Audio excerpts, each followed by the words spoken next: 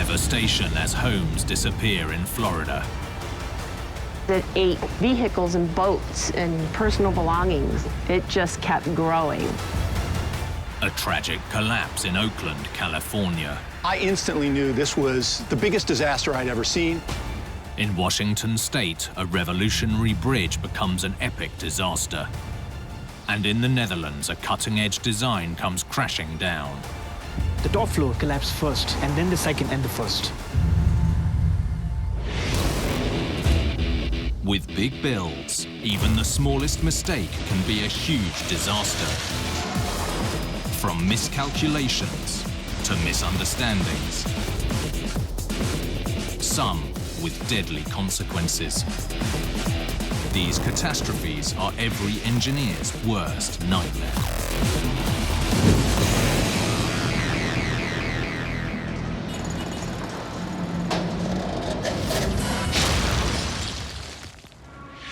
Sometimes in big builds, there's a delicate balance between man-made and Mother Nature. Get it wrong, and the results can be catastrophic. Like this disaster that struck a suburban paradise in western Florida. These homes simply disappeared right in front of people's eyes. This is obviously a huge catastrophe, an engineering nightmare. And left a community wondering, when will this happen again? Before you buy a house in Florida, this is something you definitely need to know about. It was the most devastating thing I think I've ever seen in my life.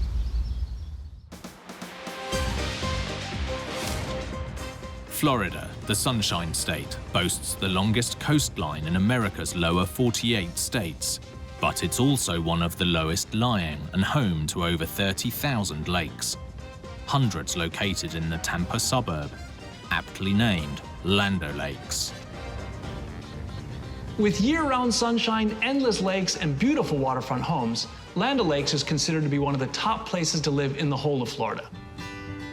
Originally a group of small towns surrounded by swampland, the name Land O'Lakes was first coined in 1949, and its popularity and size soon grew. The area's population has quadrupled since 1990, from just under 8,000 to over 35,000. Most moved here for one reason, a dream home with a waterfront location. Realtor Christy Zimmer knows the local property market well. It's a wonderful community to live in. It's interesting with property values in this area. We value the properties and how much waterfront they have. To feed demand for lakeside homes, waterfront development boomed. In the last 50 years, Land O'Lakes has gone from 350 homes to nearly 6,500. And it appears that not all of them were built on solid foundations. On July the 14th, 2017, the residents of Ocean Pines Drive were woken by a rumbling. Christy was here visiting a friend. It was early in the morning, probably about 8 a.m. We were able to sit in the driveway and watch the entire process take place.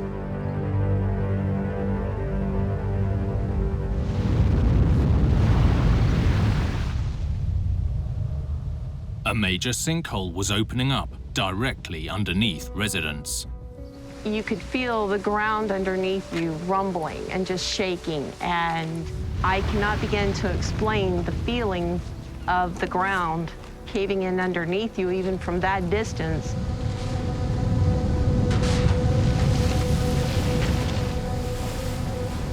And watching these homes fall into that hole as it ate vehicles and boats and personal belongings with no regard. It just kept growing. This sinkhole was so massive, it swallowed up 2 homes, a boat, cars, and it just kept on growing. By the time it stopped, it was about the size of 4 Olympic swimming pools.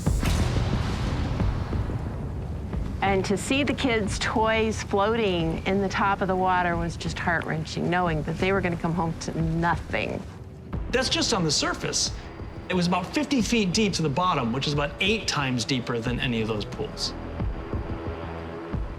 It was the most devastating thing I think I've ever seen in my life. For many who thought they had their dream home, this was the stuff of nightmares. Local reporter Evan Donovan covered the story. This particular sinkhole uncovered a lot of issues for nearby homeowners that they had no idea about. Your quaint retirement life on a nice little lake in the middle of Florida suddenly getting swallowed up by the ground. With 2 homes entirely swallowed up, 6 more condemned, and the width approaching 80 meters, the obvious question was what had caused the massive sinkhole to open up. One clear suspect was the area's geology. Statistically, Florida has more sinkholes than any other state in the U.S. In fact, the area around the Land O'Lakes is known as Sinkhole Alley. Florida is especially prone to sinkholes because it's largely built on limestone, which dissolves in water slowly, but it always dissolves. And that slow but inevitable process is the reason there are so many lakes here. Geologist David Wilshaw explains. The limestone here is very porous, lots of caverns in that limestone, and these circular lakes that we see all around us here are reflections of the ground collapsing into the limestone and creating these depressions in the land surface, which then fill with water and create the beautiful lakes we have in Land of Lakes.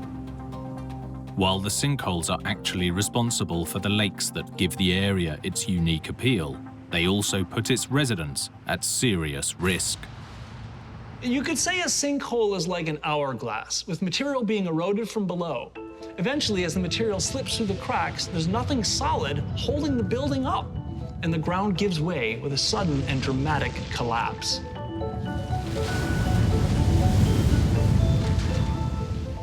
Since 2003, there have been more than 300 reports of sinkhole activity in or around Land of Lakes. It isn't the Land of Lakes, it's the land of sinkholes. So, sinkholes are known and expected here.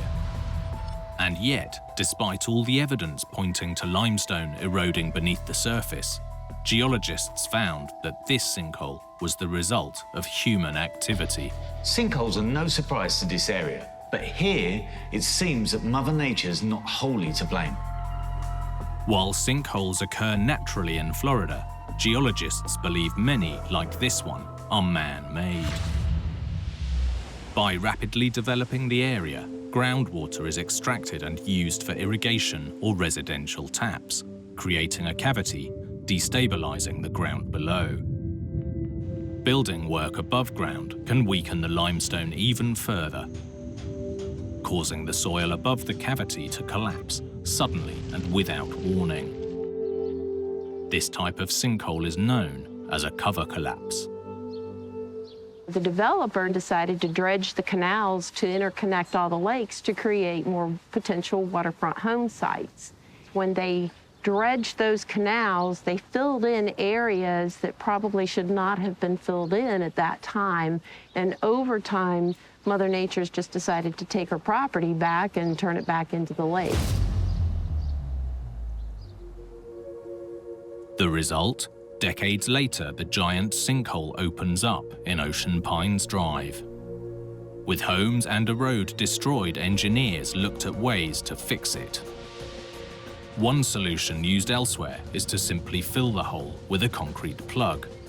But here, with the land already unpredictable, completely filling it with heavy concrete wasn't viable. There's no way this land could be used for development again. But to try to prevent it eroding further, engineers stabilized the bottom of the hole with tons of rock. For now, the sinkhole isn't going anywhere, but it's a frightening reminder for everyone of the danger lurking beneath their feet. Journalist Evan Donovan covered the story. It is bad luck, it is nature, but it seems like we have the technology now to figure out where it's most likely that these things would pop up, and then what we can do to sort of mitigate the impact when they do happen. A lot of these homes were built in the 70s and 80s, Today, developers have new tools to check what's underneath, so in theory, this kind of collapse should be a thing of the past.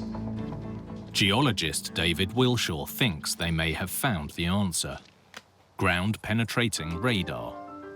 And I know it looks like a glorified lawnmower, but it's a $30,000 very sophisticated-looking lawnmower. So, we use it all the time here in Florida to image the ground to try and find sinkholes. It puts electromagnetic energy into the ground, which passes through the different soil types at different speeds. And we can tell where those soil types have been disturbed. For example, if we have a sinkhole that might be forming, you'd expect to see those layers of soil dipping inwards towards a sinkhole. While this technology can help prevent a future disaster, the demand for groundwater and land resources in Land O'Lakes continues to increase. And when you're building on shaky ground, there's always a risk. But despite the threat of other sinkholes opening up, there will always be a demand for homes with a lake view. Losing your home is heartbreaking, but thankfully this time, no one was hurt or killed.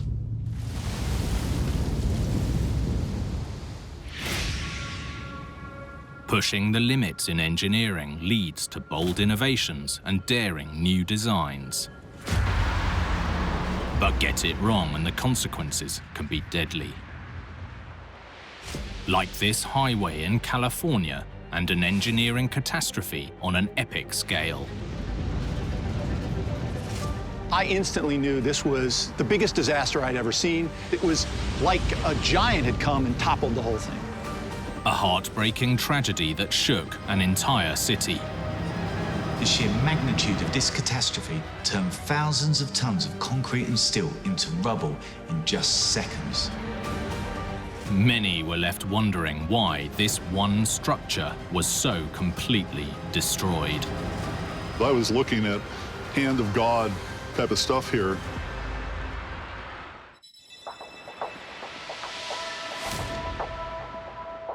The San Francisco Bay is home to around 7 million people, drawn by its stunning, rugged landscape. The Bay Area is one of the most beautiful locations in the world, but it's also one of the most earthquake-prone places on the planet. The San Andreas Fault might be world famous, but it's not the only dangerous ground beneath this part of California. There are 7 significant fault lines underneath the Bay Area, with hundreds of buildings sitting directly on top of them.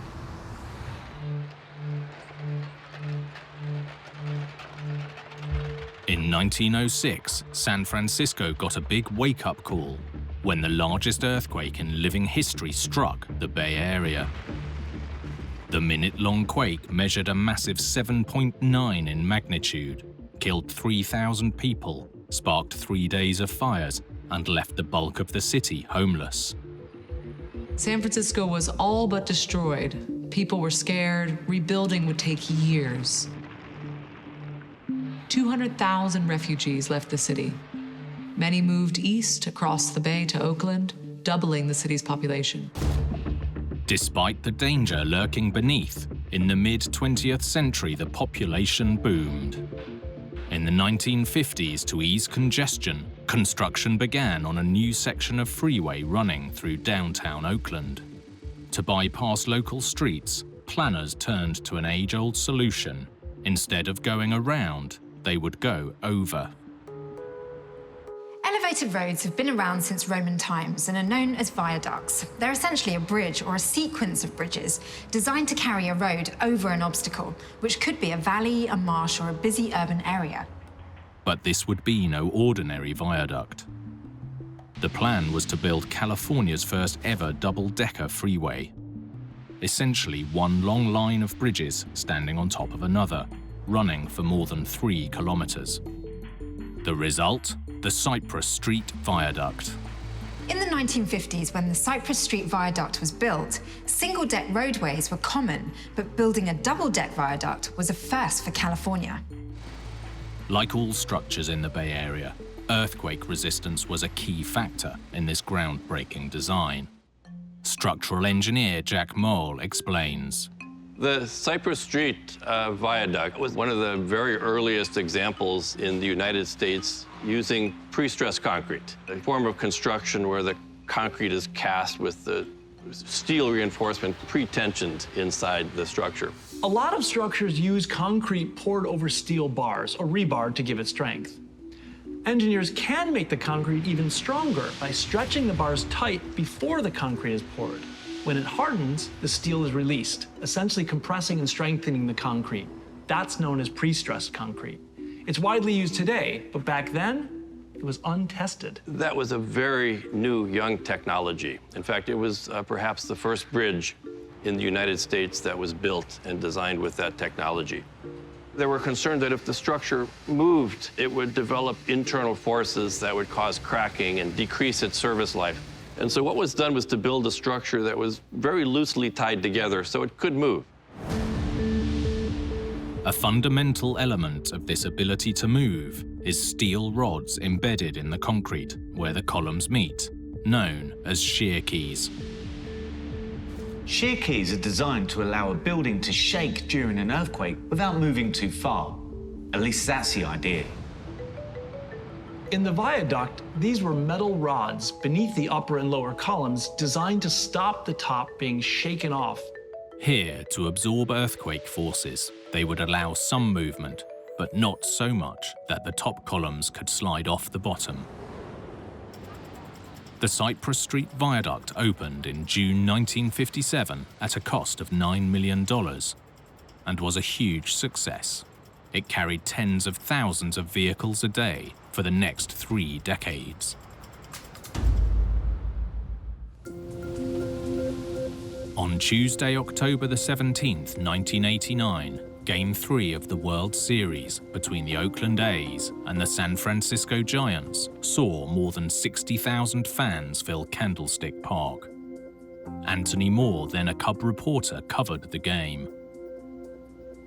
So I went down to Candlestick Park in San Francisco to cover fans outside the stadium who didn't have tickets but still tailgated the game. We had barely gotten equipment out. The camera was just on the shoulder of the photographer when, boom. Oh my God, we're having an earthquake. Wait a minute. Hold on. 911. Yeah, this is an emergency in San Francisco. What happened? There's a hell of an earthquake, and we've got... Just after 5 p.m., 60 million baseball fans saw their TV screens go black. And we've got windows and everything. The largest earthquake in 80 years ripped through the Bay Area, registering 7.1 on the Richter scale. The epicenter was over 60 miles or about 100 kilometers away, and the quake only lasted for 15 seconds, but it sent shockwaves that would leave a tragic mark on the city.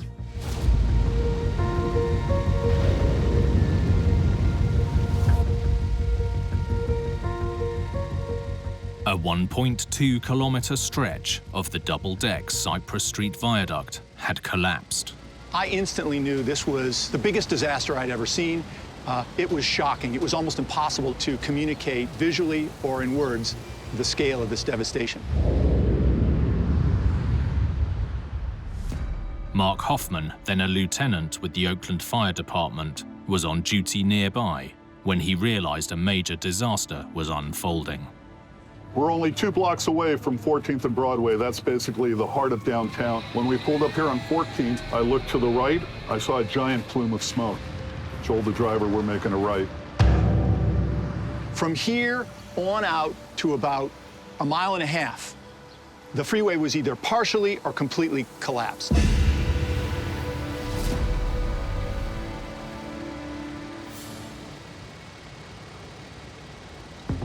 About 25 feet up was the first deck, and then the upper deck had collapsed, pancaked onto the first deck. We were roughly located where it was intact all the way to right about there, and then was collapsed from then on, as far as the eye could see.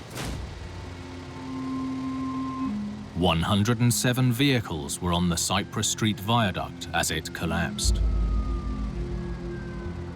Rescue crews and local residents worked to free people trapped in the rubble.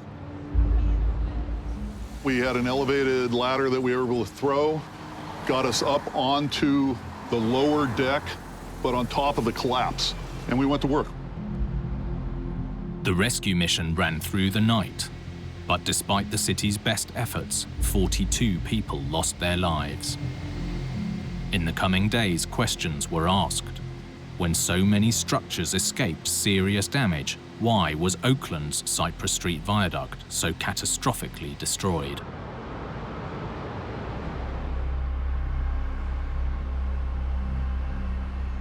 After the collapse, investigations suggested that the pioneering use of pre-stressed concrete during construction 3 decades earlier had played a key role. Engineer Jack Moll explains. We didn't at that time understand very well how big the earthquake forces could be in a structure of this type. So the amount of steel that was built into it was very little. So when the earthquake came along, the loose structure moved a lot.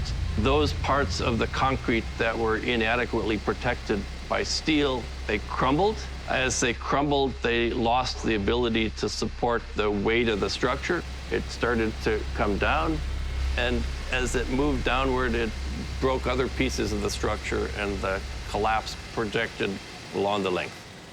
As the viaduct shook during the earthquake, the shear keys connecting the columns began to vibrate, cracking the concrete surrounding them. Without proper support, they broke sideways through the columns. The structure collapsed. So, the pre-stressed concrete surrounding the shear keys simply wasn't strong enough. And this wasn't catastrophic for just one section of the viaduct.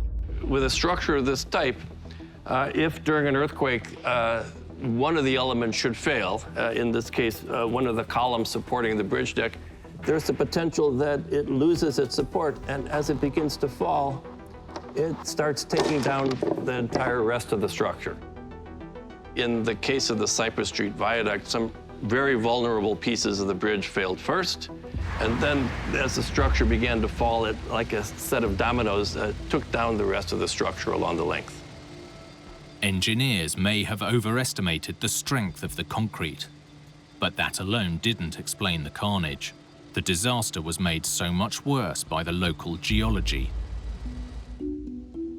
Earthquake engineer Jonathan Bray explains. So the Cypress structure itself is actually founded on dense sands and stiff materials, but then it goes out across an old mudflat that has been covered with some artificial fill. And that mud in that location is anywhere from 3 to 7 meters thick. It's soft, it's weak, and that's the part of the Cypress structure foundation that shook the most violently during the earthquake. The solid rock helped to dampen out the vibrations, but by contrast, this soft bay mud helped to amplify the vibrations by as much as 5 times. This quirk of geology made things much worse. The effect of these huge amplification forces hadn't been factored into the original design. When the ground comes and shakes a building, you can see that this shaking level, this period of the shaking, really causes this one to accelerate while the other ones barely move. If I shake it a little bit slower, you can see that there's very little shaking of the lower masses, but that longer mass, which is softer, tends to get amplified the greatest. When you build a structure on top of a soil deposit that amplifies shaking, you have an amplification of the forces that are placed on that structure, and therefore it causes more damage. This combination of structural weakness and the soft geology proved to be fatal.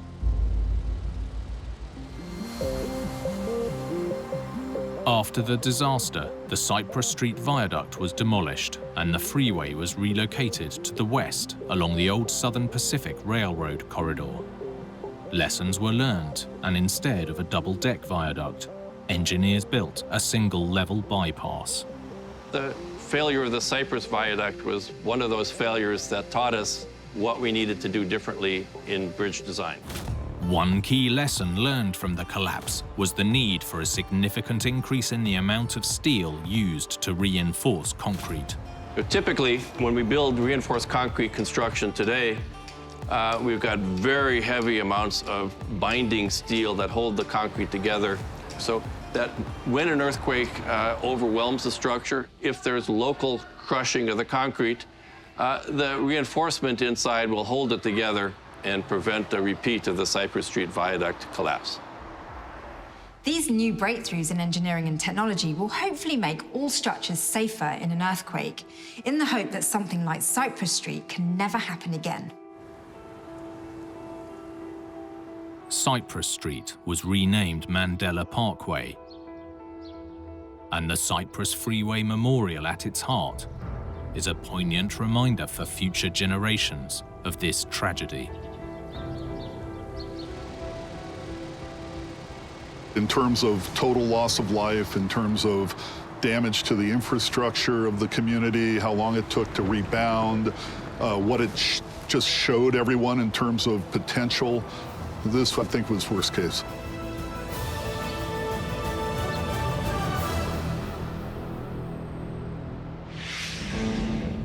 With big structures, engineers aim high and push the boundaries with ambitious designs. But push too far and it can be a recipe for disaster. Washington State has been victim to this mistake in a very big way. This has to be one of the most famous bridge collapses of all time. This catastrophic failure earned its place in the Engineering Hall of Fame for all the wrong reasons. We were seeing great chunks of concrete fall off the bridge. With so much carnage, it seems incredible that no one was killed.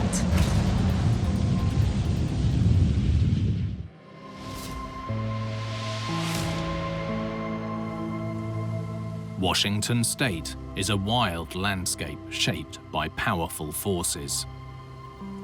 The Pacific Northwest has a very rugged feel from the mountains to the jagged coast. With waterways threading through the land, it's long been a haven for bridge engineers. More than half a century ago, one crossing over the Tacoma Narrows revolutionized life for residents. Dale Wersing has lived here since the 1930s. Before the first Narrows Bridge was built, the only reasonable way from Tacoma to Gig Harbor was to take a ferry. Your alternative was a long drive, so people in Tacoma were very excited about this improvement in their lives. With their deep, steep sides, the 1.5-kilometer wide Narrows have long been a challenge for bridge engineers. These twin suspension bridges have stood here since 1950 and 2007. But their now infamous predecessor lasted barely 4 months after opening. The original Tacoma Narrows Bridge took almost 2 years to build. Its giant towers loomed 135 meters over the Narrows, while 600 kilometers of cables held the road deck in place. When the Tacoma Narrows was built, it was the third longest suspension bridge in the world. Only the George Washington and Golden Gate bridges were longer. The Tacoma Narrows Bridge might not have been the world's longest, but in engineering and design, it was way ahead of its time. Engineer Stephen Ressler explains. Early in the 20th century, suspension bridge design underwent a kind of a revolution as a result of a radical new mathematical theory of suspension bridge analysis. Long-span bridges could be designed such that they were much more slender, much more elegant. That streamlined, elegant effect was achieved by drastically reducing the side profile of the bridge. Most suspension bridges back then supported the road deck with lattice beam trusses, which let the wind flow through. Here, to slimline the bridge, they used narrower, solid girders. Using solid girders instead of a lattice structure allowed engineers to reduce the depth of the girders from around 9 meters to just over 2. Instead of through, the wind would pass over and under, and yet, crucially, the bridge would be just as structurally sound. At least that was the theory. The lead engineer claimed the Tacoma Narrows crossing was the most beautiful bridge in the world. The bridge engineers achieved their dream of a slim, elegant structure, but there were signs of trouble. Even before the bridge opened to traffic, it was known to rock, even in gentle winds, earning it the nickname Galloping Gertie. The bridge wasn't just swaying, it was twisting and bouncing. Engineers tried various fixes from extra cables to dampers, but nothing would stop the swaying. It seems hard to believe, but although the bridge did clearly move, it was deemed safe for use and opened on July the 1st, 1940. Dale was just 4 years old at the time.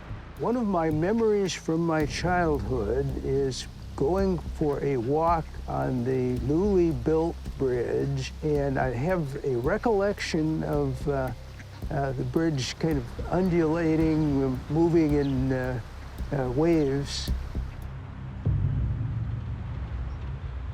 On November the 7th, just 4 months after opening, the wind seemed to be making Gertie gallop more than ever. There were 3 people on the bridge when the buckling started. The bridge was twisting and jumping so violently it was impossible to stand up, so they had to crawl to safety. The movement of the bridge quickly worsened, to the point at which the cables could no longer handle the load. Just over an hour after the rocking started, the central span dramatically collapsed, leaving little more than the main towers standing.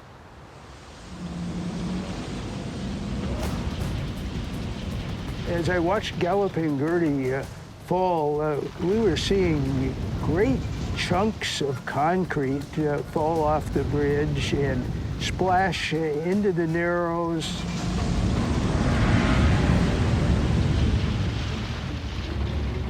Thankfully, everyone made it off the bridge before the deck failed. The only victim was a dog named Tubby, who was trapped in a car. In the aftermath, an investigation was launched to determine exactly what had gone wrong.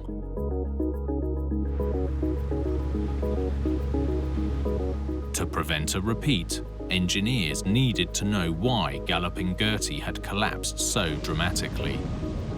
This included wind tunnel tests, which revealed that the failure was connected to the cutting-edge slimline design.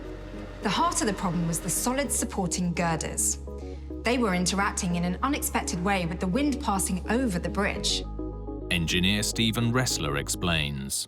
What happened with the Tacoma Narrows Bridge, and is a common phenomenon on long, flexible suspension bridges, is that the wind blowing across the bridge causes aerodynamic effects, which result in periodic vibrations of the bridge. If I disturb this structure, it will vibrate at a certain frequency, that is, a number of cycles per second.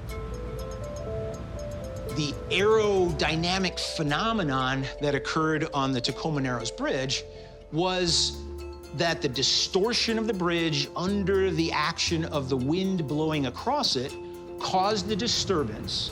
That disturbance generated turbulence in the wake of the wind flowing across the bridge, and that turbulence reinforced the deformations, such that with each cycle, the aerodynamic effect of the wind blowing across the structure reinforced the size of the individual vibrations. So the vibrations simply got larger and larger and larger. The phenomenon behind these self-sustaining and destructive vibrations was little known back then. Today, it's called aeroelastic flutter. Aeroelastic flutter is a very complicated phenomenon, but fundamentally, if the natural vibrations of the structure and the wind work together, the flutter can get so bad that the structure shakes itself apart.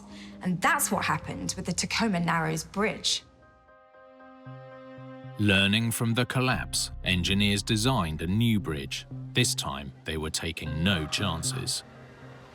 The solution was really just to revert back to the technological form that was prevalent prior to the design of this structure. And that was simply the use of robust stiffening trusses to stiffen the deck of the bridge. And so just as that stiffening truss was the solution to the problem of handling heavy concentrated loads, it also proved to be an entirely effective solution to the problem of wind-induced vibrations. Engineers were able to repurpose the approach span from the original slimline structure, with the difference in depth between the old and new technology blindingly obvious. Project manager Tim Moore explains. What you're seeing here are three of the original Galloping Gertie 1940 bridge spans. These spans were not damaged in the 1940s collapse. What's unique is when we get to the side span, you can see the 43-foot deep stiffening truss. It's torsionally significantly stiffer than the plate girder system of the 1940s Galloping Gertie Bridge.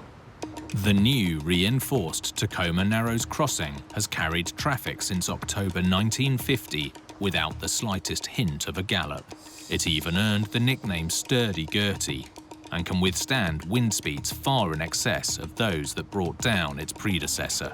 On the 1940s bridge, the flutter speed has been determined through wind tunnel testing to be a speed of around 20 to 30 miles an hour. The 1950s bridge has a flutter speed that exceeds 127 miles an hour. We don't ever expect to see those kinds of winds, and therefore the structures will remain stable for their entire existence.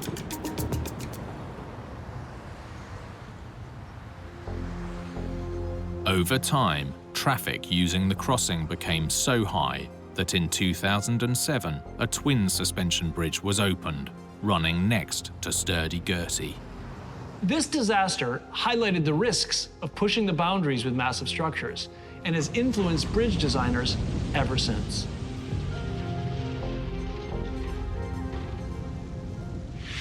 Sometimes in engineering, even the best laid plans can go disastrously wrong, and the smallest mistake can lead to catastrophe.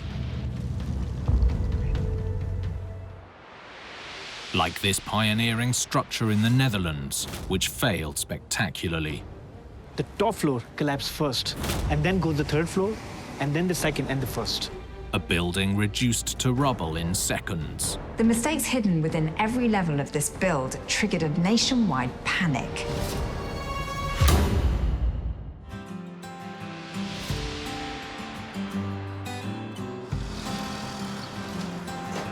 The Dutch have a long history of exploration, and it feeds into all walks of life, including their architecture and engineering. Local journalist Yuwar Abbas explains. Dutch engineers, they like to build fancy structures, not only for living, let's say, to use it, but also to make it look nice. This is the Hourglass building in Amsterdam's Zuidas business district. This building is a great example of Dutch innovation. When it's complete, it will house offices and a hotel, all in a cutting-edge geometric design. But this development isn't only about the aesthetic.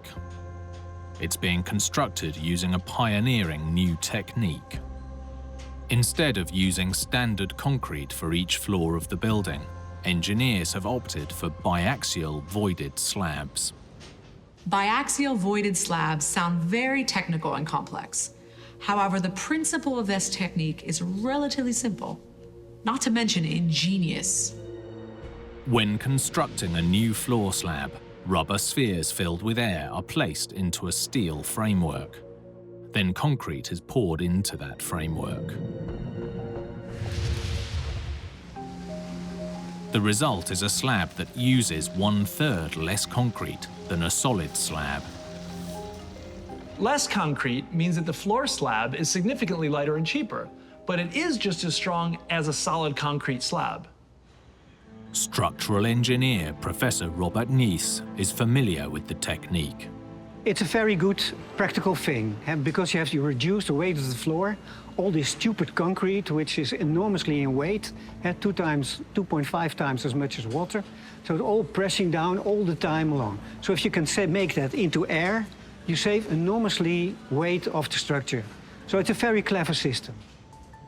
With this technique, architects can create bigger spans in buildings requiring uninterrupted space. It's an ideal method for buildings with open plan spaces, like an indoor stadium or a car park. In 2016, architects working on Eindhoven Airport were planning to use air-filled concrete in a new, state-of-the-art car park. This is the second largest airport of the Netherlands. This demands extra space for the parking. So the parking garage here is located perfectly near the Eindhoven airport. And for technology like bubble deck, this is the perfect application because you have wider floors and you want to use your space efficiently. Moreover, this gives you an advantage of sustainability. In late May 2018, with the building nearing completion, disaster struck.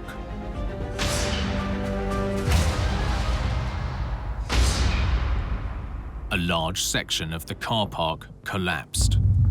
On the day of the incident, it was a complete chaos here. 4 floors of this building behind me collapsed.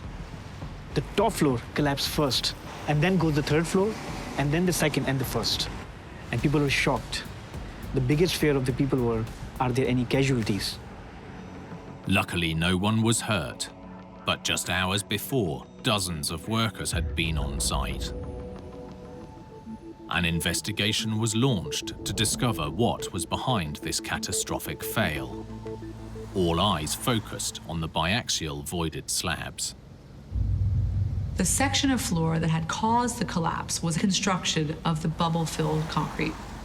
But it wasn't the slabs themselves that were to blame. It was how they were laid. Engineers were positioning the slabs to span a large space between 2 main structural columns. But instead of following the plans that had each end of the slabs placed on the supporting columns, they rotated them through 90 degrees. So some slabs had no actual support from beneath. This created a weak, unsupported point in the middle. The investigation concluded that the decision to rotate the bubble-filled concrete slabs by just a quarter turn was the crucial mistake. Normally, these plates are made in long plates, and they are spanning from wall to wall. In this case, they decided to use it the other way, to make plates like this and in between like this. This can work, but it means that where the joints are, has to be extra reinforcement. They forget it. This is such a simple fail. If the plans had been followed correctly, the floor would have been fine. The report found that without reinforcement, the floor was so vulnerable that even the slightest increase in load was enough to cause it to buckle. When this car park behind me collapsed, this was big news in the Netherlands because most of these government buildings and schools in the Netherlands use the same building techniques as was used in this car park. They pinpoint 150 buildings which required investigation, thorough investigation. To prevent another catastrophe, the Dutch Safety Board inspected the buildings in question to ensure that the bubble-filled concrete had been installed correctly. Until the investigation was finished in these 150 buildings, the people and employees in those buildings were instructed to be careful. For example, they were not allowed to gather in numbers. They were not allowed to dance. It sounds ridiculous to ban dancing and office gatherings, but this reveals how worried people and organizations were about the structural integrity of these buildings. All the buildings investigated received the all clear, and the restrictions imposed on employees were lifted. I've no idea how much dancing typically goes on in Dutch government buildings, but now it's official, you can bust your moves without fear of causing a building collapse. Not only that, but the use of bubble-filled concrete is more popular than ever across the Netherlands.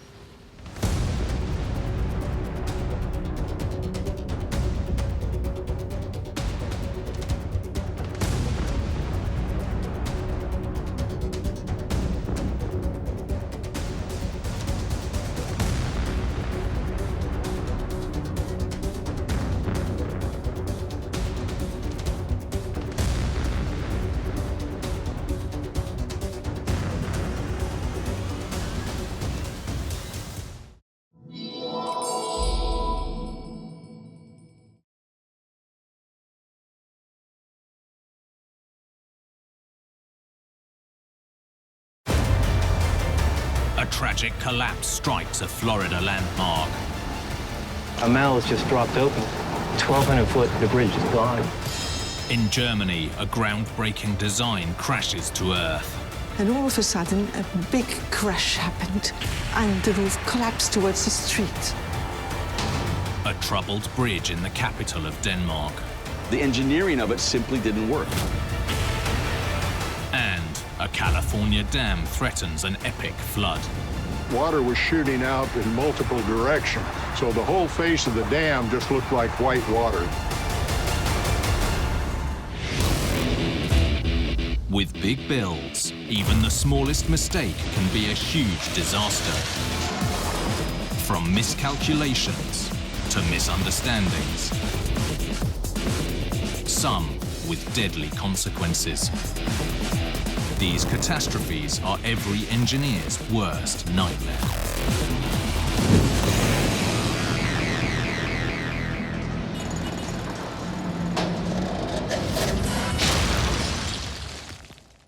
Gravity is one of the biggest enemies for engineers.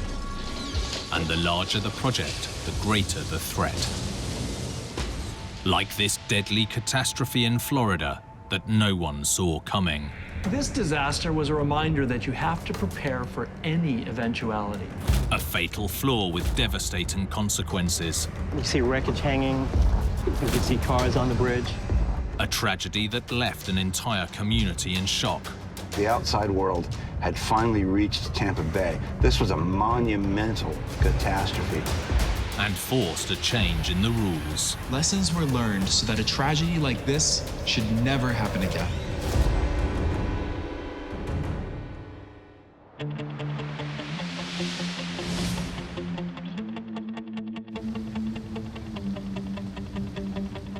Florida's Sunshine Skyway Bridge has stood as a proud reminder of the state's engineering prowess for more than 30 years. The bridge is the third and most successful span over these waters and marks the entrance to a 1,000 square kilometer sea inlet, Tampa Bay. Tampa Bay is a large natural harbor connecting the west coast of Florida to the Gulf of Mexico. It's one of the longest shipping channels in the world and one of the most treacherous. Not only is the channel busy and narrow, but bad weather can appear out of nowhere. Florida is known as the Sunshine State, but it also experiences some of the worst storms in the U.S. In fact, 40% of all hurricanes hit the Florida coastline. Something locals like author and reporter Bill DeYoung are all too aware of. Well, it's a beautiful day out here on Tampa Bay. It's like this, I would say, 360 days a year. And what happens on the other 4 or 5 days of the year that it's not like this is weather comes in off the Gulf of Mexico. These squalls build up on the Gulf of Mexico. That dramatic weather is the exact reason this third bridge was built. Its predecessors had long hidden a fatal flaw. The first Skyway Bridge was built in the 1950s, with a twin structure joining it in 1970. Both had long causeways leading to dramatic spans over the bay. The first Sunshine Skyway Bridge went up in 1954 to cross 15 miles of South Tampa Bay. The overwater part of the bridge, the really scary part, is just over 4 miles. It did feel like you were going up into the clouds. It was so high. To allow huge ships to pass beneath, the ski ramp approaches raised traffic 45 meters above the water onto the central span. Like many bridges of their time, the span consisted of a tried-and-true design known as a cantilever truss. Structurally, Boston's Tobin Bridge works the same way as the original Skyway. Engineer David Beck explains. Both of those bridges were cantilevered truss bridges to create one big wide span. You have 3 main components: the cantilever section to the right, to the left, and then you have the center span which is coming up and supported off the cantilever trusses. The 4 legs on a cantilever bridge, known as piers, provide support to the 2 bridge arms. and the road above as they extend across the span. These 4 piers each serve a crucial role in balancing out the massive forces at play within the structure. If you take a look over here, you can see the pier, that's the main pier onto it. It's got 2 columns coming up and then a cross brace just to keep the pier, giving it lateral resistance onto it. But it's basically those columns that are taking the load of the bridge and transferring it down to the bridge pier foundation. From 1971, the twin Skyway bridges of Tampa towered over the water, carrying thousands of cars a day across the busy shipping lane. Although no one realized it, the bridge had a fundamental weakness.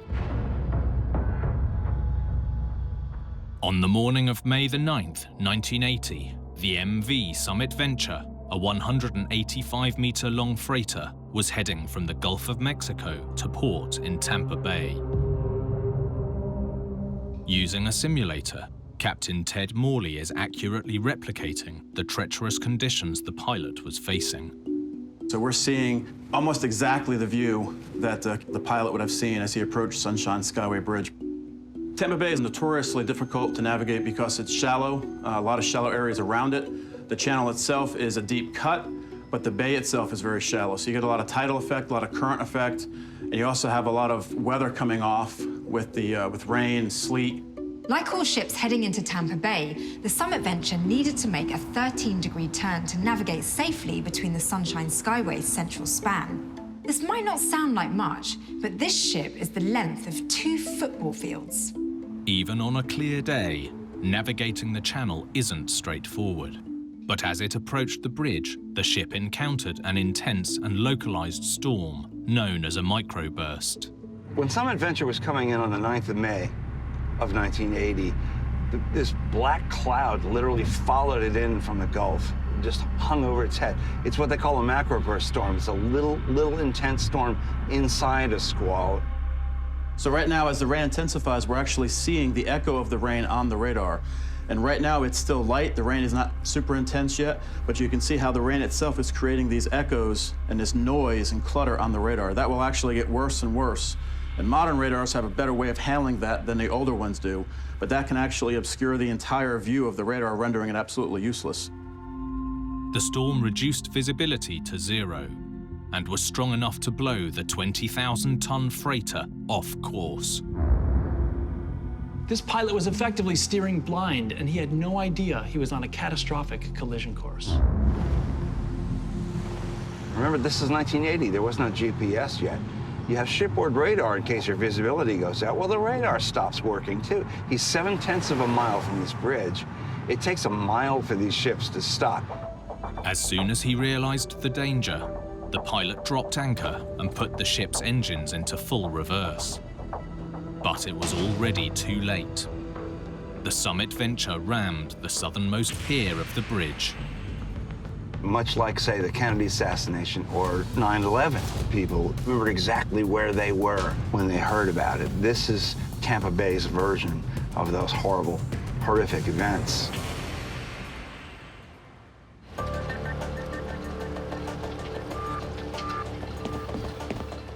At the time of the accident, Michael Rosselet was a volunteer rescue diver when the call came in.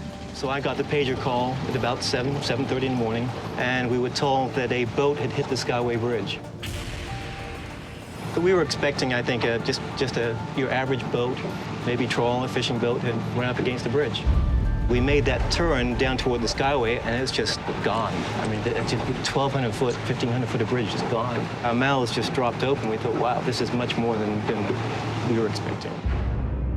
With this vital support gone, a 400-meter section of the deck twisted and fell 45 meters into the bay below. Several drivers were able to stop their vehicles in time before dropping into the void.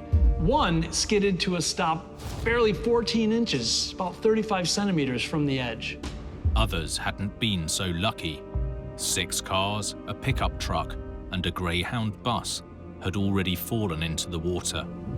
Michael and the rescue team quickly realized that the odds of any survivors were slim. We see wreckage hanging, we could see cars on the bridge. But at this point, we just realized we had to kind of go into action. Saw the bus in the water. At that point, it was pretty obvious that it wasn't rescue, it was recovery. In all, 35 people died in the disaster, with only one very lucky survivor. Incredibly, one man survived when his pickup bounced off the deck of the ship below, breaking his fall into the bay. Those tiny margins were the difference between life and death. This thing was sort of like the outside world had finally reached Tampa Bay. This was a monumental catastrophe that nobody could believe had happened because everyone drove over that bridge all the time.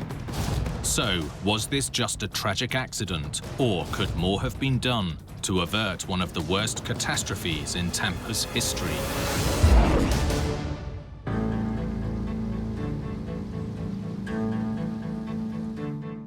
The official report into the disaster concluded that a complex series of factors, from the severe weather to human error, caused the accident. But, crucially, it also highlighted a flaw in the bridge: the lack of protection on the supporting piers against ship impact. And it turns out the Summit Venture hit the worst possible pier. Engineer David Beck explains. Hitting one pier resulted in the collapse of actually 3 spans of the bridge. The reason why you had 3 spans collapsing on the Sunshine Skyway Bridge, the center piers were pretty hefty. The back pier, since it was never designed to take on a collision with a ship, it had smaller piers into it, and when that back pier went out, the whole cantilever section of the bridge fell into it. When you lost the cantilever section on the one side, then your center span totally collapsed. With the potential for such catastrophic consequences, not protecting the bridge itself would seem short-sighted, especially given this was not the first collision here. Turns out the old Skyway Bridge had been hit 13 times by vessels before the Summit Venture crash. So it seems incredible that at the time of the collision, there were no requirements or standards for protecting bridge piers against ship impacts. The bridge had survived the previous incidents with relatively minor damage. But a ship this large, striking the end pier, delivered the fatal blow. I think it was an accident waiting to happen. It never occurred to them to protect this bridge from ship traffic. We were taking our lives into our hands every day by crossing this thing. It was a miracle it didn't happen before. With the risk of another collision looming, the decision was made to replace the old bridges with a safer, more modern design. Historically, bridge engineers have focused on making big exposed bridges safe from the forces of nature: earthquakes, hurricanes, tornadoes. But ship collision is a much greater threat than any natural disaster. So for the new bridge, they brought in one of the world's leading experts on bridge protection.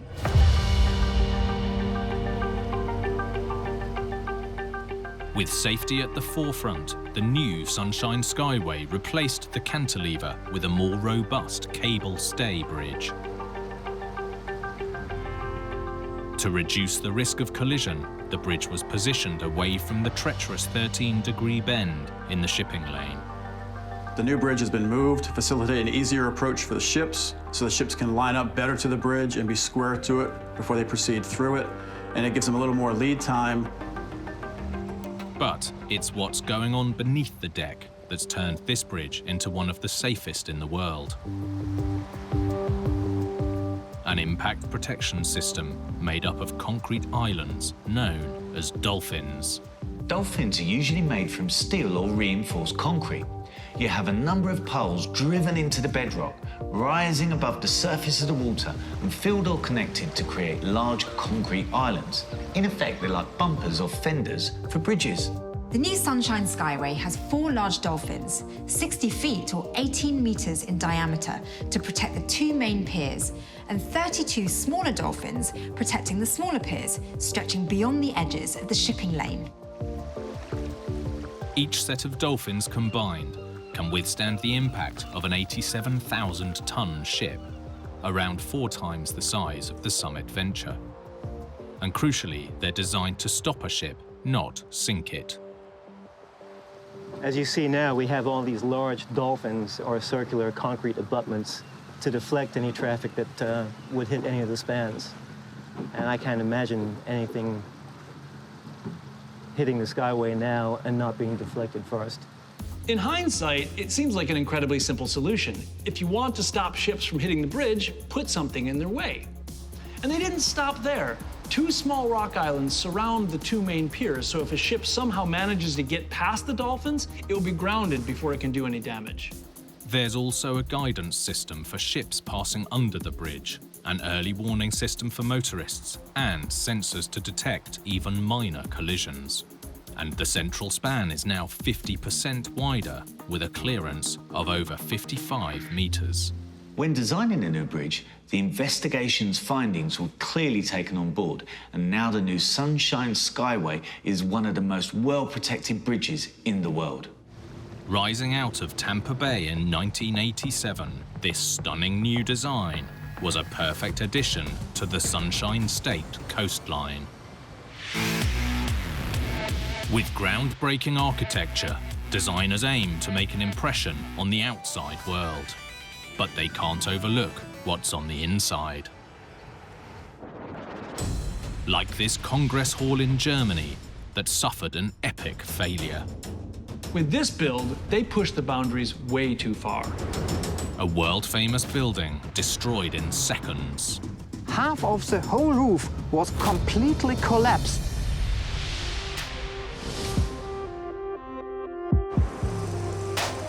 In 1980, Berlin is a city divided by the Cold War.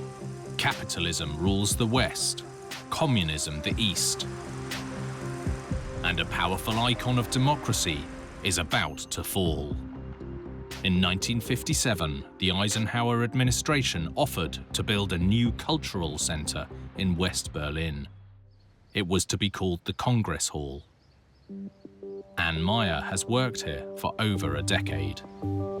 The Americans wanted it to be seen as a bastion of the free speech, and it was their education program to teach Germans after World War II again free speech. Unsurprisingly, the location was to be a stone's throw from the Berlin Wall.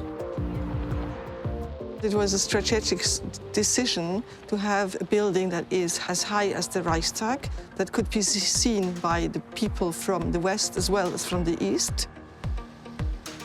The building itself was a cultural statement. Its shape was unique and much admired. For those entering the building, it must have felt like walking into the future. Inside there was a concert hall, galleries, a cafe. Conversation, culture, and ideas just circulated within its walls. Berliners adored the building from the beginning onwards, and Berliners have the tendency to make nicknames for buildings, and they called this building Schwangere Auster, translates the pregnant oyster. The architect, wanting to ensure the Congress Hall's signature curved roof was visible across the city, used a cutting-edge technique known as pre-stressed concrete construction. Many structures use concrete poured over steel bars or rebar to give it strength. Engineers can make the concrete even stronger by stretching the bars tight before the concrete is poured. When it hardens, the steel is released, essentially compressing and strengthening the concrete. Pre-stressing allowed architects to build bigger and bolder designs. Dr. Bound Isake, who later consulted on the iconic structure, explains. The technique itself was fantastic at that time. The structure could not have been erected if post-tensioning or pre-stressing steel would not have been available at that time. The pregnant oyster stood proud, hosting concerts and events for over 20 years, until one night disaster struck. On May the 21st, 1980, Berlin's famous Congress Hall began to crumble. It was night and it was dark. And all of a sudden, a big crash happened and the roof collapsed and it collapsed towards the street. Filmmaker Carsten Krug raced to the scene. I heard on the radio, a big accident happened at the Congress Hall, a famous building in Berlin, well known to all over the world. So I took my super 8 camera, my bike, and I went here to film all what happened here. Carsten's footage captured the carnage. I learned more and more here. I saw a red car, which was pulled from the accident to the street here. Many people were shocked, and it seems to be ghostly quiet here. It was unbelievable. All the people was so calm and quiet. It wasn't just those who witnessed the catastrophic scene who were left in shock. The whole of West Berlin was in disbelief. It had an incredible impact on Berliners, as it was the first collapse after World War II. And it was, hard to say, it was like an open mouth, an open wound. Earlier that evening, the venue had been packed with concert goers. Although the crowds had left the building, tragically, one man was killed by the collapse.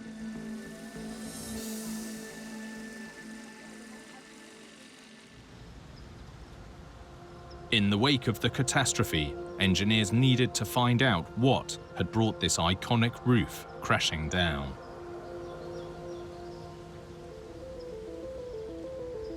Parts of the damaged structure were brought here to Germany's Federal Institute for Materials Research and Testing. Dr. Isaki and his team of experts discovered not one, but 2 types of corrosion. This is an original post-tensioning member. When you look at it, you see there is the duct, and in the duct there are the high-strength steels. The steels were attacked. After the duct has been rusted through, hydrogen occurred, and the hydrogen was taken up or picked up by the steel, and the hydrogen embrittlement led to fracture of the steel. With the pioneering roof, 2 decades of exposure to wind and cold, combined with internal stresses, triggered a form of corrosion known as hydrogen embrittlement. This phenomenon is caused as hydrogen atoms are absorbed into steel. They combine to form gas molecules, making the metal brittle. A failure of this type is very hard to detect and can result in a sudden and unexpected failure in a structure. However, in the case of the Berlin Congress Hall, there were visible signs that another form of corrosion was taking place. There was just a little bit of rust staining on the surface, but people didn't expect that. Today, you know, every structure of this type is monitored. People go there, look at it, study the behavior, check it, and then make a decision if the structure still is safe or something has to be done for rehabilitation of the structure. Rust is much more common than hydrogen embrittlement, and once it takes hold of the steel in pre-stressed concrete, if left unchecked, the material will fail. With the Congress Hall out of action, engineers were tasked with its repair. It took 4 years, but eventually the iconic roof was rebuilt in all its glory. To avoid a catastrophe like this from ever happening again, Dr. Isaki's team is responsible for keeping a close eye on Berlin's pre-stressed concrete. When we find cracks on such a kind of steel that is removed from a structure, this structure is unsafe because the cracks that have a small dimension at the time when we remove it from the structure may grow. And therefore, we make the decision and say, no, close the structure, otherwise you will see problems in the future. Today, the pregnant oyster stands proud, hosting more than 50 large events a year. While the building may have suffered a terrible collapse, it has outlasted the regime it was built to challenge.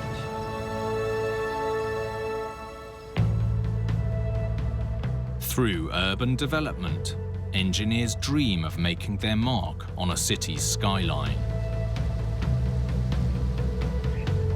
But focusing on form over function can be a recipe for disaster.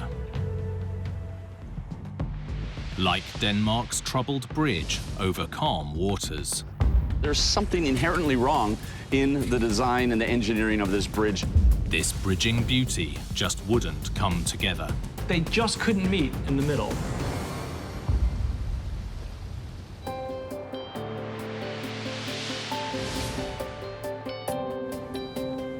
Copenhagen, a city with a rich history that today takes pride in its modernity.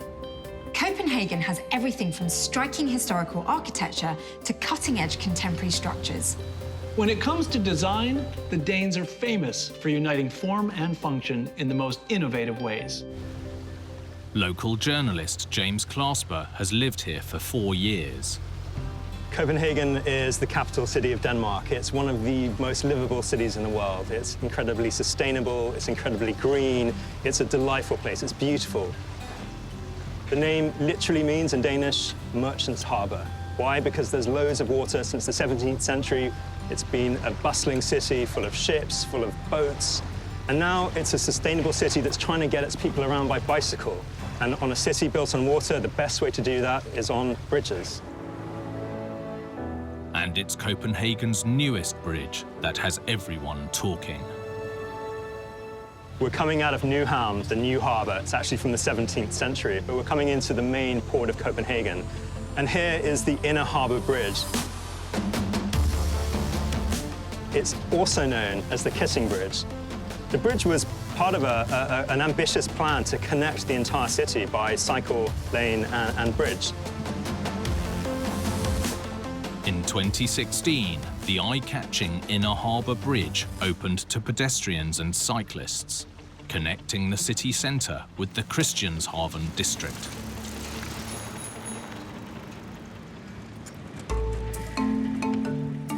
Urban consultant Mikael Colville Anderson works with cities worldwide on cycle-friendly projects.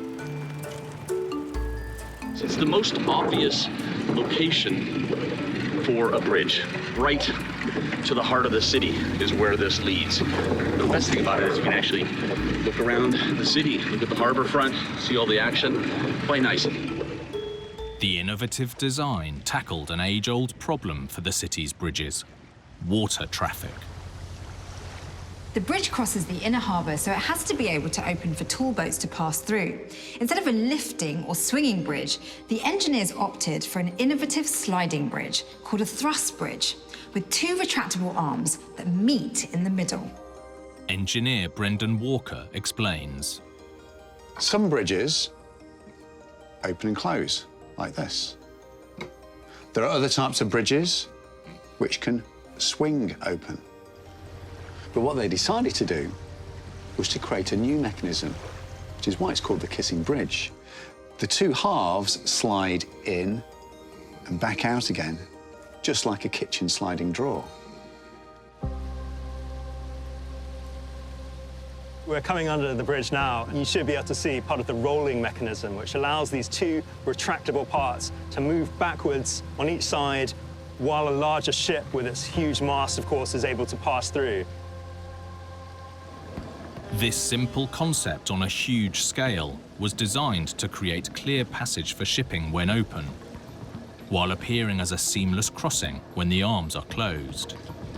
To ensure that the decks are perfectly aligned when the bridge is closed, architects used a very simple bolt and hole arrangement, with 1 large bolt on each side, working much like dowels in woodwork. So this is really the epicenter of the bridge. This is the entire concept right here. The nickname was the Kissing Bridge. It would sort of grind backwards and open and grind back, but gently kiss right here in the middle.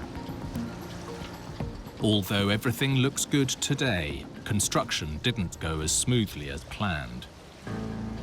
This bridge was supposed to open in 2013, but there was a problem. The retractable arms wouldn't close properly. The kissing bridge wouldn't kiss. The engineering of it simply didn't work. We've had open and closed bridges in our cities for like hundreds, thousands of years, and somebody decided they wanted to reinvent it. But this is really where the problem was. It's rumored the bolts on one arm of the bridge didn't marry up with their designated holes on the opposite side by as much as 7 centimeters or 3 inches. There's no footage of the failure, and the exact cause is still hotly debated. But the most likely theory appears to point to environmental factors. No one's saying for sure why the two sides wouldn't meet, but one theory is that they were deforming because of an unanticipated temperature difference. Hot sun above, cold water below, causing the bridge to warp. During construction, this temperature differential could have been causing expansion of the drawspan sections of the bridge that hadn't been predicted in the design phase. An arm of the bridge in profile looks like my arm, thin in the middle and thicker at the end. It means there's less metal in the middle, which makes sense that any thermal effects could be exaggerated. Take a cool expanse of water below, take hot beating sun above. We know that hot things expand, cooling things contract, and that can make things bend downwards. And under those conditions, if both sides are starting to bend downwards, they're never going to meet in the middle. And this was a massive engineering challenge to solve before the kissing bridge could finally kiss. It took engineers 3 years to fix the bridge. And although the exact reason it failed in the first place remains shrouded in mystery, it's possible the solution was very simple. One solution could be having wider holes or making the connecting bolts pointed or conical. That way there's more tolerance for misalignment. Once the tip is aligned, even with a small amount of warping, the conical shape would guide the decks together. The engineering solution they came up with was to redesign the locating lug. On one side of the bridge, there's a locating hole. On the other side, a locating pin. They made the hole bigger, they made the pin smaller and pointier, making it easy for it to find a home. It may now meet in the middle. However, the crossing still has its issues, particularly for Copenhagen's cyclists. We bike a lot in Copenhagen, but really, this bridge is too steep. This bridge doesn't need to be this steep from an engineering perspective or design perspective. It could be much, gentler in its slope. But then you got to do these weird kind of turns, these little chicanes. Steep gradients, slippery surfaces, and hazardous chicanes all add up to a bit of a nightmare. This is really everything you need to know about the design of this bridge. Every time I'm here, there are new, fresh skid marks. You can almost smell the burned rubber. It has been like this for 3 years. People come over the bridge at speed, and they realize at the last minute, oh, I gotta do a quick little chicane off to the left. Uh-oh, hit the brakes.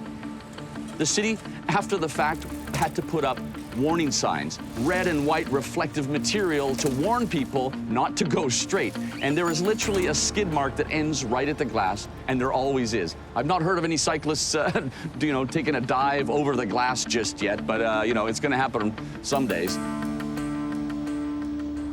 Clearly, there are several engineering lessons to be learned from this bridge. Fortunately for the people of Copenhagen, there are lots of other crossings to choose from. When building on or around water, engineers always have their work cut out. The smallest mistake can lead to the greatest catastrophe. Like here in the Golden State, where this dramatic failure threatened an entire region. No one saw this catastrophe coming. I had never seen it. I don't think anybody in the United States had ever seen it. It was a horrendous sight. A disaster that spurred an industry into action. This lucky escape revealed an engineering fail hidden in dams across America.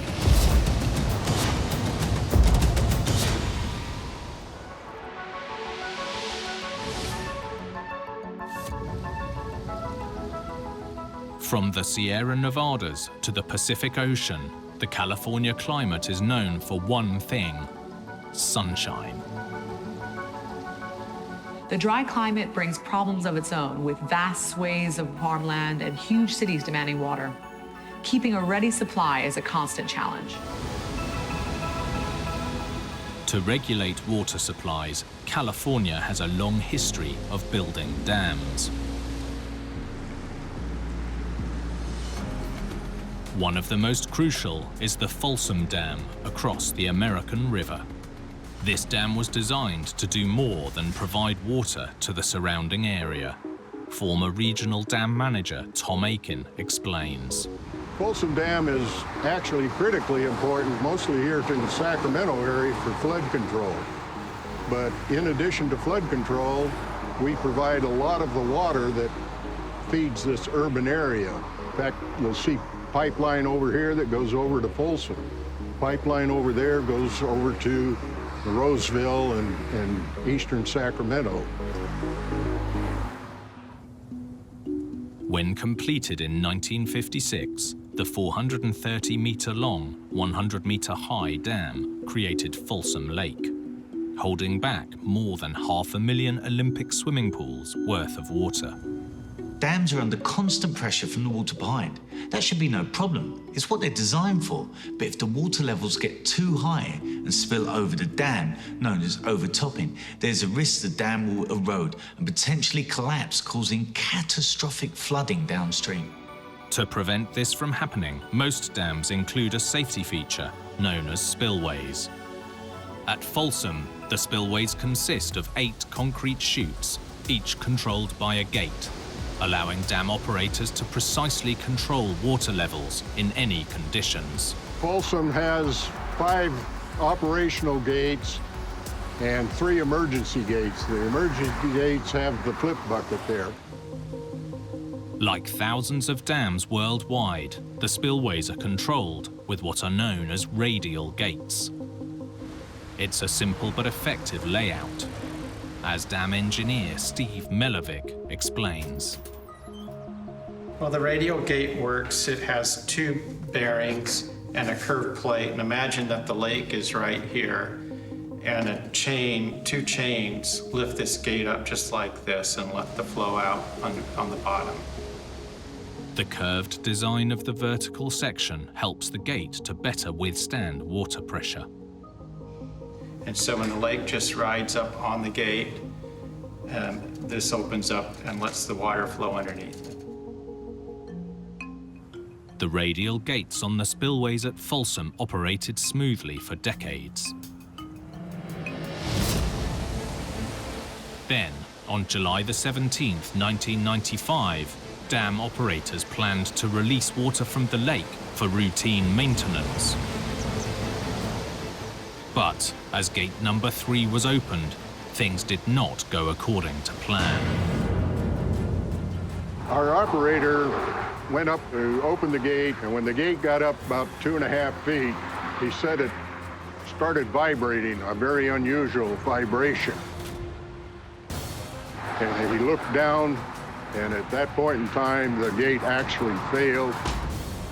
Bolts popped, and the struts gave away, and the gate swung open like a garden gate.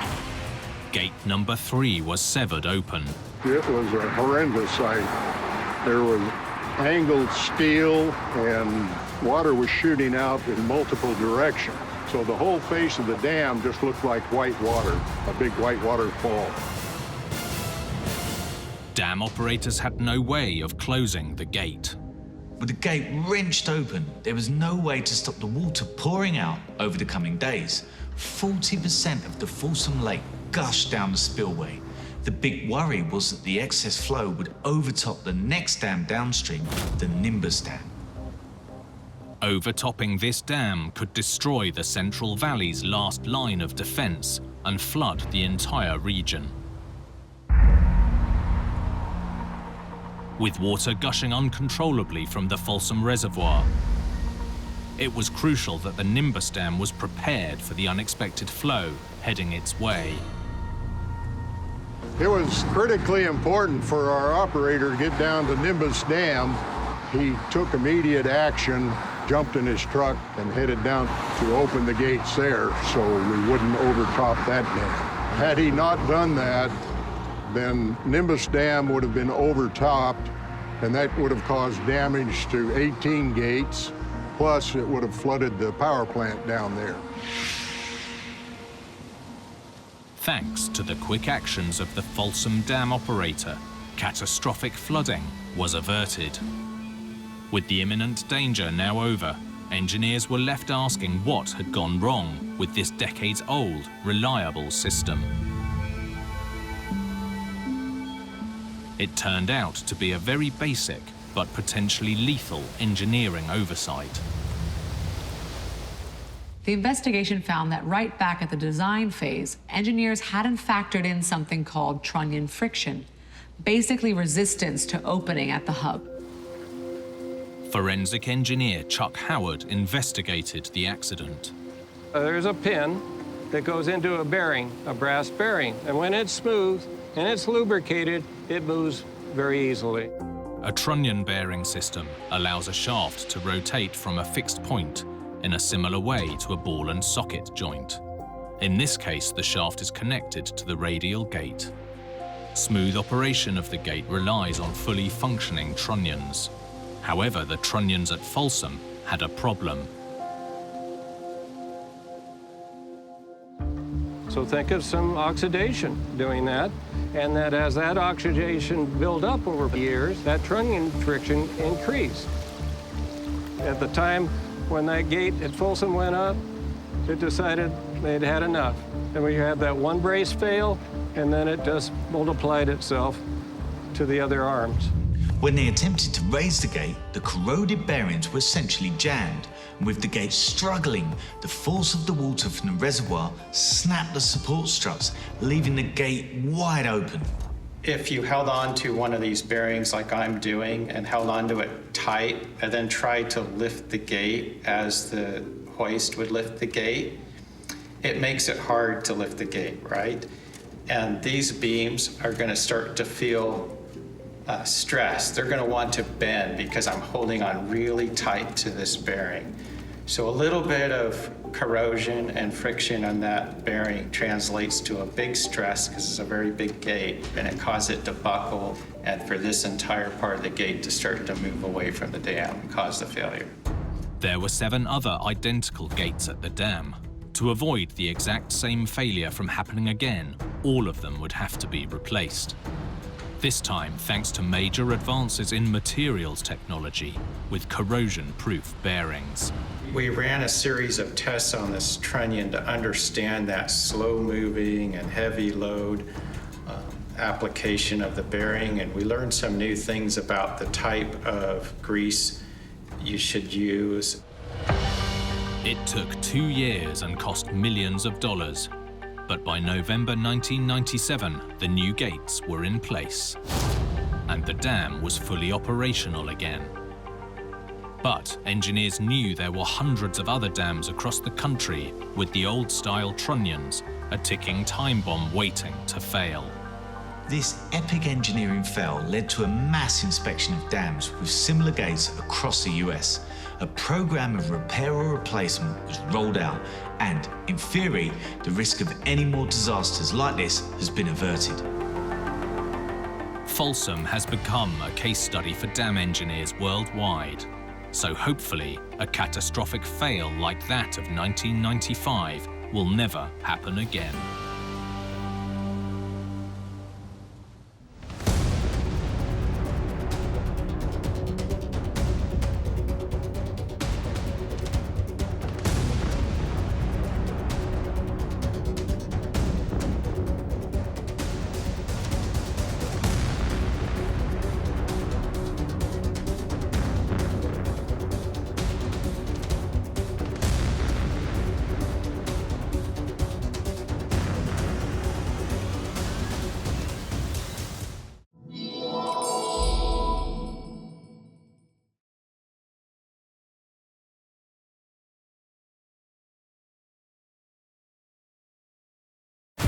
A revolutionary floating bridge in Washington sinks to the bottom of a lake.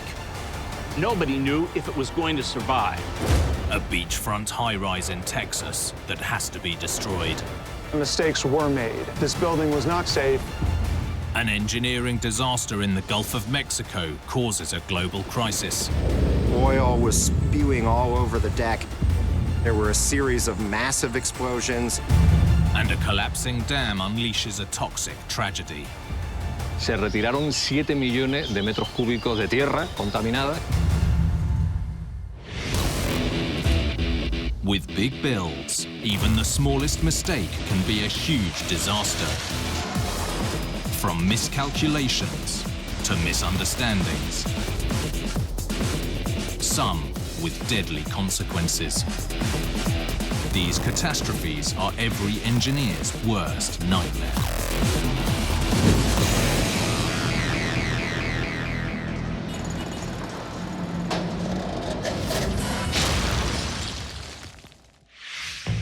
With big builds, engineers often push the envelope when testing new methods. But sometimes that can lead to disaster. Like this catastrophe in Washington state that destroyed a vital transportation link, cutting off hundreds of thousands of daily commuters. Unfortunately, this was a disaster just waiting to happen. An unexpected Thanksgiving storm that ruined the holidays for tens of thousands. An old supervisor gave me a call, and he said, "Bridge is sinking." And fundamental flaws that brought down a 2,000-meter bridge. It was a race against time, and time won.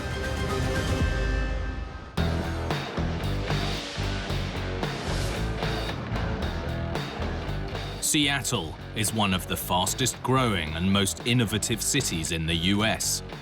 Founded in 1851, over the last century it has prospered around the banks of the majestic Lake Washington. Seattle is the home of grunge, coffee, and some serious tech giants. Hundreds of thousands of commuters cross the lake every day, and its bridges are their main thoroughfare. But building a bridge across this vast expanse of water isn't straightforward. As Seattle reporter Jim Foreman explains. Seattle is a water city. Water is our lifeline, from the fishing to coming out for an evening cruise on one of the lakes. But the problem is you have to get across the lake in order to connect the communities. Big challenge for the designers of these bridges was just how deep this lake is. There was no way traditional engineering was going to work. So they had to come up with an ingenious plan: floating bridges. This wasn't just an ingenious plan. It was the only plan, as structural engineer Patrick Clark explains. Lake Washington is very deep. The solid bottom of the lake that was carved out by glaciers is 400 feet deep, and then it filled in with volcanic ash. So you have 200 feet of very soft material, which is not very good bridge foundation material. Lake Washington is simply too deep and the lake bed too soft to build a conventional bridge. So, in 1940, after 18 months of construction, Lake Washington became home to the largest floating structure in the world, called the Lacey V. Morrow. The bridge was named Lacey V. Morrow after a highly decorated World War II bomber pilot who went on to become the director of the Washington State Highway Department. And he drew upon his military experience when it came to this new project. The 2-kilometer bridge is made up of 22 hollow concrete boxes called pontoons, each about 90 meters in length. The pontoons are bolted together and then tethered with heavy cables to giant concrete anchors that sit on the bottom of the lake and help stabilize the bridge. Pontoon bridges have long been used by the military and played a vital role in the Second World War. If they can carry tanks, then in theory, they should be able to easily carry a Chevy or a Cadillac. The mind really takes time to wrap around the fact that you're not driving on a bridge, you're basically driving on a boat floating in the middle of the lake. At the time, it was a true engineering marvel. But when another floating bridge in Washington, built during the same era as the Lacey v. Morrow, failed spectacularly, concerns arose about the safety of the 1940s construction method. In 1979, a very large storm sank the Hood Canal Bridge. And everybody started questioning our floating bridges and how viable the technology was. Even so, the Lacey v. Morrow bridge design was so effective across Lake Washington that in 1989 a parallel bridge, the Homer M. Hadley, was opened alongside to increase capacity. Lessons were learned from the Hood Canal Bridge disaster that guided engineers when building the Hadley. But unfortunately for the Morrow, 50 years of heavy traffic had taken its toll. Engineers analyzed the Lacey v. Morrow and decided it needed reinforcing. While they were at it, they planned to widen and resurface the road to meet new highway regulations.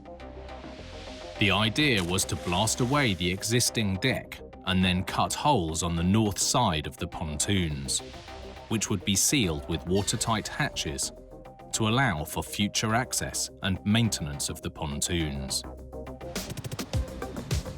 The bridge was closed and renovation work began on June 23, 1989. In November 1990, on Thanksgiving weekend, the bridge was still under construction when a heavy storm began making its way towards Seattle. In the middle of Thanksgiving week, it started to rain. And it rained, and it rained, and it rained. The rain just didn't stop. It was like a fire hose coming off the Pacific.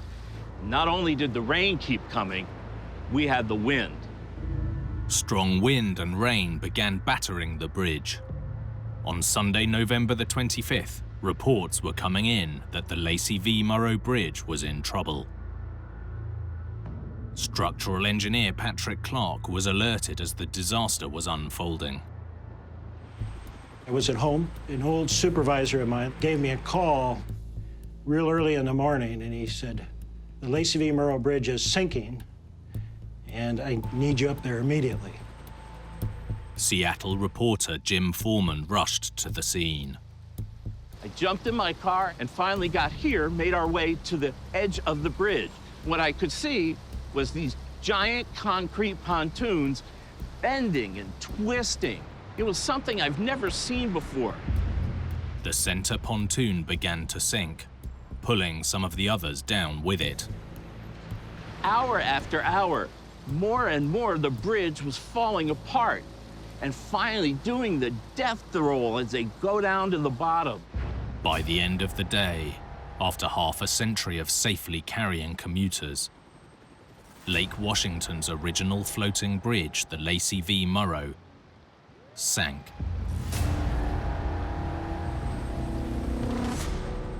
But the danger wasn't over yet.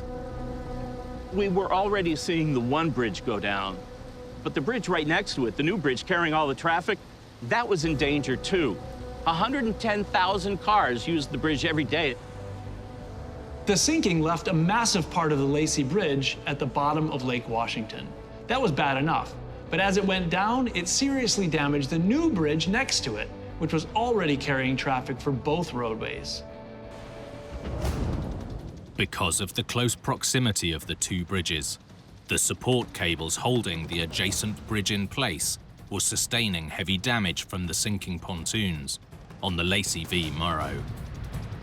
As the old pontoons were sinking, they were slicing the cables holding the new bridge in place. It was shut down to traffic, and nobody knew if it was going to survive.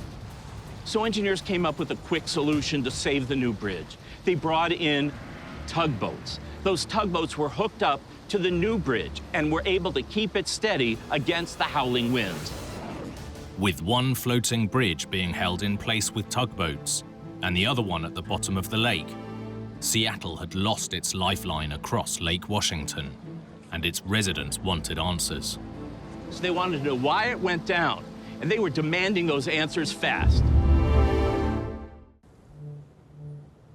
With one of the largest floating structures in the world at the bottom of Lake Washington, an investigation discovered that it wasn't just the storm that had caused the titanic destruction of the Lacey v. Morrow Bridge. It turns out that the problems could be traced back to the ongoing renovation work designed to safeguard the bridge's future. During the remodel, they were actually using something called hydroblasting.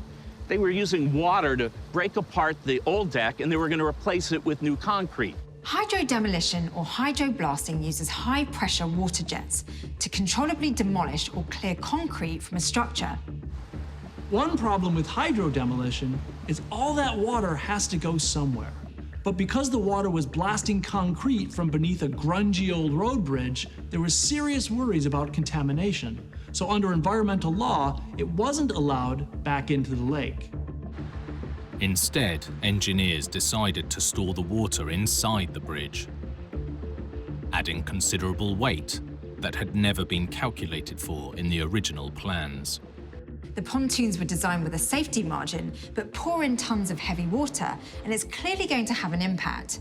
Throw in a massive storm, and it's a recipe for disaster. But it wasn't just the hydroblasting that had left the pontoons increasingly vulnerable in a heavy storm. It turns out there was another fundamental factor in the renovation work. The watertight hatches were never installed, as consultant Donald Dusenberry explains. During construction, there was a time when these holes were cut, the frames were not yet in place, and in that instance, the contractor put sheets of plywood over the lower portions of the openings. So basically, we had openings that were about 10 inches above the water, covered with plywood to prevent wave splash and water from getting in. As the storm raged on, the open holes that were intended to hold the watertight hatches were allowing water in instead of keeping it out. No one knew that a massive Pacific storm was coming in. They hadn't planned for that, and so the water kept coming in.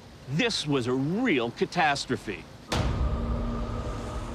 In the end, the weight of the water from the hydroblasting and the heavy storm was more than the bridge could take.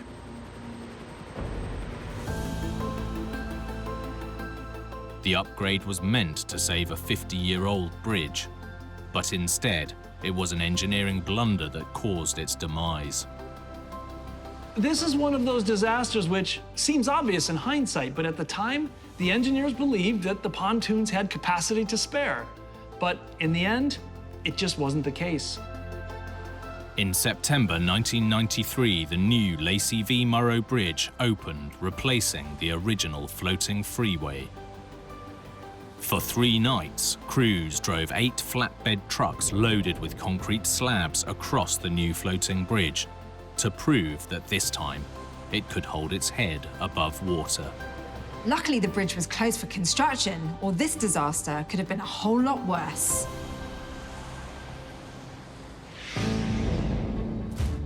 When tasked with building big, engineers must start from the ground up. Getting the foundations wrong will almost always mean a structure is doomed to fail. Like this miscalculation in Texas with a beachfront tower that just couldn't stand up. Padre Island is just sand. We had a structure with a failing foundation. A condo building reduced to thousands of tons of rubble. This tower broke records for all the wrong reasons.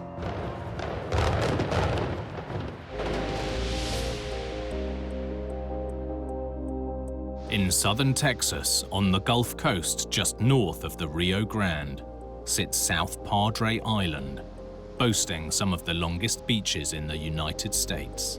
South Padre is what's known as a barrier island, a long, thin, sandy strip separated from the mainland by water. In this case, by the narrow, shallow Laguna Madre. It's basically a gigantic sand dune, stretching 130 miles, or about 200 kilometers, along the Texas coast. These seemingly endless beaches have long been a draw for tourists. In 2006, to accommodate more visitors, construction began on a new 135-meter beachfront high-rise, aptly named Ocean Tower. The plan was to build a 31-story tower with 134 luxury apartments with marble floors, jacuzzis, and amazing views over the Gulf of Mexico. It would be the pride of South Padre and the tallest tower for miles around. Yet there's a reason tall towers are rare around here. South Padre sits right in the path of hurricanes. So engineers had their work cut out.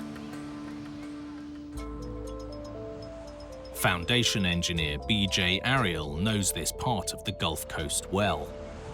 So in the Gulf Coast, we see that there are more of 10 to 15-story buildings rather than very tall, high towers. If we look at this resort here, that's probably about 15 stories high, and look at how spread out it is. Historically, most development on the island was relatively low-lying. Building tall comes with massive technical challenges, and it costs a fortune. Throw in the threat of hurricanes, this sounds like an engineering nightmare. The plan was that Ocean Tower would consist of two connected yet very different structures. A main 31-story tower, heavily reinforced with 3 concrete cores. Directly attached around the base would be a much lower, wider parking garage. The big challenge here for engineers, the foundations. The Gulf Coast of Texas is mostly sand and gravel, dumped there over thousands of years by rivers. The ocean then molds the coast, constantly moving and shaping the relatively loose ground. It's a very dynamic landscape. Geologist Tim Dukes knows what it takes to build on this coastline. Anywhere in the Gulf Coast is similar to what we have here, with relatively young, soft, unconsolidated materials, and they're relatively wet. So they're easy to erode, and they don't have a lot of strength to support buildings. Foundation is essential to any building, and in a soft environment, one that is easily maneuverable by natural forces, it can be a problem. Padre Island is an island that is actively evolving. The shoreline is not stable just about anywhere in the world. And in an environment like that, where you have a barrier island, it's just sand with a little bit of lagoonal mud in some areas and no firm rocks to support buildings. When it is spread out, the foundation is also spread out, and there is less likely of differential settlements. That's why in the Gulf Coast, we see more of this kind of buildings rather than high towers, which has more concentrated load, and the foundation is very small. When you build anywhere, solid foundations are crucial. But on a shifting, sandy island surrounded by water, in the path of high winds, even hurricanes, you have to get it right. Although this build would be tricky, the engineers were confident that they could overcome challenges of the unstable terrain and hurricane-prone area. Engineering professor John Brigham explains. So sand. You really might not think you can build too much on this besides a sandcastle, but you can, as long as you have the right engineering solution. As long as we can find a way so that our loads from our building can be distributed sufficiently into the soil, we'll be okay. One good option oftentimes is just to go deep, right? If we're gonna drill in here a pile foundation into our sand, if I go deep enough into this system, I can distribute that load both vertically, and if I go even further, I might be able to hit something solid that also provides us additional support. For the foundations of the tower, engineers chose friction piles. Long steel rods driven into the ground, deep enough that the friction from the surrounding material secures them in place. One potential solution for building on something like sand is to use a pile foundation. Now, those are going to be long, thin structures like this that are going to support our building, and the thought is that the deeper into the ground we go, the more strength we're going to provide. Now, just like this umbrella, right, if I just stick it into the ground, it's not doing much for me. It's pretty easy to move up and down, and it's pretty easy to move side to side. But as I drive it in, it's both going to become more stable from wiggling, but also harder to move up and down, giving us that vertical strength. Even though as I'm going down, the sand itself is not necessarily providing a lot more strength. It's about the sand all along the sides that's providing that frictional resistance as I'm driving this into the ground. The friction pile method is well established. But during construction, it became clear that something was seriously wrong. And in November 2008, developers realized that South Padre Island's groundbreaking ocean tower was suffering from major structural issues. Before construction was even complete, the tower had started to sink. A small drop is expected and planned for, but that wasn't what was worrying people.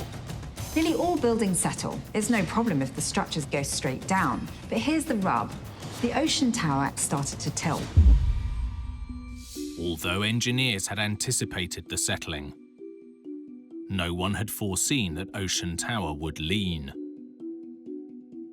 An investigation revealed that the problem lay in connecting the tower and the garage.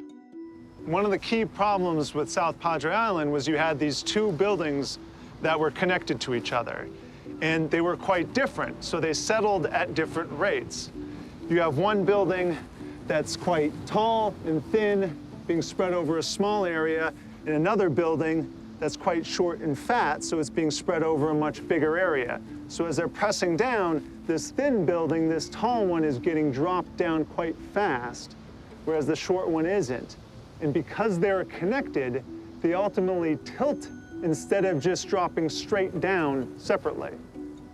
If you stand on sand with a regular shoe, for example, you'll barely sink. But if you put the same weight on a stiletto, the heel will go straight in. In this case, the parking garage was the shoe, and the tower was the stiletto. They were always going to sink at different speeds. In fact, the tower settled twice as fast as the garage and didn't just sink into the ground, it damaged the foundation columns. In September 2009, instead of attempting to save the building, the decision was made to demolish Ocean Tower. But it wouldn't be easy. Even demolishing it was no simple task because you have a very large structure with a very stiff core. This is designed to be able to take high winds. It's designed to be able to stand under an extreme environment. So taking it down in and of itself is not going to be easy. Engineers faced an unprecedented demolition nightmare. How to bring down 50,000 tons of concrete and steel without damaging the neighboring properties. One option for taking down a building like this is to use a high reach, essentially a demolition crane to chew the building down. On South Padre, strong winds were a constant threat, so that ruled out the high reach. It was just too dangerous. Instead, they went for explosive demolition. The biggest challenge was preventing the tower's 3 hurricane-resistant concrete cores from toppling sideways. To ensure they crumbled safely, the tower was strategically rigged with more than a ton of explosives, positioned at key locations on 8 floors between the 1st and the 26th. The key to successful explosive demolition is bringing the building down on itself. So you use a sequence of charges to remove key supports and basically collapse it like a layer of pancakes. On Sunday, the 13th of December 2009, crowds gathered to watch the spectacle. And at 9 a.m., the explosives were detonated.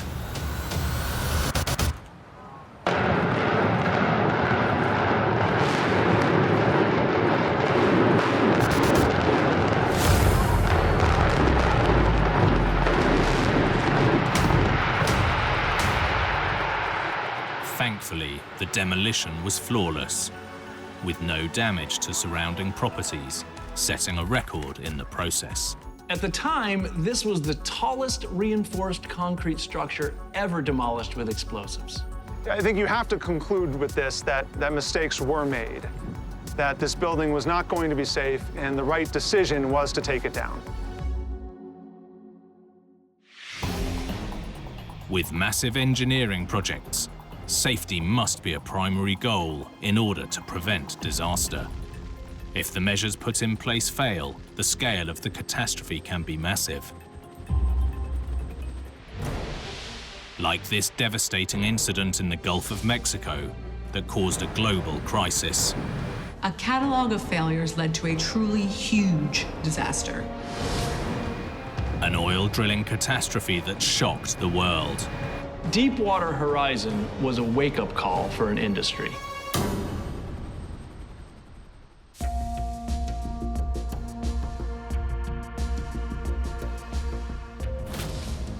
Across the world, global economies have an insatiable need for oil. Oil and its derivatives are in plastics, fertilizers, lubricants, credit cards, phones, even toothpaste and contact lenses. Our thirst is huge. We get through around 100 million barrels every day. We have been taking oil from underground for centuries, but over time it has become harder and harder to find, and extracting it safely is no easy task. The deeper the oil and gas are found, the higher the pressure in the reservoir. Drilling into them isn't like tapping a water well. This is breaking into a massive pressurized cocktail of explosive gases and flammable liquids. Innovative engineers push the boundaries with new techniques and technologies in order to safely obtain the precious black gold.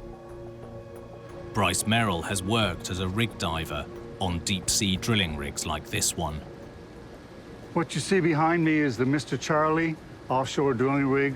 It was designed, built, and launched in 1954. It was the first one in the world that was movable and reusable, and it drilled for 36 years here in the Gulf of Mexico.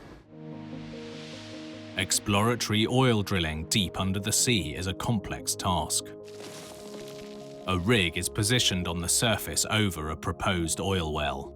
Piping is extended to the seabed, through which a drill bit can descend and drill deep into the rock. If oil or gas are found, it can be brought to the surface through the riser pipe.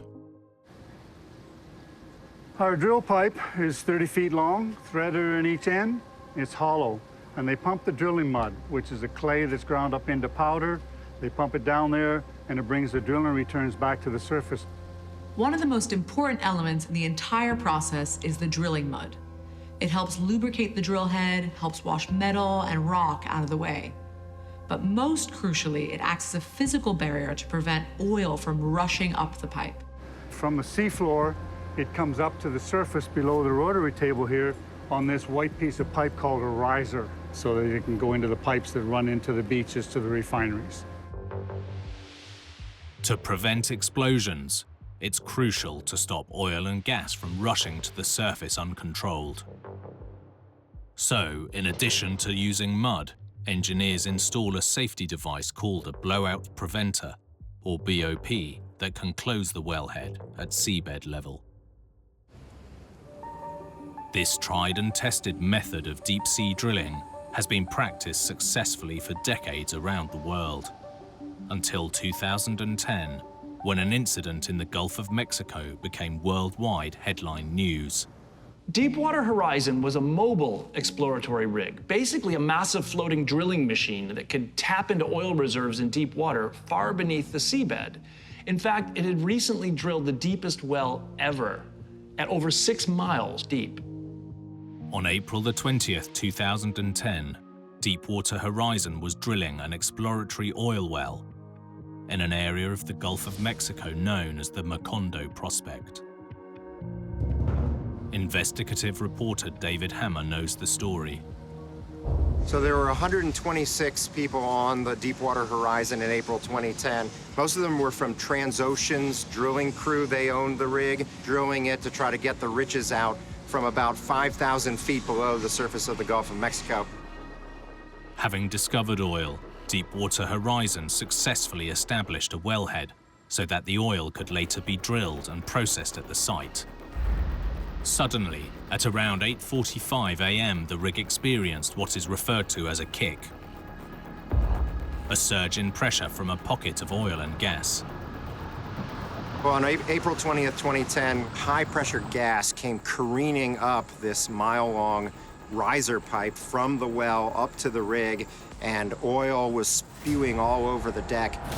Within moments, the gas and oil rushing up the riser pipe found a source of ignition, causing an explosion. Deepwater Horizon was consumed by flames. There were a series of massive explosions. 115 people were able to survive. There were harrowing stories about some of them actually having to jump 100 feet or more down from the deck and into the water, and then they had to be saved by life rafts. The captain of the vessel actually had to use a knife to cut loose from the side of the vessel in one of those life rafts to be able to go and pick up some of the survivors who had jumped into the water, and the water had burning flames on the surface. It was really a horrible scene. Firefighters fought the blaze on the rig for 2 days before it finally sank. As Deepwater sank, it ruptured the well pipe near the seabed. Tens of thousands of gallons of oil gushed uncontrollably into the ocean all day, every day for 3 months. It was the worst oil spill in US history. Tragically, 17 workers were seriously injured and 11 people lost their lives. Now it was time for engineers to deconstruct what had gone wrong and determine how to plug the leak at the bottom of the ocean. As the Deepwater Horizon tragedy unfolded, the whole world looked on as oil and gas continued pouring into the ocean.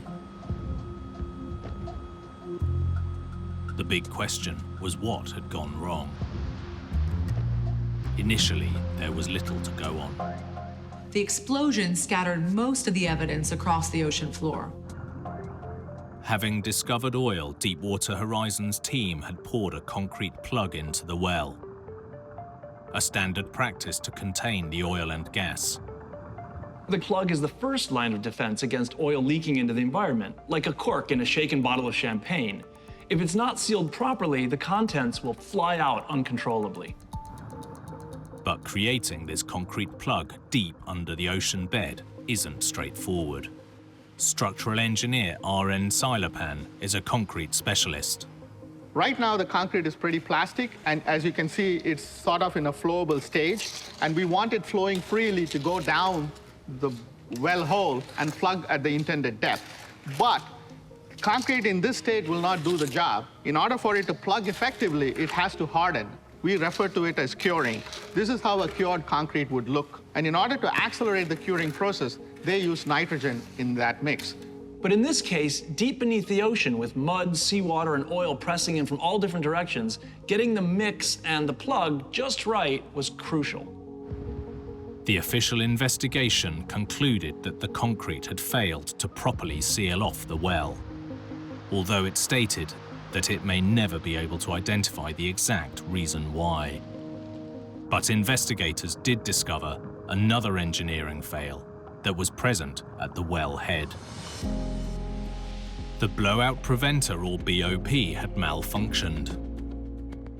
It contained a safety device called a blind shear ram that, in the event of an emergency, would automatically cut and seal the wellbore.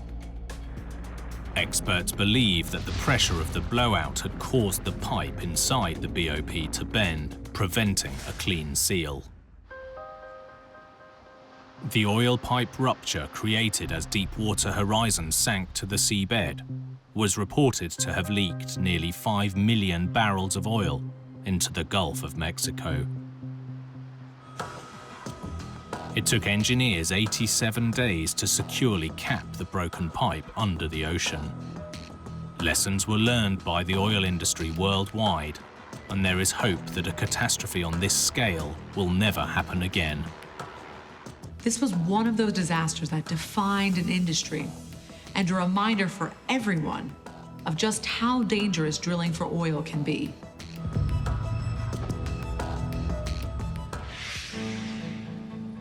When innovating for industrial progress, engineers often take risks.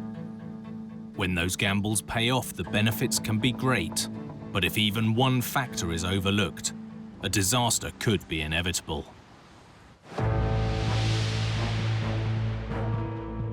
Like this calamity at a Spanish dam. This catastrophe was an ecological nightmare. There was a real sense of dread. An engineering oversight that threatened a national park. It was a really toxic tragedy.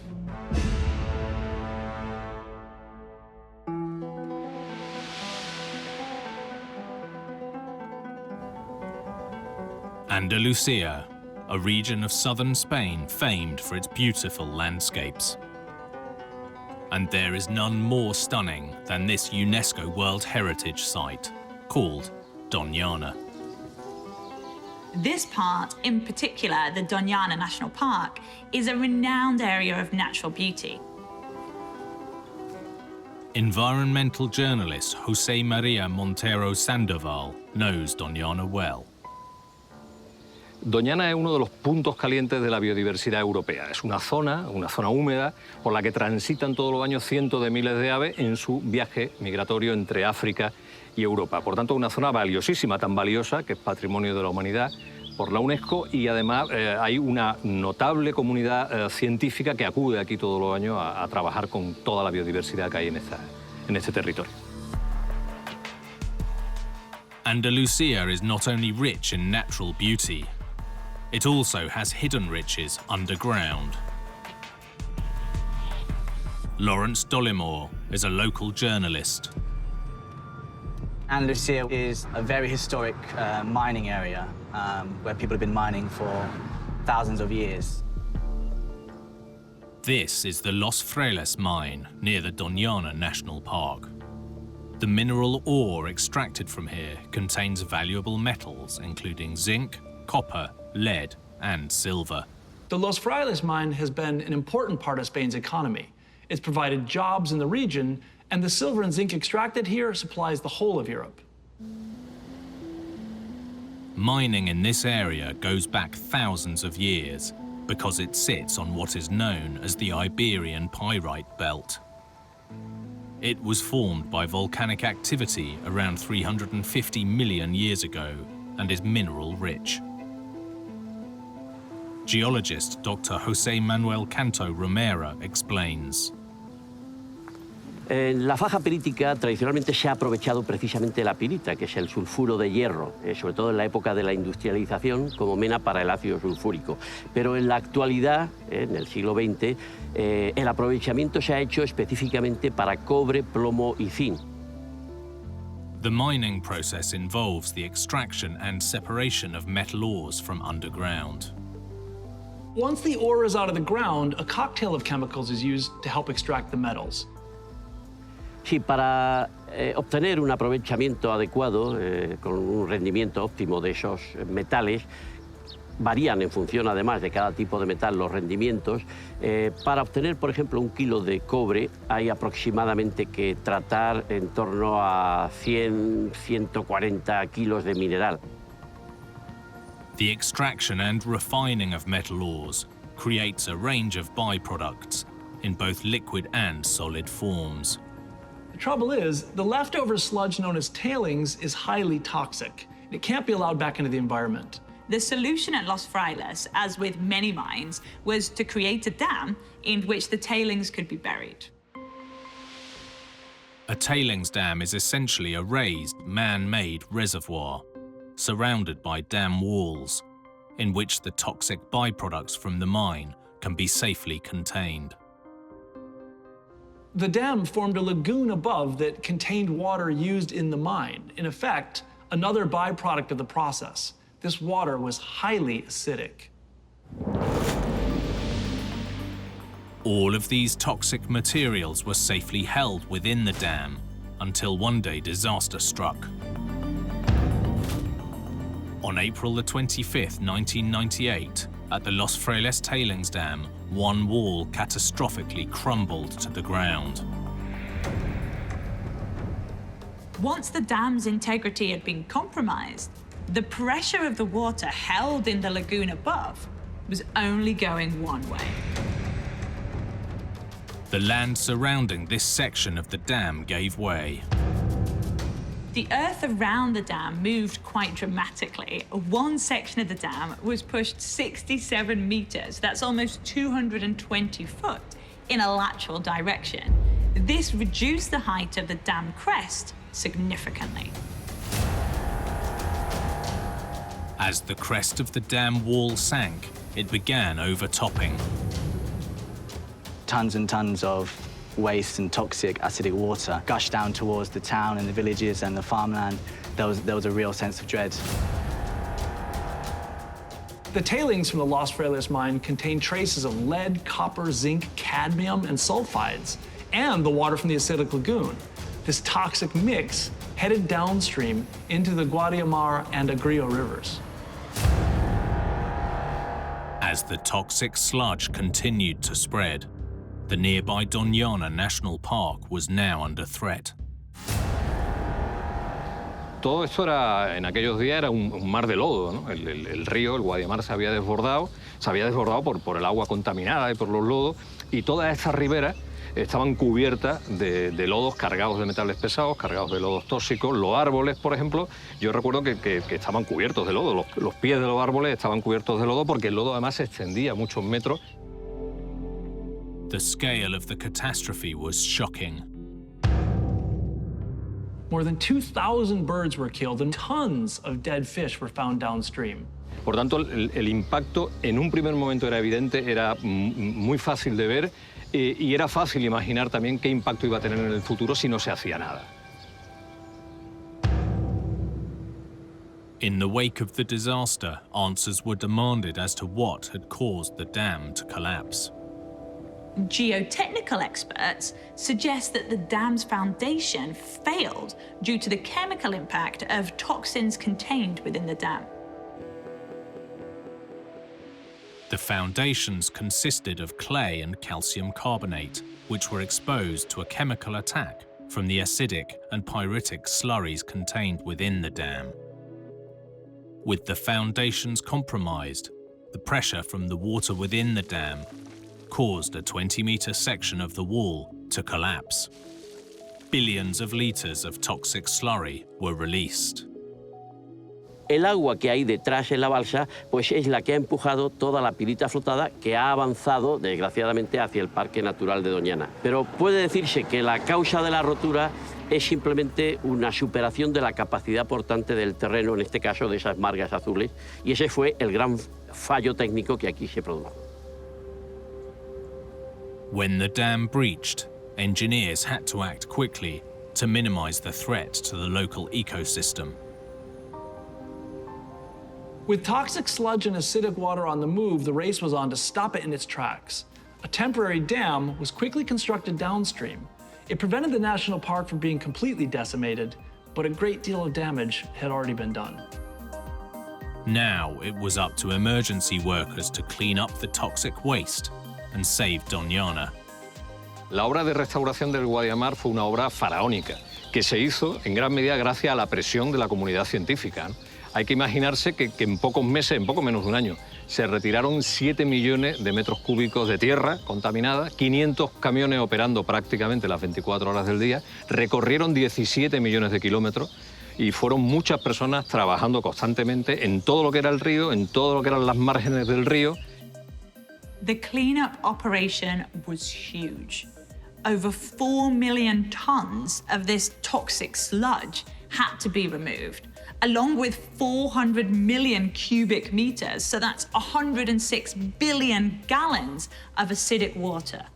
All of this had the hefty price tag of $100 million. Worryingly, some experts have speculated that it could take up to 40 years for the affected farmland and wetlands to fully recover. Following the incident, the Los Frailes mine was closed for 17 years. To resume mining, engineers had to come up with new, safer ways of dealing with tailings. Lessons were learned so that hopefully this type of disaster will never happen again.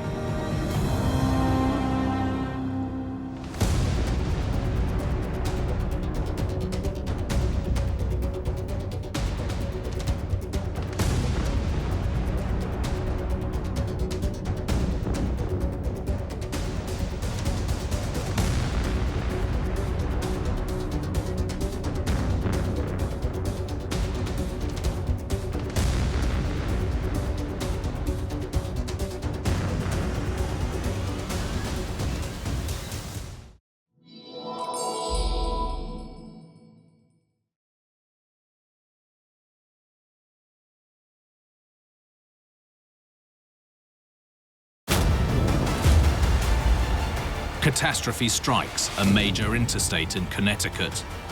It just collapsed. It fell right into the river. In Montreal, a showcase Olympic Stadium turns into an epic disaster. We were the center of the world, and it was not finished. In Liverpool, a busy freeway with hidden flaws that could collapse at any moment. That is not currently fit to function. And a Dutch disaster as a huge levee fail floods a town. The water here was up to my knees here. With big builds, even the smallest mistake can be a huge disaster. From miscalculations to misunderstandings, some with deadly consequences. These catastrophes are every engineer's worst nightmare.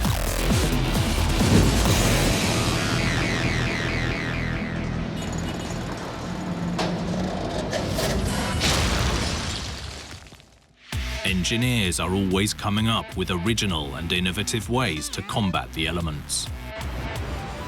But sometimes even the best laid plans can go disastrously wrong. Like this catastrophic collapse in Connecticut on one of the state's busiest roads. It was a very fast and inexpensive way to build a bridge like this. A crossing calamity that ended in disaster.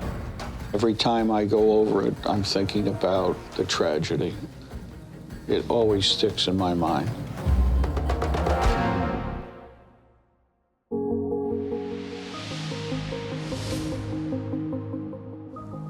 Just 65 kilometers north of New York City lies the town of Greenwich, Connecticut. About an hour's drive from Midtown Manhattan, it's a popular place to live. As journalist Jim Cameron explains. Greenwich is a very affluent community just outside of New York City, where people will live and then commute. Taking commuters into the Big Apple is one of the longest freeways in the US, I-95, running all the way from Florida to the Canadian border. And it crosses through Greenwich via the Mianus Bridge. It's officially known as the Michael L. Morano Bridge, but like many bridges, it takes the name of the water it crosses, the Mianus. The current Mianus Bridge has been standing since 1992 and carries more than 90,000 vehicles a day. It's a relatively straightforward girder design, but its predecessor, built in 1956, was an altogether much more innovative construction. The original bridge section crossing the Mianus River was a cantilever design made up of 5 sections spanning a total of 196 meters. Sitting on piers, it had 2 anchor spans at each end, a main span in the middle, and 2 suspended or hanging spans on either side, held in place using a system known as pin and hanger. Structural engineer Stephen Ressler explains. The pin and hanger assembly, as you might guess, consists of pins and hangers. There are actually 2 hangers. You can see one of them here. It's a vertical piece of steel that's connected to the associated cantilever span on top and connected to the suspended span on the bottom by heavy steel pins that run completely through the girder. The hangers are retained in position by steel retainer washers, which are bolted in place both on the top and on the bottom. One of the reasons for choosing this bridge design comes down to Connecticut's climate. Warm and humid summers combined with very cold winters meant Mianus needed the capacity to expand or contract, depending on the weather. We have these wild fluctuations in temperature, as high as 100 degrees in the summer, as low as below 0 Fahrenheit in the winter. The cold will cause contraction and the heat will cause expansion. And engineers know this, so they include clever design solutions to counteract this phenomenon. The pin and hanger assembly actually has an important practical function as well, in that it allows for longitudinal movement of the bridge in response to changes in temperature. As a consequence of those changes in temperature, The steel members that constitute this structure would have expanded and contracted, and as you can see, the pin and hanger assembly does a nice job of accommodating that longitudinal movement. But bridges in temperate climates aren't required to use the pin and hanger design. For the Mianus crossing, it may have come down to the bottom line. They chose hangers because it was a very fast and inexpensive way to build a bridge like this. For decades, the Mianus Bridge was just part of the daily trek for millions of commuters a year. If you're driving in a truck between New York and Boston, you're probably going on this highway, over that bridge, over the Mianus River. On June the 28th, 1983, at 1:30 in the morning, 2 tractor trailers and an automobile were on the eastbound section of the Mianus Bridge when the impossible happened. The entire 30-meter span of the suspended section collapsed dramatically and without warning, falling more than 20 meters into the river below, taking all 3 vehicles with it. It just collapsed. It fell right into the river. This failure was so sudden. There was no warning. The section of the bridge deck just dropped. Another car was unable to stop in time. 3 people were seriously injured, but even more tragically, another 3 lost their lives. Attorney Richard Silver witnessed firsthand the devastating scene. When I went to the scene to view the tragedy, which it was, there was masses of steel. The section of the bridge collapse was in the water. The trucks were visible. You could see the awful impact of these vehicles going over the bridge. The disaster shook the town. Some had escaped tragedy by just a few feet. The drama was horrendous. After the bridge collapse, I interviewed a number of people who drive over that bridge every day, who luckily had been able to stop before the disaster. And of course, what went through their mind, it could have happened to me. In the wake of the disaster, an investigation looked into what had gone wrong. An inspection of the wreckage revealed that the pin and hanger connections were heavily corroded. But what had caused them to rust so badly? Like anywhere that has regular cold winters, road surfaces are regularly salted during the winter to keep them safe for motorists. When it rains, the salt washes from the road surface and onto the bridge's structure. Salty water and steel can be a recipe for disaster. To reduce the risks of corrosion, a drainage system was built into the bridge to carry not just salty water, but debris away from the pin and hanger system into a gutter to minimize the danger. But the investigation revealed that this crucial design feature had been compromised. So about 20 years after this bridge was originally built and constructed, it came time to resurface the roadway. And that meant laying new asphalt. But in the process of doing that, they plugged up some of the drainage holes that were crucial to water in the winter from salt water, being able to drain off of that bridge. By plugging up those holes, water found its own level, and it drained down past the supports, the pivot and the hinge that were holding the bridge in place, and it caused the pins that were literally hanging that bridge in place to start to rust. Corrosion accumulating behind the upper retainer on the pin and hanger assembly right here started to pry the retainer off of its pin, and ultimately did in fact remove the retainer. It forced it off of the pin. At this point, then, continued corrosion resulted in the hanger itself being forced off of the pin. And when that process was complete, this hanger became physically disengaged from the structural system and was no longer participating in holding up the suspended span. Investigators believe that this displacement could have occurred weeks or even years before the collapse. Now, engineers had to figure out how to fix the problem.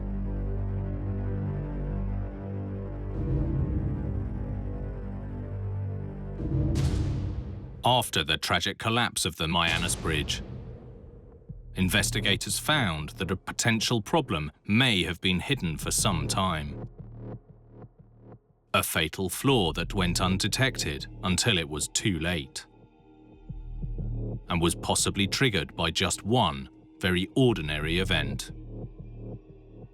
Structural engineer Stephen Ressler explains. The critical moment, two heavy trucks happened to have driven onto the center span at the same moment, and that particular extreme loading was enough to cause the remaining pin and hanger assembly to fail. Once that second pin and hanger assembly also failed, the center span could no longer carry load, and the entire suspended span collapsed down into the Mianus River. The investigation found accelerated corrosion caused by a lack of drainage and excess salt was the most probable cause of the disaster. Many also believe that if the corrosion had been spotted earlier, this tragedy could have been avoided.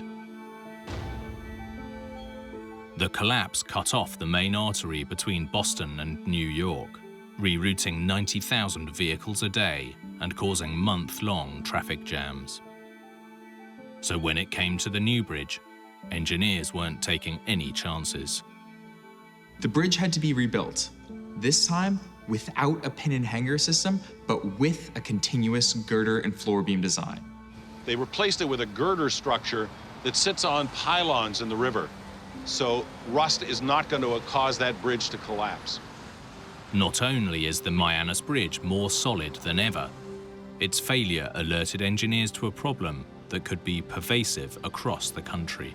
It reawakened concern about the safety of bridges, and that there was now a requirement that they be inspected more often. Some estimates suggested that at the time there were about 60 pin and hanger bridges in Connecticut alone, and around 2,000 across the US. Throughout the entire country, there was an examination of these pin and hanger assemblies. It's to my knowledge that this design was not utilized again. When it comes to big engineering, sometimes innovation can really pay off. But other times it can turn to catastrophe.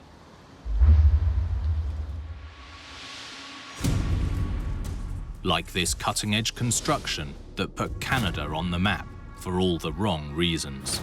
We were the center of the world, and it was not finished. A space-age design that suffered from a failure to launch. This was a construction that went way off track and more than $1 billion over budget. And a revolutionary roof that 4 decades later still can't cope with Canadian winters. This is one engineering catastrophe that doesn't look like it's ever going to get fixed.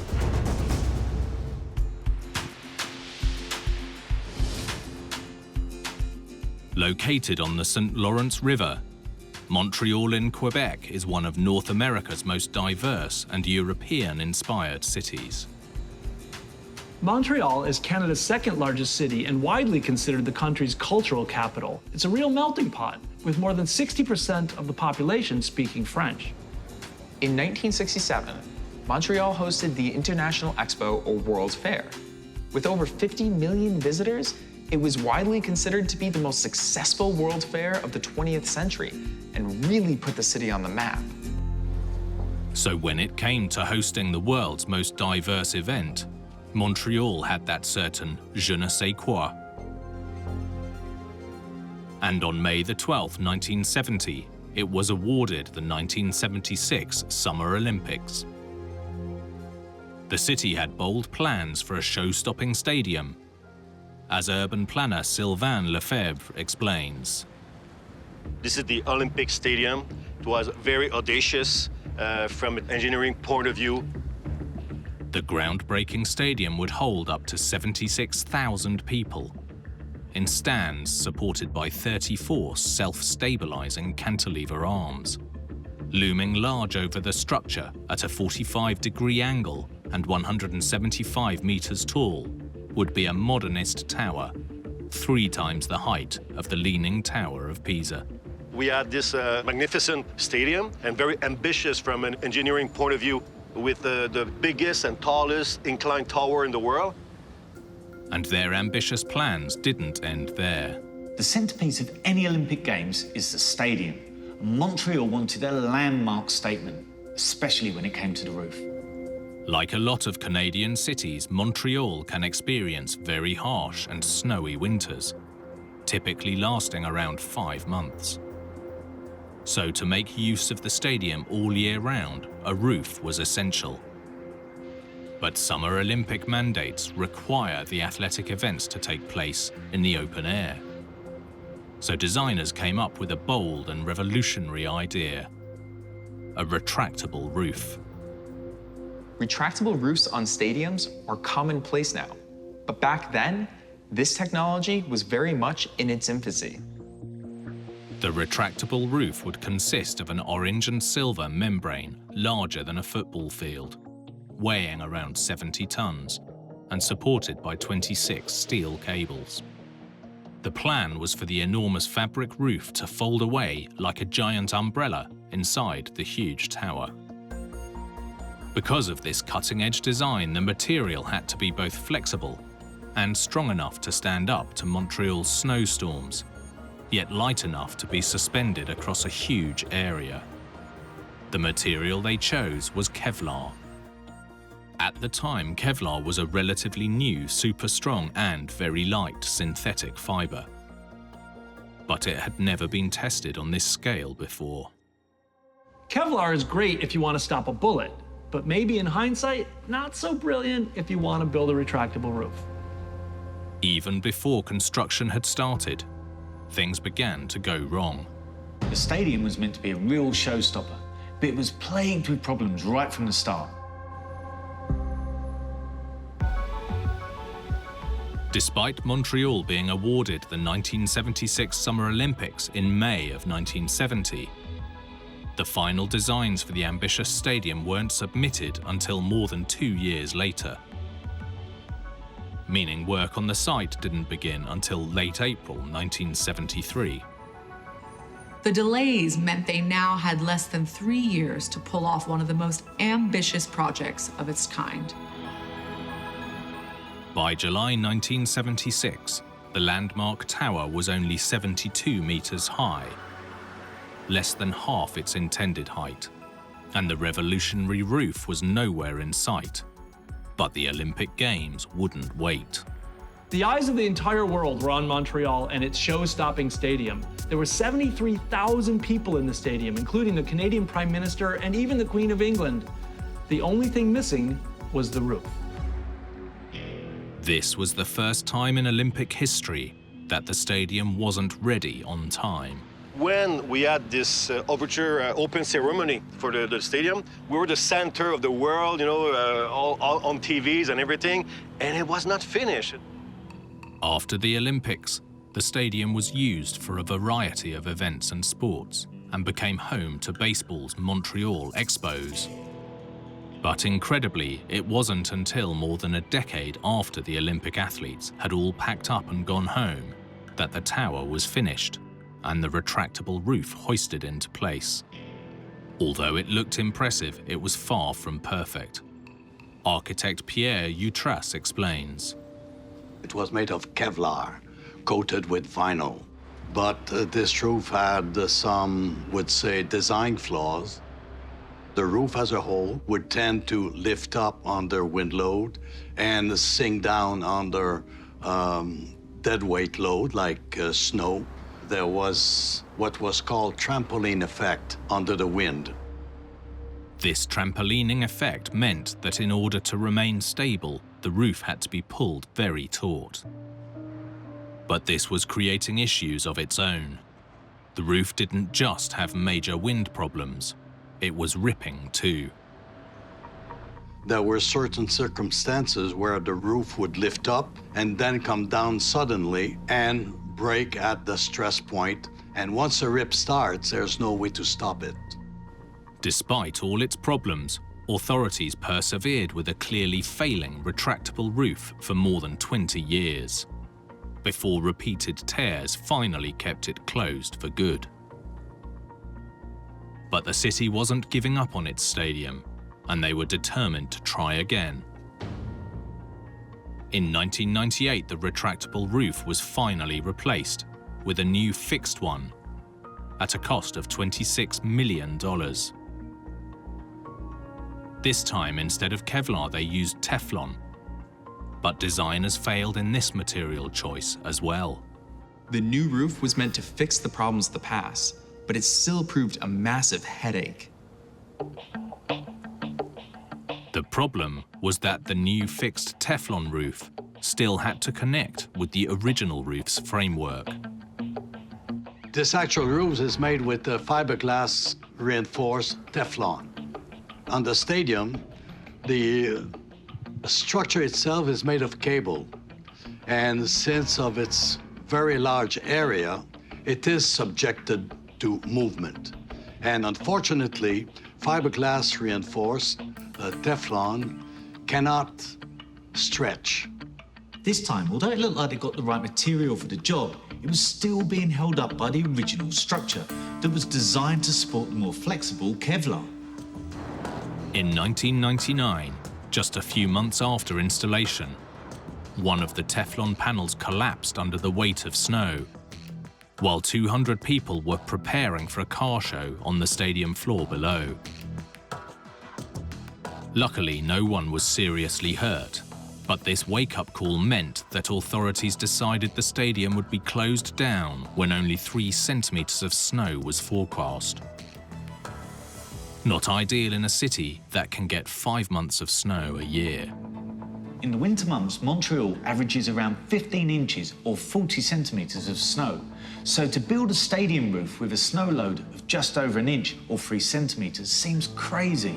The roof has been holding for 20 years, but the stadium is closed down in the winter. Stresses sometimes can make micro openings of the mesh of the canvas itself.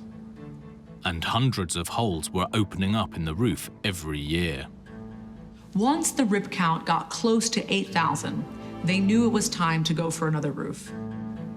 Yet again, millions had been spent on a roof that simply couldn't stand up to Montreal's harsh winters.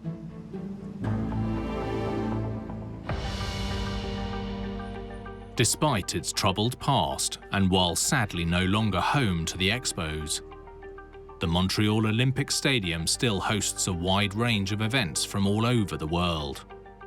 So, in 2017, the Quebec government decided that the stadium should get its 3rd new roof, this time at a cost of $250 million, the original budget of the entire 1976 Olympic Games.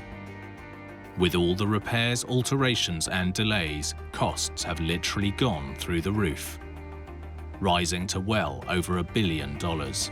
Despite all the problems, overruns, and disasters, the city still deserves a stadium and a roof they can be proud of. The stadium may have been one of Canada's most expensive and biggest engineering catastrophes, but the bold architectural design of the Montreal Olympic Stadium still stands out on the nation's skyline. Although the roof remains a work in progress, hopefully this time it will at least keep the snow at bay. Even now, the new roof has been delayed and isn't due to be completed until 2024, almost 60 years after the city hosted the Olympics. For this particular construction, it has definitely been more of a marathon than a sprint.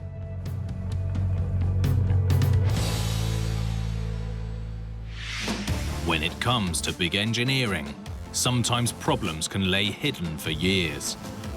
It's only once the flaw is discovered that we realize we were in danger all along. Like this elevated roadway in the UK, threatening to collapse into a historic downtown.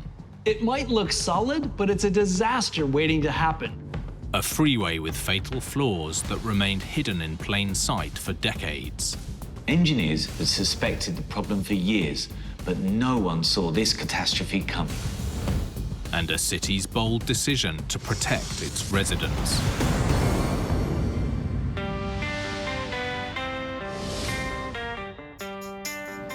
Liverpool in northwest England is one of the UK's most historic and celebrated cities. Liverpool is famous for being the home of the Beatles, but there's much more to this city. It's long been a key trading port with its heart down by the docks.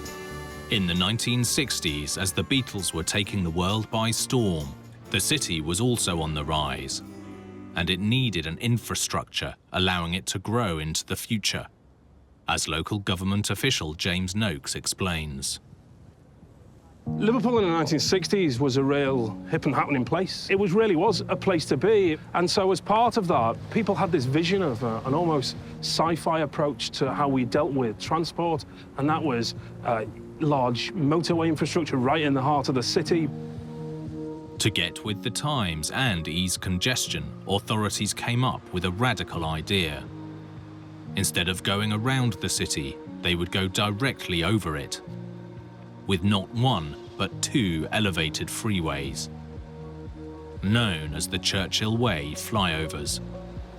In order to take cars away from the mouths of the tunnels underneath the river, a plan was devised at the beginning of the 60s to build two huge concrete structures. Each of the two 240-meter-long elevated freeways were made up of 10 concrete spans, creating a continuous 7-meter wide deck, held up by a series of single concrete columns, 1.5 meters in diameter, supporting nearly all of the weight. But the supporting columns simply wouldn't be strong enough to hold deck spans made of solid concrete. So engineers' plan was to make the insides hollow. Engineers built wooden molds and poured concrete over them, creating hollow decks with the wood left inside. This wasn't inherently a problematic design, but it did have some risks. Because the bridge design didn't call for manhole covers, which would allow the inside to be monitored during and after construction, if the wooden boxes were compromised while the concrete was being poured, the structure could become too heavy for the supporting columns to hold. Opened in 1970, the elevated freeways quickly became integral to the city's transportation network. Built to have a lifespan of around 70 years, after just 10, there were already signs that both roadways were struggling to cope. In the 1980s, engineers inspecting the viaducts found crumbling concrete and signs of rust. Worrying with any structure, but particularly with bridges or viaducts carrying heavy traffic over busy roads. But a much more menacing and potentially fatal problem was lurking within the bridge spans. And without a means for internal inspection, engineers wouldn't realize the danger for decades. Sometimes potential dangers are hidden in plain sight, like here in Liverpool, where for 45 years, an ever-present danger was a part of commuters' and pedestrians' daily lives. Yet, in 2016, new legislation was passed, requiring internal inspection on all major highway structures. It was finally time to go inside the Churchill Way flyovers. Engineers drilled through the concrete to inspect the insides of the decks, and they got a bit of a surprise. During the initial construction, as the concrete was poured, some of the wooden boxes creating the hollow decks had burst, allowing more concrete to pour in than engineers had ever calculated for. No one knew it had happened, but the extra weight was putting huge, unexpected strain on the structure. The decks that had been carrying traffic over the city for decades were much heavier than the concrete piers were ever designed to cope with. These elevated freeways were ticking time bombs. On September the 28th, 2018, the roadways were closed while over 140 detailed safety checks were carried out. The conclusion was damning, as engineer David Slevin explains. The assessment of the structures has concluded, based on the condition of the inner webs of the unseen parts of the structure, that it's not currently fit to carry the actual highways loading that it would need to carry to function as the highway that it needs to be. What they found was truly shocking. Corrosion, poor quality concrete throughout, and worst of all, serious cracking. The structure was so damaged that it couldn't be strengthened and was beyond repair. Churchill Way was closed for good. They calculated that the structures could safely support their own weight, but not the traffic that had been thundering over them for decades. It's a miracle that they're still standing. The city had avoided a major catastrophe. But with two fatally flawed and potentially dangerous freeways running directly over the city, the next problem was how to get rid of them. Traditional demolition on a structure like this would look like large excavators with large breakers, lots of noise, lots of dust, lots of vibration. It's not a practical option to do traditional demolition on this structure because we're in a city centre environment. Putting some of Liverpool's most historic buildings at risk wasn't an option, so alternative methods had to be explored. The vibration risk is something that's been considered from the outset of this project. The selection, we have multiple controls with numerous noise, dust and vibration monitors throughout the surrounding buildings.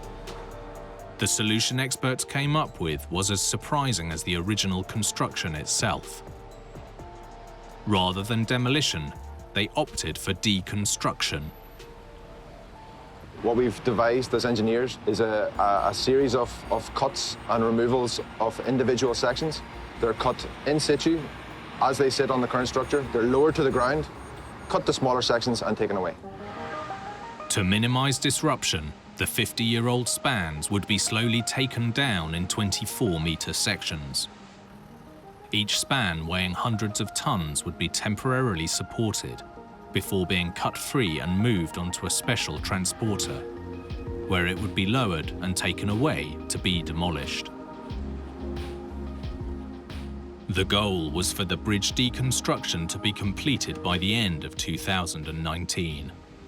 The viaducts will soon be gone, but hopefully planners will see an opportunity to bring the space to life in a whole new way. Whatever they come up with, Liverpool's engineers certainly have an interesting road ahead.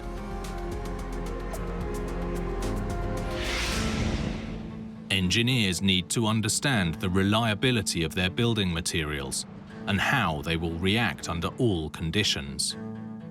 If they fail to consider a scenario, no matter how unlikely it may seem, a catastrophe is in the making.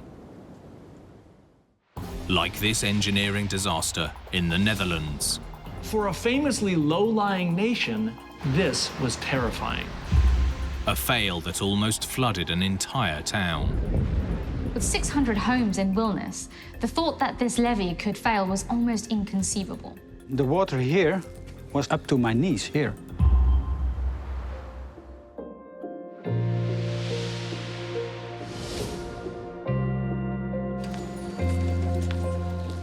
The Netherlands is famously flat, with a large percentage of land actually at or below sea level.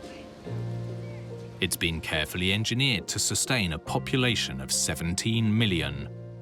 They have a saying, God created the world, but the Dutch created Holland. And they did it all with levees or dikes. Engineer André Collowin explains. The Netherlands are built basically in a marshland. The name says it's Netherlands, it's low country, and without dikes we wouldn't exist. Dikes are a form of man-made levees that are designed to channel water through canals, protecting the land that surrounds them. Holland's dikes date back to medieval times, but in more recent years they required an overhaul. This desire to control the flow of water is rooted in an event which traumatized the entire nation. Following a huge storm in 1953, which killed 2,000 citizens, the Dutch government, vowing to be better prepared next time, began investing billions of dollars in an unparalleled network of dams, levees, canals, pumps, and storm surge barricades. Control of water is of extreme importance to the Netherlands. 2/3 of the country is protected by dikes. The updated system keeps the nation safe and dry. If these defenses fail, there's nothing to protect the people's homes from the water. Many of the nation's dikes were created as a byproduct of fuel mining. But this isn't your average fuel source. Peat is often thought of as the forgotten fossil fuel. It's found in wetlands such as bogs, fens, and swamp forests. But when it's dried, it burns long and slow. Peat is essentially a buildup of decaying vegetation and organic matter. It forms over thousands of years, resulting in a material that can be used for many different purposes. The Dutch have been digging up peat since the 17th century, firstly as a form of fuel, and then as animal litter, and most recently to help cultivate their gardens. These peat mines were then often converted to dikes or small levees. Just like the dikes in the sleepy town of Wilnis. Local journalist Peter Bakker is a lifelong resident. In Wilnis, it's a sleepy city. Nothing happened normally here. A tough area for doing some reporting work. However, in August 2003, the serenity of sleepy Wilnis was disturbed. It was 2 a.m. I woke up and there was something happening in Wilnis. I look at my pager, I jumped up my quad and go to Wilnis.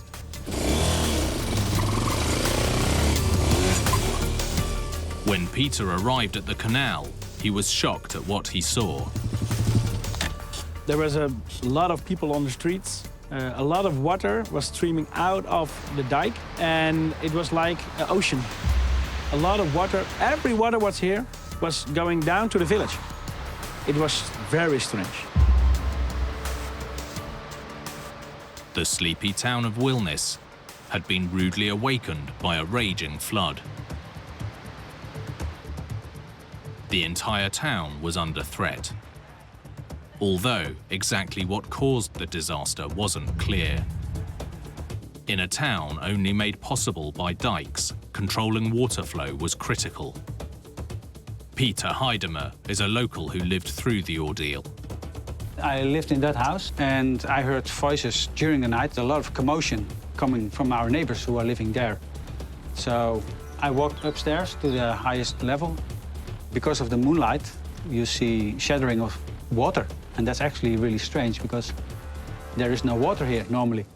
I walked out of my garden and after a few steps, the water was here, ankle height, something like this. And I walked further. When I was around the corner, the water here was not ankle height, but it was already up to my knees here. It's like a lake, and that's really frightened me. By now it was realized that a large section of Wilnis's dike had catastrophically collapsed. Local resident Hanny Visser remembers that day.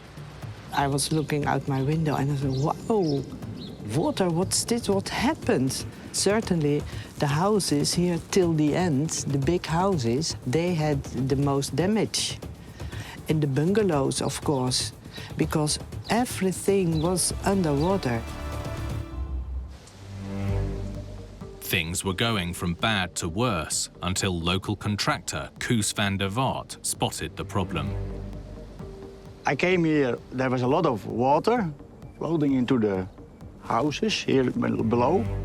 I speak someone from the fire department and I said, no way we can stop that water here because the water was flooding all the time. We have to be quick, because this side was already destroyed. But that side, we have to be quick to avoid more damage. Koos came up with an ingenious plan to stop the flood by creating a makeshift dam upstream from the collapsed dike. This was the bridge where we can stop the water. It was strong and narrow, so we have the possibility to stop it. We take iron plates and clay, so we could make a watertight emergency dam. Koos's makeshift dam worked out, preventing further devastation. Finally, the flood levels began to fall, and the townspeople began to return to their homes and assess the damage. After those 2 days, we came back and we found out you see dead fishes laying in your garden. Some residents were more fortunate than others. We were actually really lucky. We didn't have water inside our houses, only in our garden. For many, the situation was much worse.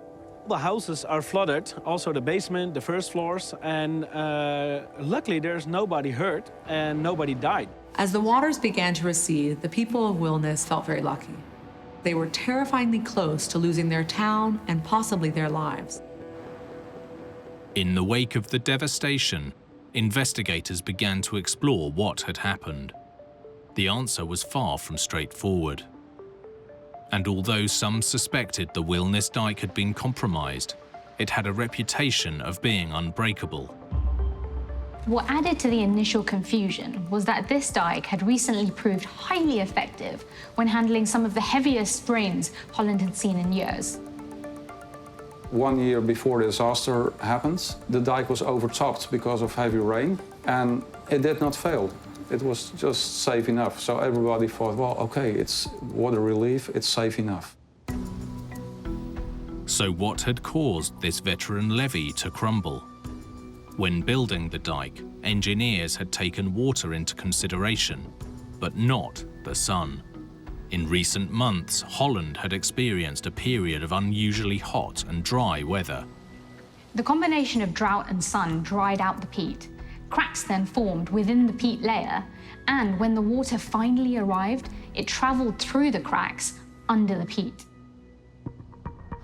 Not only was the peat no longer watertight, its integrity had also been weakened. Investigators worked out that the dried peat was about 20% lighter than normal peat, and the pressure of the water underneath it forced the peat to break off and lumps floated to the surface. This weakened the dike enough to make its collapse inevitable. The water flowing through the cracks in the dried-out levee caused it to erode. With constant pressure, the dike began to crumble, resulting in a total failure. The failure at Wilness was a huge surprise to everyone involved in dikes, because normally all causes of failure of dikes were known to be by water, not by drought. Ironically, it was too little water rather than too much that caused this catastrophic collapse. In the aftermath of the flood, Wilness's dike needed to be rebuilt. This time, engineers chose not to put all their faith in peat. The solution to this type of problem is putting a blanket of clay on the peat dikes, preventing the drying process, and also giving some extra weight to the dike. Clay is less porous than peat and exhibits a higher load-bearing capacity, ensuring stronger foundations for the new levee. Not only that, extra reinforcements were added in the center of town. Before all the problems, the dike was only of peat. Now we have a beautiful dike with concrete and steel, and I think we have the best and the safest dike in all the Netherlands. While it took months for the town to recover, there were no fatalities, and that's largely down to Kossel's quick thinking. We were successful. We stopped the water at this place. Me and a lot of other people who also worked a long night.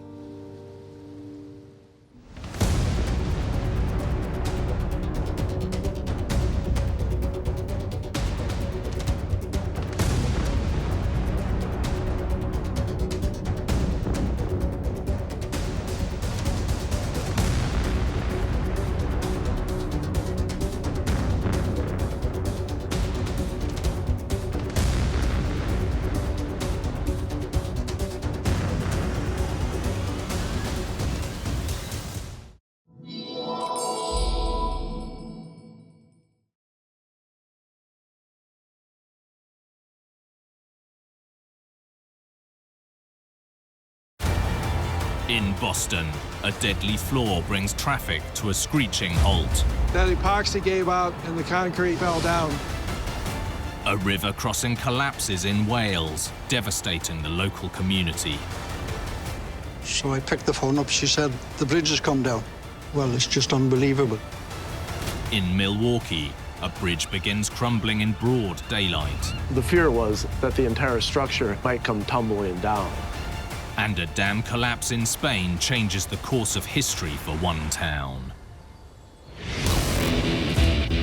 With big builds, even the smallest mistake can be a huge disaster.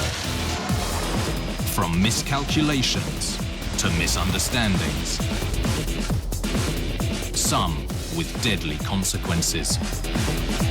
These catastrophes are every engineer's worst nightmare.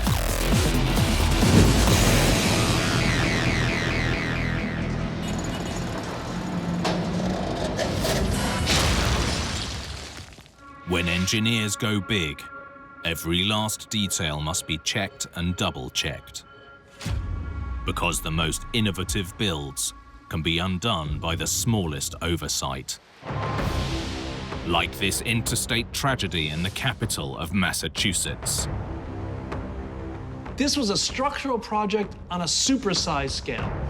A massive infrastructure upgrade to a city's road network. At its peak, the project was employing upwards of 5,000 people. A disaster that revealed a weakness hidden within the system. There was a lot of talk about whether this was a safe project.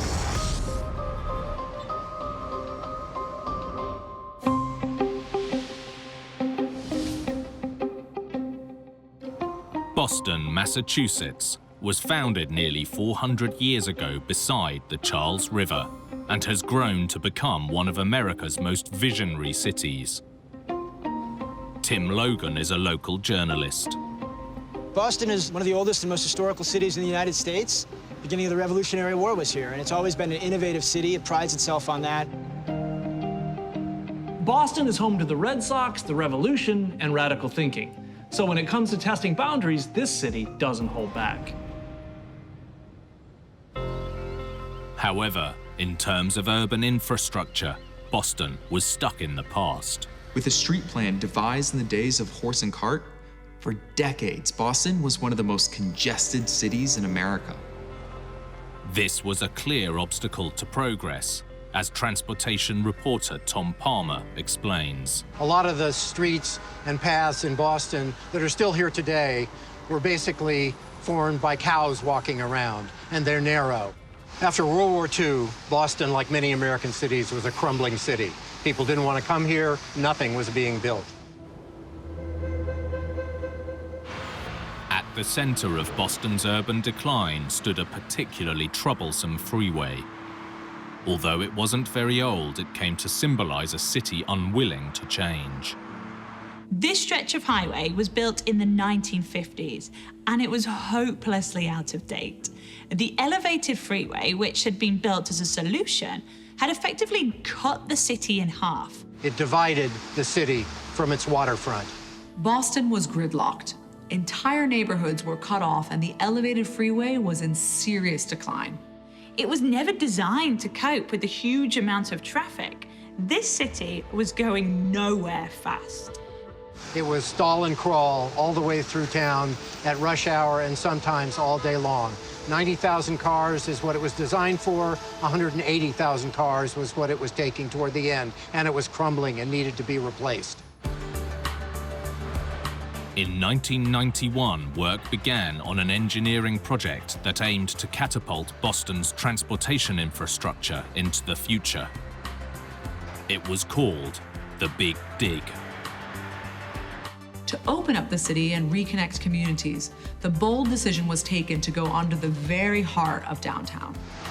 In the early 90s, a construction project began, the Big Dig, to replace the old elevated central artery and to put it underground, right in the middle of the city.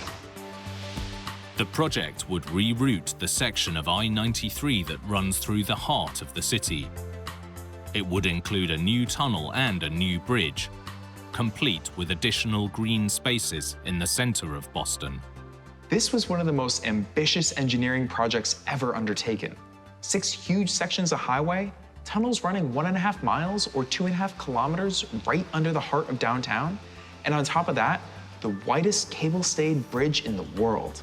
The idea was to get the cars out of sight, out of mind, and to put something really good on the surface, and that's the park. They were going to turn a once desolate space into a beautiful park and reconnect the city with the river and the people with each other. The scale of the dig was enormous, and it wasn't going to be easy. The biggest challenge for engineers was that throughout the entire construction, they had to keep the city moving, however slowly. So the tunnels needed to be built under the city while the old elevated freeway remained open. Engineer David Beck worked on the project. It was always a high priority to keep the existing traffic flowing as smoothly as possible while maintaining progress on the construction. And if that wasn't enough, it all had to be done in unstable conditions because most of Boston was built on reclaimed land dating back over 200 years. Digging on a scale like this, directly underneath a bustling city and through precarious reclaimed land, presented engineers with a huge challenge.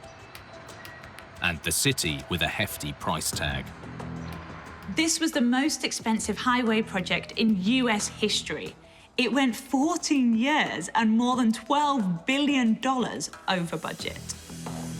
But an ever-increasing schedule and spiraling costs weren't the only issues with this project. In 2006, after all of the main bridges and thoroughfares had been opened to the public, tragedy struck. There was a 3-ton piece of concrete used for ventilation that fell and killed a lady, unfortunately. A project that had initially brought hope to the city sent a shockwave through Boston. There was a lot of fear about driving in any of the tunnels. There was a lot of talk about whether this was a safe project, whether it had been done safely. After the collapse, there were real concerns about the overall safety of the entire project. In the wake of the disaster, a federal investigation was launched to uncover what had caused the collapse. The answer lay in a material used in the construction called epoxy. Epoxy is a structural adhesive which is widely used in the construction of everything from aircraft to automobiles, anything where a high-strength bond is needed. The tunnel design included an overhead ventilation system suspended from the ceiling. But one 90-meter section of the tunnel lacked the necessary support structure, so a retrofit solution was needed. Holes were drilled overhead and long anchor bolts inserted, secured with epoxy for extra strength. The investigation concluded it had something to do with the epoxy that those heavy panels were hung in and the bolts that went into them. The concrete roof had been poured before they designed the ventilation system. And in that area of 300 feet, they had to go ahead and drill in inserts, and they used grouted, epoxy grouted inserts into it rather than mechanical sections. And that, over time, that epoxy gave out and the concrete fell down. The investigation also revealed that the epoxy-secured anchor bolts used in this section were incorrectly installed. Not only that, but this retrofitted solution was an inadequate choice for the ventilation system that weighed hundreds of tons. Concrete expert Gary J. Klein was part of the investigation. We're going to test the pull-out strength of an anchor that's of the same size as the anchors that was used in the connector tunnels for the big dig and is embedded the same distance into the concrete. This test shows the load-bearing capacity of anchor bolts that have been properly installed. The concrete has been drilled and cleaned, and the epoxy correctly applied. This pump is pumping the hydraulic ram, which is extending this larger rod, which pulls out, if you will, the smaller rod that's embedded into the concrete. The concrete failed, as expected, in what we call a breakout failure.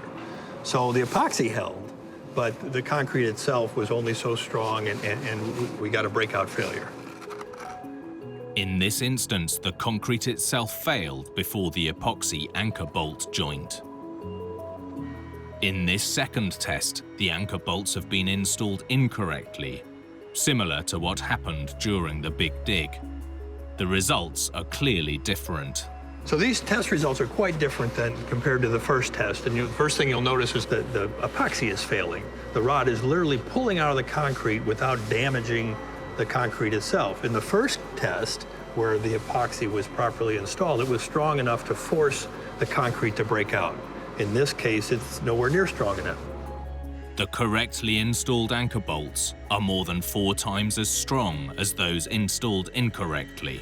The failure mode was the same type of failure that occurred at the Big Dig.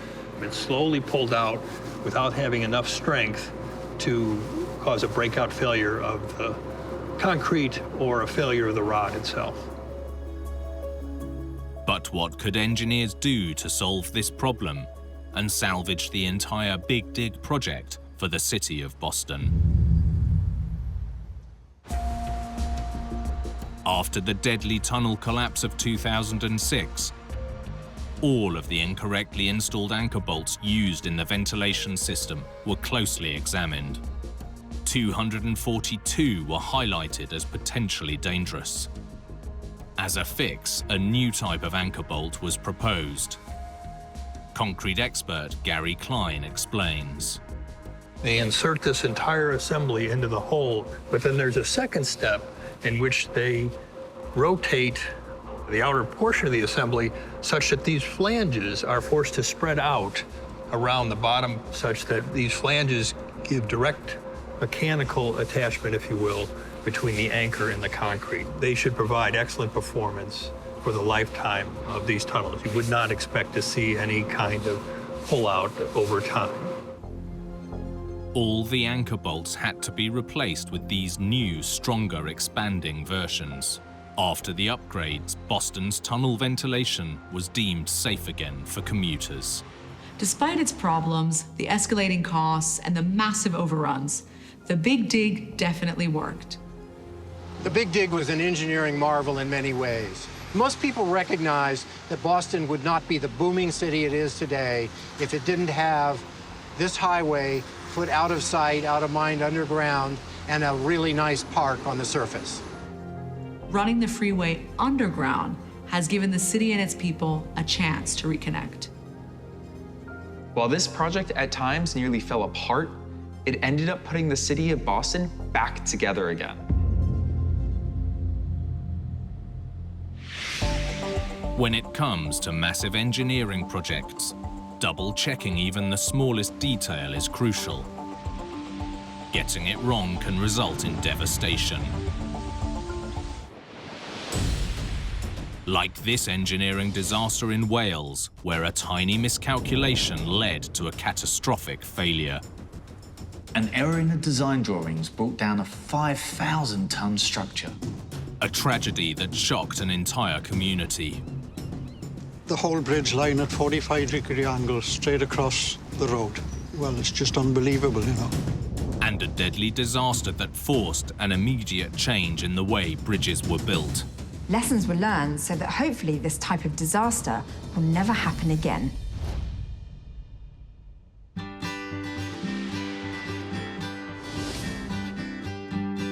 In southwest Wales lies the quiet port town of Pembroke Dock.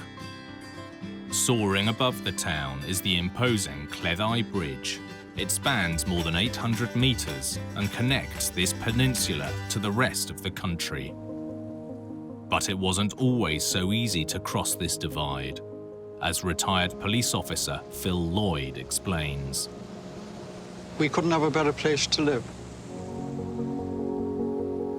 You've got this glorious waterway which stretches 10 miles down to the open sea and 10 miles further up to the county town.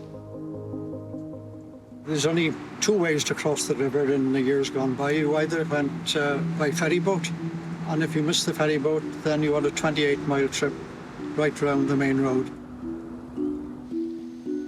Once a vital Royal Navy dockyard, In the 1960s, the military shipped out, and the townsfolk had to look across the water for work.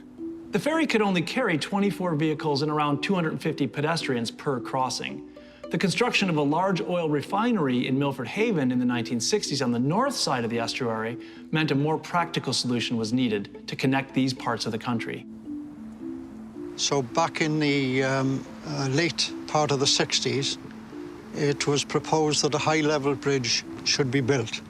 It was a godsend, really, for the majority of people because, you know, you never had to take this long journey again or go on the ferry boat, especially in rough weather. Construction of the Cleddau Bridge began in 1969 and was due for completion in 1971, taking a very direct route. On the southern end, the bridge would cut right through the heart of the village, going between houses and across gardens. Construction took place simultaneously on both sides of the river and was made up of 7 spans built in self-contained sections that would then be moved or trundled along the partially completed bridge and lowered into place in what's known as a box girder design. This is a tried and tested technique that's both time and cost efficient, as engineer Brendan Walker explains. This is a cross-section through a box girder bridge.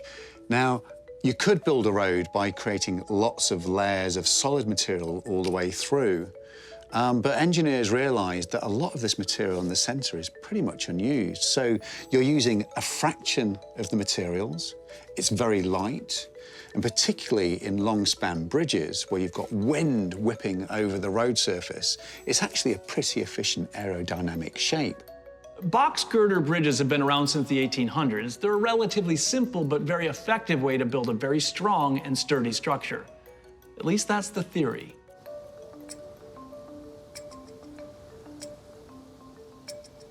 To give the bridge added strength and support to the piers, the design called for using 3/4 inch or 1.9 centimetre thick steel diaphragms. What these diaphragms do essentially, they sit on top of these piers and they transmit all the force of the traffic directly through the diaphragm and into the piers below. So they do an incredible, important job inside the bridge. On a warm summer's day in 1970, local residents were going about their business as the Cleddau Bridge was being constructed directly above their heads. Former police officer Phil Lloyd was on his way to work. On June the 2nd, Tuesday, June the 2nd, 1970, it was extremely hot, one of the hottest days we'd had for years. I went into work into Pemberdock, which is just over the hill there. And I went into work at 2 o'clock.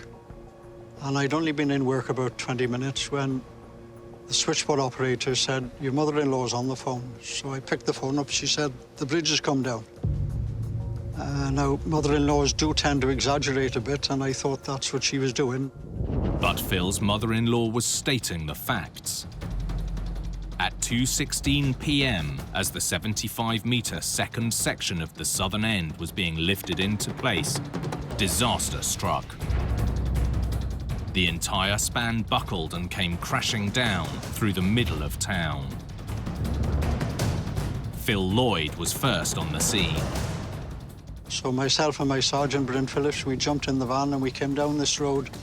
It comes all the way down here, which leads into the village. And if you can imagine, you come here to find that structure at a 45-degree angle going across the road, which, well, it's just unbelievable, you know.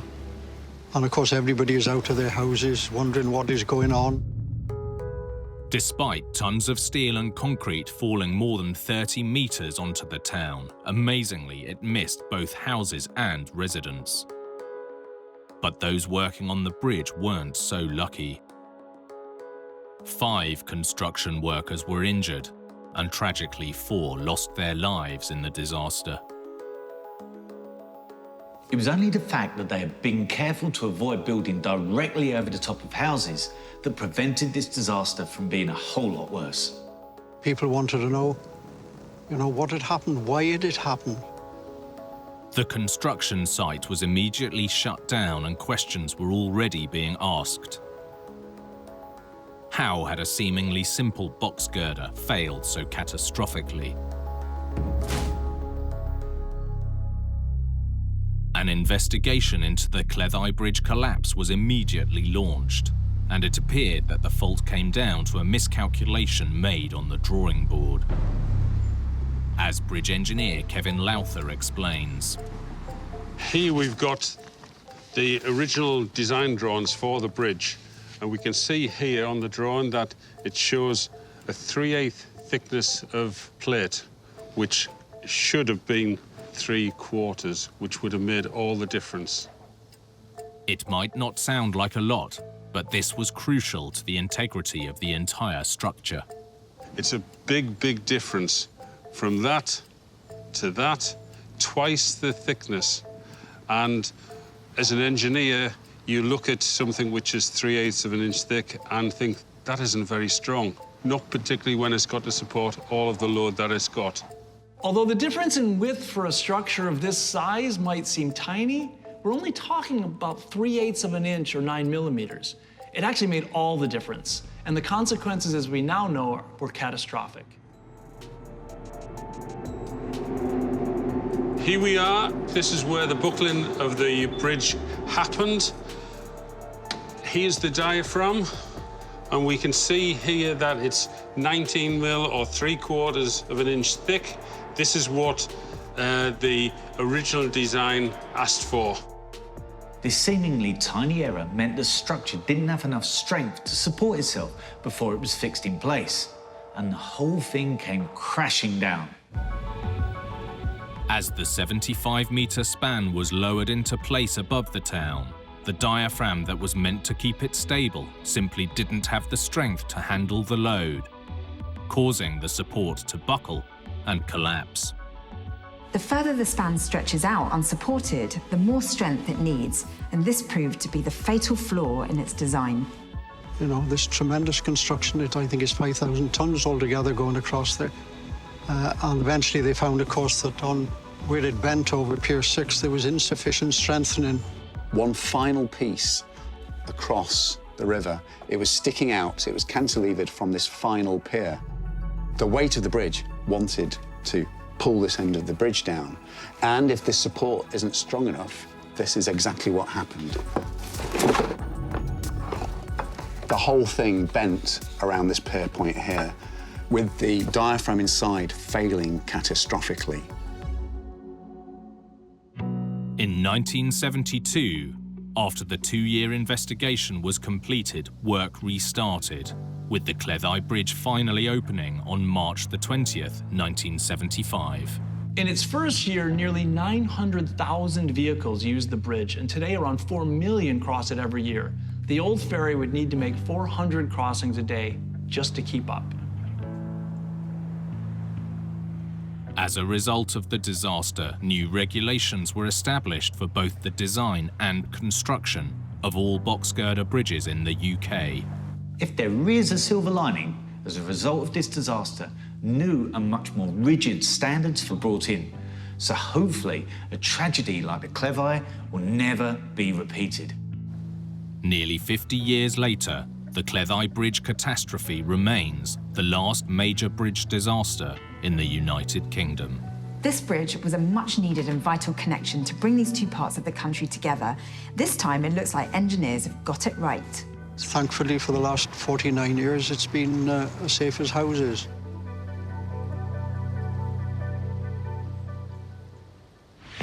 With big engineering, disaster can strike while the paint is wet and the welds are still warm.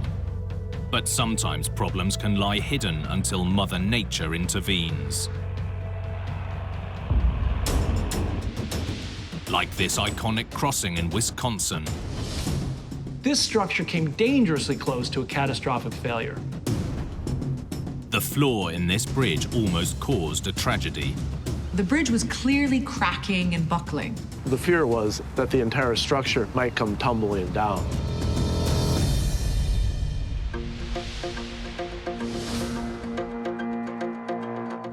The city of Milwaukee takes its name from an indigenous American word meaning good, beautiful, and pleasant land. Structural engineering professor Chris Rabel is a local.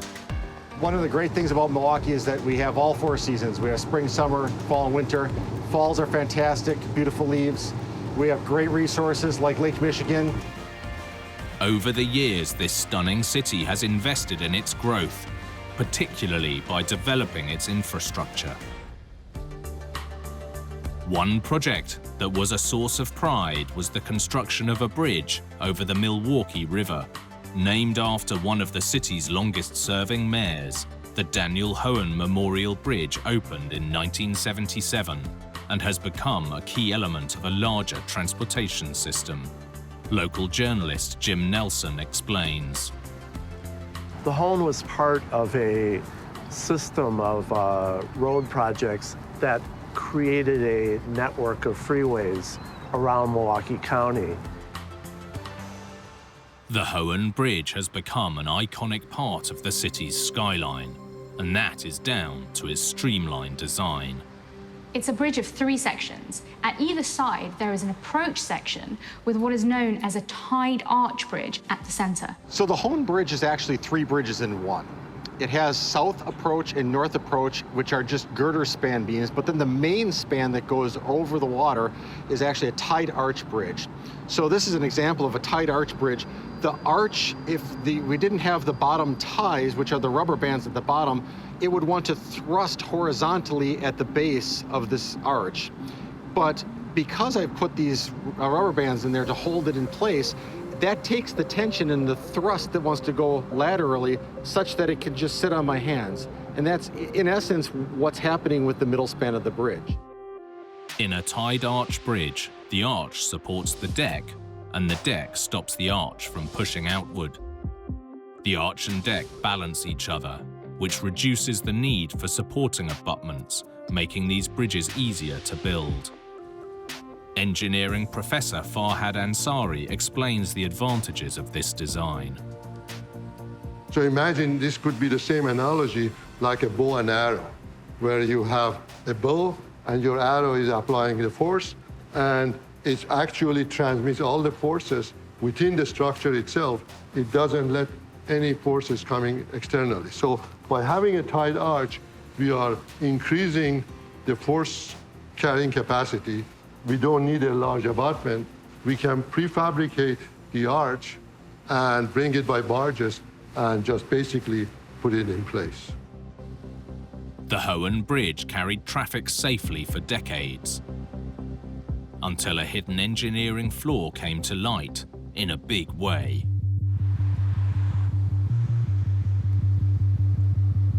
On December the 13th, 2000, a commuter using the Hoan Bridge witnessed something alarming. A motorist who was driving over the northbound section noticed that something wasn't quite right and called 911. Drivers noticed that an important segment of the bridge unexpectedly started sagging, and pieces of debris and chunks of concrete and so forth from the bridge fell on Jones Island, and the fear was that the entire structure had been compromised and might come tumbling down. The bridge was clearly cracking and buckling, and the bridge deck was sagging down by around 4 feet, or over a meter. This happened in the morning time during the rush time. No one was hurt, but the bridge was immediately shut down due to safety concerns, obviously, and the bridge remained closed for quite a bit of time so they could inspect the bridge and find out what the reason for the collapse was.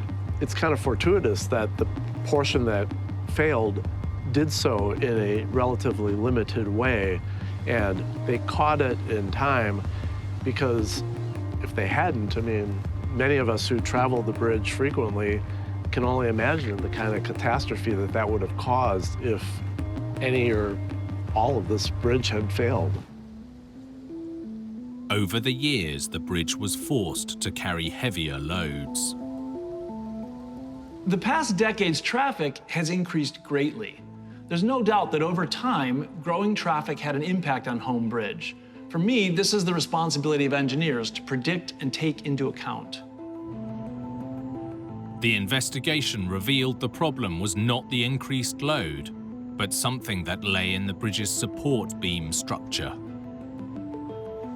2 of the 3 steel girders supporting one section of the southern approach span exhibited a series of full-depth fractures. The actual failures occurred at the connections of these K bracings, where we had a through the depth crack in these 3 sections, another one right here, and this connection in the middle, and the last one was not as severe, and the cracks didn't go through the whole depth of the web. And actually, because we had sufficient redundancy, if this girder also at this connection had a through the depth crack, the whole section would have failed. However, this redundancy helped the structure. The structure failed, but it didn't collapse. Analysis of the cracked steel under an electron microscope identified the failure as a brittle fracture. Brittle fracture is often caused by low temperatures. If the steel temperature is at or below its brittle to ductile transition temperature, then it will be susceptible to brittle fracture. The ductile to brittle transition temperature is the point at which the strength of a material is significantly altered and often compromised by the surrounding air temperature. For steel, this occurs around 0 degrees centigrade, so when the temperature falls below freezing, which is common in Milwaukee's winter, steel can become brittle. There's no doubt that stresses from extreme weather contributed to the failure. But while Mother Nature played a part, it wasn't the only factor. On closer inspection, engineers noticed the cracking had originated from the joints of the bridge's lateral bracing. These connections were deemed too close together and too rigid, leading to a reduction in the bridge's overall fracture resistance. Elements of the bridge that had been installed to give it strength had actually made it weaker. Reopening the crossing would take some major engineering. The fix was that they demolished, through controlled demolition, several segments of the bridge, brought it down and rebuilt them with a less constraining cross-bracing detail that we see in the bridge on the southbound area today. The failed section of the bridge had to be completely removed, and a thorough inspection of the remaining parts was conducted. They did find that they didn't need as much bracing as was put in the original details, so they were able to remove quite a bit of the bracing in the bridge. The Hoan Bridge is now a lot more flexible and a lot safer. Crucially, it's also better suited to the elements, but this came with a hefty price tag. The repair budget for this fail was more than $12.4 million. Despite the high price tag, important lessons were learned. We were able to change some of the bridge codes such that we could introduce details, especially for the cross bracing, that are not constraining and can work better in this sort of an environment with a steel bridge, so that we don't have this sort of brittle failure with the cracking propagating through the bridge girder all at once. Understanding failures in engineering projects could ultimately save time, money, and lives by changing design philosophies and helping engineers understand the situations when mistakes and errors can be very costly. The age-old battle between engineers and Mother Nature isn't always a fair fight. Even though a structure seems indestructible, a simple fail can have catastrophic consequences. Like this Spanish dam that was pushed to its breaking point. This was a brutal clash between engineering and Mother Nature. Estamos justo sobre el río Júcar, sobre el devastador. An engineering disaster with a lasting legacy. The first Tews Dam only managed to stand up to this region's turbulent weather for 4 years before disaster struck.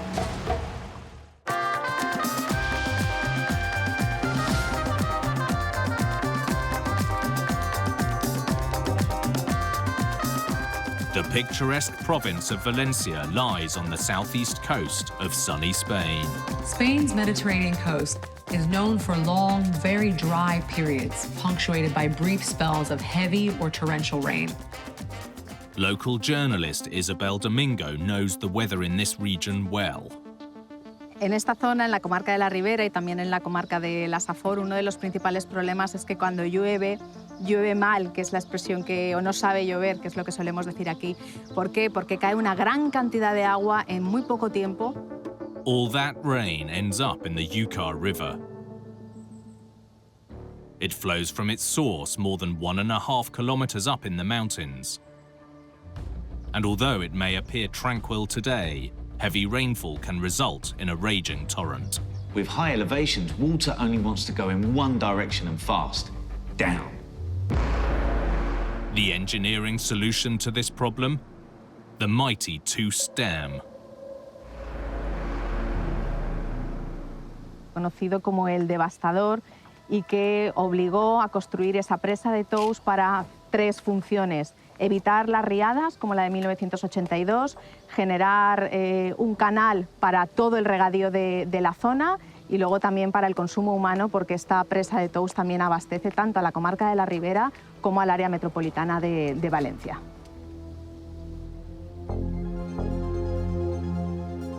Standing more than 90 meters high, this concrete gravity dam is built to cope with anything the unpredictable region throws at it.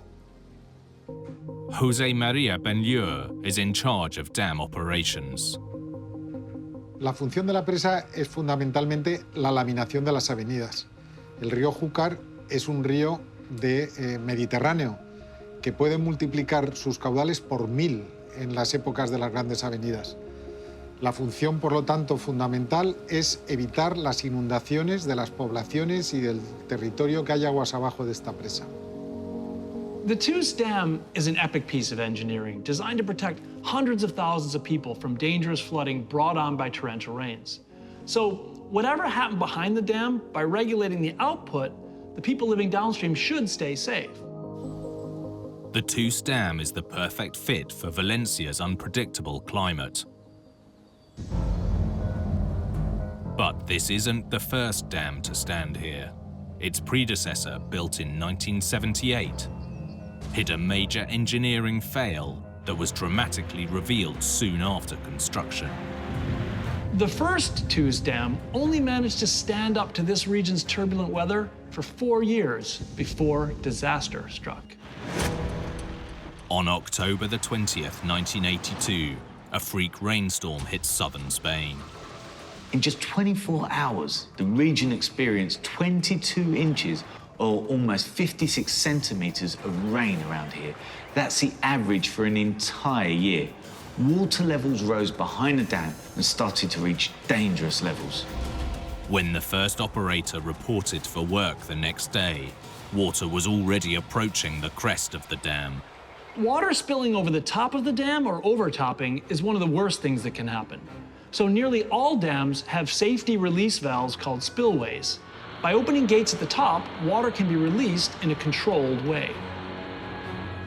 The dam operator attempted to open the spillways to lower the water level, but they were stuck in place and wouldn't budge.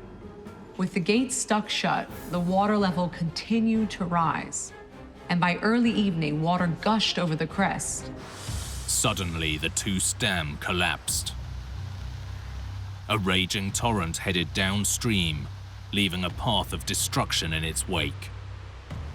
An emergency evacuation was called for the 100,000 people living in surrounding towns. Aquí en Gabarda la Vieja apenas quedan 4 casas, la iglesia. Esta es la vieja iglesia de Gabarda la Vieja. Aquí hay una placa que recuerda aquel hecho fatídico del 20 de octubre de 1982, una placa que nos marca hasta dónde llegó el agua, unos 6-7 metros. Across the region, tragically, more than 20 people lost their lives. Survivors were left asking, what exactly had gone wrong?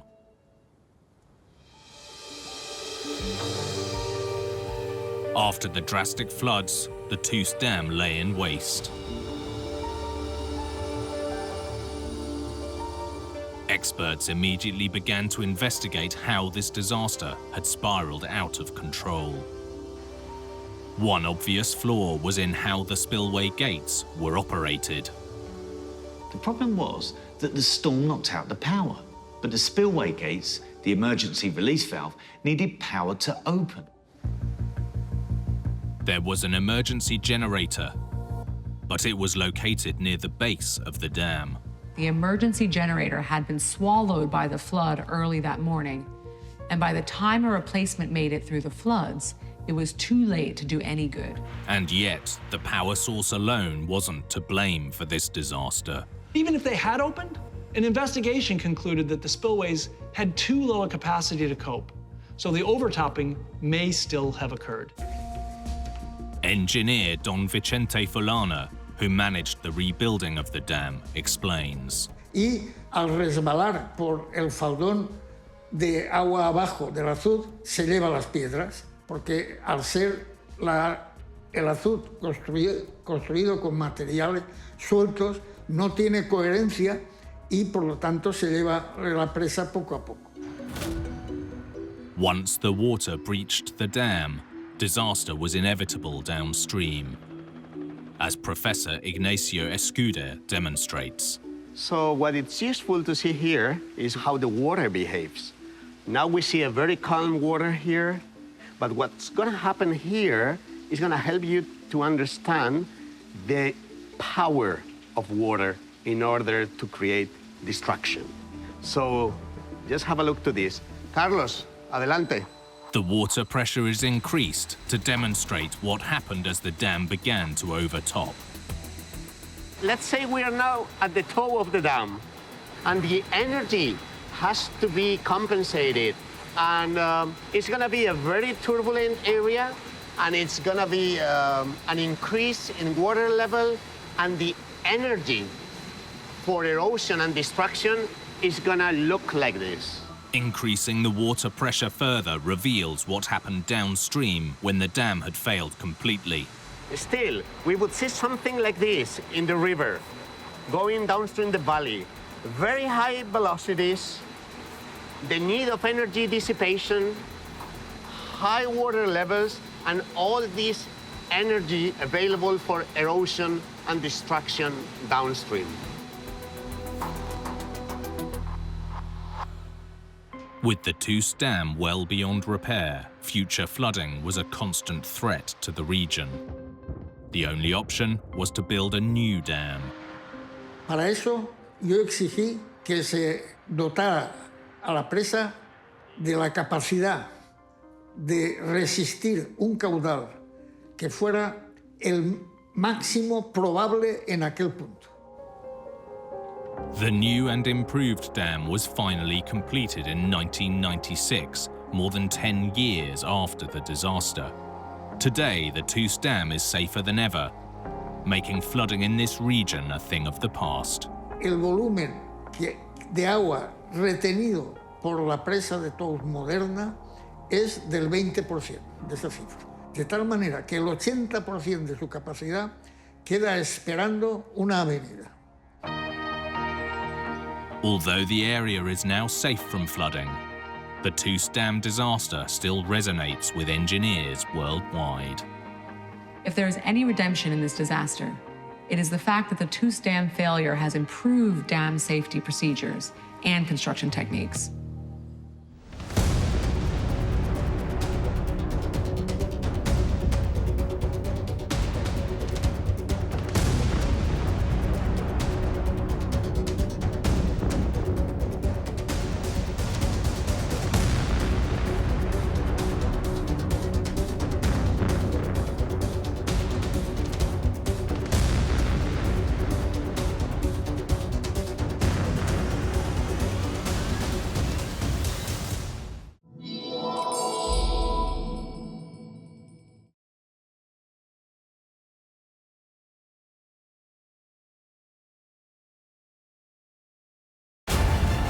A Chicago skyscraper hides a deadly flaw. These problematic windows led to outrage. A fuel storage depot goes up in a fiery inferno. There was a scene of devastation. Smoke could be seen from space. A championship stadium suffers a devastating collapse. Many people knew of someone who was involved, so the impact was grave. And a major Canadian bridge reveals signs of catastrophic failure. There were cracks and fissures that seriously imperiled the bridge. With big builds, even the smallest mistake can be a huge disaster. From miscalculations to misunderstandings, some with deadly consequences. These catastrophes are every engineer's worst nightmare.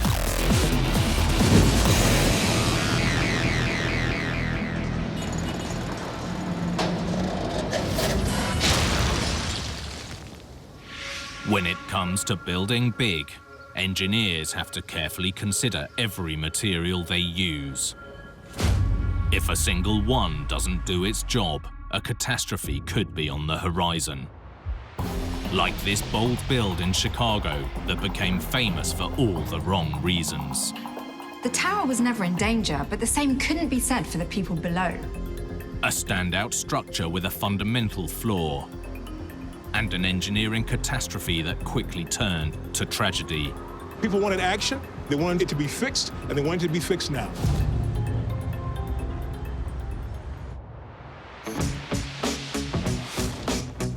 Chicago. The Windy City is famous for its extreme weather and extraordinary skyline. Boasting some of the tallest and most iconic buildings in the US. When you think about epic architecture, you may think New York, but Chicago is actually considered as the birthplace of the skyscraper. As local journalist Lee Bay knows well. But Chicago has more than a century of fine buildings, particularly downtown. The downtown is relatively compact. The lake on the east side, the river and railroad tracks on the west. So there's no place to go but up. So 3 of America's tallest buildings are right here in Chicago. In 1972, insurance company CNA Financial opened its brand new headquarters in downtown Chicago. To stand out in an already crowded skyline, architects came up with a bold plan. This building comes in the 1970s, so it's, as a modernist building, it's pretty late. So to make the building stand out in a city of great architecture, they did an unusual thing. They painted it this shade of red. Dwarfed by some of its neighboring high-rises, the plan to get the CNA Tower noticed by its eye-catching paint job earned it a catchy nickname: Big Red. You know, Chicago has one of the most distinctive skylines in the world, certainly in America, built out over the course of 100 years or more, actually more than 100 years. And as a result, you want your buildings to stand out. So there's high-rise buildings, low-rise buildings, and most of them are gray and maybe a little bit of white, maybe black. But occasionally, to make your building stand out, you put in a splash of color. So this is a great example. It earned the name Big Red, and it's pretty obvious why. Its striking crimson paint job was designed to emulate the sun setting over Lake Michigan.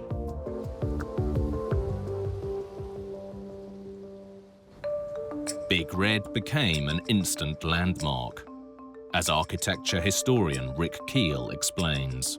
The architecture is modern architecture. Think steel and glass box. It is 600 feet, 44 stories tall.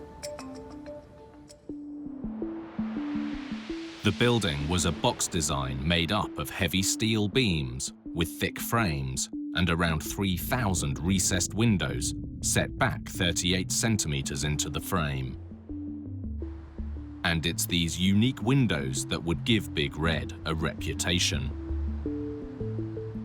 Because the dazzling paintwork wasn't Big Red's only defining feature. Each of the 2-meter by nearly 3-meter recessed glass panels was given a grey tint, designed to give the facade the ability to play with light and shadow.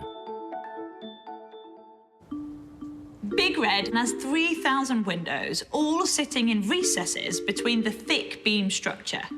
It's simple, yet stunning. Big Red had achieved its goal of standing out from the crowd, but within months, it stood out for very different reasons. Almost from the beginning, there were problems with its windows. There are 2,900 windows in this building. There were complaints about windows cracking. There were actually 2,000 complaints in those first two years. The complaints weren't just from tenants within the building. In 1994, a passerby was hurt by glass falling from the 36th story. Several years later, on June 7th, 1999, a large crack was discovered in a window on the 29th floor. A white adhesive film was applied as a temporary measure to the entire pane to prevent pieces from falling out. This was covered with a piece of black plywood that sat inside the frame to be fixed at a later date. But on October the 8th, 1999, the unthinkable happened. A piece of jagged glass, about the size of a cafeteria tray, fell from the 29th floor, hurtling down from over 100 meters in the sky. A young lady is walking downtown to a job interview. In fact, she gets off the L that's roaring behind us. And one of these windows, one on the 29th floor, falls from the building, floats over the L track, and strikes her as she's walking across the street on the west side of the street, holding her young daughter's hand. Tragically, the young mother died. In the wake of the disaster, engineers investigated why so many of Big Red's windows were faulty, so they could prevent this from ever happening again. The reason at first seemed simple: the Chicago climate. Chicago experiences some pretty extreme weather, from hot summers to freezing winters. And as every engineer knows, materials used in construction of a building will always respond to changing temperatures. But why, in a city skyline filled with high-rises, was Big Red the only building apparently failing to cope with the climate? Forensic structural engineer David Drengenberg explains. If you look at any skyline in any major city, you'll notice that the majority of buildings are clad with some type of curtain wall made of glass, which lets light in. Glass expands and contracts with changes in temperature. So if a building is exposed to direct sunlight, you'd expect the glass panel to uniformly expand in all directions. In an effort to make Big Red stand out, setting the glass panes so far back into the frame may have caused this catastrophe. When a window is installed in a place that receives only partial sunlight, the portion of the window that is exposed to sunlight will heat up faster than the shaded portion. So now you have the condition where one part of the glass is heated, the other part of the glass is cooled, and that tug of war between the expansion effects of the heated glass can create internal stresses that can sometimes form a crack. Big Red's windows were being subjected to a phenomenon known as thermal stress. Thermal stress occurs when heat causes an area of one piece of glass to expand against the cooler piece, resulting in cracking. The warmer area of the glass which wants to expand begins to push against the cooler area which doesn't, creating thermal stress. If enough thermal stress builds up, the glass will crack. The center core of the window would heat up faster than the perimeter of the window. As it heated, the center core expanded, the perimeter of the window stayed the same, and so between the two, something had to give. Because all the panels were set back, the glass that was in direct sunlight was heating up and expanding. But the glass in the corners that was shaded was receiving much less sunlight and contracting, causing the glass panels to crack. David Drengenberg demonstrates. We've assembled here a demonstration model to show how cracks would be expected to propagate under these kinds of environmental conditions. The window is installed into an aluminum extruded frame, and the effects of the expected temperature conditions have been replicated by a heat lamp in the middle a fan on the edge. We've used a time-lapse camera to record the development of a crack. Okay, let's run the test and see what happens here. Light on. David's experiment exposes one side of the glass plate to warm air and the other to cold, similar to how Chicago's winter weather affected Big Red. It's not long before the thermal stress causes the glass to fail. As you can see, we have developed a crack after exposing the window panel to a number of heating and cooling cycles. And as expected, the crack propagates from the exterior, and as is common in brittle materials, continues to propagate all the way through. Glass is a brittle material, and once it begins to crack, catastrophic failure isn't far behind.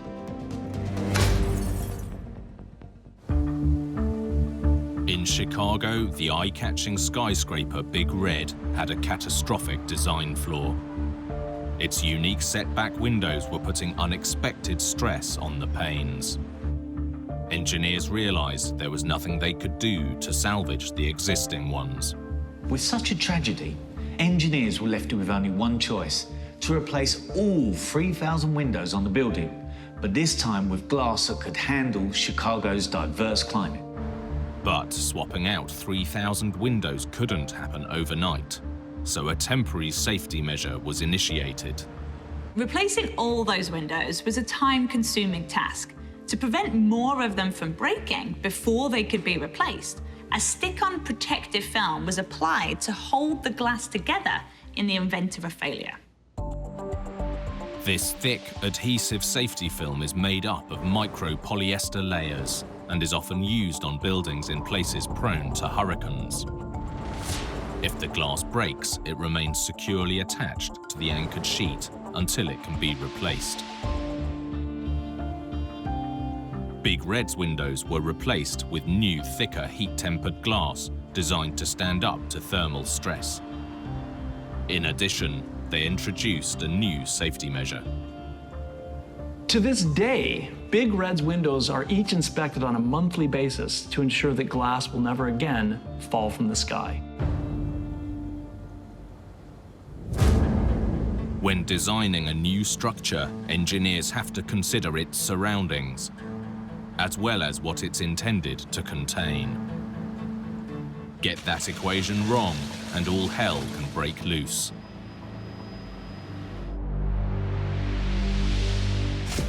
Like this fuel storage depot outside of London that went up in flames. This was a truly explosive engineering disaster. It was absolutely extraordinary. I've never seen anything like it. It was just such a huge wall of flames. This was a disaster just waiting to happen. With hazardous substances like these, there is simply no margin of error.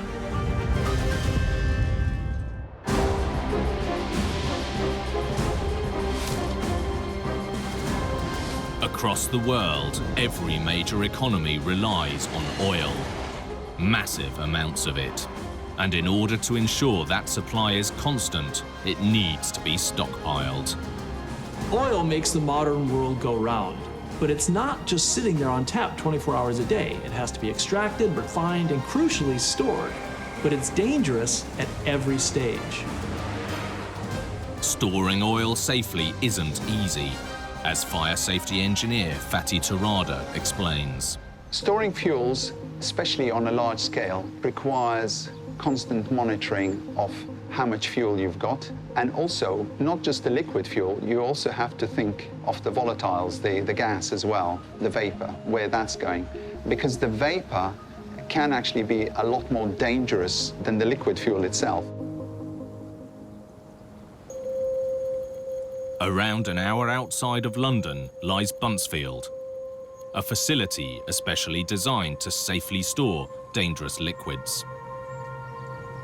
Buncefield is one of the largest oil storage depots in the UK. It was designed to safely store up to 60 million gallons of oil and petrochemicals. Like any facility of this type, safety is the primary goal. All of the storage cylinders are surrounded by bund walls, physical barriers that contain the contents of the cylinders in the event of a spillage. The bund walls are designed to have a greater capacity than the storage containers they surround. In the event of a spillage, all escaped liquids will stay in a controlled area. In addition, all storage containers are equipped with an array of level monitors and safety valves. However, even the most secure facilities can suffer from catastrophe.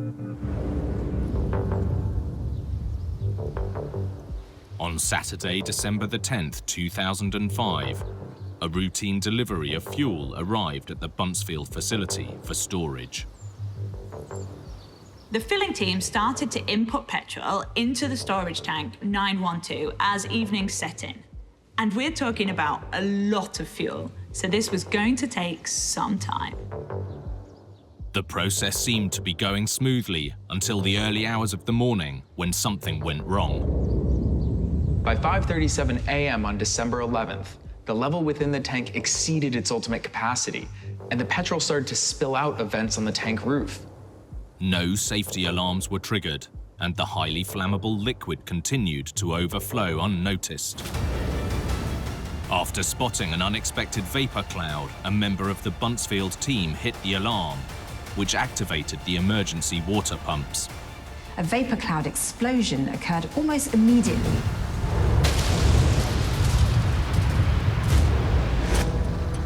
After this terrifying explosion at one of the UK's largest fuel storage depots, the blaze rapidly spread throughout the facility. David Mitchell lives near the site and remembers the horrors of that night. My wife and I were in bed when we heard a huge explosion, which really made us jump. All the alarms started going off, smoke alarms and things, and my first thought was that a plane had crashed on us. It was so loud, and the whole house was shaking, literally shaking. I could see the curtains dancing around. And then the ceilings come down, and the walls started to crack. All the plasterwork was cracked, and all the ceilings in the kitchen had collapsed. At this point, I was in total shock because it just looked like the house had been destroyed. But my real thought was because I had a young family, was just to get out of here. When I came out into the back garden, all the windows looked like they were going to fall out any moment. And the top half was leaning over, and there was a huge crack across the top of the house there, and tiles would come off the roof. And in fact, you know, there was actually a hole. You could stand in one of the bedrooms and look up, and you could see through to the sky. Chief Fire Officer Roy Wilshire and his firefighters were called to the scene. They describe approaching the site and seeing trees blasted, dead animals, birds in the road, cars abandoned, a scene of devastation. And as I say, there was almost 300 buildings damaged on the Maylands estate alone, and very severe damage. The ensuing fire was the largest seen in the UK since World War II. So I remember looking at Buncefield over there and thinking it was absolutely extraordinary. I'd never seen anything like it.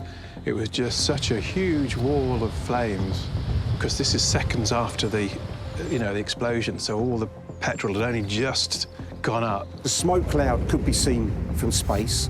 The smoke cloud blacked out central London, so Victoria was like midnight at midday. 40 people fell victim to injuries, but fortunately there were no fatalities. The fire lasted 5 days, with massive amounts of water and firefighting foam required to bring the blaze under control. In the aftermath, investigators had to uncover what had gone wrong. They first examined the automatic safety features on the faulty cylinder. The tank had two forms of level control: a gauge that enabled the employees to monitor the filling operation, and an independent high-level switch, which was meant to close down operations automatically if the tank was overfilled. It was clear that the initial level monitoring gauge had malfunctioned. There was no way to alert the control room staff that the tank was filling to dangerous levels. Further investigation revealed that the independent high-level switch had also failed due to a missing component. The compromised switch mechanism, combined with a defective monitor gauge, caused the fuel to overflow and fill the area within the bund wall. However, the liquid fuel itself wasn't what actually caused the explosion. As the fuel came into contact with the air, molecules on its surface started to evaporate, forming vapor which began to rise. The bunded wall you can see there is there to contain liquid. It's not there to contain vapor, so vapor would spread over. A vast combustible cloud now filled the air. This was a powder keg ready to go off. All it needed was a tiny spark. Investigators believed that tiny spark was created only after fire alarms were manually activated. As members of the public and tanker drivers noticed the vapor cloud, they alerted site workers who hit the alarm, automatically triggering the firewater pump. Ironically, it's thought that a spark from this pump is what ignited the vapor cloud. With the fuel ablaze, another failure came to light, this time in the bund wall itself. The bund wall contained another engineering oversight. Plastics and silicon had been used in its construction. The heat of the explosion caused these to melt, allowing fuel to escape the bund wall and subsequently the fire to spread. Fatty Tarada was part of the investigation team that uncovered this catastrophic failure within the bund wall joints. If you have a bund for a hydrocarbon product, you expect it to operate, especially in the case of fire, because that is the primary risk that you're designing against. So if it doesn't operate, if you have a fire, what's it there for? The legacy of the Buncefield disaster prompted many questions when it comes to the safe storage of fuel. What should have happened, there should have been electronic alarms, there should have been computer alarms, there should have been human intervention, and none of those worked to stop that petroleum being pumped down. All this has been factored into the rebuild of the facility, with particular focus on the bund wall containment system. It was realized that not only did they need to contain liquid, any material used in the joints would have to be able to withstand explosions and fire. After such extensive damage from the explosion and fire, the facility needed to undergo a lot of reconstruction. Not only that, repairs were needed across the surrounding areas. Although the facility is once again up and running, the long-term impacts of the explosion at Buncefield still linger to this day. The environmental, social and economic toll was considerable. While no one lost their life, some have yet to fully recover from the effect of the explosion. Whereas before, it was a catalogue of errors, and I can't believe that anybody would allow that sort of lack of safety to ever occur again. However, I'm hoping that everybody learned from the experience last time and that everything now is state-of-the-art and all the proper procedures are there. When engineers get their calculations wrong, the consequences can be instantly catastrophic. However, sometimes it can take decades before an oversight comes to light. Like this bridge in Canada that hid its lethal design flaw in plain sight. This engineering issue was overlooked for years. There were cracks and fissures that would collapse the bridge. A vital transportation link that put commuters at serious risk. This bridge just wasn't built to stand the test of time.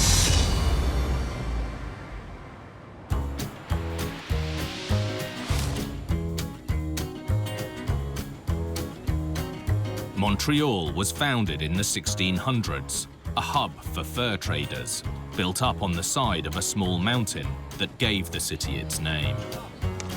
Named after the triple-peaked hill in its center, Mount Royal, the city of Montreal is sandwiched between the St. Lawrence River to the south and the Rivière des Prairies to the north.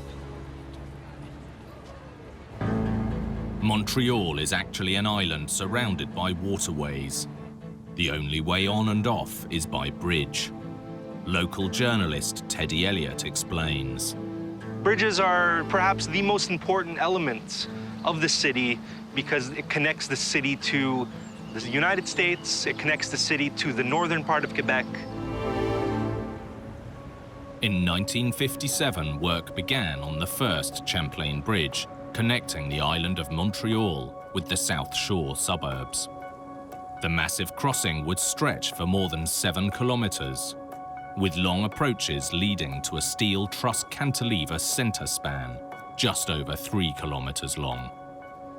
The epic structure cost $52 million and incorporated a bridge deck design that made it truly cutting edge. This bridge was designed in the 50s, and the material of the moment was pre-stressed concrete. Pre-stressed concrete is made with tensioned steel members in or around it. These steel tendons significantly increase its tensile strength. This allows architects and engineers to design and build lighter and shallower concrete structures without sacrificing strength. The original Champlain Bridge opened in 1962. By the 1970s, it was the nation's busiest crossing. It ushered traffic to and from the city of Montreal for decades without any problems. But by the turn of the century, it began showing signs of failure. In the late 2000s, they found that within the actual superstructure of the bridge itself, there were cracks and fissures that seriously imperiled the lifespan and potentially collapse the bridge if they continued to proliferate. Cracks in the concrete and rust on the reinforcing steel cables were telltale signs that the bridge could be in serious trouble. A thorough inspection revealed that severe deterioration was occurring across the entire structure. A worrying thought, given how many cars used the bridge daily. Of particular concern was the degradation of the pre-stressed concrete decks on the bridge approach. Engineers investigated and discovered the cause of its untimely demise. Montreal gets hot summers and very cold winters. Water finds its way into the smallest crevices, and as it freezes and thaws with the climate, it expands and contracts. And this process over time causes cracks to grow and the concrete to break. The cracking concrete exposed the steel rebar inside to water. But the runoff from the bridge above wasn't just pure water. Engineer Steve Stelzer explains. In our climate, we have a lot of salt that's used on the roads to clear off ice. We have a lot of freeze-thaw. We have very inclement weather. The weather can change drastically in a matter of a few days. When you have cold, icy winters like in this part of Canada, roads and bridges are regularly salted to make them safe for motorists. When that salt dissolves into snow and rainwater, it runs off the deck and down the structure of the bridge. Once it comes into contact with any exposed steel in the pre-stressed concrete, it can only mean one thing: rust. Rust occurs when oxygen and water react with the steel rebar, forming iron oxide. When salt is added to the water, it accelerates the corrosion by up to 10 times. Over time, freeze-thawing in the concrete and rusting of the steel caused integral parts of the bridge to crumble and fall at a pace not foreseen by the engineers that built it. And this process was made even worse by a flaw in its design. Professor of Structural Engineering Lotfi Guzani explains. In this bridge, elements were integrated together, but there was not proper drainage system. Also, there were no waterproof membrane like in today's bridges. So salty water comes through the deck and attacks and infiltrates within the concrete and attacks the steel tendons, which pre-stress the concrete. The long-term results of this slow decay can be extremely hazardous, as concrete surveyor Mark Vandry explains. There started to be cracks and corrosion forming in the post-tension cables, in the rebar, that could have, over the long run, caused a catastrophic failure. The way the bridge was constructed, the elements are integrated together. So if one beam fails, there's a large part of the bridge which will fail. Montreal's Champlain Bridge was deteriorating much faster than engineers had ever anticipated.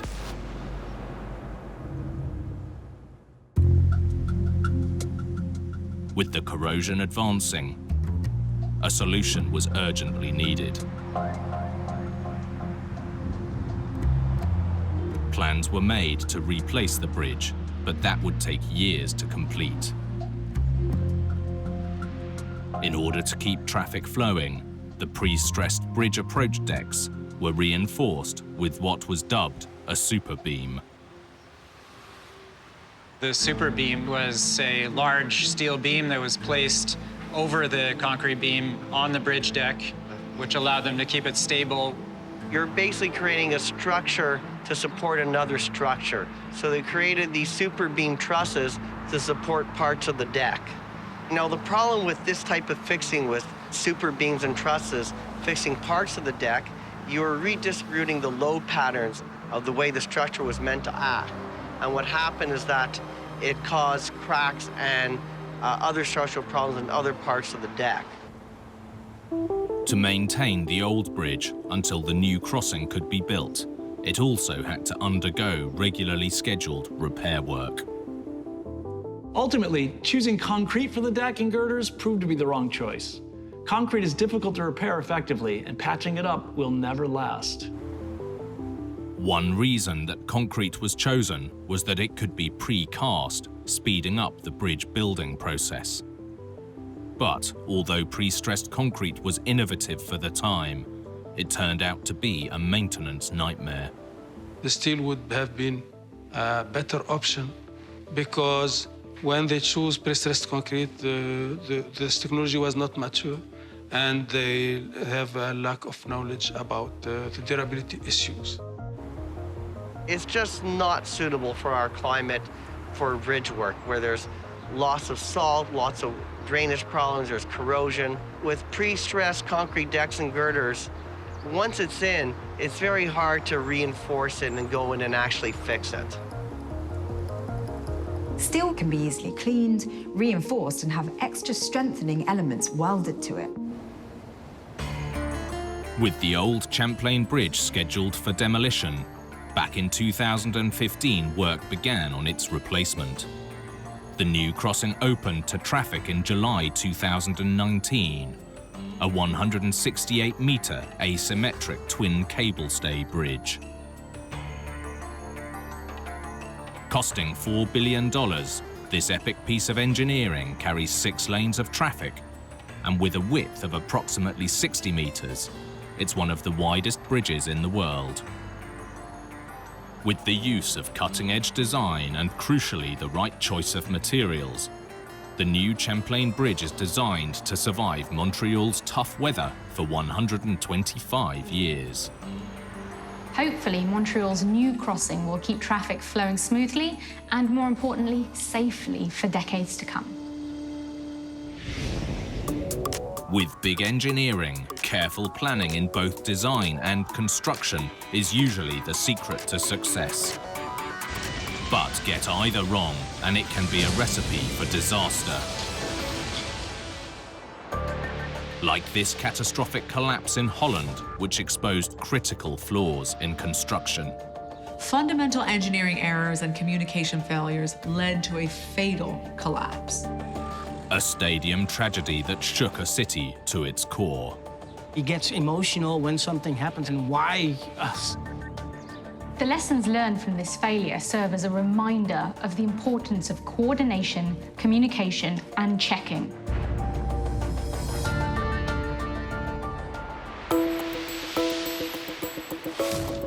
In the central region of the Netherlands, known as Twente, lies the medieval and picturesque city of Enschede.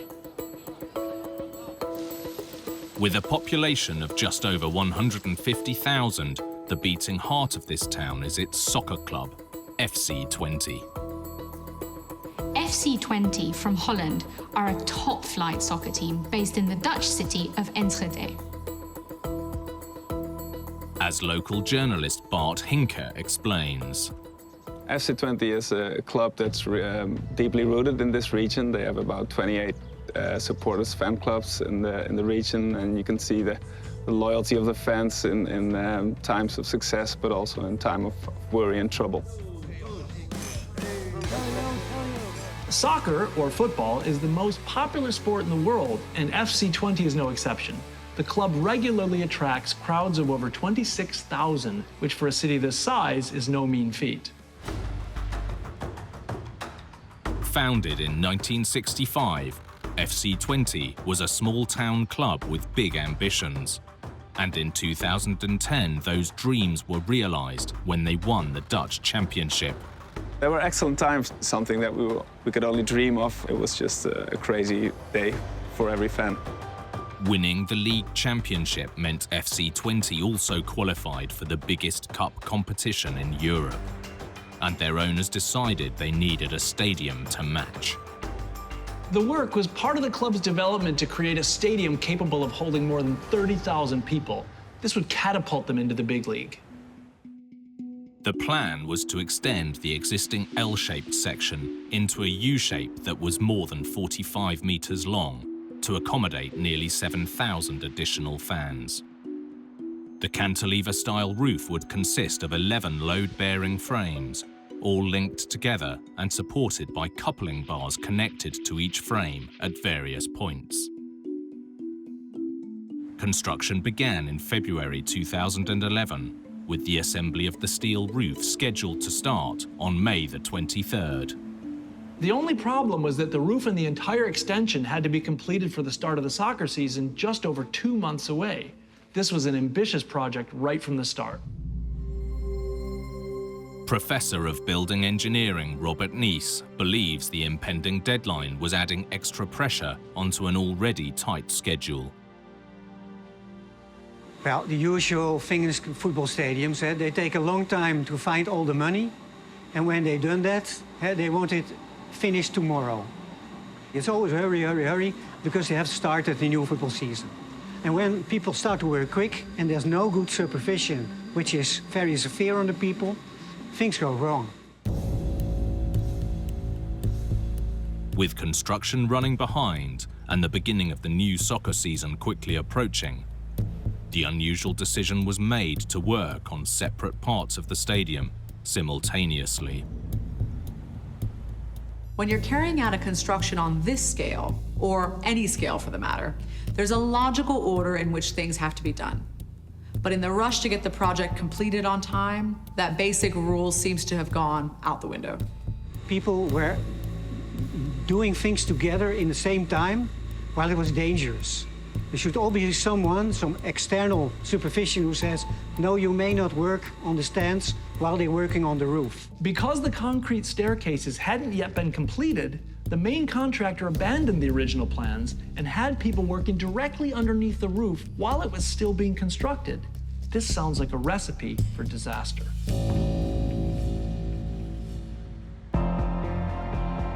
On July the 7th, 2011, as work on the steel roof at FC20 continued, and with workers still on top and underneath it, the entire roof collapsed onto the seats below. Photojournalist Eric Brinkhorst was one of the first on the scene. I received a phone call when I was editing my pictures in my office. So I grabbed my gear and I drove.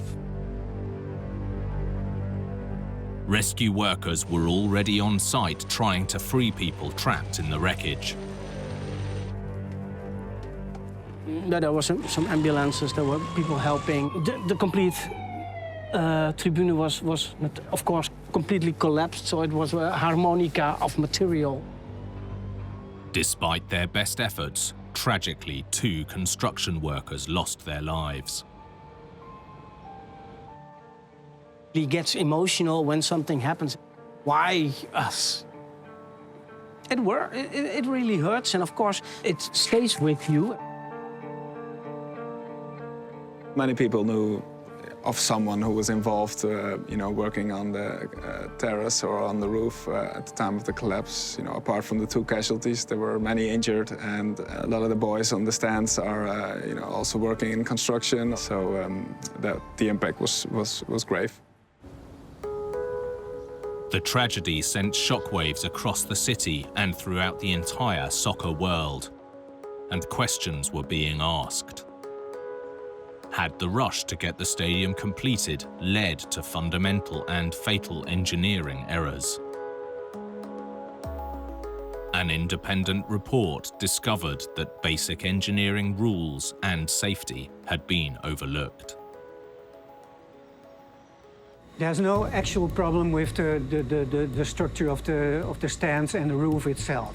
It's okay, it's well done, good executed, no problems. The real problems are during building up. It's not like by magic everything stands together. You have to work out the structure in a careful way, taking care that stability in all situations is guaranteed. The main problem lay in the temporary support to the cantilever roof. Like any cantilever structure, the stadium roof requires temporary support, known as falsework, to hold it up until complete.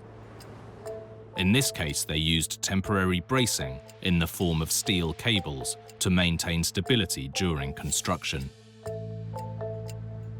The problems began when some of the supporting cables were removed to allow for work to simultaneously continue on the staircases and stands below, causing it to become less stable and crucially less strong. They started adding the finishing touches when the steel roof structure was still very much under construction. To make matters worse, they began adding considerable weight to an already unstable and incomplete structure. And in this case, they made this big cantilevering roof on which they hang a television screen of 3,000 kilos at the end of the cantilever. So it's a big force blowing down. The roof was subjected to an extra load of a video wall, suspension bridges, roofing sheets, and 10 workers. It simply couldn't take all that extra weight while it was still under construction. The lack of stability combined with the massive overloading caused 2 central load-bearing frames to buckle and collapse, taking the rest of the roof with it. This was one of the biggest failures, that they didn't make the precautions necessary to make the building stand up or the roof stand up during constructions. They did not do that, things collapsed, and then you got the progressive collapse. They wanted a big roof. And they got a big roof, only they built it in the wrong way. The new section of the stadium was finally opened in early 2012. And new rules about safety and the use of temporary works were put in place to prevent any repeats of this tragic disaster. Many of the construction workers were very proud of actually working on the club, working on their stadium, and as they said at the time, working on the dream. And obviously when this tragedy unfolded, their dream collapsed as well. I know a famous architect once said to me, a building is built twice, once on paper and once in reality. And if you don't do it right on paper, the reality won't work. And that happened in Twente. In a rush to get ready for the start of the soccer season, it appears that vital things were overlooked. But a tight deadline must never be allowed to overrule safety.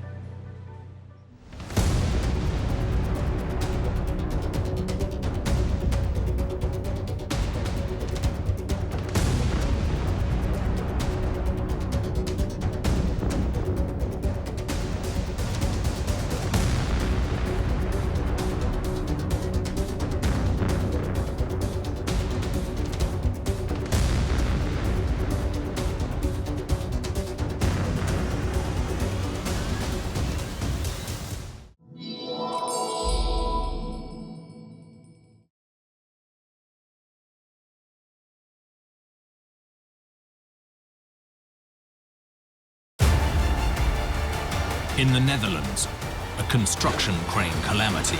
I heard metal to metal. It was definitely shocking. A potential potentially fatal flaw strikes an iconic San Francisco bridge. If any one structural component fails, the entire bridge can go down. In Louisiana, mystery as a massive whirlpool drains a lake. It's the site of one of the greatest engineering catastrophes in this country.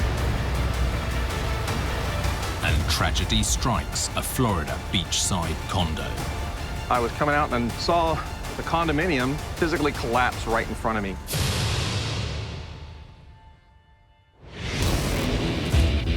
With big builds, even the smallest mistake can be a huge disaster. From miscalculations to misunderstandings, some with deadly consequences. These catastrophes are every engineer's worst nightmare.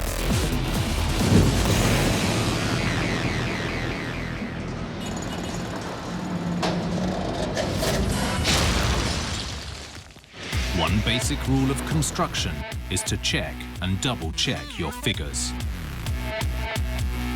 Because when engineers miscalculate, the results can be catastrophic. Like this bridge project in the Netherlands that nearly crippled a town. With this job, small mistakes led to a major catastrophe. As a complex crane operation went drastically wrong. I was, of course, very fearful. It was difficult to understand what did I see. Every engineering student should look closely at this case. What went wrong here could so easily have been avoided.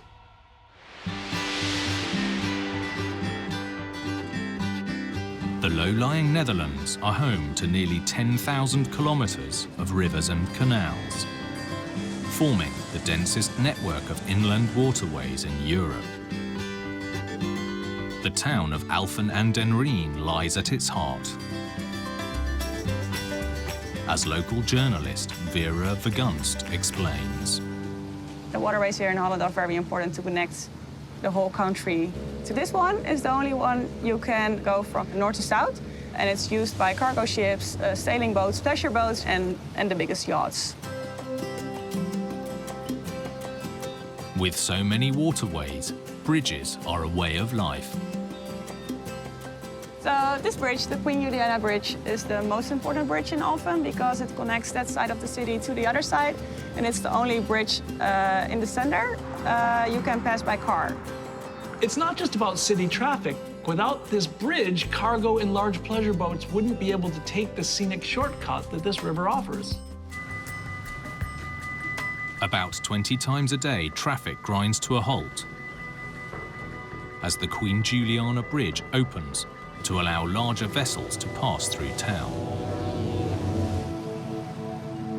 Back in 2010, the constant use had taken its toll on the steel, and the decision was made to replace the lifting span. Now, this meant entire sections of the bridge would need to be lifted by crane and carried to the riverbank.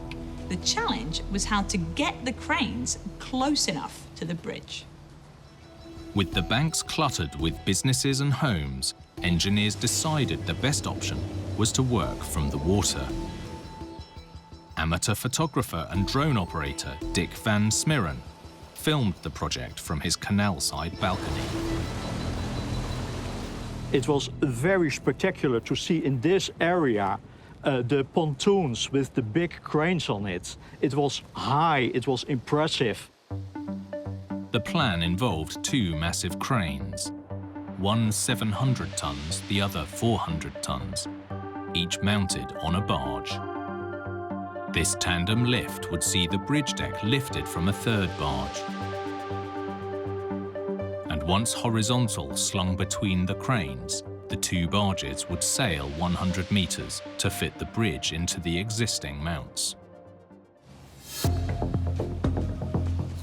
I think a lot of people thought it was a pretty crazy idea to put cranes on pontoons, but I think here in Holland the engineers are like very innovative and we trust them. So we were like, well, this will be okay. since I love filming and photographing, I took the drone and it showed, of course, the impressive perspective of the huge cranes and how those cranes were ready to pull the bridge and take it to its new place. August the 3rd, 2015, lifting day. The town looked on as the cranes took the strain. Actually, that day it looked normal, so impressive to see it. At first, the crane stood perfectly balanced, almost as if frozen. But once the lift started, the picture changed dramatically. But the first thing where it really was strange was when I heard metal to metal. You would not expect that in so careful operation.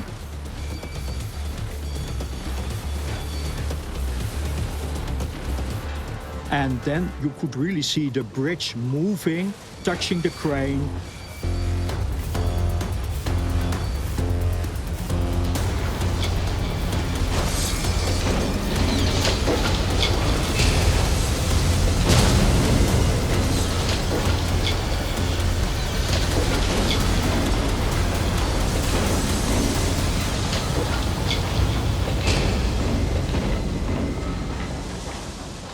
It was definitely shocking. You see that collapse. Of course, you think there are victims.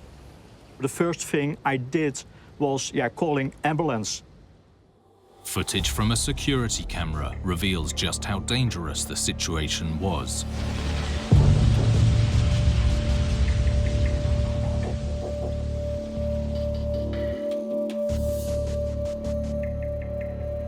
Four houses on the water collapsed, and the two other houses on the other side of the street also collapsed because the crane was so big. He destroyed all of the houses, and a lot of other houses were damaged by the accidents. For the authorities, getting into the houses which the cranes had crashed onto was the priority. Incredibly, despite 20 people being injured, no one was killed.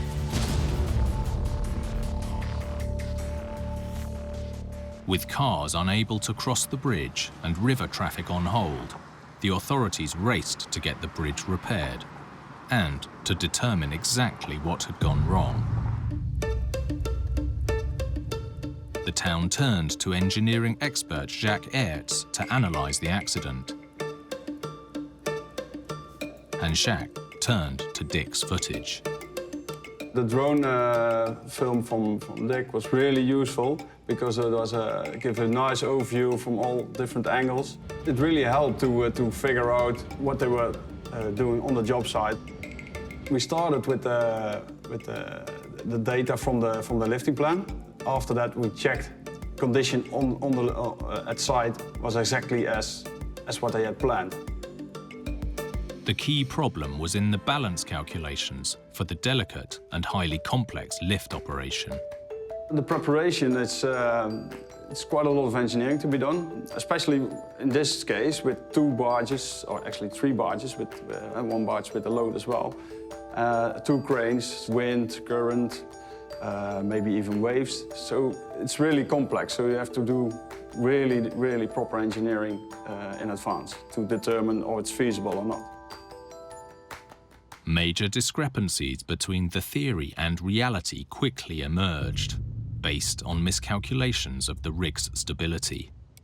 Especially on the small barge, there was a lot of additional equipment and material. Also, the ballast condition of the barge was not according to the plan, and all these changes reduces the stability.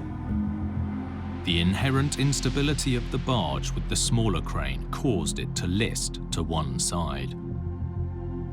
The excessive sideways forces buckled the crane's mast, which toppled, pulling the bridge deck and the larger crane with it. They have done some preliminary checks in the beginning of the project, but during the engineering, a lot of small things have changed. Small errors or changes in the engineering can lead to major accidents. Leaving the town without its only vehicle crossing wasn't an option. So the authorities planned a second lift operation. This time, nothing could go wrong. For the second attempt, a bespoke floating crane was used. It's an expensive option, but one which hugely reduced the risk of a disaster. The bridge was finally operational nearly a year late and thousands of euros over budget. But for residents, the reopening was a huge relief. The town was, I think, very happy when the bridge was finally reopened, because it was really missing in the city center.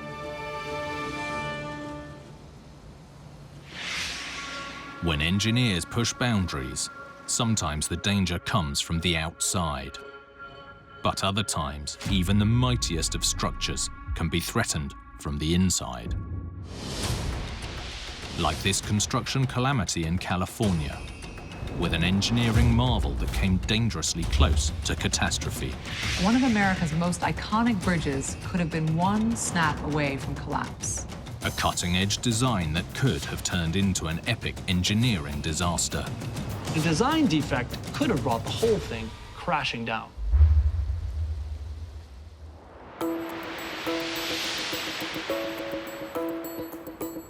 San Francisco is home to some of the West Coast's most iconic postcard views. I love San Francisco. It looks stunning, it has culture, amazing architecture, and of course, an endless, beautiful waterfront. In fact, the city is surrounded on 3 sides by water. All this water means one thing: bridges. The Golden Gate is the city's most famous bridge. But there's another here that's a far greater feat of engineering. The San Francisco-Oakland Bay Bridge, better known simply as the Bay Bridge. It's the city's most important crossing, as engineer Andrew Freemier explains. The San Francisco-Oakland Bay Bridge by itself is the biggest workhorse of all of the 8 crossings that are in the San Francisco Bay Area. And so on an average day, hundreds of thousands of people commute across that bridge.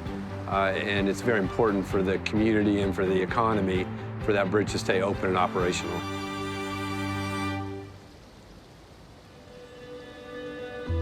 When it was built in the 1930s, the Bay Bridge was the longest and most expensive bridge in the world. But in 2013, a radical, unique middle section opened. Although just a fraction of the length, it alone was California's most expensive public works project ever. With an iconic single tower topping 160 meters and a span of more than 380 meters, this is the longest self-anchored suspension bridge in the world. Bridge engineer Brian Maroney helped build this epic structure. Here we are at the top of the tower of the self-anchored suspension bridge. If you look to the west, you see the beautiful skyline of San Francisco. And as a bridge engineer, looking at the on and off ramps and the Bay Bridge going in and out of Yerba Buena Island Tunnel, very exciting. It's not just the view that sets this bridge apart from its peers, but the way that it works. Unlike a conventional suspension bridge, which has 2 cables anchoring it to each side of the crossing, a self-anchored suspension bridge is entirely supported by a single cable. Here, it forms an open-ended figure of 8, supported by the single 160-meter tower. One of the most challenging parts of this entire bridge is the cabling system of the self-anchored suspension bridge. The anchorage is on the east end. It comes up the top of the tower, continuously goes around, wraps around, comes back up to the top of the tower, and then comes back to the other side of the east anchorage. The entire length is over a mile, so it's a long cable. The cable consists of 17,000 individual wires bundled together and anchored at the Oakland end of the bridge. We're here at the east end of the self-anchored suspension bridge, deep within, inside the superstructure.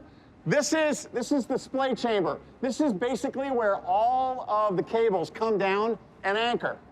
So the parallel wire strands, each one of them, even though it's approximately about a meter diameter main cable up on the bridge, they splay out here in the splay chamber, and you see all these parallel wire strands, and they splay out into smaller groups of wires. They get cast into what we call a socket. Then the socket is screwed into a rod, and the rod goes all the way back against an anchorage. That's a heavily, heavily reinforced steel wall, and it's screwed in tight. This unique bridge wasn't just built to break records. The radical design is to combat something San Francisco is famous for: earthquakes. Journalist Charles Pillar explains. We live in one of the most earthquake-prone environments in the world. There's two major earthquake faults that are adjacent to the Bay Bridge and affect the Bay Area more generally: the Hayward Fault, which is just in the East Bay Hills, and the San Andreas Fault, which is closer to the coast. Both of these are faults that have had major earthquakes in the past, and in particular, the Hayward Fault is thought to be likely to have a major earthquake, possibly quite soon.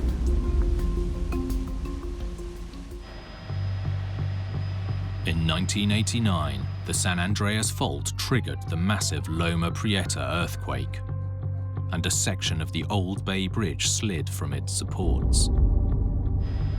Engineers realized the entire section was vulnerable because it was built on soft mud.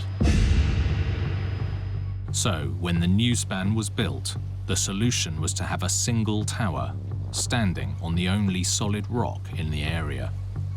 This self-anchoring method means the cables are attached to the end of the deck rather than the ground, which means the structure has much more flexibility in an earthquake. The self-anchoring section of the Bay Bridge was built to survive an 8.5 magnitude earthquake, but something significantly smaller almost sent it crashing into the bay. In the 1989 earthquake, the section of road deck that collapsed had been shaken from its supports. To prevent that from happening with the new bridge, the decks are joined to the legs using connections called shear keys. Engineer Brian Maroney explains. Shear keys are devices that hold on either side of the bearing to keep the superstructure from sliding. The Bay Bridge shear keys have two parts: a 3-meter square base bolted to the eastern pier by steel rods over 7 centimeters wide. This links to a second plate on the road deck above, allowing movement much like a trailer ball hitch. As well as coping with everyday loads, if an earthquake hits, the design allows the two parts to shake independently without causing damage. Although engineers didn't know it, long before the bridge was complete, trouble was brewing in these crucial connections.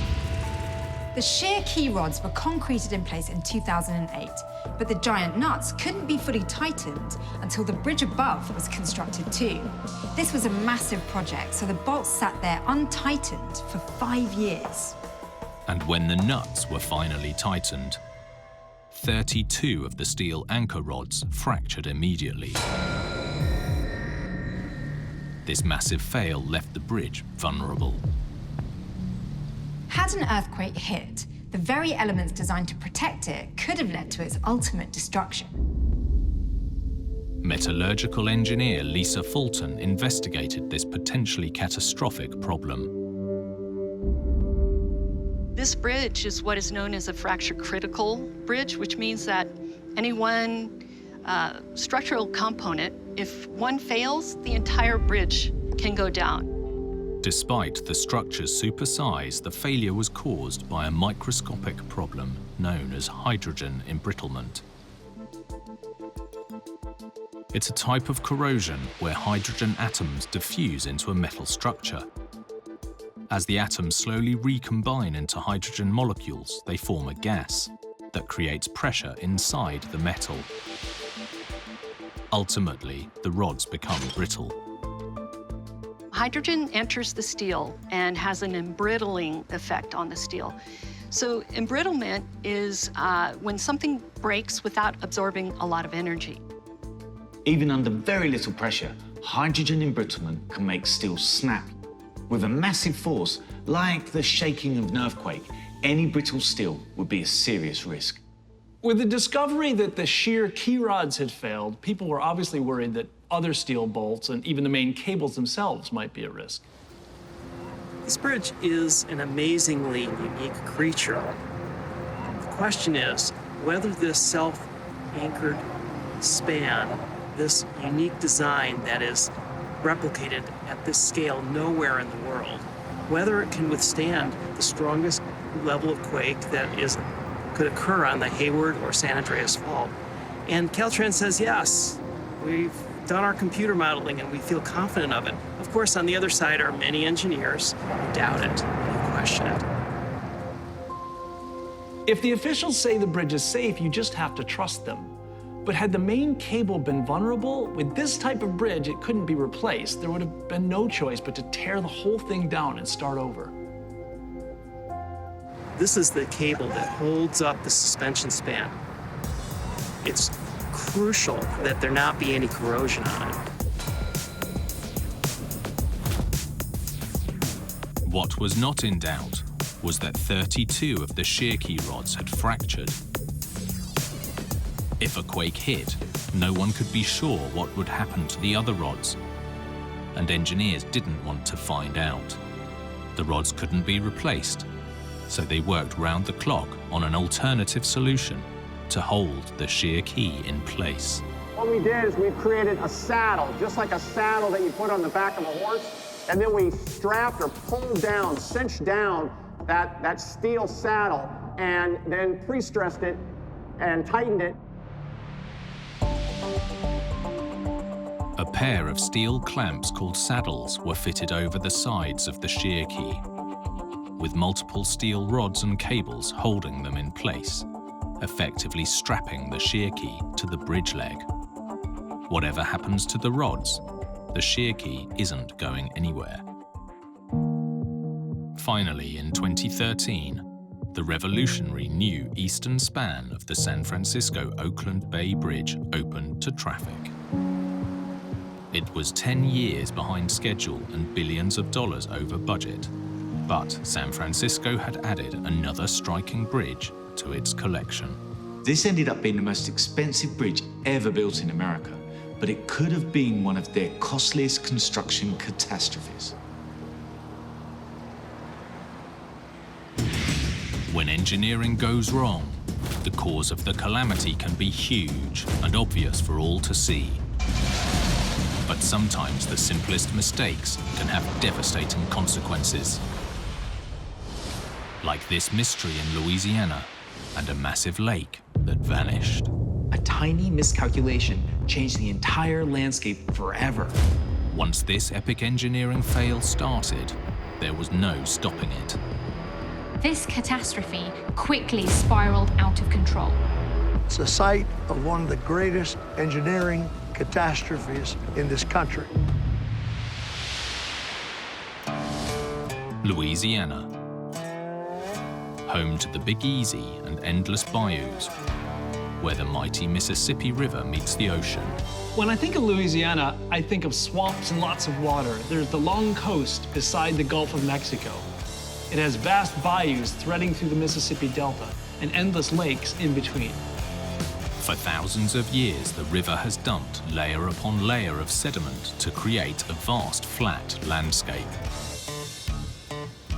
Geologist Tim Dukes has been studying the ground here for decades.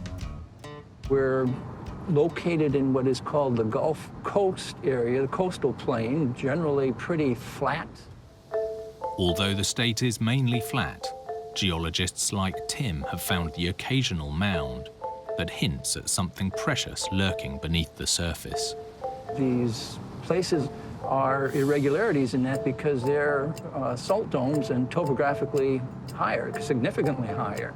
There are literally hundreds of these salt domes that are found in Louisiana and thousands that are found in the Gulf Coast.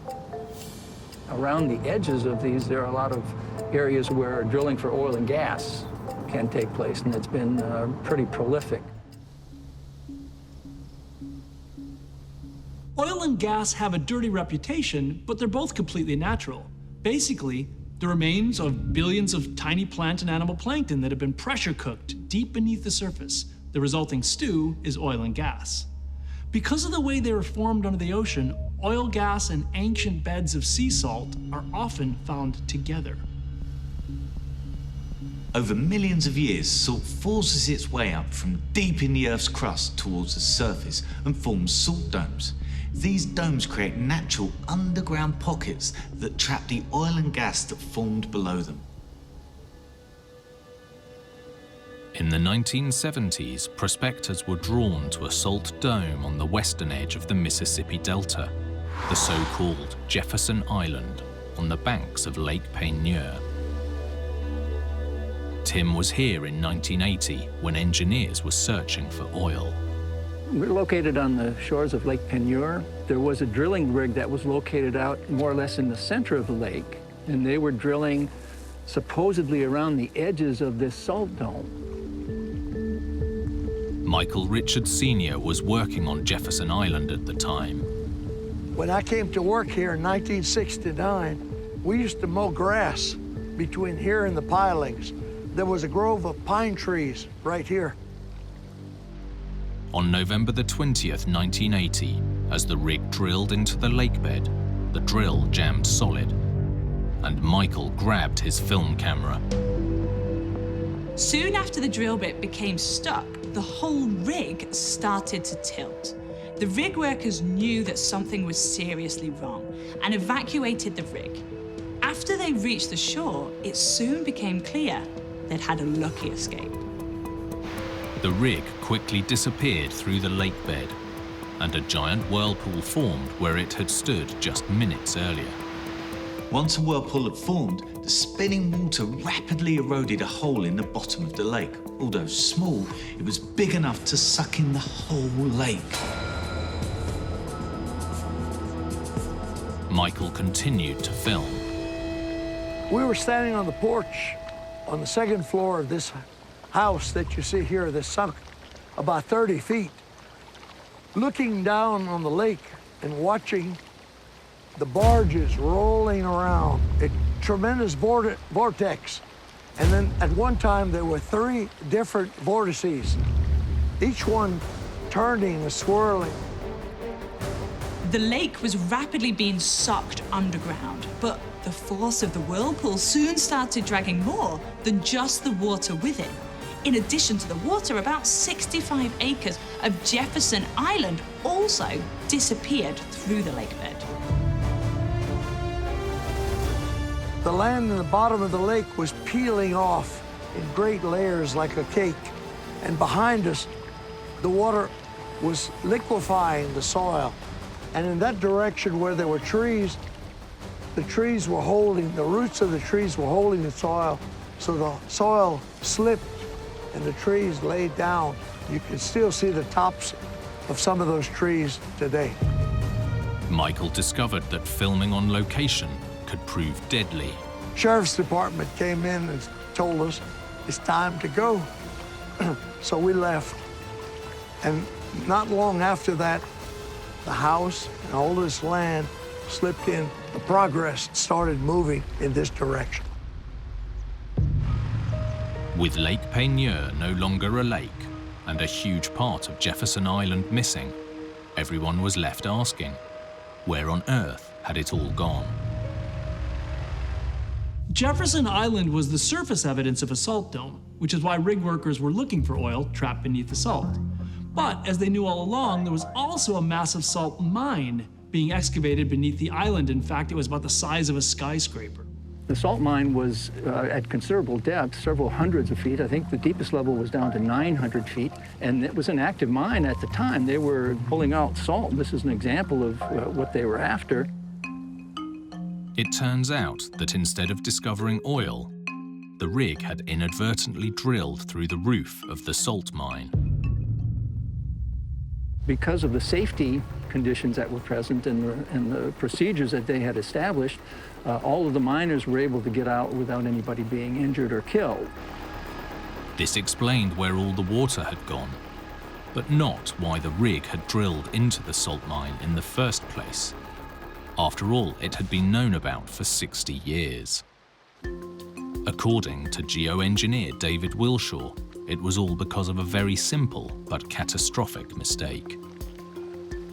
What happened is basically they got their calculations wrong about where to put the drill rig and where to drill the oil exploration well. They were out by a few hundred feet. So they never anticipated drilling into the salt. They were looking for the oil and gas deposits that sit around the salt dome. When deciding where to drill, the engineers used a method called triangulation. Basically, angles from 2 or more fixed points are used to locate another point. The problem was they made a mistake in their calculations and drilled in the wrong place. That small error might have made the difference between finding oil and this massive disaster. Thanks to modern technology, it's a mistake that would be unlikely to happen ever again. Today we have GPS. Back in 1980, it wasn't so simple. They didn't have the satellites that we use. I mean, we could probably avoid doing that just using our phone today, but you can't turn back the clock. You can't see what the technology they had there. Would it have been avoidable if they'd had more, obviously precise instruments? I'm sure it would have been. This minor miscalculation not only wrecked an oil rig, it also brought a watery end to a fully functioning salt mine. But it was an unexpected new beginning for Lake Peigneur. The suction created by the whirlpool was so strong, the canal that used to flow from the lake into the Gulf of Mexico reversed, basically refilling Lake Peigneur with seawater.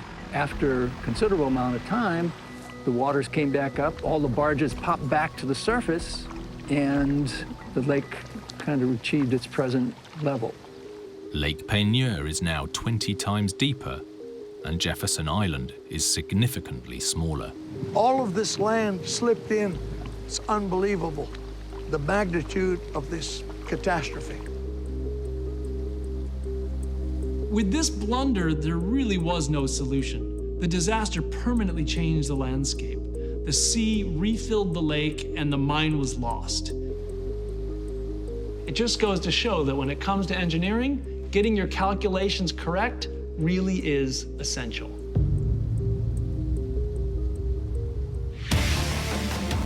Some engineering fails lurk hidden for years after the construction crews have left the site. But with others, the fail strikes before the job is done.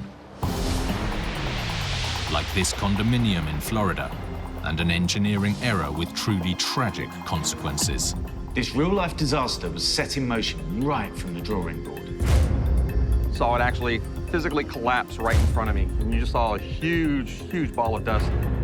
A fatal failure that forced the engineering industry to re-examine the rule book.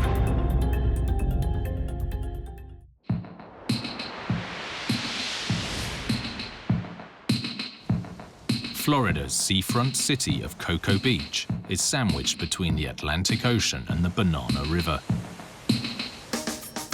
Famed for its long sandy beaches and one of the world's largest surf shops, this town actually owes its existence to America's space program. Local Florida engineer Julie Keller explains. Close by to this area, we have the Kennedy Space Center, which brings in a lot of science and engineering people and needs the availability to house them. In the 1980s, with NASA's shuttle program in full swing, Cocoa Beach was busy building. There were building booms back in the 80s and the 90s, and anytime you have a building boom, there's always a need for construction to be done faster and at a quicker rate. In December 1980, to keep up with demand, work started on a new 5-story condo, the Harbor Key. Although it was never completed, it would be built like many other condos across the country. We are headed to the site where the original Harbor K condo was supposed to be built. This would have been a prime piece of real estate to put a 5-story condo on.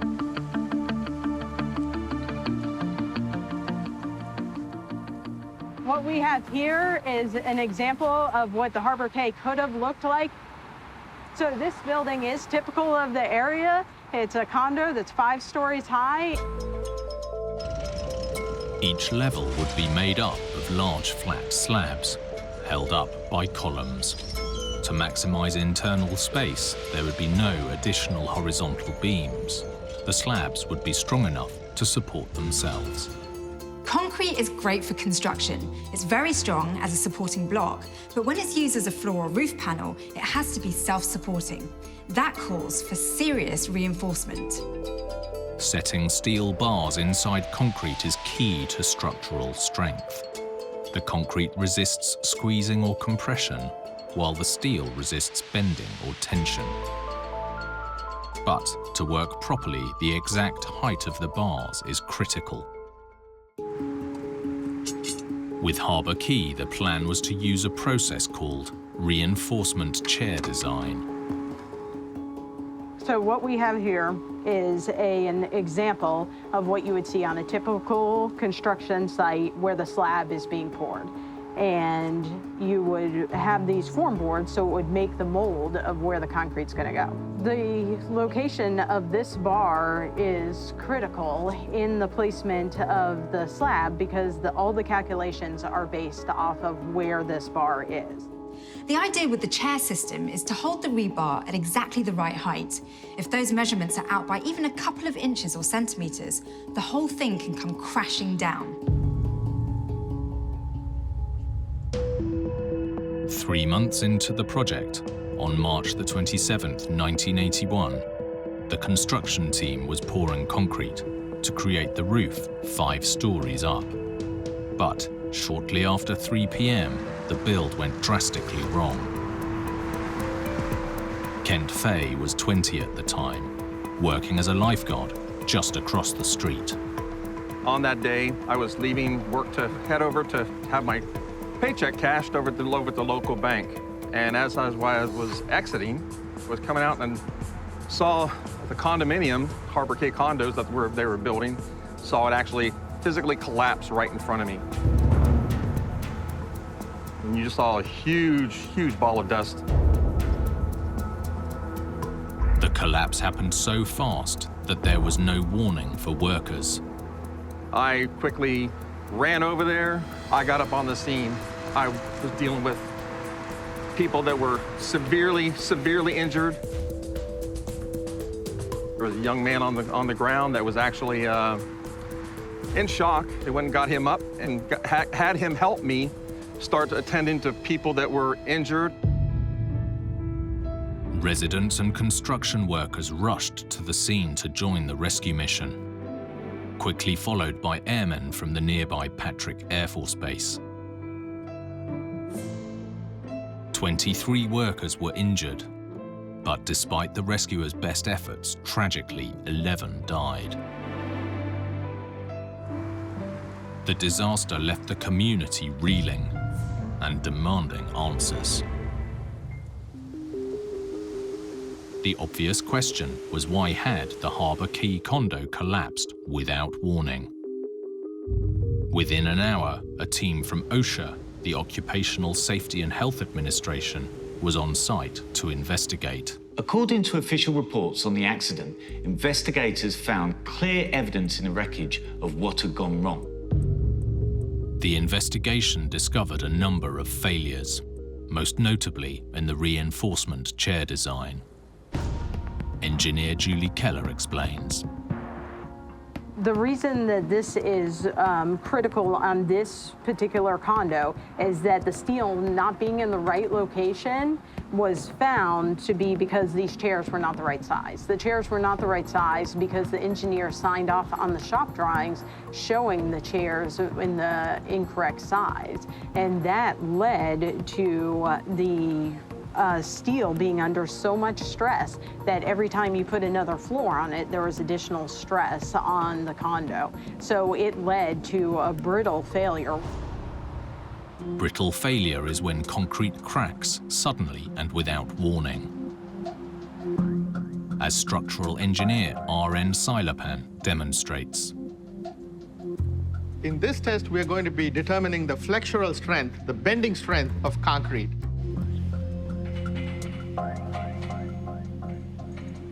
Right now, we have applied a load of over 5,500 pounds. Now it's way over 6,500. These concrete specimens are expected to break with a bending stress of about 500 or 600 psi. As you can see, this beam was tested to failure. However, this is not how it is in the field. In the field, when we're actually constructing a building, you would have reinforcing steel in there, which greatly enhances its capacity. But the brittle failure in the concrete wasn't just the result of the steel being positioned incorrectly. The original design didn't call for thick enough concrete in the first place. Even though this bar should have been down here, the slab was designed to be 8 inches thick. So that's what the engineer had done in design. But the American Concrete Institute has a code which says that a flat slab supported on just columns should be 11 inches thick. So the distance between the compression and where this bar should have been, that critical number that was in the calculation, should have actually added 3 inches, not just the inch that was lost due to the chair size. Typically, in order to increase the bending capacity of beams and slabs, the steel is placed in the lower portion of the cross-section.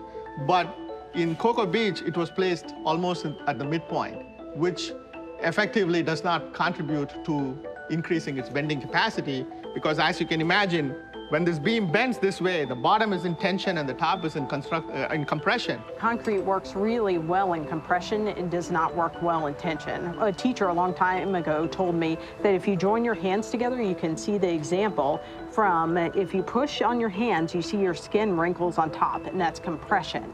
So you can see that happening. And then you look under your hands and you can see the skin stretching, and that's tension. And that's where the cracking forms, and that's why this needs to be in the correct location in order to do its job. It seems that there were multiple miscalculations. The chair size was out, the thickness of the concrete was wrong, and the calculations in the original drawings were based on rebar that was 1/3 stronger than the steel used in construction. The calculations were wrong on every floor, so as each was being completed, the problem was being compounded. It was just getting worse and worse. Ultimately, these factors combined as the 5th floor was being poured, leading to a failure known as punching shear. With the rebar set too high, the bottom of the panels were being overstressed. When the concrete fouled, the panels fell, but in effect, it was the support columns punching through the concrete. This type of failure happens in reinforced concrete slab structures. Where the columns support the slabs, they're subjected to very high forces. In this case, the slabs failed at these crucial points, and with no support, the structure collapsed. They continued to build, and then when they put the 5th floor on there, it just failed suddenly.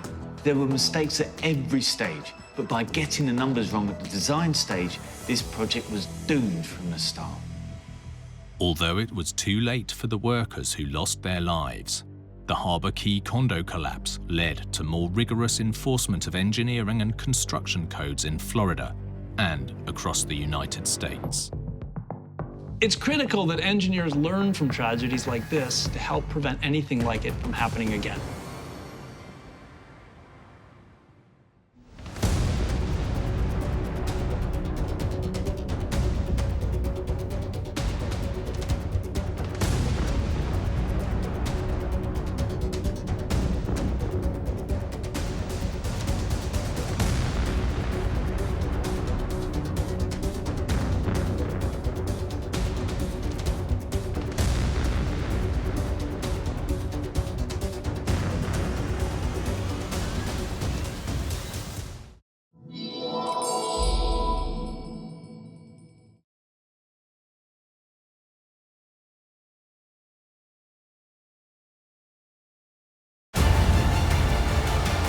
Skyscraper threatens to rain solid rock down on Chicago.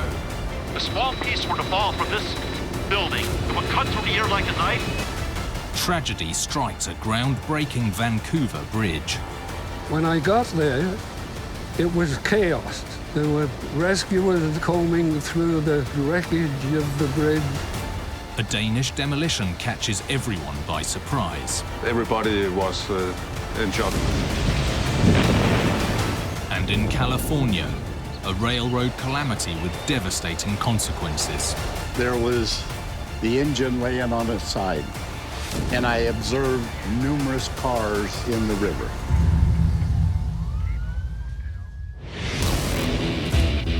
With big builds, even the smallest mistake can be a huge disaster. From miscalculations to misunderstandings. Some with deadly consequences. These catastrophes are every engineer's worst nightmare.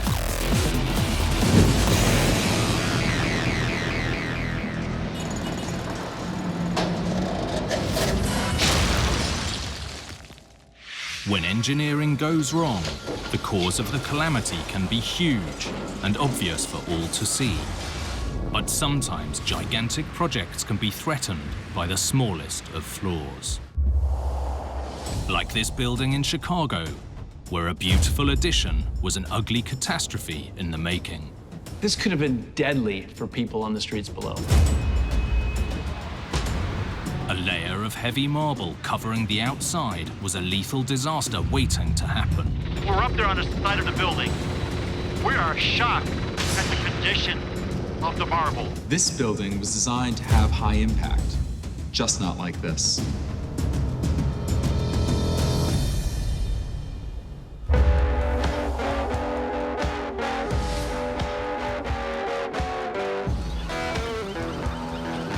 The Windy City has long been famous for its bold architecture.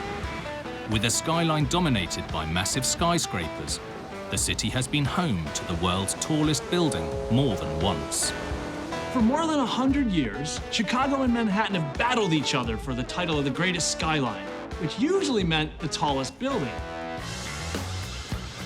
By the 1970s, thanks to huge leaps in structural engineering, Chicago led the world in skyscraper design. Master stonemason Robert Gerskis spent 3 years working on one of the city's tallest towers.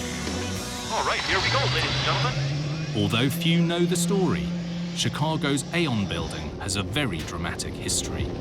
Chicago traffic helicopter 1 by X-rays. Completed in 1973, this 83-story skyscraper was the Standard Oil Company headquarters, known locally as Big Stan. Beautiful, beautiful. Very nice. When built, it was Chicago's tallest building and the 4th tallest in the world. This is the building right here, formerly known as Standard Oil Building, 137 feet off the hard deck all the way up to the top. Right now, we're approximately 1,200 feet above ground level, and the views are spectacular. Totally awesome. Big Stan wasn't just super tall. In engineering terms, it was a trailblazer. As architectural historian Rick Keel explains, it pioneered a new structural system. The Aon Tower actually has the frame of the building and the support of the building in the outside wall. And the outside wall forms a giant square tube that goes up into the sky. For decades, most towers were supported by columns spread evenly throughout the building. But for Big Stan, architects placed steel columns in tightly packed rows around the outside, known as a tube frame, with a central core of columns. That tube is then tied across between the floors to the center elevator core, which gives it more strength.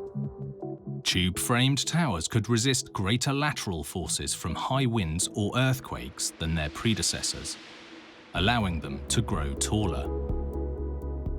With Big Stan, the columns were long, slender triangles running the full height of the tower, interspersed with narrow windows. But the architect had bigger plans beyond the revolutionary steel skeleton. As well as innovating the internal structure, the architects wanted to create an iconic exterior that truly shone in the skyline. That shine came from one of the most ambitious cosmetic jobs since the Great Pyramid of Giza. All 83 stories of steel would be covered with top-of-the-line Carrara marble from northern Italy.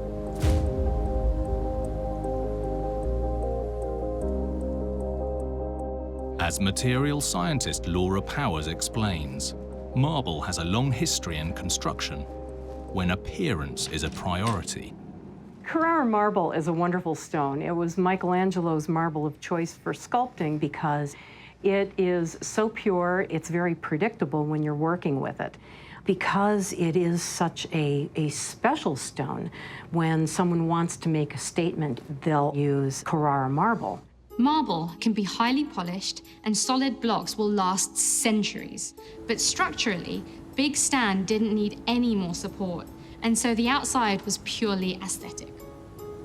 To achieve the designer's intended look, Big Stan took advantage of the latest engineering advances in rock cutting. The plan was to cover the triangular columns with thin sheets of marble, just over 3 centimeters thick, running from street level to the top, 83 stories above. In all, it took 43,000 panels, each weighing as much as a motorcycle. In 1973, when Big Stan opened its doors for business, it was the tallest marble-covered building in the world. But just a decade later, the shine began to fade.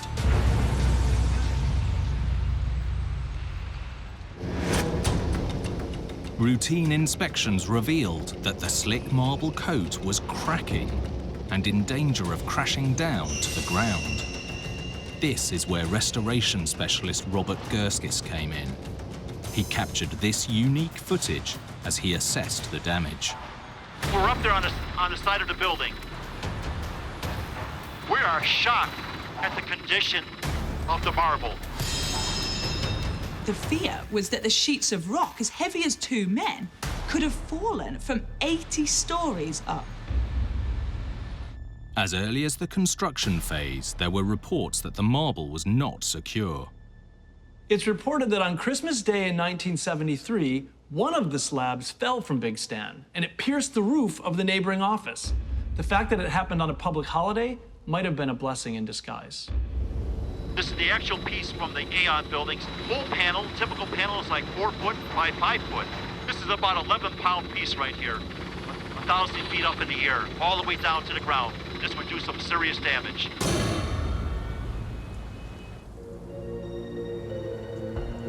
So, why was the same type of marble that had lasted over 500 years in Italy struggling after less than 20 in Chicago? It seems thin sheets of marble and the Chicago climate were a bad combination. Structural engineer Michael Scheffler analyzed the damage in the 1980s. Well, it had proven the test of time in Italy. Italy has a very benign environment. Chicago has a much different climate than Italy.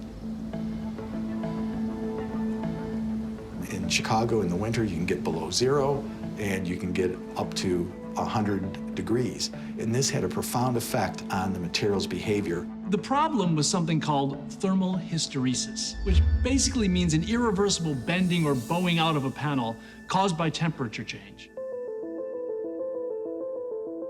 With the building known as Big Stan exposed to the extremes of Chicago weather, the outside of the panels were repeatedly heated or cooled more dramatically than the inside. This gradually and permanently altered the internal structure of the marble, causing the panels to bow outwards.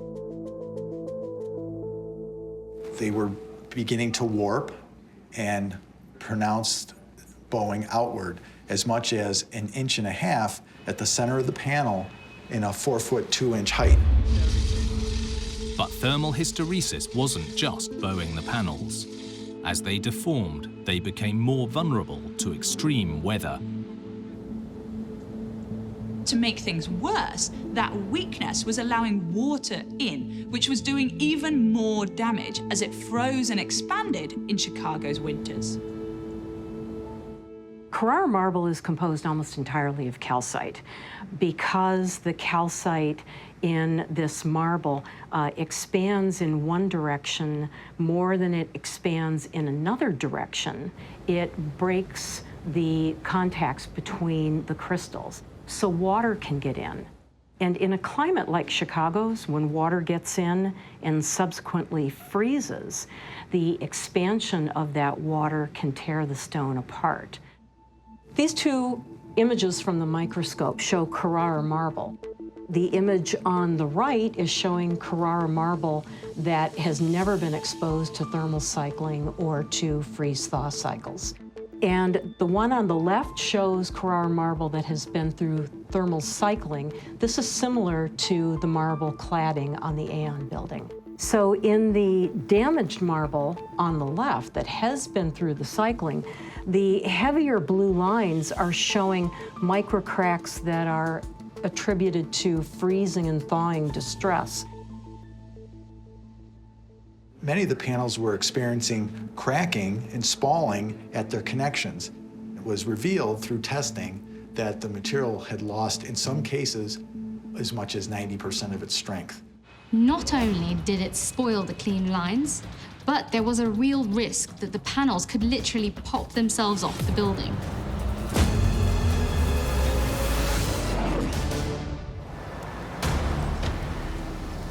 In the 1980s, with the cracking on the marble facade getting worse, something had to be done to protect the people below. A very temporary solution was found until a complete redesign could be put into place. Stone restoration specialist Robert Gerskis explains. This building was a total challenge because we had to put on straps on over 43,000 pieces of marble. If it wasn't for the straps holding on to marble on the side of the building, we would have a huge problem. Pieces probably would fall off. The ultimate solution was just as bold as the original design. Robert was one of the master stonemasons tasked with replacing all 43,000 heavy marble panels. This job was just massive in its undertaking. This is the largest, probably the biggest recladding job, the tallest recladding job in the world at the time. The audacious plan was to recover the entire building in a much tougher Chicago weatherproof stone, granite. We started recladding in 1988. We had to take off 43,000 pieces of marble and replace it with 43,000 pieces of granite, all done on the outside, and the building is still occupied. They did not shut down the building. So the people that worked on this building had to be the best of the best in the business. Replacing the heavy panels more than 300 meters up in high winds was more than just a technical challenge for Robert and his team. And sometimes we had to contend with very, very high winds. It was very, very scary. You had to be aware of your surroundings. And with that being said, courage is learning how to manage your fear.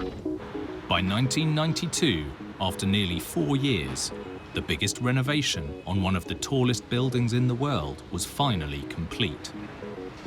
None of the precious marble went to waste. It was crushed and used to landscape a nearby oil refinery. Replacing the thousands and thousands of panels is said to have cost $80 million, nearly half the original construction cost. But nearly 30 years later, the cladding is still going strong. While the drastic solution was expensive, it was a huge success. And since Big Stan's original high-class cladding catastrophe, architects and engineers no longer use Carrara marble for external coverings anywhere in the US. With big engineering, overcoming gravity is always a key consideration. But when your very stability is under threat, every calculation is vital. Like this bridge in Canada, which was hit by a disaster that left a nation reeling. This was the worst industrial accident in Vancouver's history. An engineering catastrophe with devastating consequences. Had I been there that day, I wouldn't be here today. This tragedy left a lasting mark on everyone involved. If I wake up, I can still see that, even after 62 years.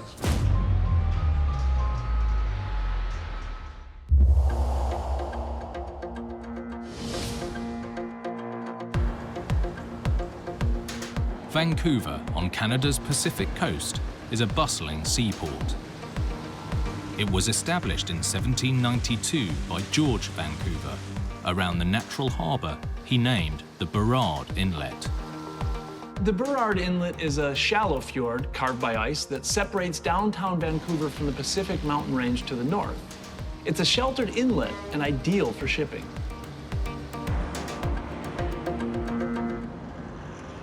To keep things moving on and off the water, bridges have long crossed this busy shipping lane. There have been bridges across this stretch of water since the 1920s, but all have proved problematic.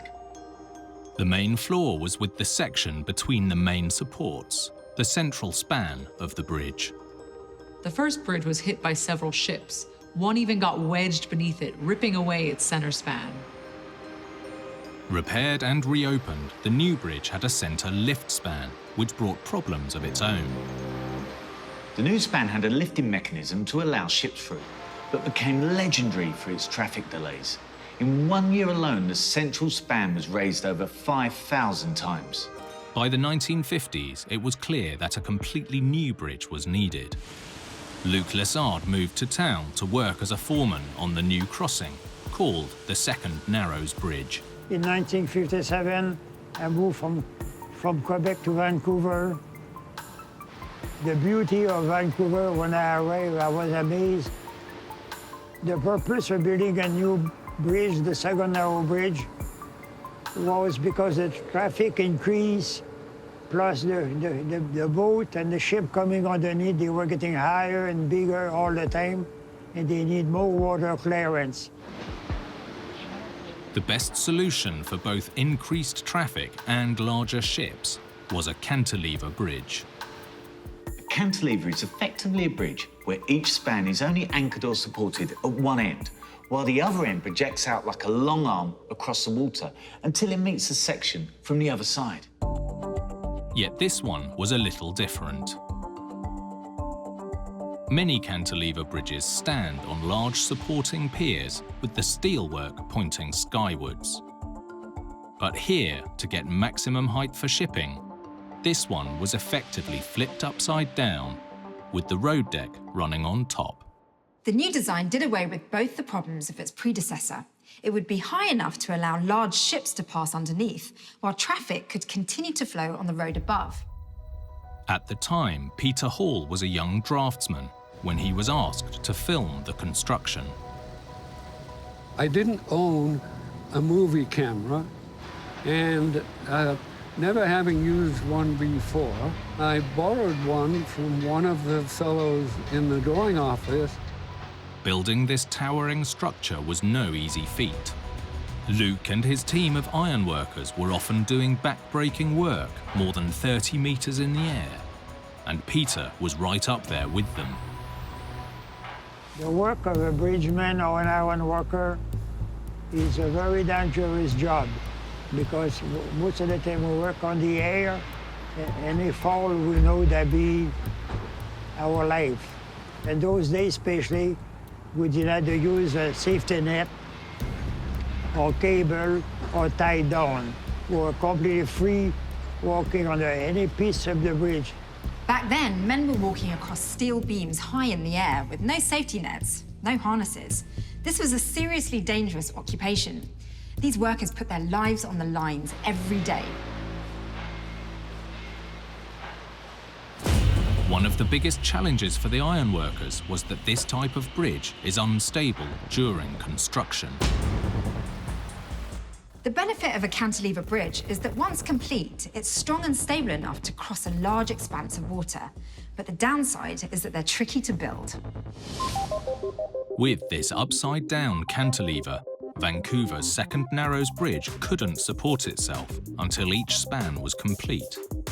So workers installed temporary structures called falseworks to support the span. Once a span was complete, it was fully self-supporting and the falsework would be removed. This was going to be a jewel in the crown for construction in Canada. But then things went very wrong. As Vancouver's new bridge took shape, on June 17, 1958, foreman Luc Lessard and his team were lifting a 55-ton section into place. Less than an hour before quitting time, without warning, the span collapsed.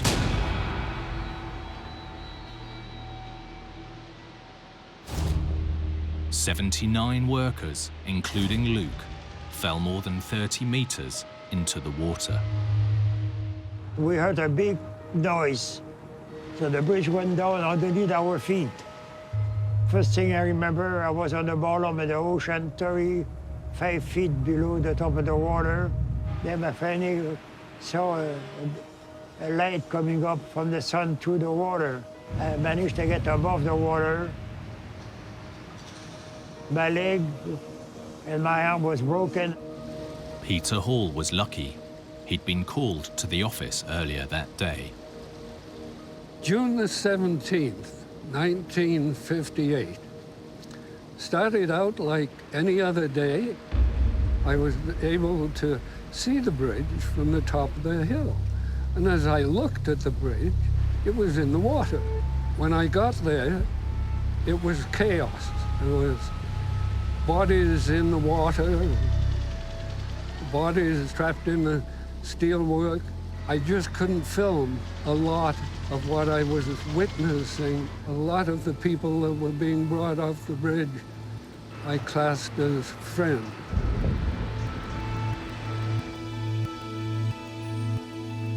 Despite breaking his arm, leg, and his back, foreman Luc was one of the lucky ones. 18 of the 79 workers that fell that afternoon perished. In the wake of the tragedy, the official report concluded that there was a design and calculation error in a crucial part of the falsework. It seems the layout of the temporary arm beneath the fifth span of the bridge was fatally flawed. The steel was bracing the heavy span of the bridge until a new section was fitted, but the exact layout of the falsework wasn't stable enough to support the weight of the incomplete bridge above. As the new section was being moved into place, the falsework gave way, taking that whole section of the bridge with it. Bridge engineer Daryl Matson explains further. The steel had lots of strength, but it lacks stability. There is no set calculation method for falsework short of it has to be big enough to hold the load and it has to be stable. The heart of the problem was using a row of beams as a base for the falsework. This is very much like if you take and you stack a whole pile of blocks one on top of the other. There's not really a strong connection between the blocks, and eventually they'll fall over. This is the same thing where we have the bridge sitting on top of a block, which is this column, sitting on top of another block, which is the beams. The problem with this is that there wasn't any stability to that lower block. Like, it wasn't even like I have a block that's this big that takes a bit to roll. They're very thin webs that just rolled over and flopped over. This was the worst industrial accident in Vancouver's history, and one which perhaps could have been avoided with a relatively simple solution. Had they put bracing in at 4 locations, one on either side, either truss, and one at the support of the foundation and one at the support of the column, had they put 4 sets of bracing in, that's all it would have taken. It's easy to say with hindsight, but it seems like a relatively minor adjustment could have prevented a major catastrophe. The bridge was rebuilt and finally opened in 1960. In 1994, to honor the workers who lost their lives, it was officially renamed the Iron Workers Memorial Second Narrows Crossing. Often in my mind, at night, I can see what was happening. I can still see that, even after 62 years. 120,000 vehicles drive over the bridge every day, which is both a tragic reminder and a testament to some truly courageous men and all that they've achieved.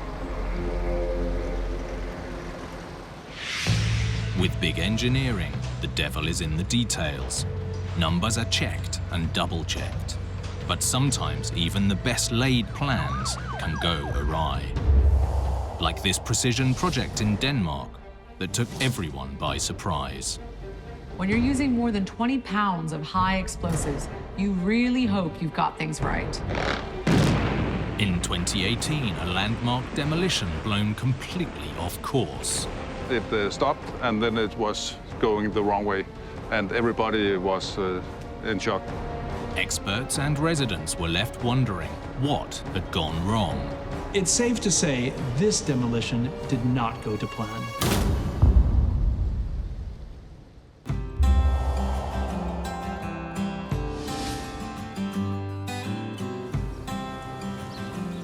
Vordingborg, in the south of Denmark, is an ancient port town and home to some iconic Scandinavian architecture. The picturesque old ferry town of Vordingborg has buildings that date back to the 14th century. The Danes know how to build things at last. As the shipping industry grew, so did the port, which was relocated to a new site across from the town's waterfront. In recent years, the port has undergone massive development.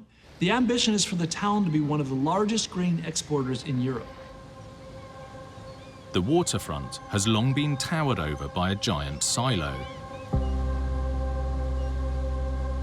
The 53-meter tall structure was built strong to be able to contain the massive weight of hundreds of tons of grain.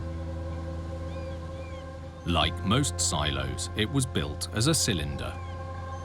The cylinder distributes forces evenly around the outside, allowing them to withstand much greater pressure than square shapes.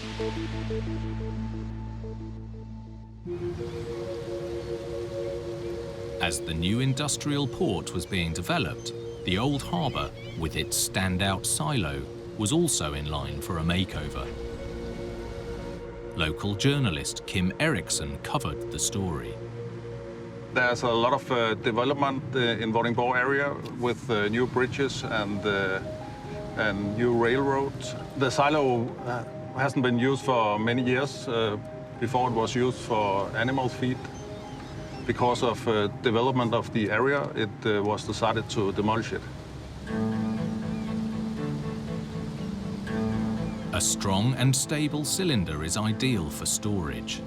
But when the time comes for demolition, they're complicated structures to bring down. Most buildings are held up by supporting columns that can be blasted away and the whole thing collapses like a concertina. But silos have solid walls with no natural weak points for blasting. There was an added layer of complication. The silo stood next to the town's cultural centre and library. It was critical the tower fell in the right direction. So, like felling a tree, demolition experts chopped a wedge in the side, planning to force the silo to fall away from its neighbours and into a specially prepared landing zone. Demolition by implosion might seem like the easiest way to knock down a structure, but with such a tall cylinder, the smallest mistake could escalate out of control. Silos are very strong as complete structures, with the forces all nicely balanced. But like all cylinders, as soon as you remove a piece that disturbs the balance of the entire structure, it becomes unstable and unpredictable. The blast was so complex, explosive experts spent 6 months preparing. April the 9th, 2018, Demolition Day. With cameras rolling, engineers cleared the exclusion zone. On the day of the demolition, everything seemed to be okay, and there was a big safety area, and there was 2,000 people, I guess, over here and over on the other side of the sea. Everybody was very excited about it. At 5 o'clock, the explosives were detonated. When this explosion happened, the silo actually went the right way for a few seconds.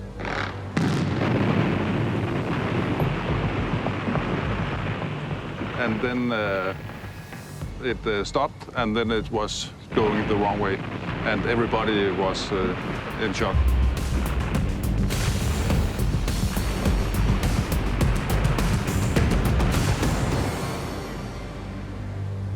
Not only had the silo fallen the wrong way, the force of the impact had crushed the end of the library and cultural center.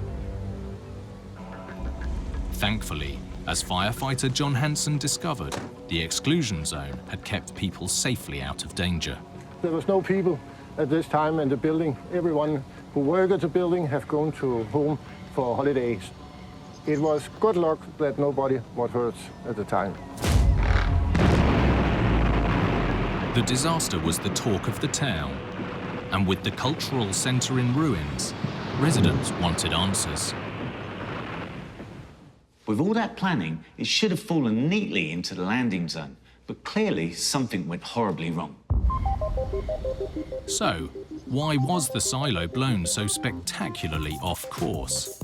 Professor of Engineering Per Gulterman has a theory to explain the chaos. What I have here is a model of the Vordingborg silo. We have removed some of the concrete and we are going to blast it. I'll use my blasting finger here. We'll remove that, and this is what was supposed to happen.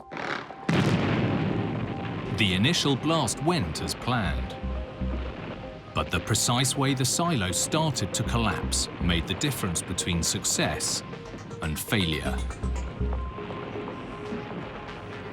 What did happen was that these parts here started to be crushed, and when this uncrushed part hit the ground floor, that's when it started to go all the other way back, because all this concrete here has been destroyed. Instead of immediately toppling, the silo slumped backwards, and as the top of the wedge hit the reinforced base, the kick made it fall in completely the wrong direction. And while the report into the disaster is still ongoing, Per believes the demolition could have been done differently in the first place. One thing was, for instance, to take it down in steps. Instead of taking the whole thing in one go, he could have taken it in 2 or 3 goes. But of course, it would probably have cut 3 times as much and taken 3 times as long. While it might not have been as spectacular, taking the silo down piece by piece was probably the best way to go.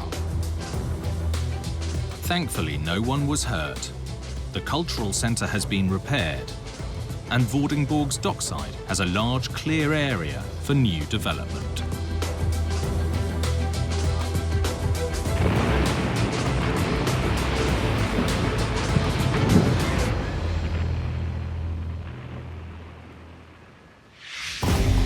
When you're pushing the boundaries of engineering, catastrophe can hit before the build is even complete. But sometimes trouble can lie lurking for decades, waiting for the right moment to strike. Like this engineering failure in Northern California, on one of the nation's most hazardous stretches of railroad track. Cantera was the most disastrous, one of the most costly, and it affected a lot of people. An epic miscalculation that nearly destroyed an entire ecosystem. I could see fish floating in the river, belly up, as an indication of what had happened. Almost every living organism along a 40-mile stretch of river was wiped out.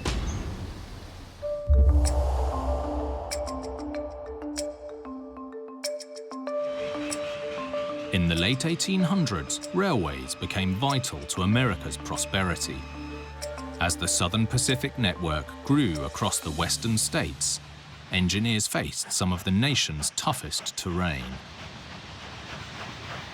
The West Coast Railroad has connected Southern California with the Pacific Northwest for about 100 years. The route runs right past one of the tallest volcanic peaks in the US, Mount Shasta. It's stunning and a real headache for railroad engineers. To avoid the mountainous terrain, the track was forced down into the Sacramento River Valley. Train historian John Signor worked on the railroad for more than 20 years. One of the big obstacles for this part of the railroad was getting up and out of the Sacramento River Canyon. The railroad follows the Sacramento River up canyon in basically what's called a water grade on about a 1.7% grade. They got to a point where there wasn't any way to continue following the river. So they got to Cantera and they made a loop. They did a 180-degree curve and started up the canyon wall at the same gradient. The curvature that was there was pretty extreme, and it is for a modern railroad even today at 14 degrees. It's a pretty sharp curve. The result? One of America's most challenging sections of rail track, the Cantera Loop.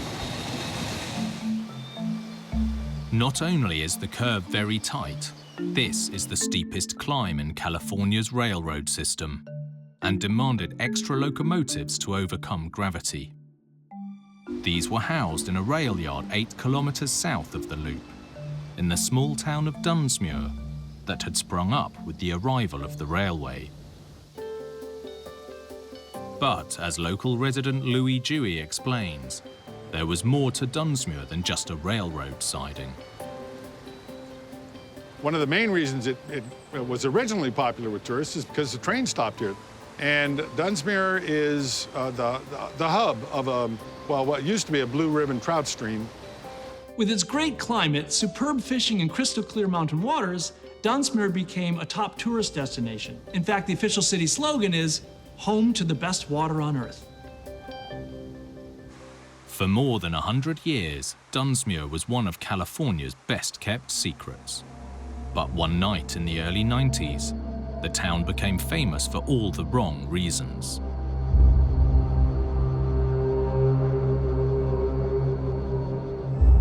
On the 14th of July, 1991, an 1,800-meter-long freight train was traveling up the west coast from the San Francisco Bay Area to Portland.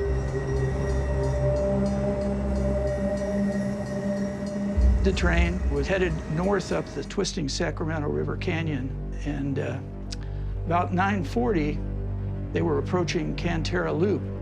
The train had 97 cars, 11 loads, 86 empties, and 4,294 tons. Thousands of trains go through Cantera Loop every year. But this time, something went disastrously wrong.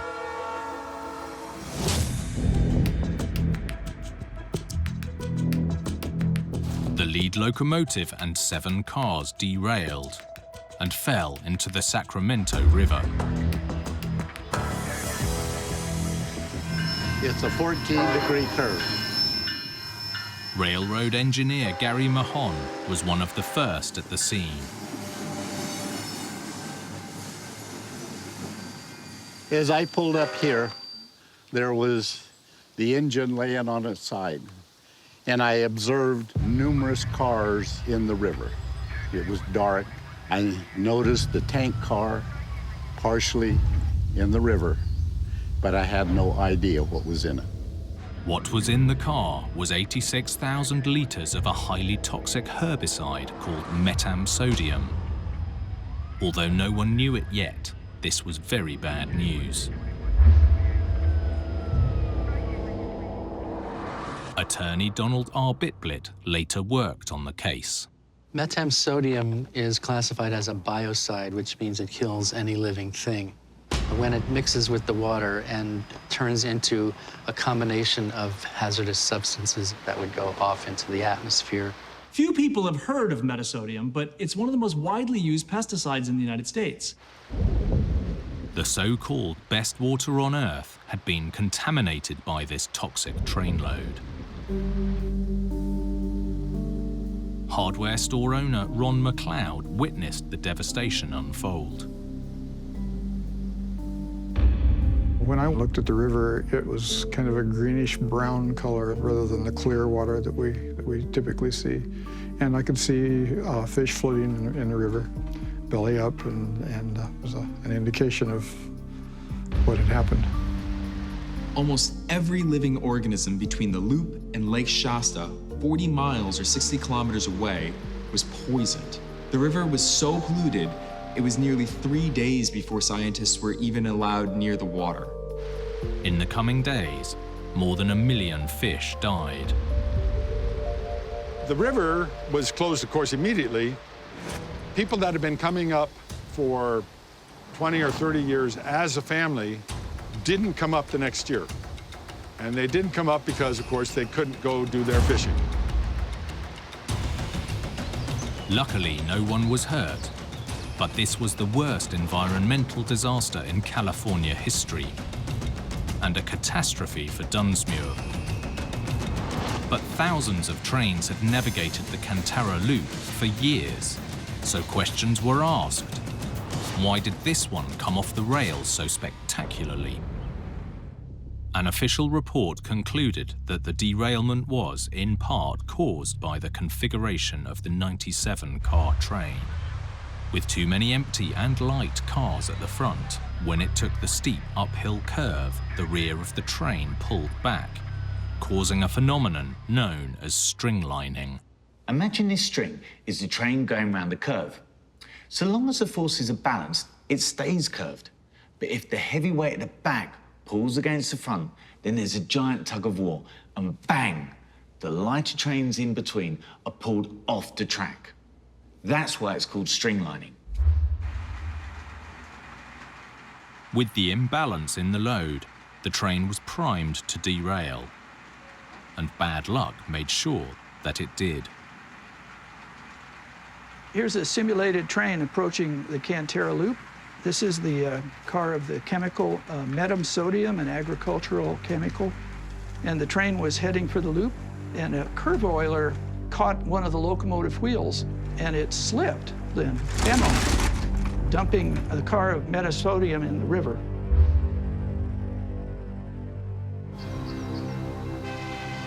Railroad engineer Gary Mahon thinks that as well as the weight distribution, a fault in the lead locomotive might have tipped things over the edge.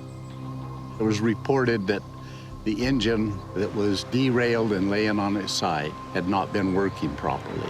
It was surging, which meant it was jerking the train. And unfortunately, it did that just as they started around this curve.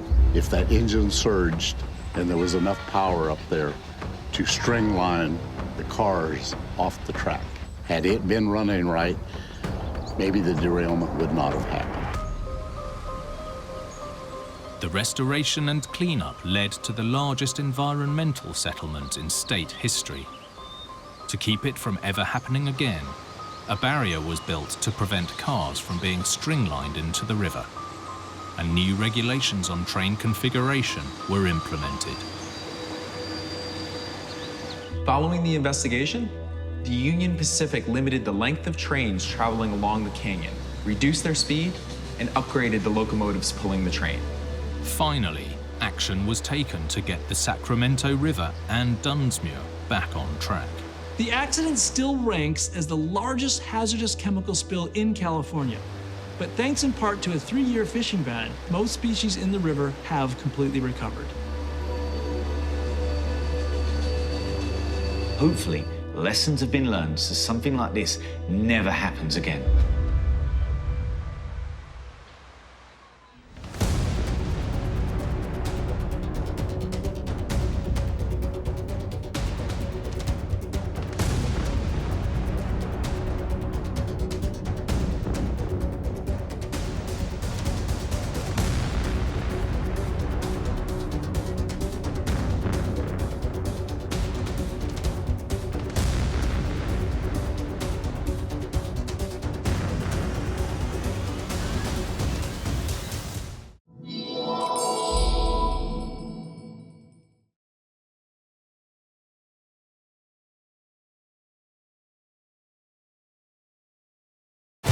A tragic fail in Houston that shocked the entire nation.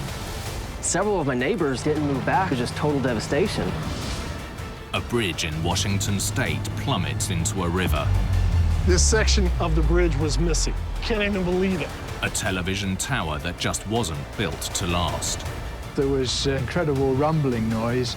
Something was seriously wrong. And a building full of priceless relics is completely destroyed. I saw the ruins of a collapsed building. With big builds, even the smallest mistake can be a huge disaster. From miscalculations to misunderstandings. Some with deadly consequences. These catastrophes are every engineer's worst nightmare.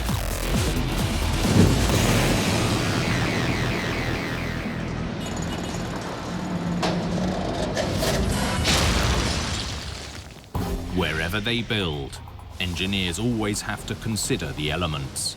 Underestimate Mother Nature and the consequences can be disastrous. Like this engineering oversight in Texas that put thousands of lives at risk. The water sat here for 12 days, destroying the houses. A catastrophe that ended in real tragedy. We lost everything. With destruction of epic proportions. It's easy to point the finger at Mother Nature, but this was a disaster on a city-wide scale.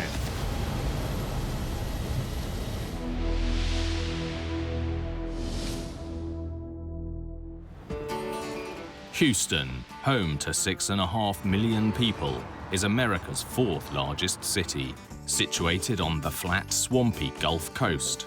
The Buffalo Bayou runs right through it. Houston is world famous for its part in the oil industry and as NASA's mission control. The city's official nickname is Space City. But thanks to many winding waterways that crawl through town, it's also known as Bayou City. For nearly 3 months of the year, Bayou City basks in 90+ degrees of sunshine. But it also lies right in the path of hurricanes rolling in from the Gulf of Mexico. In terms of tropical storms, it's only North Carolina and Florida that have suffered more. As well as high winds, hurricanes bring huge amounts of rain. Houston has a problem, as flood scientist Sam Brady explains. Houston is one of the most flood-prone cities in the country. It's a low-lying coastal landscape with clay-based soils that drain poorly, and the area is afflicted by 2 types of flooding: rainfall and also tidal flooding from storm surge coming off the Gulf of Mexico when hurricanes hit this area. With the Buffalo Bayou winding its way through residential areas, this risk is an ever-present danger.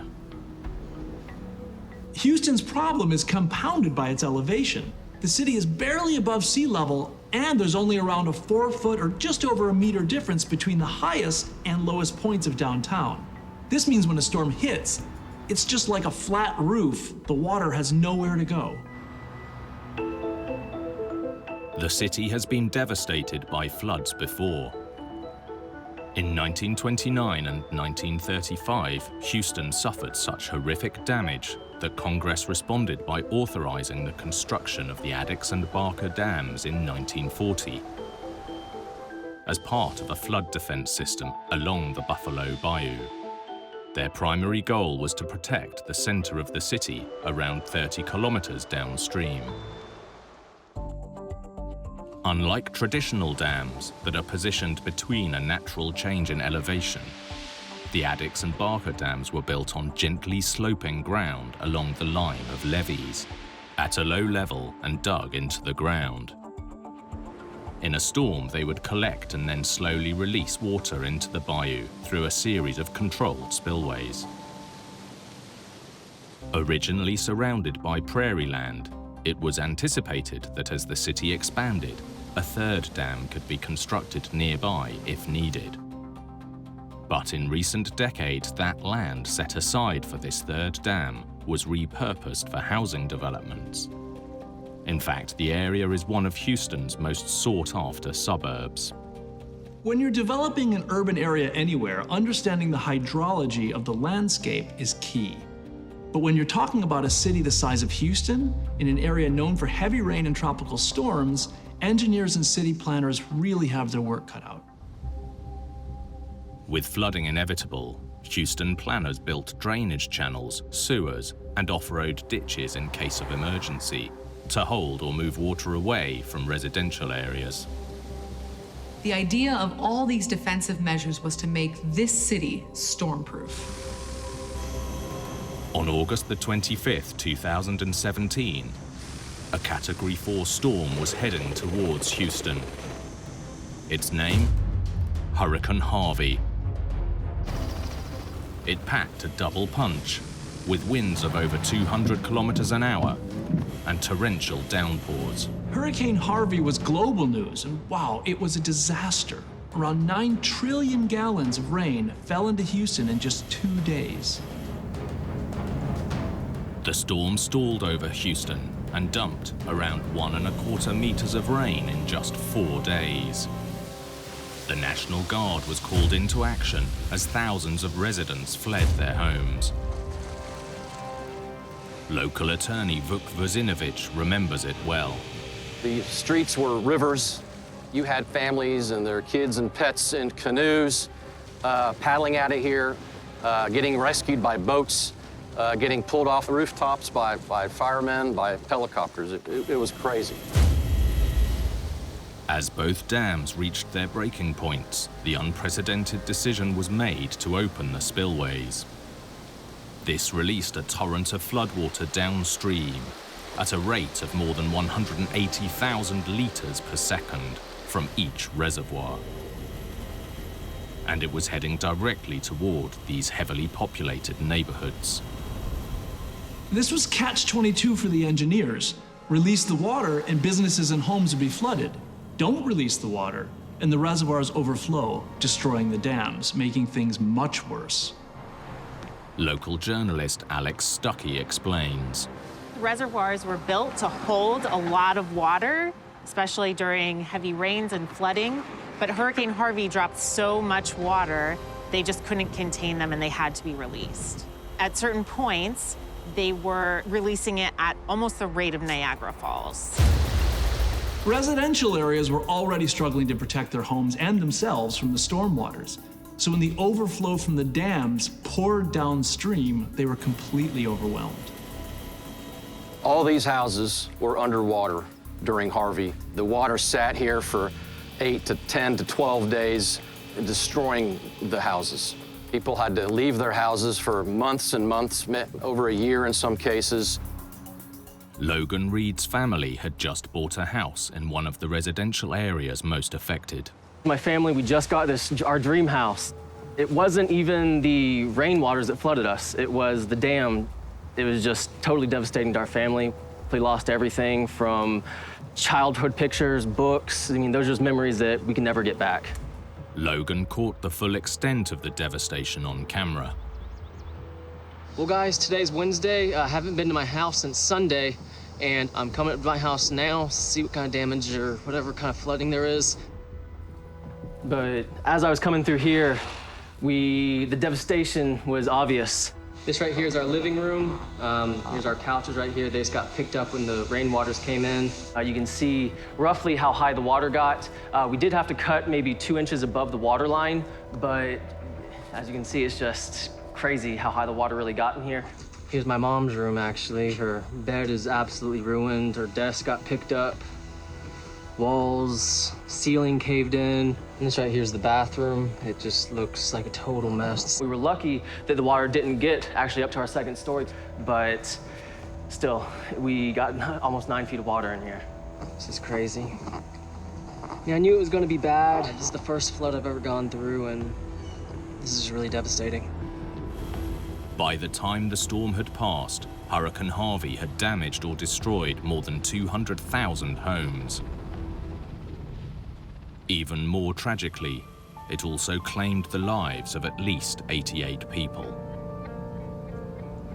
Now the city was forced to ask the question, how could they keep this from ever happening again? In a city known for weathering tropical storms and flooding, why was the devastation so dramatic? Any urban development reduces the natural drainage of the land, but here, building so many homes so close to the dams may have compounded the problem. Vegetation and soil naturally help soak up water like a sponge. But as more and more of the area was concreted over, the ground lost its capacity to absorb, putting extra pressure on the dams. And Harvey dumped more water in the dams than they were ever designed to handle. Alex Stuckey explains. There were tons of properties that had made it all the way through Hurricane Harvey without getting any water, no flooding at all. And then once the rain had stopped, they woke up and found water in their house.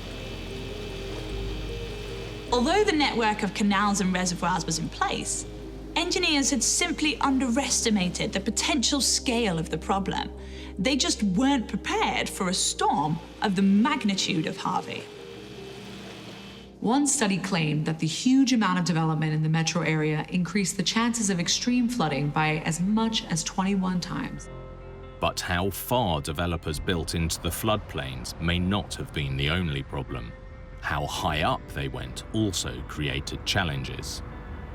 A study by researchers from 2 major universities suggested that Houston's skyline might have added to the intensity and the amount of rainfall that fell in the city. Far-fetched as it sounds, the theory is that the storm literally got snagged or caught on the downtown skyscrapers, and the rain just poured and poured over the city. While the study is not conclusive, if this is found to be true, engineers and developers really need to rethink not just where they build, but how high they build in hurricane hotspots. While no city can absorb more than a meter of rain in such a short amount of time, it seems flood defenses put in place over 70 years ago could not keep up with the needs of an ever-expanding and demanding city. A third dam might have proved vital in preventing this catastrophe, but there simply wasn't the capacity to build one on this site anymore. In the wake of Hurricane Harvey, officials are strengthening flood controls in and around the Addicks and Barker reservoirs. And any new development within specific areas will have to build detention ponds, which hold water and slowly discharge it into nearby rivers and streams. Flood scientist Sam Brady explains. The federal government spent about $500 million in engineering solutions to widen the bayou, increase its ability to channel, hold, and remove water. But an alternative strategy can be 2 things. Vertical, where we're elevating structures high enough so that even when it does flood, the structures aren't impacted, or avoidance. Before we enter an area with construction or impervious surface, we find the most vulnerable areas and we avoid them. Sometimes the safest option is to accept that certain places are just not for building on in the first place.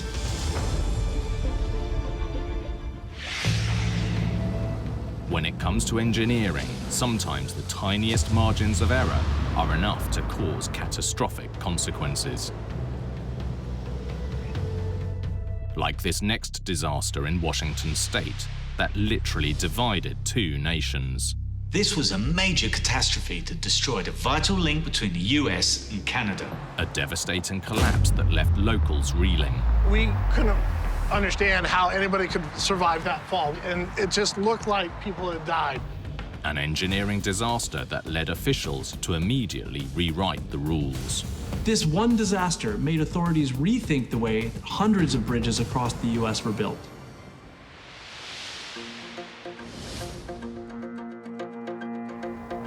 In the Pacific Northwest lies the winding Skagit River, which flows 240 kilometers from British Columbia into Washington state. In 1955, the Skagit Bridge was built over the American stretch of the river, creating a vital link between the 2 countries. Local resident Alex Goins explains how important this crossing is. This is the lifeblood of Seattle, Vancouver, Portland. This is the one major highway that goes north and south. The bridge crosses the river between Mount Vernon and Burlington in Washington state on Interstate 5 and is the main transportation route between Seattle and Vancouver. Carrying around 70,000 vehicles a day, like most crossings of its time, the main span is a truss design stretching 195 meters across the river. Structural engineer Stephen Ressler explains. This was a truss bridge, a simple truss bridge consisting of two trusses. Those two parallel trusses are then held together by systems of secondary members. Down below, the members that connect the two trusses together are called floor beams. That's what actually holds the deck of the bridge up and supports the traffic loads that are applied to the bridge. Despite not bearing the brunt of the load, the secondary bracing across the top helps to hold the bridge in place. There was a particularly important characteristic of these secondary bracing members, and that is, as you look at the bridge from the perspective of traffic, you would see that the horizontal element running from truss to truss had a curve. The curved design of the bridge meant the overhead clearance ranged from 5 meters 46 centimeters in the inside lane to just 4 meters 50 on the outside, a difference of nearly 1 meter. Most of the haulage trucks towing large trailers across the U.S. are up to 14 feet or just over 4 meters tall. But the load they're carrying can be much higher.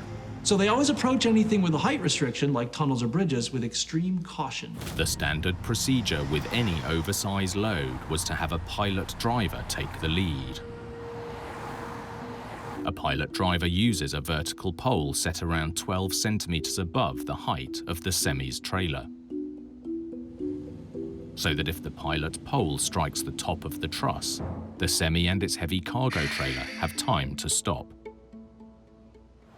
On Thursday, May the 23rd, 2013, a semi and its trailer were on their way from Alberta, Canada, to Vancouver, heading for the Skagit Bridge. The truck and its load had a vertical height of 4 meters 80 centimeters, and the pole had been set to around 4 meters 90. Lower than the inside lane, but more than half a meter higher than the outside. The semi did have just enough clearance to drive safely across the bridge, as long as it didn't deviate from the inside lane. At 7:05 p.m., the truck, traveling at over 100 kilometers an hour, hit the overhead braces.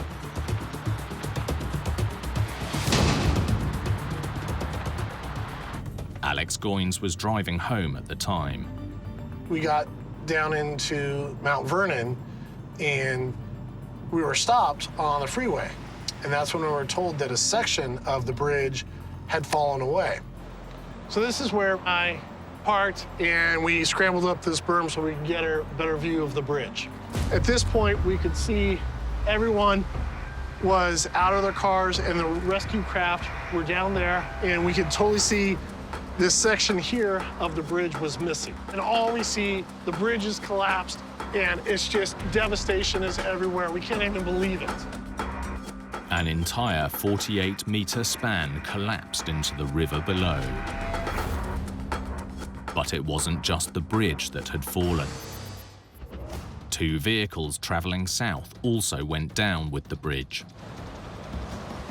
The one truck that we saw was just destroyed. I mean, that's the only word I could use to describe it. We couldn't understand how anybody could survive that fall. We didn't think anybody had lived through that. It just looked like people had died. Incredibly, all 3 occupants survived. So why had a tractor-trailer striking a small section at the top of an otherwise stable truss bridge caused such a catastrophic failure? In the aftermath of the Skagit Bridge disaster, investigators began to examine what had gone wrong. It turned out the truck was on a collision course from the moment it entered the bridge. Attorney Chris Davis explains. The pilot driver was in the far right-hand lane. Unfortunately, the pilot car driver was talking on her cell phone and did not communicate anything to the Canadian truck driver behind her. He stayed in the right-hand lane. The difference between the distance of the center clearance versus the right-hand clearance is about 2.5 to 3 feet. The truck driver stayed in the lower outside lane where there simply wasn't enough clearance. and hit the overhead braces. But why did dislodging the overhead brace, which is non-load bearing, cause the entire bridge section to collapse? So you might be wondering why the destruction of secondary braces could result in the collapse of the entire structural system. After all, the main load-carrying elements of this bridge are the two trusses, and neither of the two trusses were damaged by the truck when it struck that overhead bracing system. Well, to understand that, let's first look at my model, and I'm gonna take some heavy weights and hang it from the center, and you'll see that it carries load quite acceptably with very minimum deformation. Now, I'm gonna do what the truck did. I'm gonna start removing these secondary braces that tie together the top cords of the two main trusses. As you can see, the structure itself is still intact. The main trusses are still in the proper alignment. But now when I take the same weight and apply it at the same point on this bridge, you'll notice that the top cords of the bridge buckle sideways. And as a consequence, the entire structure collapsed. In modern engineering, structures are frequently designed to include so-called redundant components for safety. But older existing structures without redundancy are called fracture critical, meaning that if one single part fails, the whole structure can potentially collapse. Even a small crack in just one essential part can trigger a chain reaction, leading to a total failure of the entire structure. The Skagit Bridge was a perfect example of this unfortunate domino effect. Skagit River Bridge only had two main load-carrying elements, the two trusses, so the loss of any one element in any one truss resulted in a total collapse. The collapse of the bridge caused chaos across the entire region. When this bridge went down, it really stopped commerce and business and commuting. I mean, it impacted everyone. And it turns out the Skagit Bridge wasn't the only fracture-critical bridge in Washington. Some estimates suggested that there were between 300 and 400 in the state alone, and a mind-blowing 20,000 across the entire country. In the wake of the disaster, Skagit Bridge was strengthened and retrofitted with reinforced steel, while the curved braces were replaced with a uniform vertical clearance. One of the recommendations following the disaster was that all future bridges should be constructed so that vertical clearance is uniform across their entire width. This time around 5.5 meters high across the entire bridge. The Skagit Bridge reopened to traffic less than a month after the collapse on June 19, 2013. Across the country, the goal is to make fracture-critical bridges a thing of the past. Today, we try to build structural systems such that they are redundant, such that the loss of one main load-carrying element will not result in the progressive collapse of the entire structural system. That category is, for all intents and purposes, obsolete in modern engineering practice for precisely this reason. While there's been some effort to retrofit the bridges up to current engineering standards, there's still a long way to go. It's some mammoth task, but at least it's a step in the right direction. In the desire to make all bridges truck-proof, some states have installed warning signs to reduce the number of high-level strikes.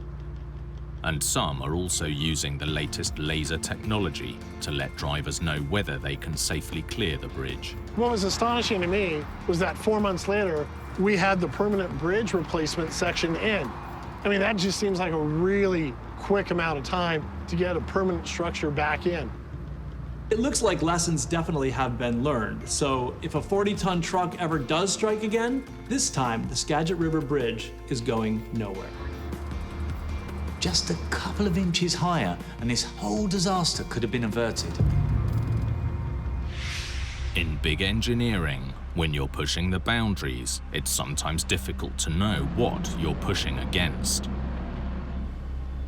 Get the calculations wrong and the results can be catastrophic. Like this engineering fail in the UK, which exposed a hidden weakness on a supersized structure. A tower almost as tall as the Empire State came crashing down in seconds. A disaster that caught everyone by surprise. Incredible rumbling noise led me to the fact that something was seriously wrong. And a catastrophe that literally no one saw coming.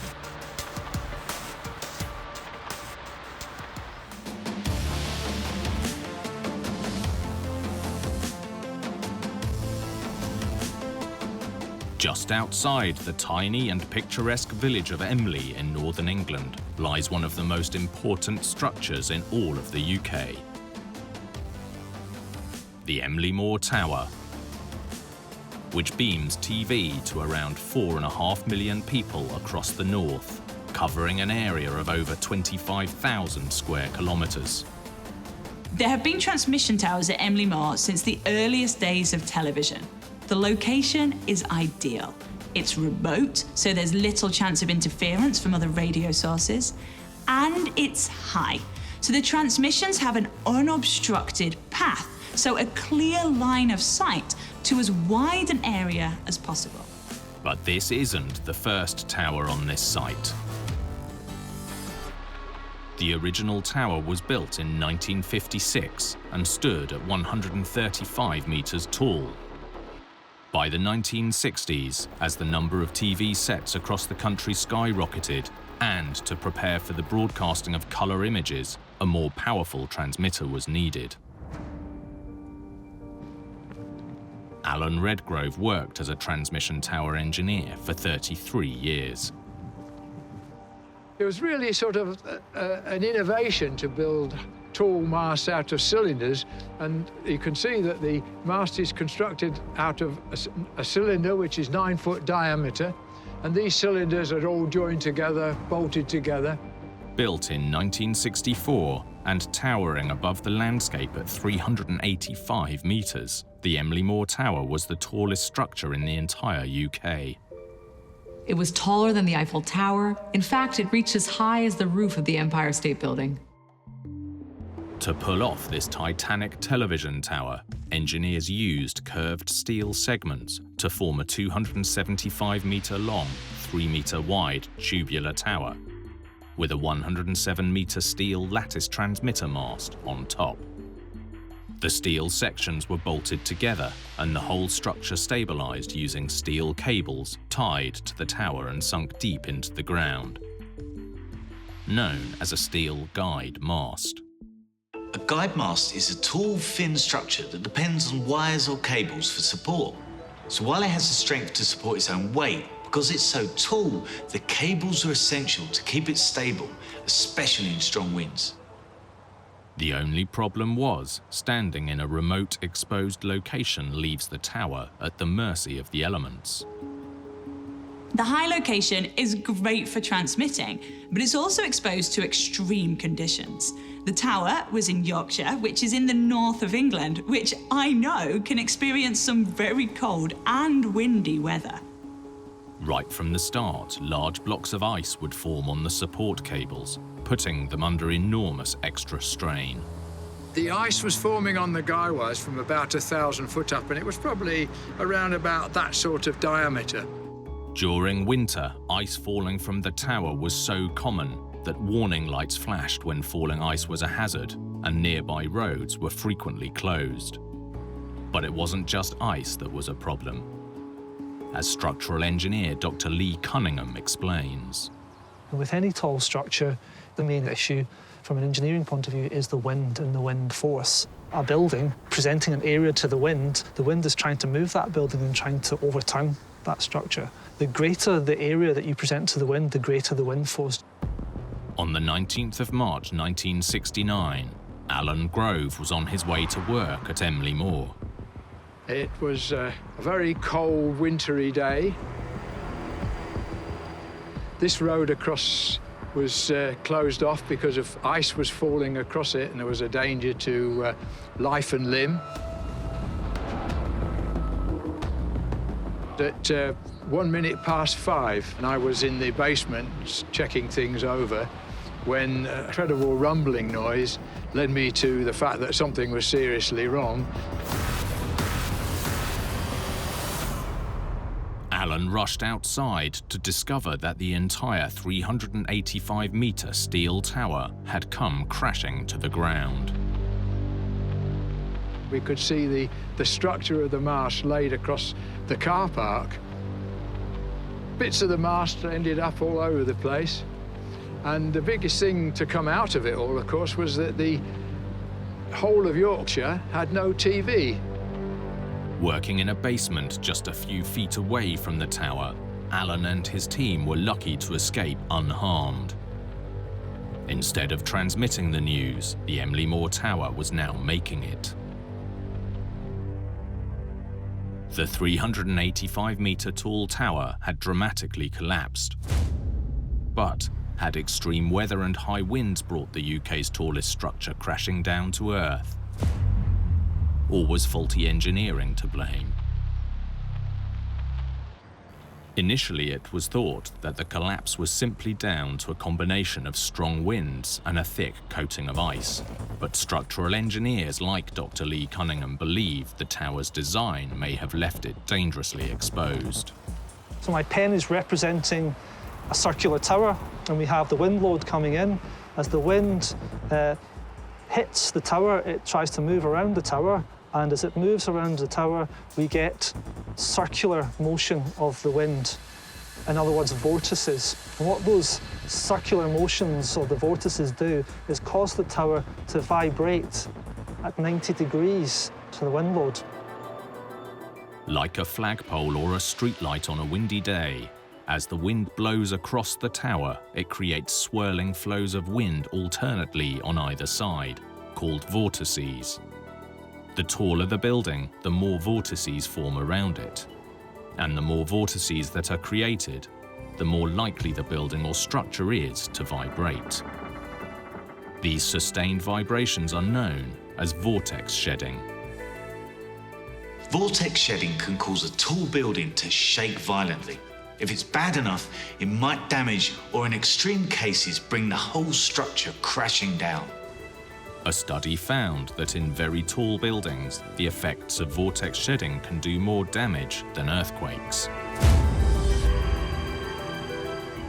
After the catastrophic failure of Emily Moore, engineers realized that steel transmitter towers all over the country were at risk. The collapse of the 1969 Emily Moore mast was a bit of a watershed moment in structural engineering in terms of our understanding of the dynamic behaviour of these types of structures and also their vulnerability. Following the collapse, a number of similar structures were retrofitted with damping devices and additional mass.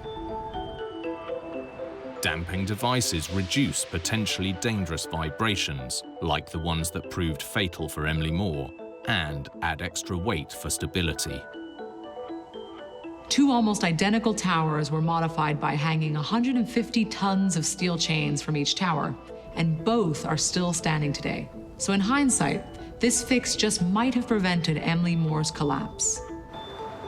While temporary transmitters began to restore normal service for TV viewers, a more permanent solution was needed for the tower itself. Engineers learnt the lesson from the first tower. Instead of steel and guy lines, they opted for a reinforced concrete tower with a much wider base and thicker walls. This gave it much greater stability in high winds. Construction began in 1969, and this time, instead of 3 meters, the new tower is now 24 meters wide at its base, tapering to around 6.5 meters at the top. The foundations go down 6 meters into the ground, and the whole structure weighs over 11,000 tons, with an ability to withstand winds of up to 240 kilometers, greater than a Category 4 hurricane. The tower as it is today is about 85% in reinforced concrete. It's essentially a reinforced concrete tube with a much wider base, and in doing so, we have created a structure with much less vulnerability to the phenomenon of vortex shedding. The new and improved Emily Moore Tower resumed service on April the 21st, 1971, And nearly 50 years later, it's still going strong. The new transmitter at Emily Moore isn't going anywhere and should keep the viewing public happy for years to come. Sometimes in big construction, engineers must not only focus on their own structure, but everything else around them. Get it wrong, and the results can be catastrophic. Like this construction calamity in southern Germany, and a subway that nearly destroyed centuries of history. This disaster left a massive scar on the city. Destruction on an epic scale that struck without warning. This catastrophe happened in the blink of an eye. Something very big happened. I was astonished, frightened. And a fatal flaw that could potentially have been avoided. The earth was sucked into this subway building, and that's why it collapsed.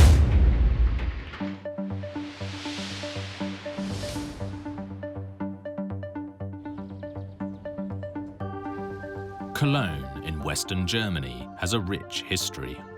The city thrived in the Middle Ages, and its famous cathedral is still one of the country's most visited landmarks. Since the 1400s, Cologne has been home to some of Europe's most valuable historic documents, including the writings of world leaders and even orders passed down from Napoleon Bonaparte. This collection was unique. The documents were irreplaceable. They provided a window not just into Cologne's history, but the whole of Europe's past. In 1971, to better preserve the priceless collection, a new archive building was constructed in the center of town. Historian and journalist Gunther Otten explains. This was the state of the art. It was a very modern building at that time. And it had a 6-story building, 30 kilometers of space, which was huge and should have lasted for centuries. The archive building contained around 65,000 documents and around 500,000 images, with the oldest items dating from the 10th century. In 2004, work began on a new subway system, which would include a station right beside the existing archive building. However, building a brand new underground transportation network in such an ancient city was never going to be easy. Cologne doesn't sit on a firm geological foundation. In fact, the city was built on sand and pebble. So if you're tunneling below the city's surface, you need a solid construction technique. The tried and true technique chosen for this huge project is known as a diaphragm wall construction. 2 parallel trenches are dug and filled with reinforced concrete to form walls. The earth in between is excavated. A concrete floor and roof are then added, forming a tunnel. When the concrete sets, you have a solid watertight wall with no joints exactly where you want it. The 90-centimeter thick, reinforced concrete diaphragm walls hold back the earth, allowing construction to begin. One problem with diaphragm walls is that if anything is left in the way when you pour your concrete, the wall doesn't form a perfect seal.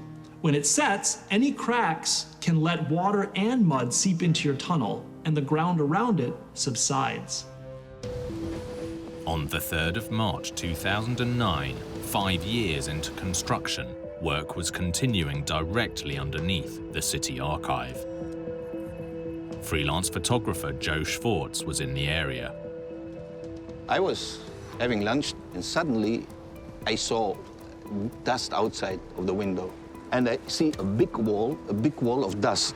The sun was almost hidden. Joe's first photos capture the disaster minutes after the collapse. Something very big happened. I was astonished, frightened. Then I stopped thinking, and I started to shoot. Emergency services were quick to respond. Former Chief Fire Officer Stefan Neuhoff remembers that day well. The NEOS fire station arrived after 2 minutes, I think, they arrived at the scene. And they gave the first information from the scene that the building really has collapsed. Cologne's archive building was reduced to rubble, and Joe was just meters from the scene. And I arrived over there, can you see, to the place. I saw the ruins of a collapsed building. I was worrying about the students at this junior high school. At this time, 2 o'clock around, there are a lot of students. There will be dead people. I made a call to my newspaper and said, big thing happened, big thing. So about 1 minute without fire brigade, shooting. And then fire brigade came, they started to block the area, to block it, and to throw us back to the place. Police, ambulance, fire brigades, they arrived en masse, and all were confused and trying to find out really what was happening. When we arrived, the earth was still moving, and we said every people have to leave this area, and then we could start to work. Not only had the archive building disappeared into the ground, 2 neighboring apartment buildings were also reduced to rubble. I worked 34 years for the Cologne Fire Brigade. 25 years I was the chief of the Cologne Fire Brigade. And I'm sure it was the greatest disaster what we saw. We didn't know the reason why this had happened. Luckily, the archive building was evacuated in time. But 2 people in the adjoining apartments weren't so fortunate. Tragically, both were killed in the collapse. In the days that followed, rescuers worked around the clock to salvage the priceless relics from the rubble, fitting a temporary roof to prevent the precious archive from being destroyed by bad weather. As the crews dug through the wreckage, the people of Cologne demanded to know how this had happened. Investigations pointed to the subway beneath the archive building, and attention turned to the diaphragm wall. It turns out that on the day of the disaster, construction workers underground noticed water flooding into the tunnel. They quickly alerted their management, and the archive building above was evacuated. Shortly afterwards, an underground landslide caused the dramatic collapse. The earth underneath the archive building was sucked into this subway building, and that's why it collapsed. In September 2005, during construction, workers hit a large block of natural stone beneath the city. Rather than remove it, it was decided to build the walls around it. Some believed that this stone had compromised the diaphragm wall. What they found out is that there was a mistake in building this concrete wall. So there was a stone left, and under this stone there wasn't concrete where there should have been. At a district court in Cologne, it was ruled that the collapse was caused by an error in the construction of the diaphragm wall, and that this error was solely to blame. Most of the archive was painstakingly recovered, and as with all engineering fails, it cost not only time but money too, with the bill for this one coming in at around €1 billion. The archive was known as the Memory of Cologne, and this is one engineering catastrophe that its citizens will never forget. It's a reminder that in construction and engineering, every detail counts.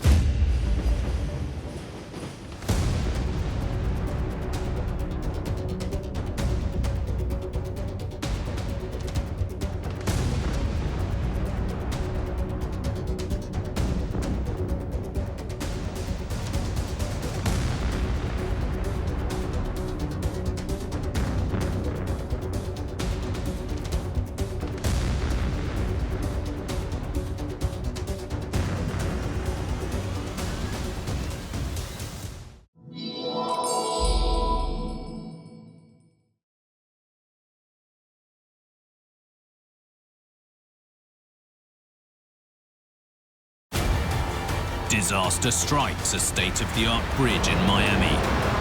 This was a brand new construction project. How could this happen? A bold new skyscraper in danger of collapse in downtown Boston. The building itself would actually collapse by blowing over. In Alabama, a radical railroad crossing with a deadly design flaw. I knew it was going to be a really, really bad situation. There was no escape. And a Spanish energy project that shocked everyone.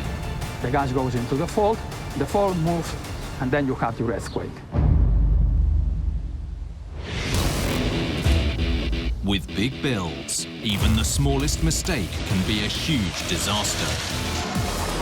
From miscalculations to misunderstandings. Some with deadly consequences. These catastrophes are every engineer's worst nightmare.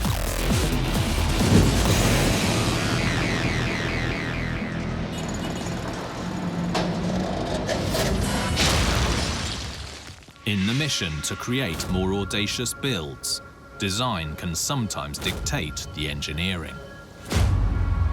But the safety and strength of any new structure should always take precedence over style. Like this bridge in Florida, and one of the worst construction catastrophes in recent history. No one who was here could believe that it had actually happened. A landmark project with a fatal flaw. This bridge was meant to be a masterclass in design, but it was hit by a catalogue of errors. It would stay as a day that we will remember always.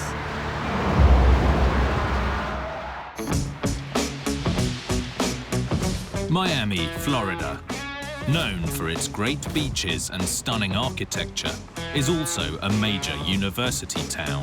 With more than 50,000 students, Florida International University is the largest in South Florida, and it has a world-renowned engineering research facility.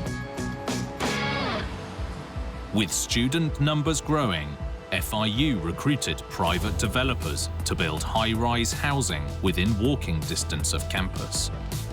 The only problem was that walk included crossing a busy 8-lane highway. Investigative reporter Nicholas Nahamas explains that just making it to class could be dangerous. We're now driving down Southwest 8th Street, a really busy commuter road. Crossing it can be something like the old game of Frogger. So for students who tended to live on the Sweetwater sides, for them to get to class, they had to cross this extremely busy road. Students would sometimes dart across. One girl was killed and several other students have been injured. So there was a real need for a pedestrian bridge that would connect the living area and the classroom area. The solution seemed simple. Build a pedestrian bridge spanning the roadway. The university didn't just want this to be a functional project. The ambition was a landmark design that both the university and the students could be proud of.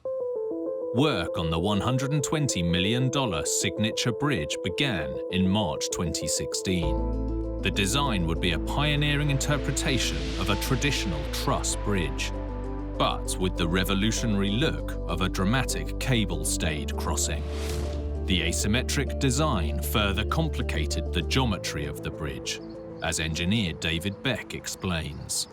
The layout of a normal truss system is it'd be equal, it'd be symmetrical. But however, since this was made to look like a cable-stayed bridge, with the pylon coming up to here, with cables coming into it, that the diagonal, the location of these diagonals is to match the cables coming down from the pylon. But that wasn't the end of the engineers' bold plans. The 53-meter-long main span would be assembled using a revolutionary technique called accelerated bridge construction, or ABC for short. One principle of ABC is to avoid disrupting traffic during construction. So step one is to build as much as possible beside the freeway while the road remains open. With a major 8-lane highway to cross, the appeal of the ABC method was obvious. Bridge spans are prefabricated on the side of the road. Then traffic is stopped for just a matter of hours as the bridge is moved and lifted into place. The engineering department actually has a center for accelerated bridge construction. However, the ABC Center and engineering department were not involved in the construction or the design of the FIU bridge. On Saturday, March the 10th, 2018, as night fell, the road was closed, while the pre-constructed main span of the FIU Sweetwater University City Bridge was lifted from the roadside and lowered into its permanent home over the highway. The bridge was actually constructed in this empty lot over here, and then in one night raised into place here. The next evening, the road was reopened to traffic, but with 6 months of construction still to go, unresolved existing issues were beginning to cause concern. More than a month before, the cracks had already been discovered in the bridge at its north end. The cracks were hairline, but they gradually became bigger and bigger until after the bridge was raised, cracks are really gaping 4 inches deep. It's very alarming. Workers on the bridge, including senior management, raised concerns about the cracks. In the days that followed, photographs were taken of the raised span. It appeared that the cracks were getting bigger. 2 structural engineers had been inspecting the bridge, and they believed that the cracks looked much worse in real life than in the photos. While acknowledging that they did not know why the cracks were occurring or getting bigger, engineers determined that the cracks didn't present any serious safety concerns. 5 days after the span was lifted into place, at approximately 12:45 p.m. on Thursday, March 15th, disaster was caught on a truck dash cam.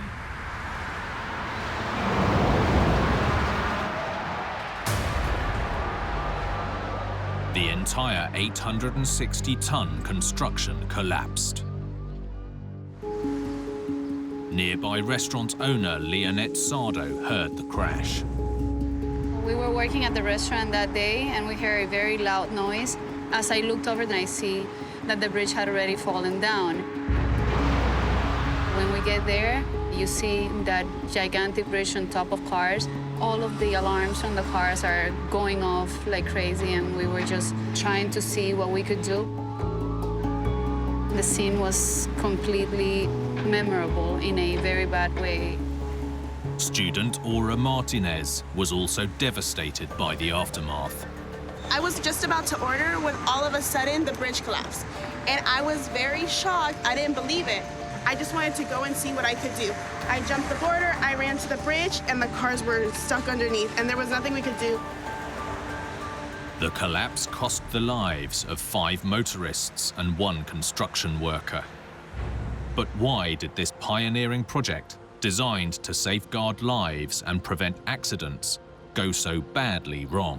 When we knew that the bridge was going to be built, we were so excited. It was just an enormous project that everybody was looking forward to. For it to become a tragedy instead of hope really affected us.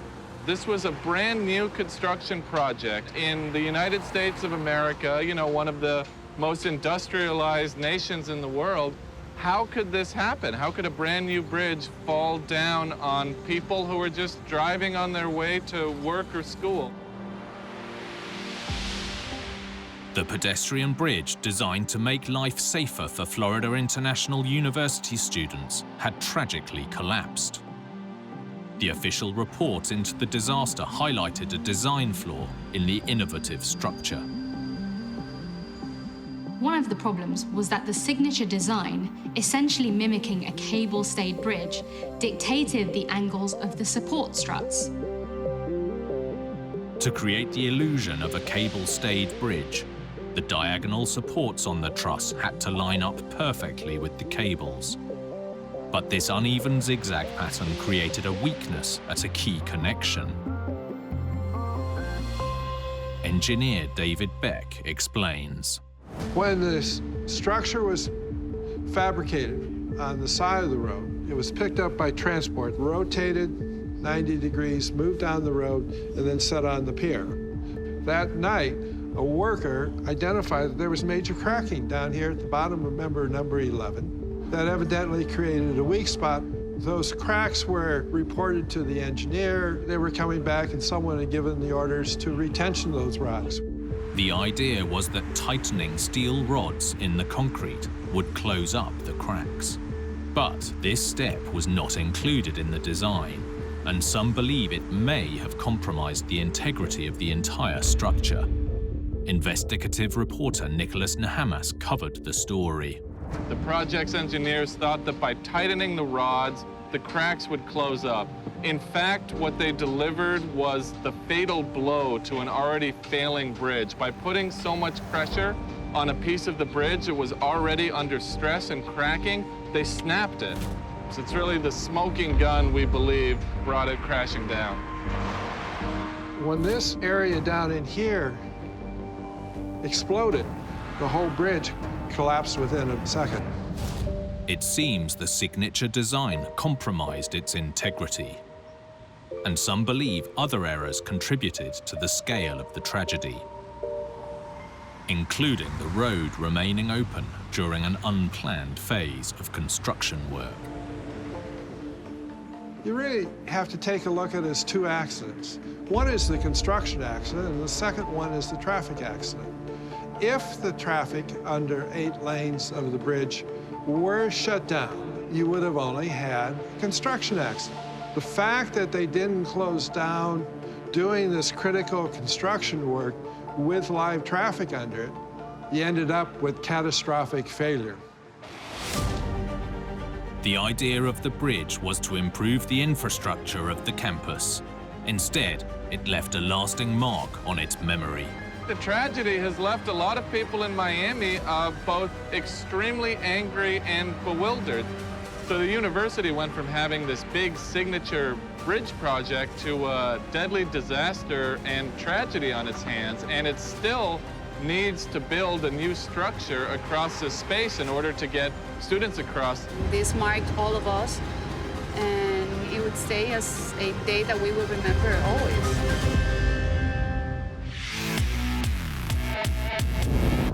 Sometimes in engineering, what you build on top of is just as important as the materials you use.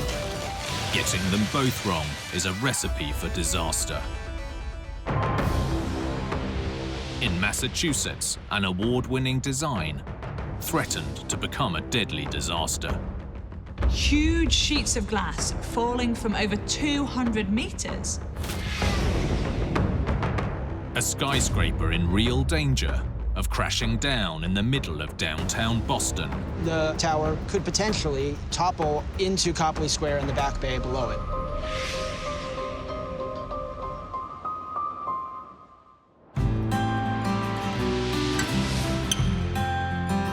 Bordering the Charles River, Boston, founded in 1630, is one of the most historic cities in the US. Boston has always had the ability to adapt and think on its feet, as local journalist Tim Logan explains. Boston is one of the oldest and most historical cities in the United States. It's home to many great universities. It's a thriving urban metropolis. It wasn't always this way. Back in the 60s, Boston was fairly depressed. Its factories were closing. The ports that had fueled the city's economy were fading away. But what we had was big insurance companies. Prudential Insurance Company and the John Hancock Insurance Company. These insurance giants decided to breathe new life into the city, building big and building bold. None would stand out on the skyline more than the new John Hancock Tower. There hadn't been a skyscraper built in Boston since the turn of the century. They were changing the skyline. John Hancock decided to put their tower on this site behind me, on one of the most historic and most architecturally significant corners in Boston. And they had to come up with a design that respected all of this history, both sort of culturally and architecturally. With limited space beside an already packed square, the architect designed a minimalist and modern glass building, 62 stories tall, that would be striking without overshadowing any of the historic buildings around it.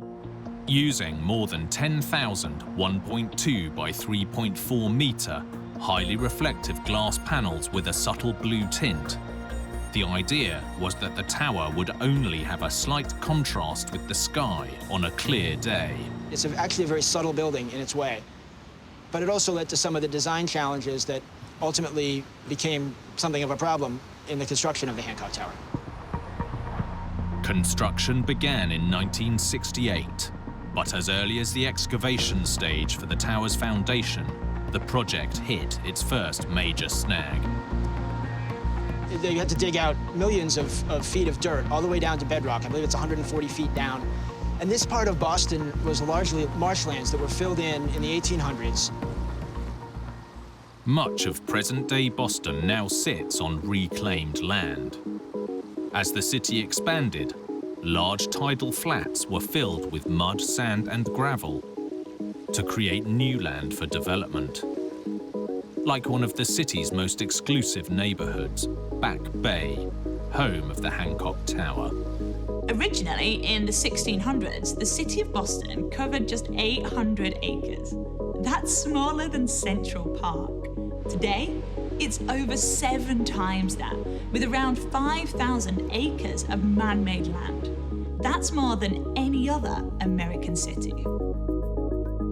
Years later, when excavation started for the foundations of the Hancock Tower, temporary steel walls were erected around the construction site to hold back the soft mixture of reclaimed land. But the walls weren't strong enough and bent inwards under pressure from the surrounding land which they were supposed to be holding back. This inward bend of the retaining walls damaged utility lines, the sidewalk, and nearby historic buildings, including the 150-year-old Trinity Church. There was a lawsuit, and that led to some delays in construction even before the building started coming up out of the ground. If that wasn't enough, it was when they started going vertical that they began to encounter even more problems. The Hancock Tower was slated to open in 1971, but engineers were facing a growing list of issues caused by the unusually long and narrow construction site. To fit within it, what would become New England's tallest tower was designed as a thin rectangle with a total height approaching 240 meters. The layout made it vulnerable to the elements. Structural engineer Stephen Ressler explains. There were fundamental problems associated with the performance of the John Hancock Tower. The building was relatively long in one direction and relatively narrow in the other direction as a consequence of constraints of the site. Because of that geometry, and because it was a relatively lightweight steel frame, it turned out to be highly susceptible to wind-induced sway. It also proved to be particularly susceptible to twisting or torsion as a result of its unique shape.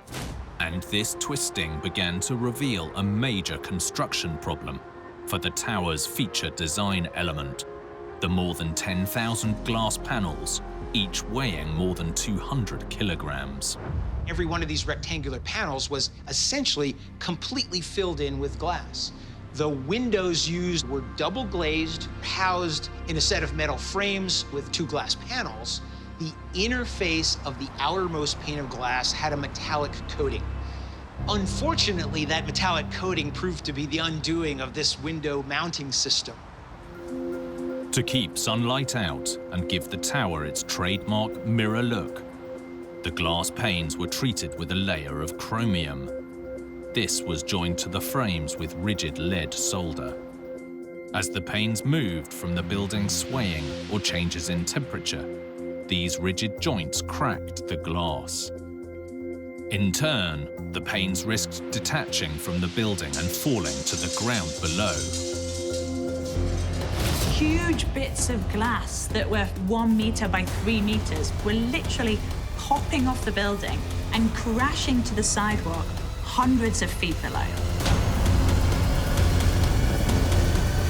In fact, it got so bad that police had to close off the surrounding streets whenever winds reached 45 miles per hour, or around 70 kilometers an hour. With public safety a top priority, in October 1973, the decision was made to replace all 10,000 plus windows with panes that were more flexible at a total cost of around $40 million in today's dollars. During the many months it took to repair the tower, sheets of plywood replaced many of the missing glass panels, earning it the nickname the Plywood Palace.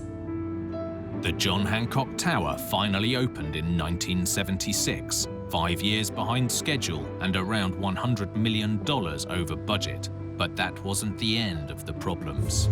So once the building opened and people started to move in, there was a new complaint, motion sickness. People on the top floors started to feel a lot of swaying in the wind and nausea. Forensic engineer Elizabeth Mulch explains. Every building moves, even heavy buildings move, but you don't feel that movement until the buildings get tall. Steel buildings are particularly susceptible to the kind of movement that people can feel. The radical solution was to install a pair of 300-ton weights on the 58th floor, known as tuned mass dampers, to stabilize the building.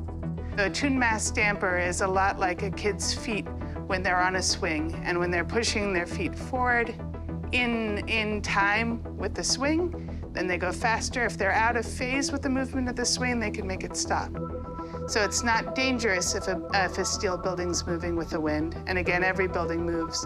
But tuned mass dampers are a way to mitigate the amount of movement so that everyone feels comfortable over the height of the building.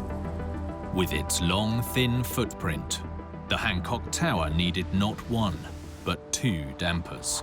The reason there are 2 weights instead of 1 is so that they can tug in opposite directions when the building sways or twists in the wind. The effect is very much like that of a gyroscope stabilizing the tower. But the tower's engineering trials were about to get even more serious.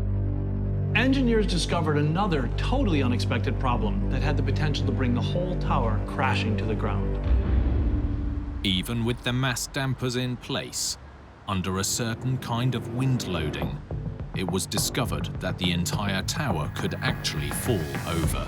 The most serious issue with this building turned out to be a significant structural deficiency. A very prominent structural engineer discovered, with the wind striking the narrow face of the building, that the building itself would actually collapse in this mode by blowing over in response to the wind.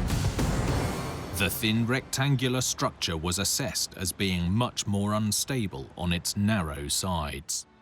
To prevent any potential catastrophe, the solution was to strengthen it with 1,500 tons of internal steel bracing. This solution is really fairly straightforward from a structural engineering perspective, but from an economic perspective, it would have been extraordinarily difficult and expensive because it involved adding a lot of structure to a building after it had already been put together. Despite all its problems, the John Hancock Tower still has a special place in the hearts of Bostonians. For all the troubles that befell it during construction and in the first few years after it opened, the huge cost overrun, the Hancock Tower stands out distinctive on the city's skyline. It's on every postcard, and it's one of the most beloved buildings in the city. It probably will be for a long time. The Hancock Tower was and still is an innovative and bold building, and as improbable as it may sound, actually won a prestigious National Architectural Award in 1977.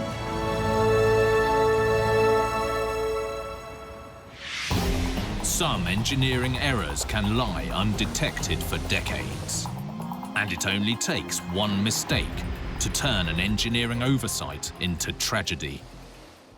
Like this remote railroad catastrophe in Alabama, which had disastrous consequences. When we got there, it was a horrific sight. One car hanging off the edge of the bridge, multiple cars in the water, no escape. An engineering oversight only uncovered by a string of tragic events. There was no warning. No one knew this train was hurtling towards disaster. One of the worst rail accidents in US history, which led to an urgent review of national regulations.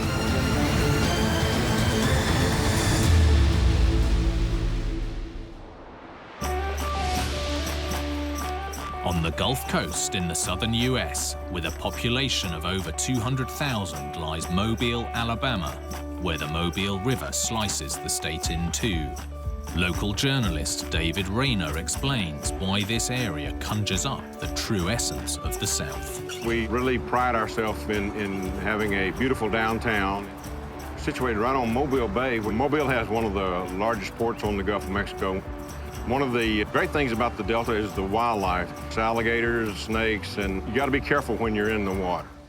South Alabama is notorious for its swamps, and these are crisscrossed by sluggish and slow waterways known as bayous. One of the biggest is a tributary of the Mobile River, and it's called Big Bayou Canot.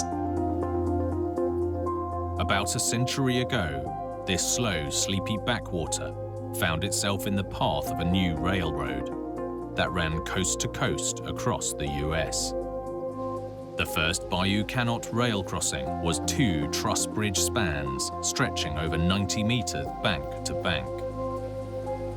But in 1909, as the waterways got busier, the railroad replaced one of the trusses with a 42-meter steel plate girder span. The new span was anchored to 2 of the 3 piers beneath it, but intentionally left unattached at one end.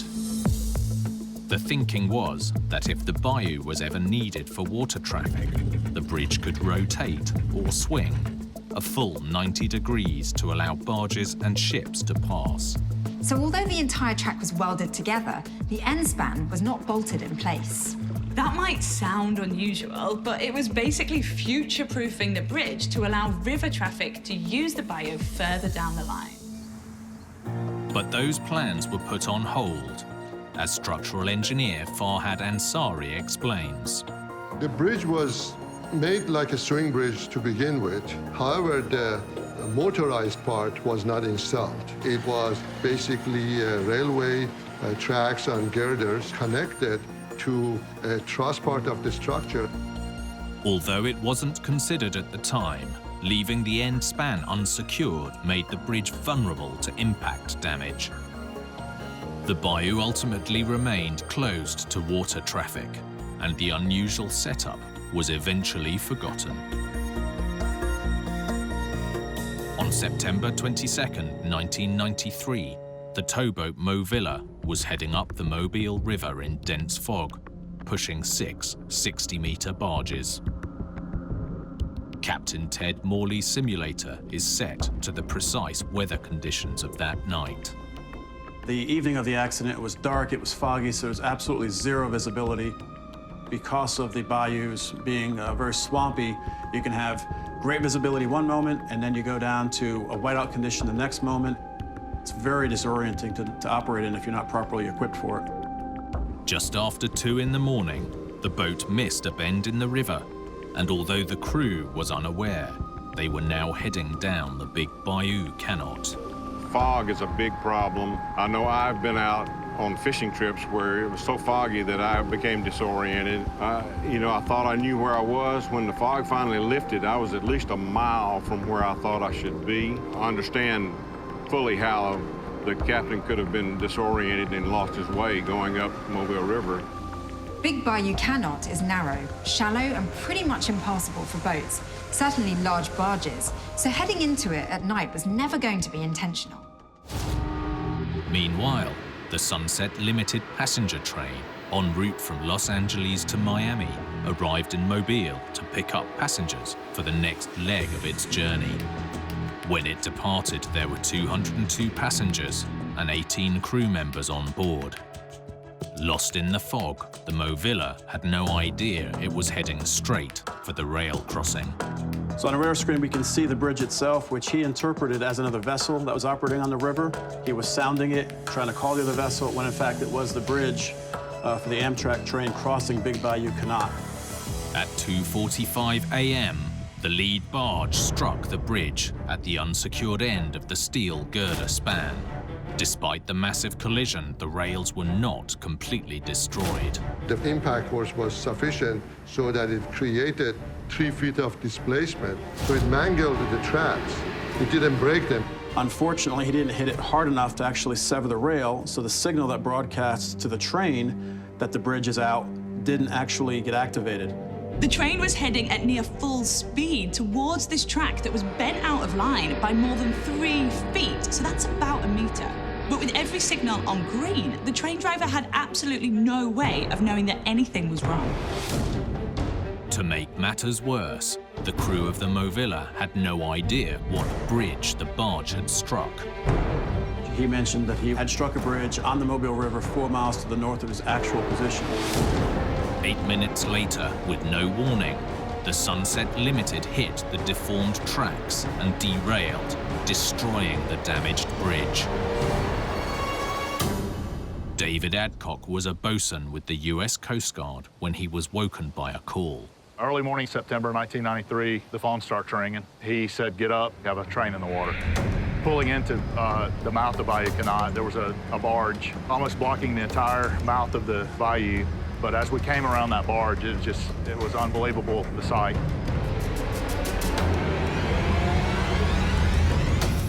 The first 7 cars had derailed, plunging into the bayou below. The water was on fire. There was diesel pouring out of the engines. The lead engine, when it left the tracks, had just buried, I think, 40 feet in the mud. It makes you want to run away and not to see that. The tragedy, I'll never forget that.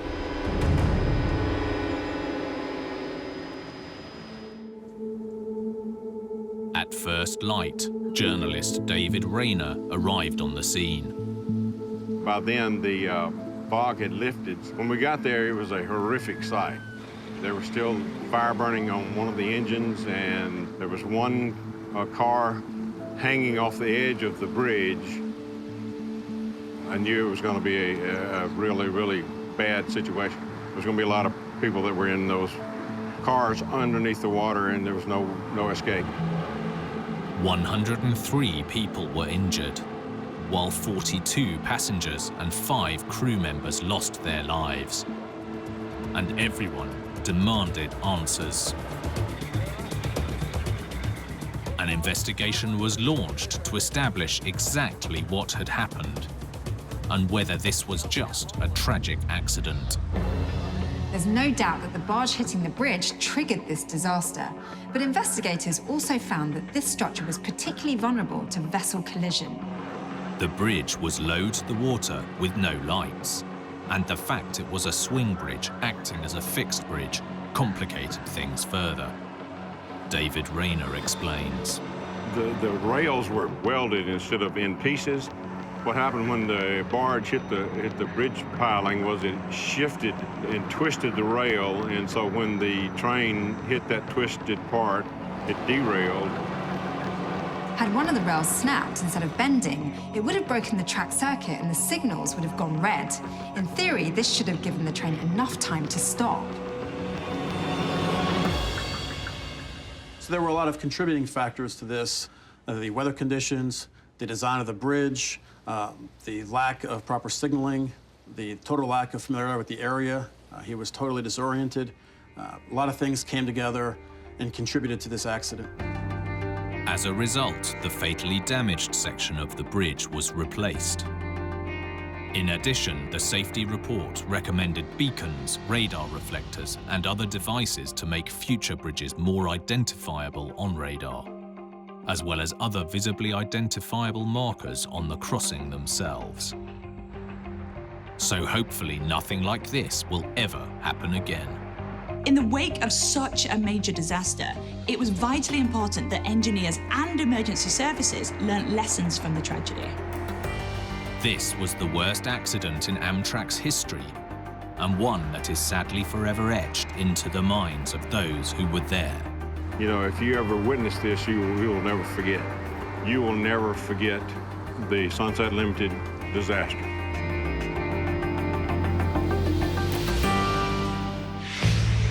Major engineering catastrophes can often be traced back to a minor miscalculation in the early stages of a project. Get your maths wrong, and the disaster can run deep. Like this literally groundbreaking subterranean blunder off the coast of Spain. Spanish authorities quickly realised that this ambitious project could actually be very dangerous. A grand plan that rocked the Mediterranean coast in all the wrong ways. A project which was wrongly conceived and even worse developed. On paper, it seemed like a great idea, but it hit the headlines for all the wrong reasons. And then you have your earthquakes.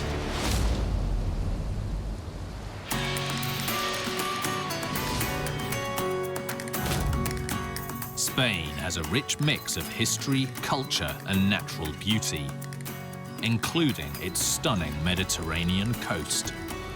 But some things are in short supply. Spain has very little natural gas of its own. In fact, 99.9% of the gas it uses is imported, either by pipeline from North Africa or arriving in ships. To avoid a shortfall, engineers came up with a truly ambitious solution. Hola, buen día. Buen día. Called the Castor Project. Journalist Jordi Marçal covered the story. The initial idea of the Castor project was to take advantage of a dried oil well here in the Mediterranean and to store gas underneath the sea. And it just so happens the Spanish had found the perfect place to put this bold plan into action. Off the coast of Spain, between Barcelona and Valencia, there is a massive old oil reservoir under the seabed. The oil was extracted back in the 1970s, but some clever engineers came up with the radical idea of reusing the cavity left behind, giving Spain a gas backup plan. The scheme was highly ambitious, as petroleum geologist Dr. Josep Guiner explains. The Castor wells were drilled to inject gas and use the oil field as an underground gas storage. The idea was to inject gas, stored for a period of time, and then sell the gas when there was a peak of demand. The plan was to run a pipeline from the mainland, nearly 30 kilometers along the ocean floor to the abandoned rig, before storing the natural gas in the old reservoir under the seabed. By pumping gas down into this natural storage chamber, Spain could have a reserve of natural gas of about 286 billion gallons, or 130 billion cubic meters. That could supply the country for 50 days. While this might sound like an ingenious solution, it's not as simple as filling a gas cylinder for a backyard barbecue. Gas is difficult to store safely. It escapes unless your container is perfectly sealed. So pumping it into an undersea reservoir with cracks and crevices everywhere sounds risky. In 2012, a massive rig was positioned above the empty oil reservoir to regulate the flow of gas into or out of the subterranean cavity. But today, there's a 500-meter exclusion zone around the rig, for good reason. We are now approaching to the Castor rig. We are being told by radio to not go further because it's a restricted area and we cannot get so close. When the company tried to just to make it function and inject gas down the air, it was a total disaster. On October the 1st, 2013, residents in southern Spain felt the earth move beneath their feet when a massive earthquake hit. Emilio Valls was at home in the town of Cases d'Alcanar when the full force of the quake struck. Yo recuerdo personalmente que esto fue una madrugada que estaba durmiendo y en mi propio le sentía que la casa temblaba. En esos años yo vivía solo y recuerdo que te va a caer encima porque te asustas evidentemente. Y el mismo gente me dijo que ya había llamado varias personas diciendo que les había pasado exactamente lo mismo, que había notado muchos, se sintieron los seísmos del Castor, ¿no? Within the space of a week after the initial quake, 15 smaller earthquakes were detected, followed by hundreds of tremors. The quakes were picked up by Estefania Blanch and her team at the Ebro Observatory, nearly 20 kilometers inland. Este mapa, estas estaciones, esos triángulos, son las estaciones sísmicas que tenemos instaladas en diferentes puntos del entorno del proyecto Castor. el 1 de octubre de 2013 y lo que vemos fue por la noche y aquí nos marca una magnitud de 3,9. Después de un cálculo que se hizo más profundo, se vio que este terremoto llegó a 13. Lo que observamos fue que en 2 meses, durante septiembre y octubre, hubo unos 1000 terremotos. These were the first quakes of this magnitude to ever hit the region, and the finger was immediately pointed out to sea. Gas injections were halted and the project put on hold, while experts determined exactly what had caused the tremors. Dr. Josep Guiner believes there was a fundamental error on a critical calculation. Well, a project like this basically depends on a single critical factor. And this factor is about pressure. You have 2 pressures. One is the pressure of the reservoir, and the other is the fracture pressure of the seal. In normal operations, the gas would put pressure on the reservoir walls from the inside, particularly the rock cap at the top, known as the seal.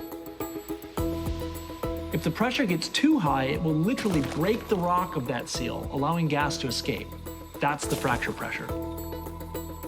If this margin is very small, the volumes of gas that you're going to be able to inject are very limited. Initial calculations estimated that the margin between the 2 figures was a safe and sufficient 20%. But Dr. Guiner believes the maths was flawed. If you use the same data that the operating company used in this area, you reach a very different conclusion. They established that the fracture pressure of the seal was around 212 bars. And in my opinion, using their same data, my calculation gives you a maximum of 185 bar. The original pressure of the reservoir is 178 bar. So it gives you a very little margin if you accept that the 185 bar is the pressure at which the seal breaks. The pressure of the gas building up inside the reservoir was too close to the fracture pressure of the rock seal. It caused disturbance in the ocean floor, allowing the gas to escape. Busting the seal on the reservoir alone doesn't explain the earthquakes. However, for geologists, that was no mystery. The high point on the reservoir where the gas was breaking through was right next to the Amposta fault line. As the escaping gas shook the seabed, this in turn triggered the Amposta fault line, causing the quakes on the mainland. What happens is very simple. I mean, it's nothing, this is not rocket science. What happens is that you inject the gas, you exceed the fracture pressure of the seal breaks, the gas escapes, the gas goes into the fault moves, and then you have your earthquake. With the pressure required to store gas so close to the reservoir's natural limit, engineers had only one choice. A study conducted by engineers declared that any further use of the old reservoir to store gas would most likely result in dangerous seismic activity or more earthquakes. The only solution here was to shut the Castor station down completely. Since the gas stopped flowing in 2013, no major earthquakes have been detected. The hope is that the region will go back to its normal stability, and Spain's hunt for a natural gas backup source will continue. The Spanish government will have to find new and innovative ways to fulfill the energy needs of its population that don't involve the potential for disaster.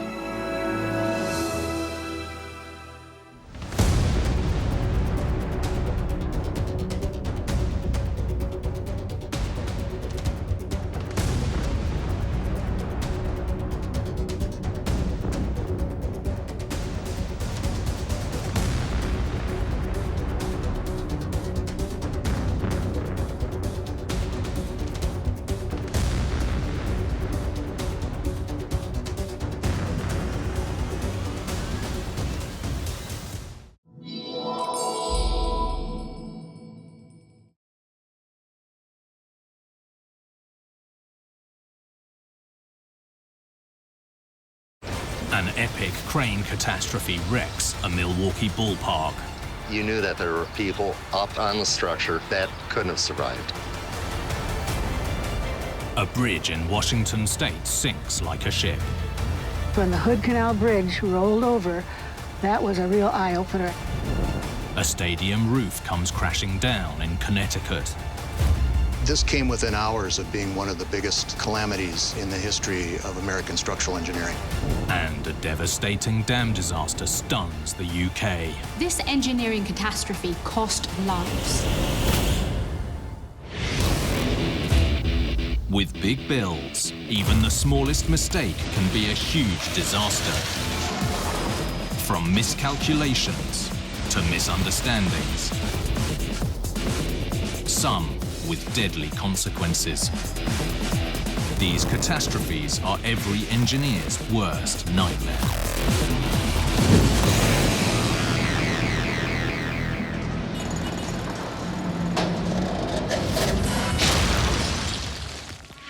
Engineering catastrophes can strike at any time.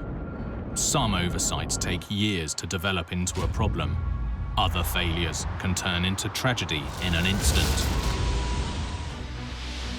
Like this construction disaster in Wisconsin in the US. This was a unique project with unique problems. A build that pushed the limits to the edge and beyond. The margin for error here was just too small. This disaster resulted in terrible tragedy. The cables started to squeal. There were a couple of loud bangs. I looked at Lance and I said, time to run.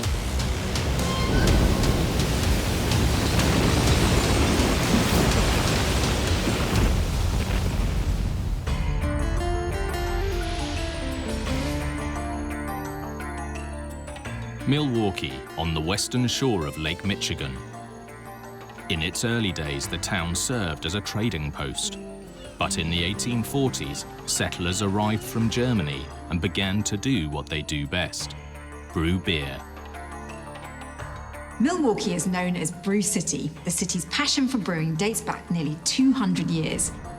Beer is not all that this city is passionate about. Its love of baseball runs just as deep, with their major league team aptly named the Milwaukee Brewers. And this is the epic home of the Brewers, Miller Park. It's been a mecca for the team's fans for decades, like local journalist Jim Nelson. People love coming to Brewers games and tailgating in the parking lots surrounding Miller Park, cook out, drink beer, play Frisbee, have a great time. Built in the 1990s, the mammoth Miller Park was one of the largest construction projects in Wisconsin history. But engineers weren't just building an average ballpark. In a region with unpredictable weather, the goal was to draw bigger crowds throughout the entire baseball season. Milwaukee has warm, humid summers, which are perfect for baseball. But the season starts in spring and runs all the way through to autumn, when the weather is much less predictable. The only way to guarantee constant play in Milwaukee's erratic weather was a closing roof. The retractable roof allows certainty for days like today, when you're coming to a baseball game and you know they're going to play. Closing roofs are nothing new, but this one would be unlike any other in the world. The engineering solution was a pioneering fan-shaped retractable roof that could sweep closed from either side to mimic the shape of the baseball field below. Engineering consultant Christopher Pinto worked on the stadium. This was a totally different take on retractable roofs. No one had really done something like this before in the United States, to create a fan-shaped roof of 5 different moving panels that could all move separately, that all stacked over one another. In 1999, 3 years into construction, the time came to install the unique roof. This epic lifting job demanded an equally epic machine. This was a heavy lift and called for one of the world's largest construction cranes, known as Big Blue. Big Blue, a 170-meter tall heavy lift crawler crane, capable of elevating up to 1,500 tons, was the monster machine brought in for the job. Not only could this crane lift the massive loads required, it could also maneuver the complex roof sections into place with precision. A fundamental rule for lifting heavy loads is for the crane to maintain equilibrium. Basically, it has to be perfectly balanced. Big Blue maintained its perfect balance until July the 14th, 1999, when its team faced one of the most challenging lifts of the project. Big Blue had been on site for 11 months and had successfully hoisted 10 roof sections into place, but this large curved panel was one of the heaviest components and a really complex lifting job. The roof sections to be lifted that day weighed more than £1 million. The epic lift caught the attention of crane enthusiast Bob Winkle and amateur photographer Lance Wallace. I'm driving on the freeway, I'm trying to look at it while I'm driving, but I can't focus on the road either. And we pulled up by the old park. So this is about where we parked, and I started shooting pictures. And we were standing next to about 10, 15 other spectators. The lift was also being filmed by a safety team that was carefully monitoring every aspect of the operation. With a lift like this, safety is paramount. With every load, calculations are done to ensure that the height, the distance, and weight of the lift all allow a safety margin. And one other crucial element to the equation is the wind. The day was pretty windy. It started out in the morning, they were having some heavy gusts, and there were questions as to whether they were going to do the pick. And when we came back through at 4 o'clock in the afternoon, they had it up in the air, and that's why we had to stop and actually see what was happening. Suddenly, something unexpected began to unfold. On the drums for the cables, you could hear that, and they started to squeal. There were a couple of loud bangs. They were primarily explosions. And at that time, I looked at Lance, and he said, "What was that?" And I said, "Time to run." The massive crane started to fall.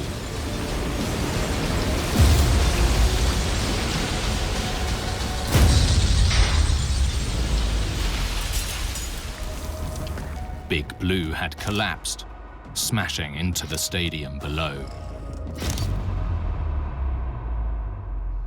Its center window, the third one, is where primarily everything went through. During the collapse, there was pieces flying through the air. It was like tension being released in the metal and just small explosions that just kept happening. The scale of the damage was devastating, and not just to the structure of the stadium. When the crane fell, I personally thought that, yeah, people had to be injured and we had to have deaths, because seeing one of the baskets get swung out of the way, and he was actually saved, but you knew that there were other people up on the structure that couldn't have survived. Most of the construction team narrowly escaped with their lives. But a second crane helping to direct the lift was also forced to the ground. Tragically, 3 men lost their lives.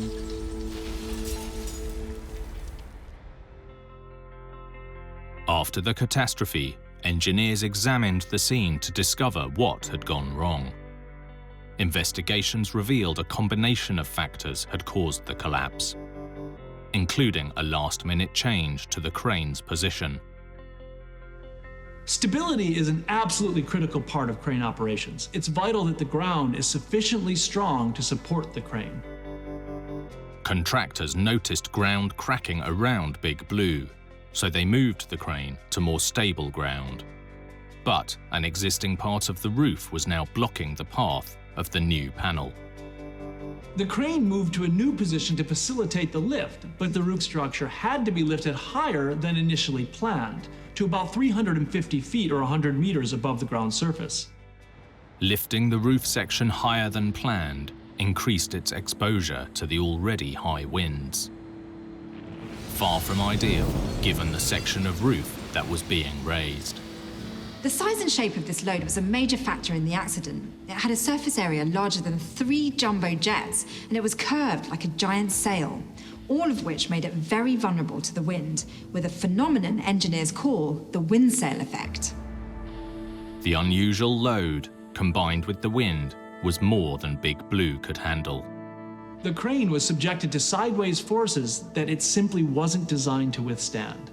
With a crane so close to its safety limits, only one thing had to go wrong to trigger a snowball effect, and there was nothing anyone could do to stop it toppling over. Big Blue was completely destroyed in the accident. As plans were laid to continue construction, engineers were determined to learn lessons from the tragedy to ensure that nothing like this could ever happen again. The 1999 collapse of Big Blue set the construction of Miller Park back by an entire year. High winds combined with the increased height of the lift and the sail-shaped load pushed Big Blue off balance, and the excessive sideways forces broke the crane in two. But the ambitious build had to continue. Clearly, no one wanted a repeat of the tragedy, so the roof design was modified and a different crane brought in to finish the job. Miller Park opened for its first game in April 2001. Positive change did come from this tragedy. Crane safety was forever improved. The investigators proposed a raft of safety measures, including changes to the planning processes, positioning of the observers, and better monitoring of the wind conditions at key points on the crane.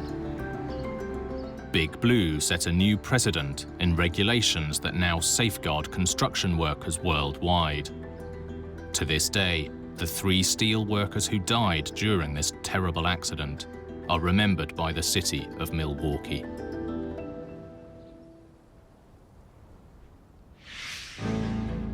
Engineers have to take into account everything that the elements might throw at them, but sometimes even the most solid structure can fall victim to Mother Nature. Like this bridge in Washington State that was destroyed by a string of failures. When designing any structure, engineers have to consider Mother Nature. A vanishing roadway that cut a vital transportation link. I have seen many interesting things in my life, but when the Hood Canal Bridge rolled over, that was a real eye-opener. This was the perfect storm, and it revealed a catalogue of engineering errors.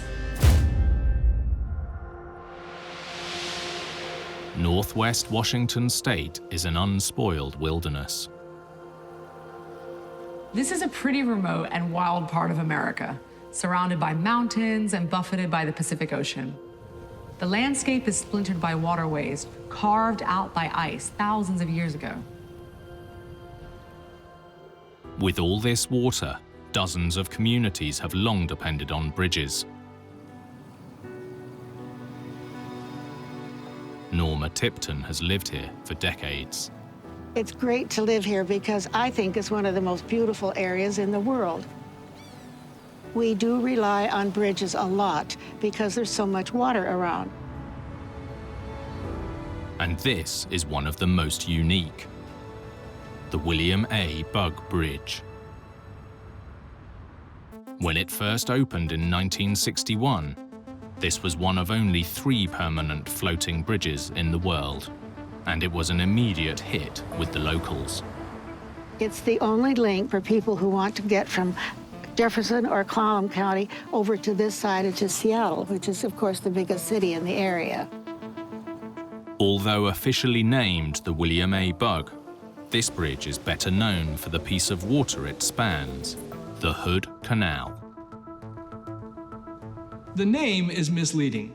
Hood Canal isn't actually a canal, it's a fjord, a narrow, deep valley cut by a glacier and then flooded by the ocean. It's about 1.5 miles or 2.4 kilometers across, but a massive 50 miles or 80 kilometers long. At the time, nearby Seattle was home to the world's longest floating bridge, successfully spanning Lake Washington.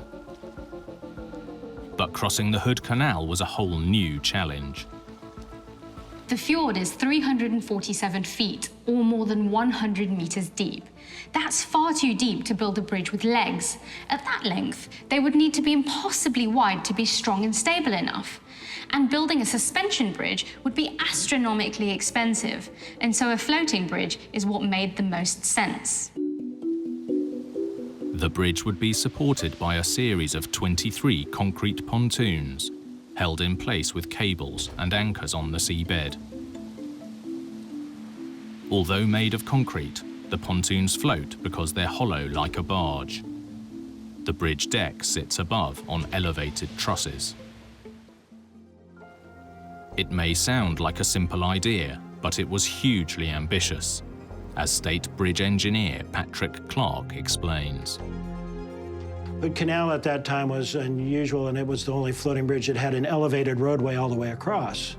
And the reason for that, the waves are much bigger on Hood Canal than they are on Lake Washington. So with the high elevated structure, traffic's able to travel along with wave spray basically passing underneath. And it needed its elevated status because despite being deceptively calm, on some days this fjord can be anything but, as winds roll in from the nearby Olympic Mountains. Although a long, narrow fjord might seem like the perfect sheltered harbour, in certain conditions the Hood Canal is almost the opposite.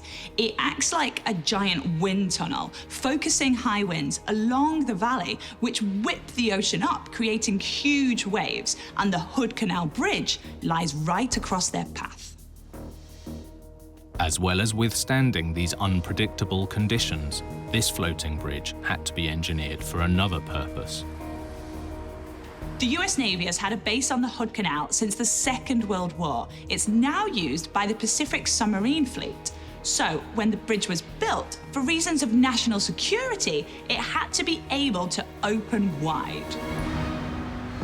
While most opening bridges lift or swing, this one retracts or withdraws, referred to as a drawspan. The design incorporates two floating sections in the center of the bridge that can be withdrawn back towards each shore. When fully retracted, a 180-meter gap in the middle allows large naval vessels to pass. The drawspan is a great solution for letting marine traffic through. But in an area of high winds, strong tides and currents, you're left with two very long floating jetties, each of them much more vulnerable to sideways forces than if they were permanently connected. For 17 years, the bridge battled Mother Nature and slashed journey times across the Hood Canal. But an unexpected weakness was about to be dramatically exposed. On February 13, 1979, a storm rolled from the Pacific Ocean into Washington's Hood Canal. I think that this was a once-in-a-lifetime windstorm for this area. I don't remember any nearly as severe as that. And the sky was quite dark, and there were big white caps all over the canal, and the trees were waving like crazy, whooshing wind through. To protect the bridge, the drawspan was opened.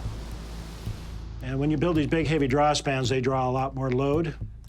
But when the storms start to come up, we shut it down to traffic, and we retract the drawspan back onto each side, so we leave a 600-foot opening. It relieves the pressure from the wind and waves on the bridge.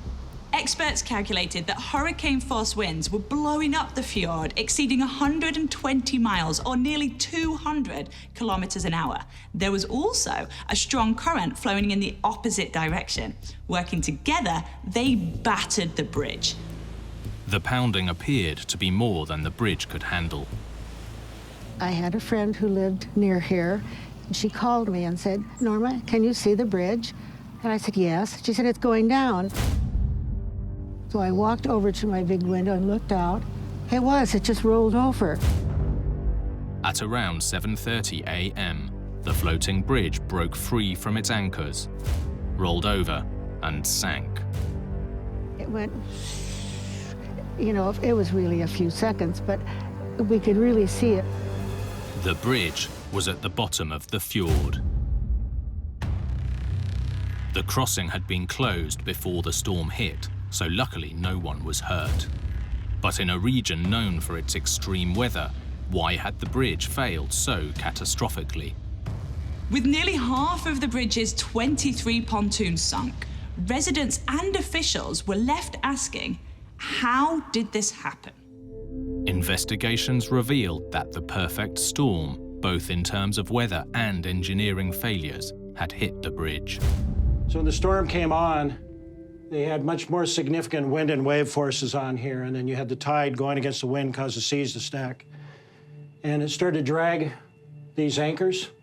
And when you start to drag these anchors, the bridge starts to go out of alignment and it loses its support. At this point, another part of the bridge became a problem: the walls on the sides of the maintenance deck.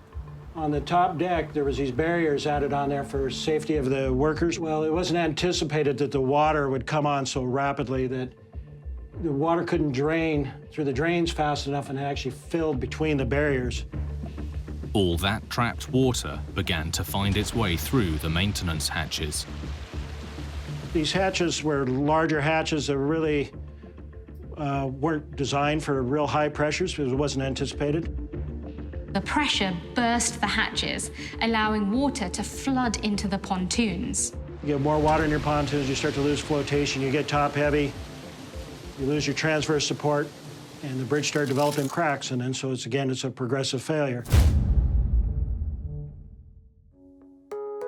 The final straw in this epic fail came when the cables connecting the pontoons to their underwater anchors finally snapped. The Hood Canal Bridge may have been underwater, but leaving local communities cut off wasn't an option. A new bridge had to be built, and this time it had to be able to survive whatever Mother Nature could throw at it. State engineer Patrick Clark helped rebuild the bridge. We're confident that the new design addresses those storm loads that we saw in 1979. The anchors were made much larger. The new anchors are 3 stories tall and 46 feet. That's nearly 15 meters wide. They're basically vast buckets filled with rocks. Each pontoon now has 3 anchors attached by cables twice as thick as those on the wrecked bridge. In addition, the new maintenance hatches are now firmly watertight, so the maintenance decks are no longer an issue. The solid concrete barriers were removed and they were replaced with cable rails. The new bridge should be able to survive those kinds of storms. That's what it was designed for. The fix cost $150 million, and in 1982 the bridge reopened stronger than ever.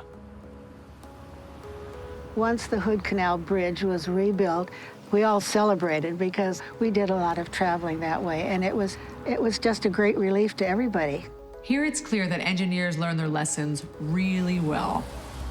Anchors that couldn't drag, stronger cables, submarine-grade hatches. The list goes on and makes you pretty confident that this bridge isn't going to be caught by surprise again. Engineers always want to be ahead of the game, but with new innovations and technologies come new risks. Sometimes the gamble doesn't pay off. Like this disaster in Connecticut, where grand plans for a city's revival came crashing down to earth. This came within hours of being one of the biggest calamities in the history of American structural engineering. This lucky escape for a stadium full of people highlighted the limitations of computer-aided design. Computer analysis designed to keep the building safe actually put thousands of lives at risk. A very lucky escape for a stadium full of people. Hours later, it was no more. And I don't know if I've ever really gotten over that.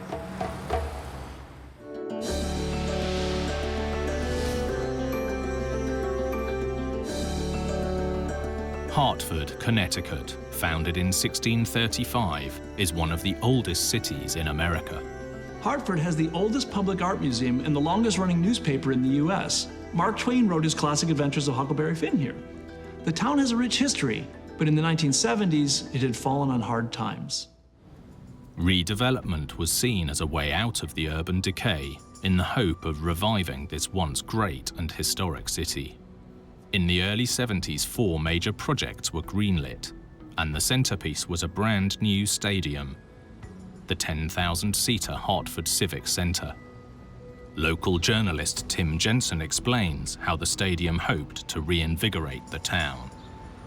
In the mid to late 70s, the Civic Center was not only the place to go for exciting sports action, but also it was the major concert venue between Boston and New York. Superstars from around the world performing in concert right here in the capital city of Hartford. To embody this newfound optimism, the roof of the Civic Center would also be a superstar structure, using new and cutting-edge technology. The icing on the cake was a state-of-the-art roof designed using what was, at the time, pioneering technology, computer-aided design, or CAD. These days, CAD is used to design everything from household objects to spacecraft. But in the early 1970s, it was in its infancy.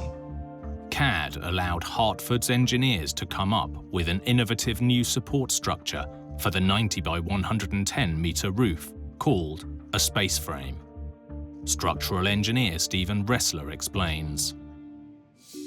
This model is a representation of the structural system that was used for the Hartford Civic Center roof. As you can see, those individual pyramid-shaped modules were tied together with structural connections in order to make this more elaborate, geometrically complex structural system. The structure used 2,300 steel trusses connected to form a series of inverted pyramids designed to evenly distribute the weight of the roof. For added strength, the whole roof was supported by steel cross-sections known as bracing. They did that in the form of these diagonal elements that intersect the top chord members right at their midpoints. By adding these diagonal members that frame into the top chord, they caused it to be, at least in theory, 4 times stronger than it would have been without these diagonal braces. To save time and keep workers safe, the entire roof was built on the ground and then jacked up about 80 feet or 25 meters into the air. The roof was the size of 2 football fields, and yet it was supported by just 4 pylons. It really was an engineering marvel and gave everyone in the crowd an unobstructed view of the action. The cutting-edge new stadium opened in early 1975, attracting large crowds to music and sporting events. January the 18th, 1978 was no exception. A huge college basketball game was played. The University of Massachusetts visited the University of Connecticut. Over 5,000 excited fans found their way to the Civic Center that evening. Little did they know a disaster was about to unravel. A huge snowstorm descended on Hartford. Suddenly, the entire roof of the Civic Center collapsed.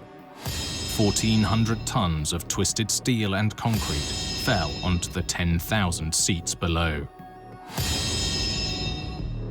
Thankfully, it was after 4 o'clock in the morning and the building was empty. It's lucky that this happened in the middle of the night. Just 6 hours earlier, the stadium was packed with 5,000 people watching a basketball game. Who knows how many could have been killed? No one was hurt in the catastrophe. But what had caused the cutting-edge computer-aided design to collapse? In the days that followed the Hartford Civic Center disaster, young engineer Jeffrey Coleman was sent to assess the wreckage. My first view was from the hotel next door. The roof structure was all twisted and wrapped together in various directions. It was a twisted mess. Buildings aren't supposed to fall down. And here I was standing in the midst of an incredible tangled wreckage. I was 24 years old at the time, and it was a real sobering experience. Jeffrey looked at the obvious culprit, the snow, but something didn't add up. At the time, the building code would have required the roof to carry 30 pounds per square foot of snow load. Live load, we call it. At the time it collapsed was 26 pounds per square foot of snow load. So the roof collapsed at a load less than what it was designed to withstand. An official investigation found that the computer calculations had seriously underestimated the weight that the roof could handle. When you look at engineering failures, you'll often find a well-intentioned decision followed by an unintended consequence, and that was the case here. A computer model is effectively just a very fancy calculator. You get an answer based on the data that you put in. It's how those results translated into the real world that appears to have been the problem. When entering the data into the computer program, engineers had failed to recalculate their numbers after a change was made in the original design. The computer had calculated a design based on a flat roof, but the roof had to be slightly pitched so that water, or in this case snow, could drain off. Flat roofs have an unfortunate characteristic of collecting water. The water pools, and that adds considerable weight to the roof and also causes drainage problems and leaks. And so the designers had to provide just a little bit of camber on the roof, an outward slope that would cause the water to drain outward.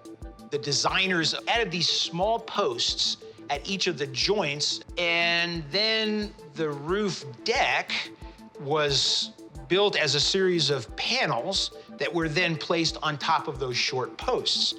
Unfortunately, those posts ended up being part of the problem associated with the collapse of the structural system. The dimensions of the new posts were not fed into the CAD system, meaning the computer's calculations were inaccurate. By raising that roof up, those stubs no longer adequately braced that top chord in the horizontal direction. As they lifted the now sloping roof into place, there were signs that it was struggling to cope. Under the weight of water or snow, this state-of-the-art structure was visibly sagging. The deflection, or basically sag of the roof, was double what was expected. It would seem a clear warning that the structure wasn't behaving as the computer had predicted. Despite all these warning signs, the designers continued to insist that there was absolutely no problem with the design and that they had the ultimate confidence in their computer analysis results. When construction workers and spectators can see that the roof is sagging, maybe it's time to turn off the computer and get out the calculator. The engineers' faith in the computer calculations caused them to doubt the evidence in front of their eyes. The changing shape of the roof once it had been installed hadn't been taken into account and wasn't something the computer had been asked to calculate either. It turns out this made the roof highly susceptible to buckling. While the bracing in the center of the structure was still strong, the warped roof had critically weakened the side bracing. Because of the design deficiency associated with the lack of proper bracing on the exterior compression members of the space truss, these members were severely overloaded, and under that snow, they buckled like this, causing a transfer of load to the adjacent module and the chain reaction buckling of all the adjacent top chord members. This. This triggered a cascade effect, buckling yet more members until the whole lot came crashing down.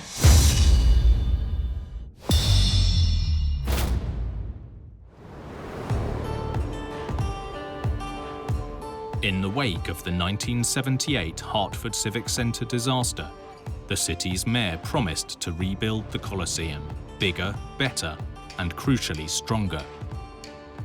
Today, even the heaviest snowfall is no match for the new and improved roof.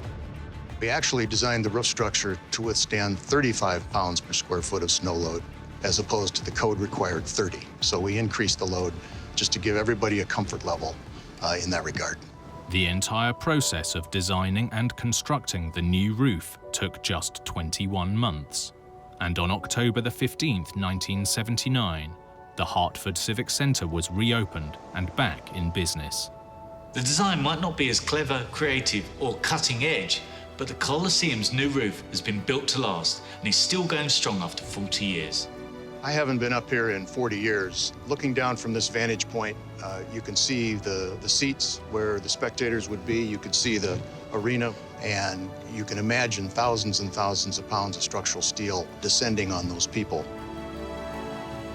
One of the most important lessons that we as engineers have learned from the failure of the Hartford Civic Center roof system is that even while the computer is an extraordinarily powerful tool that gives us capabilities that we simply wouldn't have if we had to do our calculations manually, we must always have to apply common sense and good engineering judgment in order to ensure that the results we're getting from the computer actually translate into safe structures on the ground.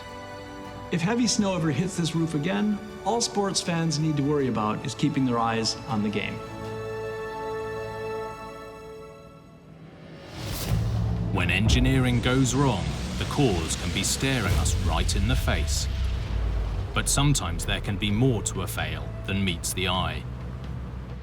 Like this dam in the mountains of Wales, and a disaster that went down in history. This dam was doomed from the very start.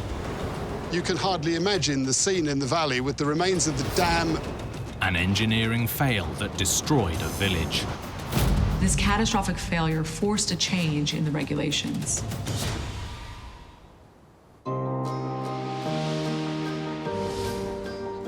Wales is a rugged land. Its mountains and streams are rich with myths and legends. Wales is known for ancient Celtic folklore, grand castles, and natural beauty. But there's another side to the country. It's long been an industrial powerhouse.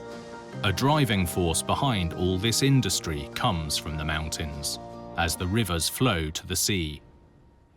A century ago, to harness that untapped energy, engineers started building dams to feed hydroelectric power stations, like this one in the village of Dolgarrog. Geologist Jonathan Wilkins explains. This is a good location for the generation of electricity because the terrain gives a very, very rapid drop in height between the reservoir and the floor of the valley where the power station is situated. Well, this is the generating hall from Dolgarrog Power Station. In front of you, the large blue pipes are bringing water from the reservoirs, and the big square boxes are the alternators which are supplying power to the national grid.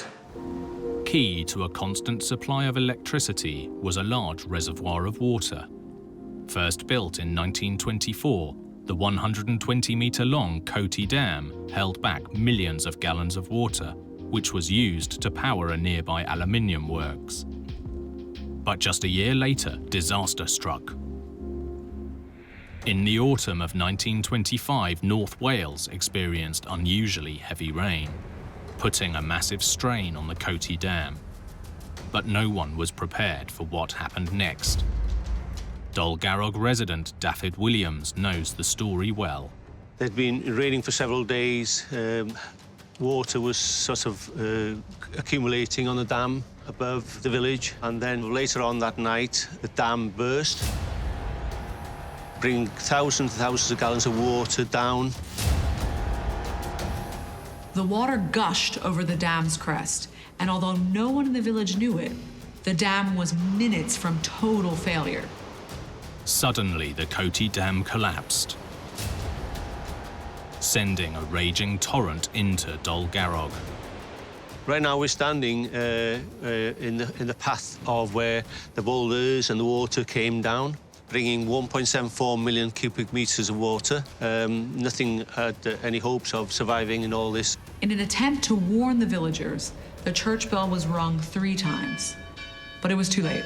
The flood quickly overwhelmed the village, carrying debris, including huge boulders that weighed hundreds of tons. This is one of the boulders that came down that night. I'm about 5'9", and this is not the biggest of them. This is small comparison to some of them. The result was completely devastating to the village and to its inhabitants. This is the piece of pipe that came down with it. As you can see, it's all crushed. You can see how it's mangled up. You can imagine if the boulders can do that to a piece of metal like that, what we do to buildings and people living there. Tragically, 16 villagers lost their lives, including 6 children. Engineers had to figure out what had gone wrong and how to protect the villagers from future tragedy.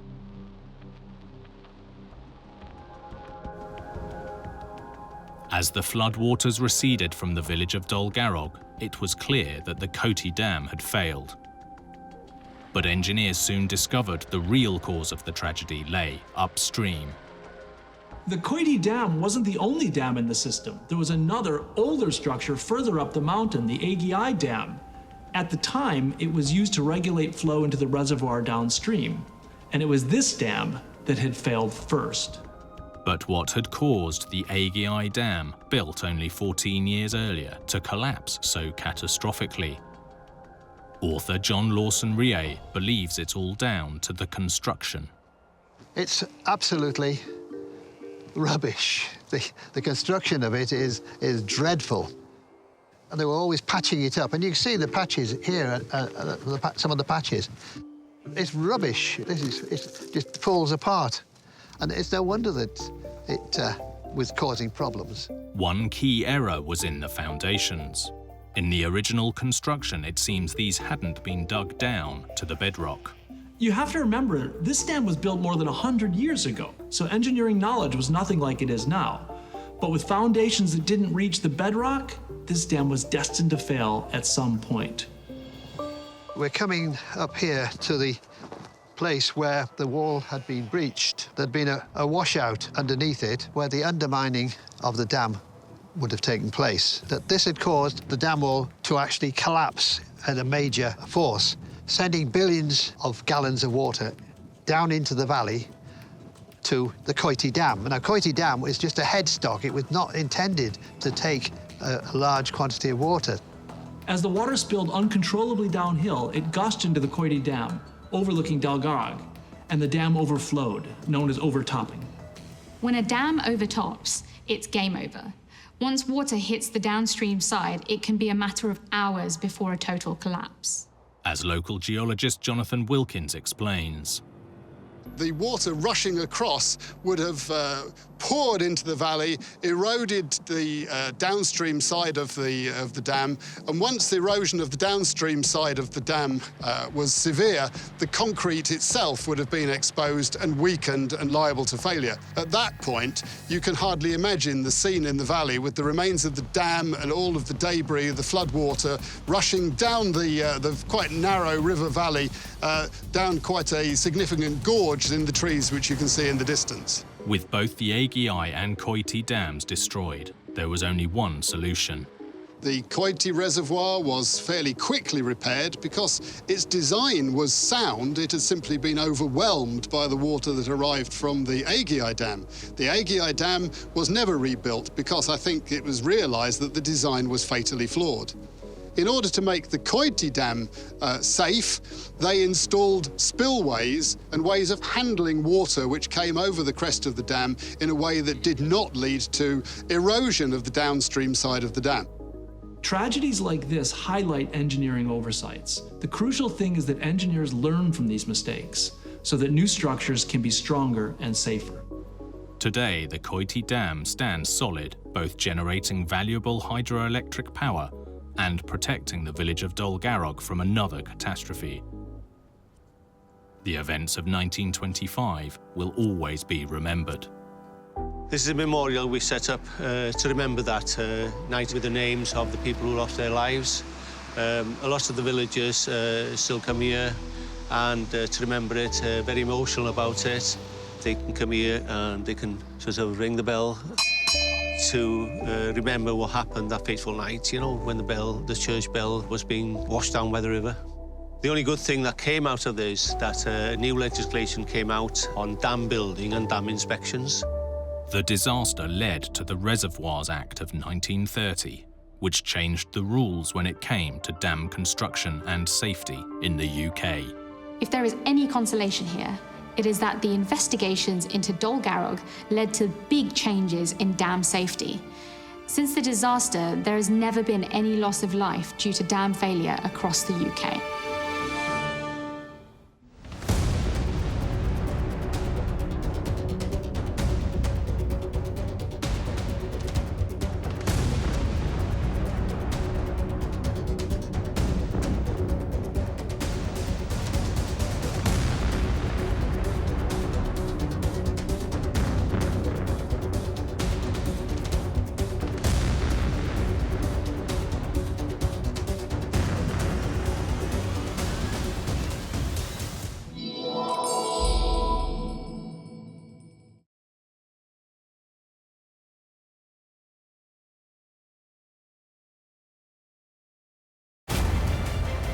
In Montreal, a vital highway crossing collapses with tragic consequences.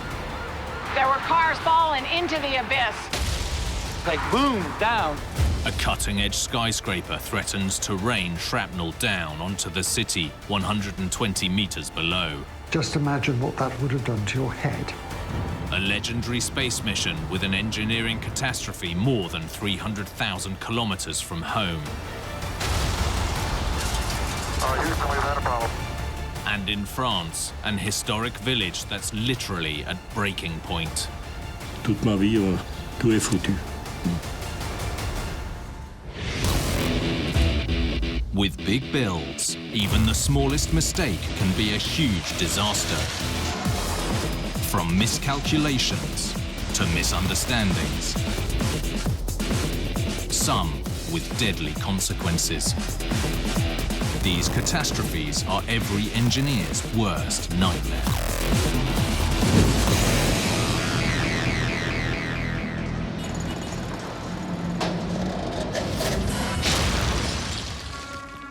All structures, no matter how well built, must be regularly monitored to ensure their safety. However, some engineering oversights are only spotted after it's too late to act. Like this disaster on a downtown overpass in Canada.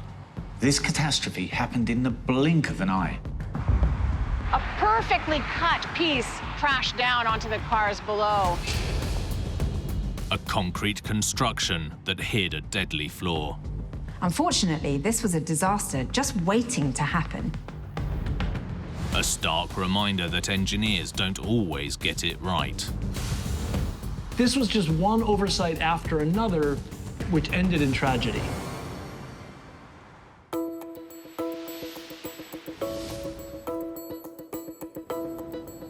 Montreal is the largest city in Canada's Quebec province.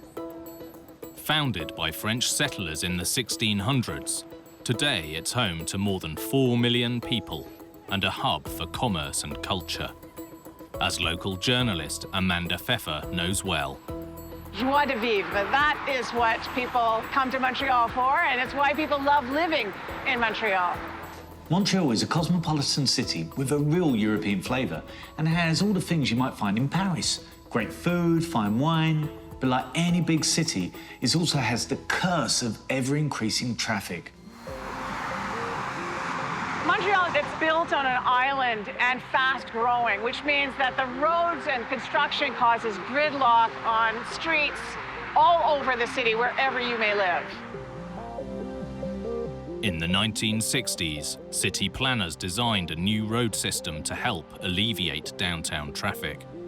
A key part of the project was a brand new overpass on Highway 19 that would be one of a kind.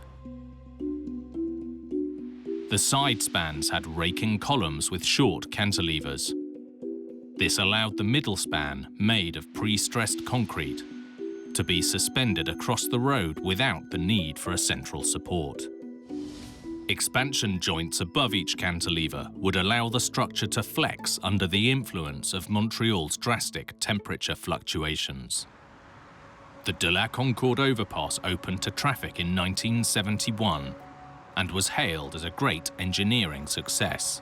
57,000 vehicles use the overpass every day, and building it helped ease the city's traffic problems. Engineers built the bridge to last 70 years. But little did they know the design concealed a deadly weakness. Vulnerable areas of the bridge were taking a daily pounding. By the 1980s, the overpass had begun to exhibit visible signs of concrete degradation.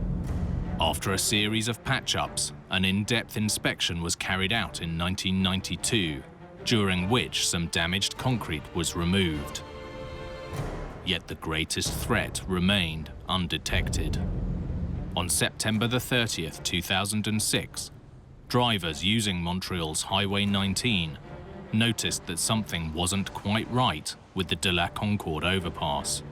Members of the public have reported seeing cracks and large gaps in the deck support. And one driver apparently even called the police to report seeing a chunk of concrete the size of a suitcase falling to the road below. An inspector from Transport Quebec came, called in and said that an inspection needed to take place. That inspection was put forward to the Monday. An advisory went out to media organizations telling motorists to watch out for falling debris. The highway was not closed. Despite clearing away and loading the fallen pieces of concrete into the back of their pickup, the highway official decided that the bridge presented no immediate threat or danger.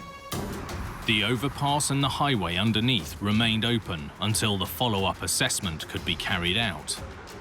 Meanwhile, the concrete continued to show signs of rapid deterioration. Motorists were starting to see the roadway begin to sink into the structure, and a large bump. They could feel the bump on each side. Suddenly, disaster struck. The southbound section of the overpass collapsed. A perfectly cut piece of the slab on top had come off and crashed down onto the cars below. Dr. Claude Giroux was nearby and heard the collapse. There was a big hole here. Underneath, I saw that truck, and then I saw a car underneath with the whole mass of block and the cement there. Emergency crews were trying to see whether anybody underneath that concrete was still alive. Tragically, the catastrophe resulted in 5 fatalities. In the wake of the disaster, the people of Montreal demanded answers. Further investigation revealed that the structure's design was inherently flawed. The design was considered innovative at the time, but it also meant that it was nearly impossible to carry out a thorough inspection. It was built to be very difficult to inspect, in fact. You would have to actually drill core samples into the bridge to see if there was rusting or problems with the rebar, that kind of thing. The overpass's design prevented proper inspection of the abutments and cantilevers, the exact points that carried the full weight of the bridge. It was here that the catastrophic failure occurred. The De La Concorde overpass effectively collapsed under its own weight in what's known as a shear failure. A shear failure occurs when a load exceeds the material's shear strength, causing a sliding failure parallel to that load. An inspection showed that the shear strength of the overpass had been compromised at critical points. Although it happened instantaneously, this catastrophic and tragic failure was a result of years of deterioration. It seems the engineers who designed the structure underestimated how quickly the points below the expansion joints would degrade. This error in calculations resulted in a huge amount of stress on the corners of the cantilevers. It essentially created a weak zone that just couldn't handle such a large load. It was discovered that the rapid degradation at these weak points was caused by the effect of Montreal's climate on the concrete. It should be no surprise that winters in Montreal can be very harsh, with plenty of snow and ice. Authorities use a lot of salt on the roads to make them safer, but incredibly, engineers hadn't taken that into account when choosing the concrete. For decades, salty water had been entering the structure around the expansion joints above the cantilevers, into inclusions in the concrete. Seasonal freezing and thawing caused the concrete to crumble at an unpredicted rate. This all culminated in sudden diagonal shear fractures across the cantilevers on both abutments. The result? A total failure of the overpass. Not only that, experts deemed the quality of the concrete used to be substandard, as it lacked sufficient rebar reinforcement at the cantilever abutments. Professor of Structural Engineering Lofty Gisani explains. It's a shear crack which developed here.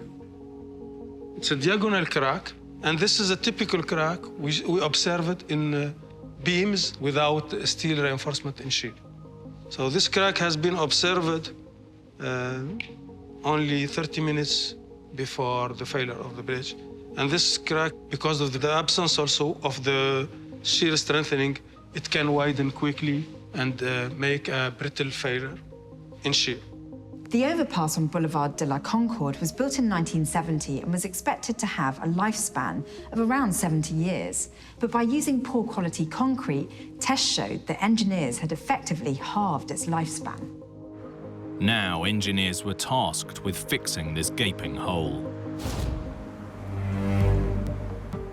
The government inquiry into the de la Concorde catastrophe of 2006 concluded a combination of design choice, substandard materials, and environmental conditions had all contributed to the tragedy. Not only that, but the inspection and restoration in 1992 had significantly compromised the structure. Not only did the 1992 inspection not fix the problem, but by removing much more concrete than they had planned, it actually made things a whole lot worse. The current practices for structures that are exposed to freeze-thaw calls for the installation of a waterproof membrane to prevent the infiltration of salt-laden water, which can damage the concrete. But this was never installed, even during the extensive bridge repairs in 1992. Engineers have argued that the works carried out in '92 should have also included reinforcement of the cantilevers and abutments of the overpass. According to experts, the sheer reinforcements would have strengthened those critical areas of weakness and controlled the internal cracking. And then just maybe this collapse could have been prevented. The de la Concorde tragedy prompted an inspection of similar structures in the area. As well as having exactly the same flaws as de la Concorde, the de Blois overpass was in fact built in the same construction project. It was closed to traffic less than 3 hours after the collapse and subsequently demolished. It wasn't just the de Blois overpass that came under the microscope. Multiple bridges across Canada were closely inspected. I believe there were like 300 inspections that took place after this bridge collapsed. Half of the bridges needed further inspection, and a quarter of them actually needed major repair, as it turned out. Hundreds of millions of dollars have been invested in the infrastructure, and over 100 overpasses have been closed to all trucks in excess of 20 tons to make sure something like this never happens again. Today, Canada's Highway Authority remains committed to the safety of all drivers. But the legacy of the de la Concorde catastrophe endures. There was a real rethinking of what we take for granted, which is that our bridges are safe, that our infrastructure is safe, and that when we drive underneath them, we won't be crushed by them. Every time I go on a bridge now, I know that bridge can fall. Or if I go underneath a bridge, I just go right through, because that can happen to anybody.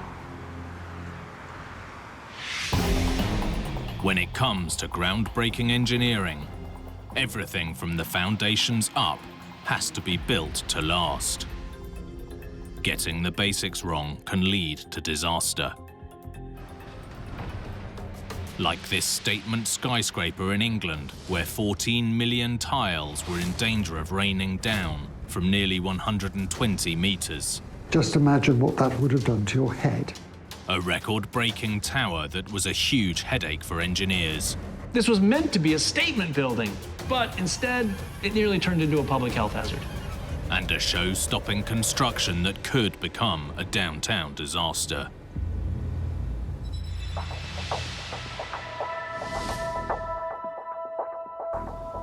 Manchester, in northwest England, is considered one of the UK's cultural and industrial powerhouses.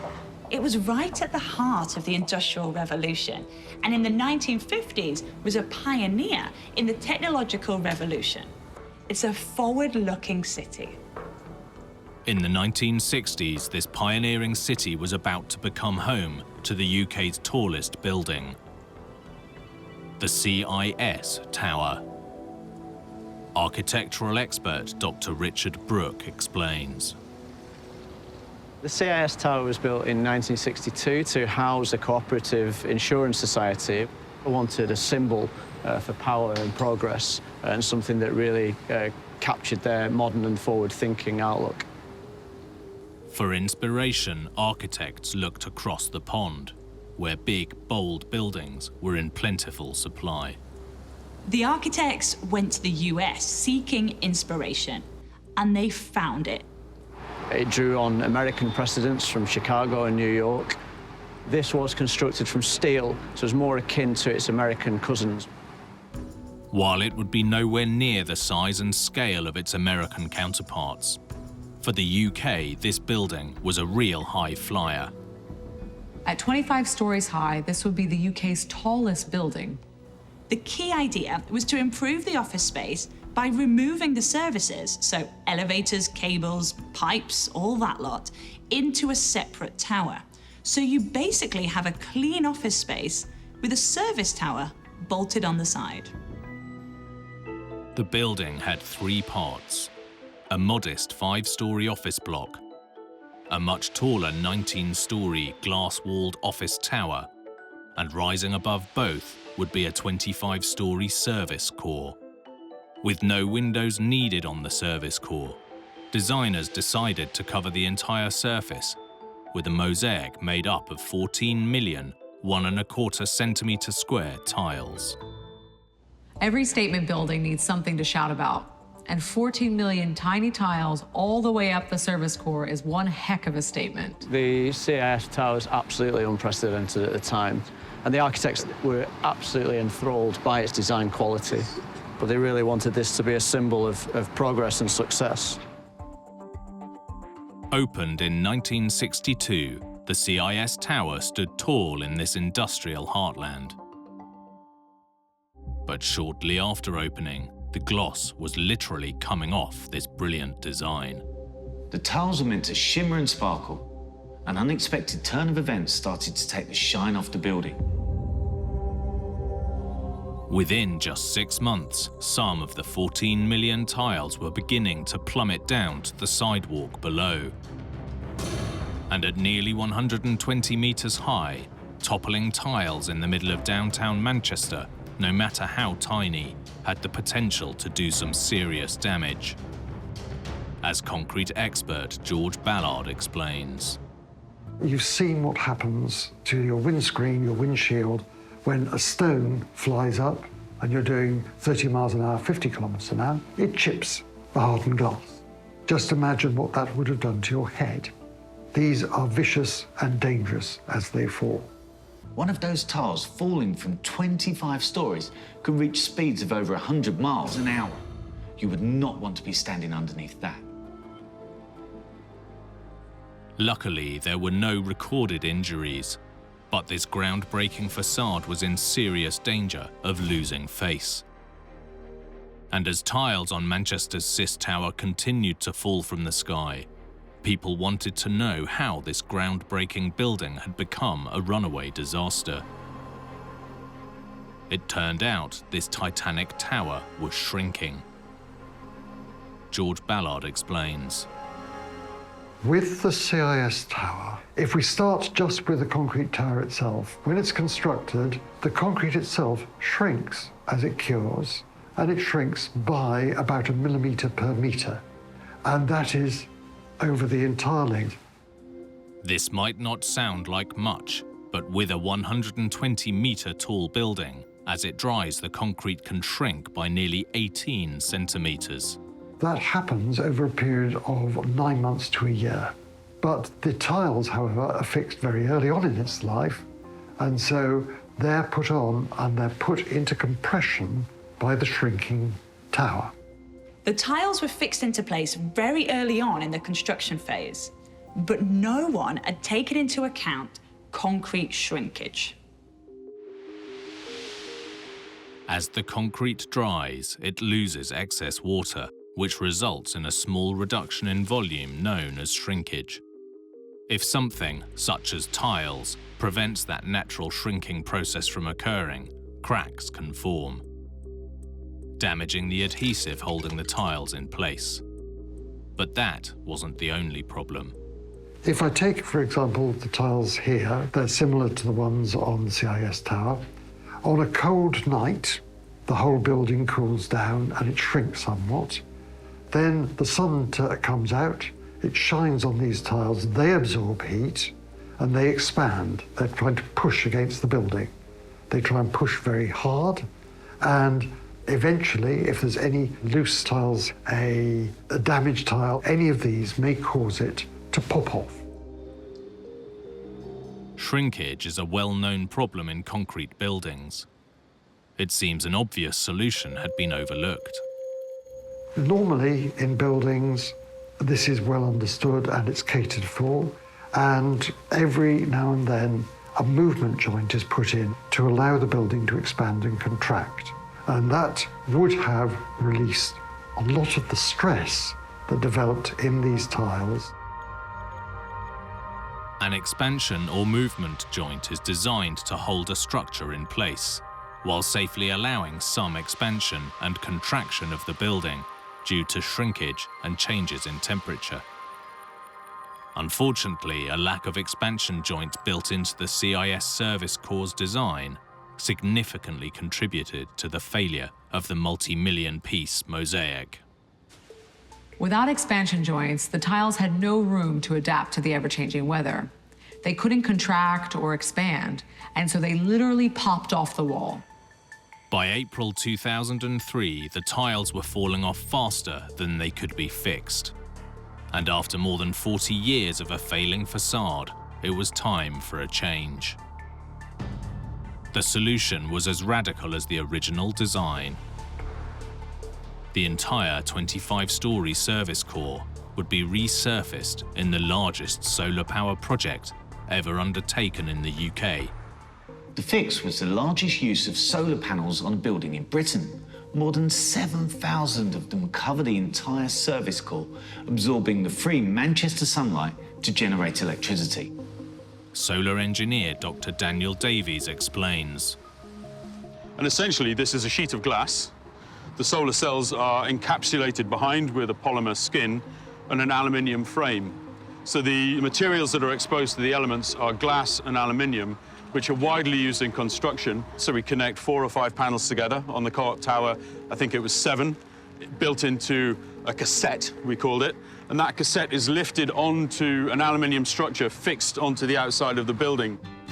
On the 3rd of November 2005, the then Prime Minister of the UK, Tony Blair, switched on the UK's largest solar power tower project. The tower now generates roughly enough power to make 10 million cups of coffee a year. And the old mosaic tiles are now safely out of sight and out of engineers' minds. The remaining mosaic was kept in place behind the new solar panel cladding with a wire mesh, but in all likelihood, it will never see the light of day again. Despite its initial problems, the CIS Tower remains one of the tallest buildings in Manchester, and still one of its most distinguished. And engineers might have been green with their first mosaic design, but their solution turned out to be even greener. Engineers turned a massive building blunder into an engineering triumph, and in the process did their bit for the planet. While the initial failure may have been costly, the new solution is making money while the Manchester sun shines. Twice, this building was ahead of its time, and finally turned disaster into triumph with true engineering innovation. And this time, the building and the city is all the better for it. When engineers push the boundaries above and beyond, the results can be groundbreaking. But when the stakes are high, even the tiniest oversight can end in catastrophe. Like this infamous disaster that was out of this world. Apollo 13 is famous for the explosion halfway to the moon. But what few know is that it was primed to blow long before liftoff. This oversight came to light at a critical moment. On Apollo 13, we did things that we shouldn't have done. Any explosion is scary, but when you're halfway to the moon, there would be no one to come to the rescue. The shocking engineering truth behind this epic fail. Houston, we've had a problem. We made a bomb. We thought we lost him.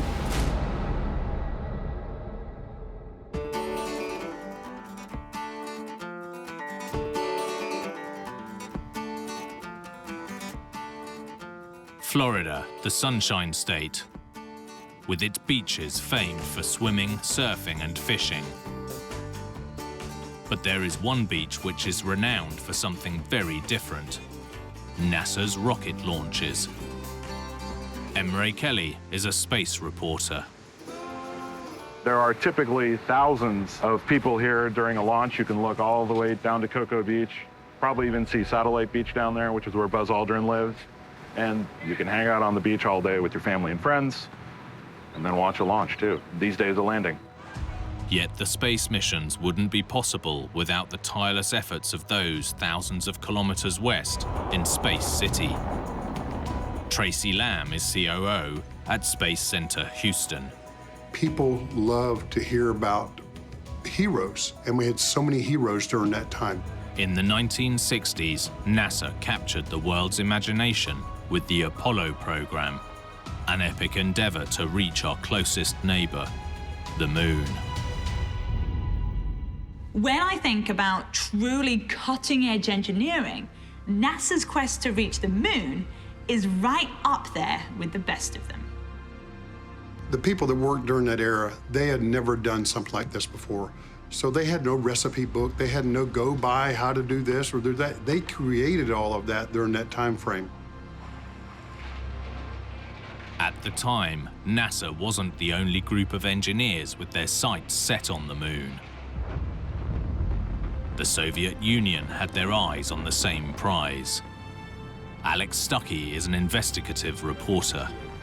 During the Cold War, the United States got so much funding to go to the Moon because it really was like, we have to win this war effort. We have to get to the Moon first. The competition was fierce. In 1957, the Soviet Union launched the Sputnik satellite, something we had never done, and that really sort of kicked off this race to the Moon. Cy Liebergott worked for NASA during the race to the Moon. We never looked at it as a job, and we were young and we were fearless, and we were ready to go to the Moon because we just wanted to beat the Russians. And the reason that we were willing to do all that stuff for the first time ever was because nobody ever told us we couldn't land humans on another planet. NASA's efforts were famously rewarded in 1969 when they succeeded in putting the first man on the Moon. It's one small step for man, one giant leap for mankind. The ambitions of the Apollo program didn't end there, with engineering prowess knowing no bounds. When these crews went to space on Apollo 13, any Apollo mission, they were doing a lot of their work on pen and paper with some really basic computer systems, guidance navigation systems.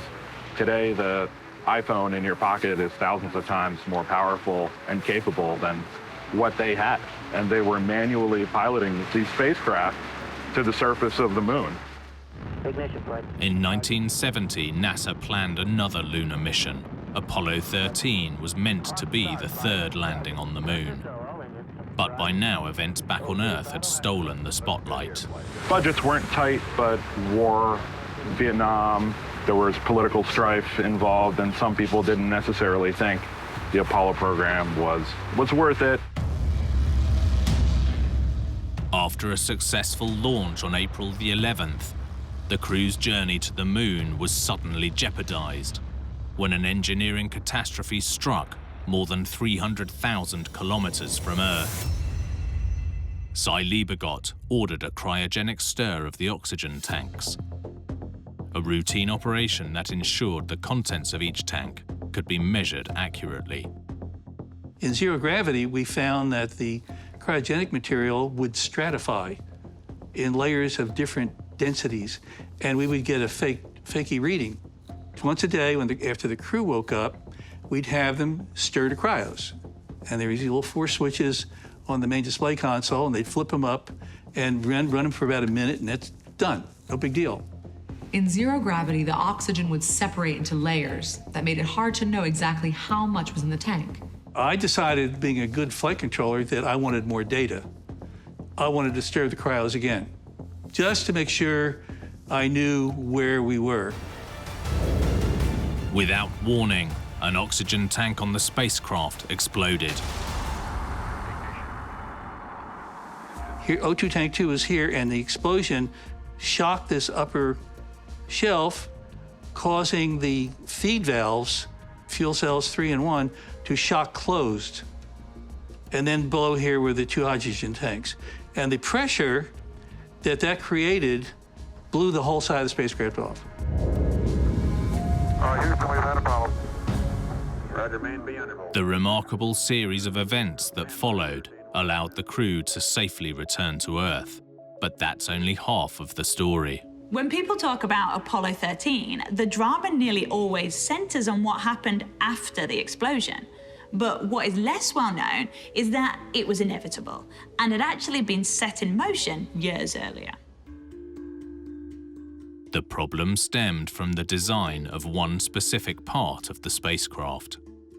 After launch, the Apollo spacecraft had 3 main elements: the moon lander, the command module where the 3 astronauts slept and worked, and the cylindrical service module, which, as well as a rocket motor, carried most of the power and life support systems for the trip out and back. The service module, the big part connected to the command module, essentially malfunctioned and an oxygen tank ruptured. The service module comprised of 3 levels containing the vital life support elements for the spacecraft. 2 tanks of liquid oxygen, 2 tanks of liquid hydrogen, along with 3 power cells. It was a replenishable battery, and it produced electricity and pure drinking water. You can't beat that. The most essential elements for life support in space are oxygen and hydrogen. Each Apollo mission carried pressurized cylinders of both. Used in different ways, they could provide power for heating and lighting, or air for breathing. So what had caused this essential life support unit to malfunction? The investigation into Apollo 13 revealed that the oxygen tank that exploded had previously been installed on Apollo 10 back in 1968. The moon missions were highly experimental throughout, and the technology was constantly being improved. When repurposing that tank, the thermostatic switches inside were compromised. Although no one knew it, there was internal damage that paved the way for the explosion on Apollo 13. This undetected damage turned into a major issue when NASA engineers were preparing the tank for reuse on a later mission. In space, Apollo 13's electricals were designed to run on 28-volt power, but for testing on Earth, they used 65 volts. Nearly all the components were upgraded to operate on both voltages, but crucially, thermostatic switches in the oxygen tanks were overlooked. When the tank was being flushed, it overheated and the insulation melted on the electrical wiring. That's not good when your tank is holding pure oxygen. This fail lay hidden, only to be revealed in a dramatic display out in space. When Cy gave the order to stir the tanks, which was the 3rd time on the mission, the lack of insulation on the wires caused a short circuit, creating a spark. That was all it took to cause the explosion, and the rest is history. As it turns out, the timing of the explosion proved critical to the survival of Apollo 13's crew. If the failure couldn't have happened at a better time, it was going to happen. And if it hadn't happened when I asked for that extra stir, it might have happened when the crew woke up in the morning. It could have happened and when they powered up the lunar module, using up its valuable consumables. Could have happened when they were down on the ground doing the same thing. And they were dead. They were dead. The tank exploding exactly when it did was incredibly lucky. Any earlier in the mission and the astronauts would have run out of power or oxygen long before they made it back to Earth. If it had happened later, after the lunar lander had separated, 2 astronauts could have been marooned on the moon with another lost in space. After Apollo 13's harrowing return to Earth, NASA, along with engineers around the world, learned valuable lessons to make future space exploration safer. A lot of new technologies came from Apollo. The microchip wouldn't exist if it weren't for the Apollo program, which is sort of important. Just all kinds of, supercomputing capabilities existed because of Apollo, and that's how we got to the moon.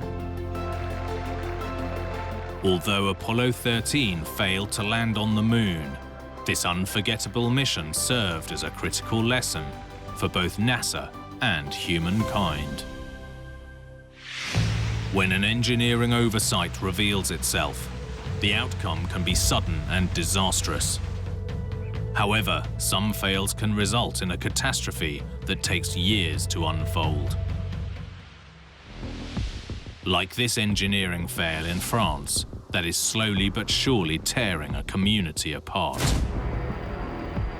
It's a disaster that's divided a town. Residents can only watch in despair as their homes crumble around them. C'est leur maison parce qu'elle était trop endommagée pour pouvoir vivre dedans. Village life would never be the same. Toute ma vie, tout est foutu.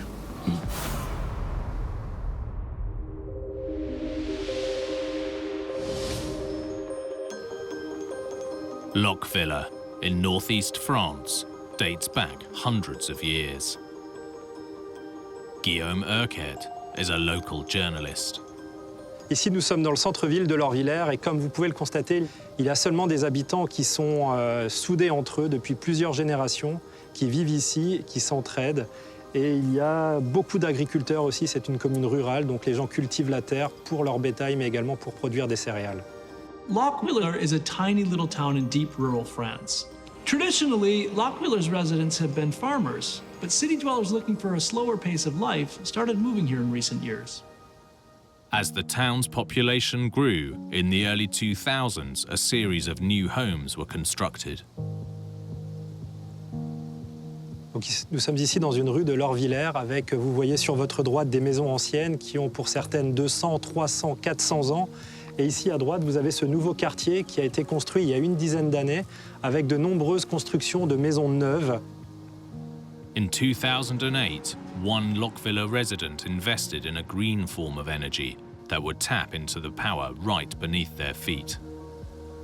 Donc l'habitant de la maison a décidé de s'équiper d'un forage géothermique pour avoir du chauffage dans sa maison. Donc il a mandaté une société spécialisée dans le creusement du sol pour percer un trou afin de capter l'énergie dans le sol. Geothermal energy is on the rise. The appeal is clear. It's renewable, unlimited, and unlike fossil fuels, it doesn't pump out greenhouse gases. Geothermal energy involves the drilling of a borehole deep into the earth. The naturally occurring heat underground can then be tapped and drawn to the surface, providing a free, zero-emission method for heating a home. This form of energy may seem simple and effective, but here, engineers inadvertently created an issue that would very quickly become a nightmare for the entire town. In late 2008, residents of the town of Lochviller started to notice that something wasn't quite right underfoot. Jean-Baptiste Cameraire lived here when things began to go wrong. At the beginning, we noticed that some houses were moving at some cracks. There was something else. The soil, the ground were moving, and we were wondering why and where it was going. Initially, the cracking in structures was difficult to spot, but as time passed, the damage spread, and before long, local residents' lives were being seriously impacted by the phenomenon. So this is my garage. This is the place where we first noticed a crack in our house. And now we have it was very small at the beginning, and now we have something huge that goes from one side to the other. As you can imagine, it's very difficult to live in a house like that when you know that it's moving and it may one day fall. You don't want to finish the house because you know that everything is lost. It's very hard from a psychological point of view. A movement of just a couple of inches might not sound like much, but it's enough to wreak havoc on the structural integrity of a building. Donc le phénomène des mouvements de terrain de l'Orvillers a une double incidence sur les maisons. Les constructions neuves ont plutôt tendance à pencher, produisant de la gîte, alors que les constructions anciennes, comme on le voit ici dans le reste du village, ont tendance à se fissurer. C'est-à-dire qu'au fur et à mesure des années, des petites fissures s'agrandissent et lézardent complètement les maisons qui menacent ruine aujourd'hui. Pour remédier au phénomène, certaines personnes ont pris des préconisations pour éviter que leur maison ne s'effondre. On voit la maison derrière moi, le propriétaire a dû planter des pylônes en métal pour soutenir les fondations. Il y en a plusieurs qui ont déménagé, effectivement, qui ont quitté leur résidence, leur maison, parce qu'elle était trop endommagée pour pouvoir vivre dedans. In desperation, the people of Lockville sought the help of experts to determine why their town was coming apart at the seams. An investigation into the damage revealed that the source of the problem lay under their feet. The town is built on a mix of anhydrite and clay. Now, anhydrite is a material which, when it comes into contact with water, can swell up to 60% larger than its initial volume. When engineers drilled the geothermal energy borehole in 2008, they pierced the water table around 60 meters below the ground surface. Anywhere on Earth, if you drill down deep enough, you're going to hit something known as the water table. This is formed when water trickles down from the surface and settles at a certain level. This level will vary in height from place to place, but it is always there. The water was released into the anhydrite underneath the town. Anhydrite is like a baby's diaper. Add water and it will expand. By drilling into the water table, they exposed the bone-dry anhydrite to an unlimited supply of water. So it simply started swelling up like a sponge. François Villeret, head of the Department of Industrial Risk Prevention, explains. Donc l'anhydrite se charge en eau, deux molécules d'eau qui viennent se greffer sur les molécules de sulfate de calcium. Et au moment de cette combinaison chimique, on a un gonflement du matériau de l'ordre de 60% de son volume initial. Et donc, l'eau qui remonte ici vient créer ce phénomène de gonflement sur les anhydrites qui se trouvent dans cet horizon-là, et les anhydrites créent une pression. This reaction put pressure on the ground from below, causing it to swell upward and move sideways. The process is slow but constant, and as long as water is present, the anhydrite will continue absorbing it, forcing the ground above to bulge and warp. It's incredible to think that drilling one small hole could cause all this damage. But that's the power of Mother Nature. And Lockville's nightmare is far from over. The swelling of the anhydrite is relentless. If nothing is done, the cracks will continue to grow. To save their homes, the people of Lockville are looking to engineers for help. The engineers needed to figure out how to separate the water table from the anhydrite layer in the ground. Finally, a plan has been devised to potentially solve the problem. Pour éviter que l'eau ne remonte, on va creuser un deuxième forage à côté du forage à l'origine du problème. Et puis on va venir pomper dans ce forage. Et en venant pomper dans le forage, on va créer une dépression. Et donc, l'eau de la nappe ne pourra plus remonter jusqu'à la strate géologique de l'anhydrite. Et ça, c'est la solution qui est à l'étude en ce moment et qu'on pense pouvoir mettre en œuvre avec des premiers travaux en 2020. You'd never have thought that the best solution would be a second borehole, but it's got to be worth a try. If the engineers can't stop the water rising into the anhydrite layer, then the whole town could face ruin. Hopefully, in the near future, engineers will be able to stop this catastrophe in its tracks.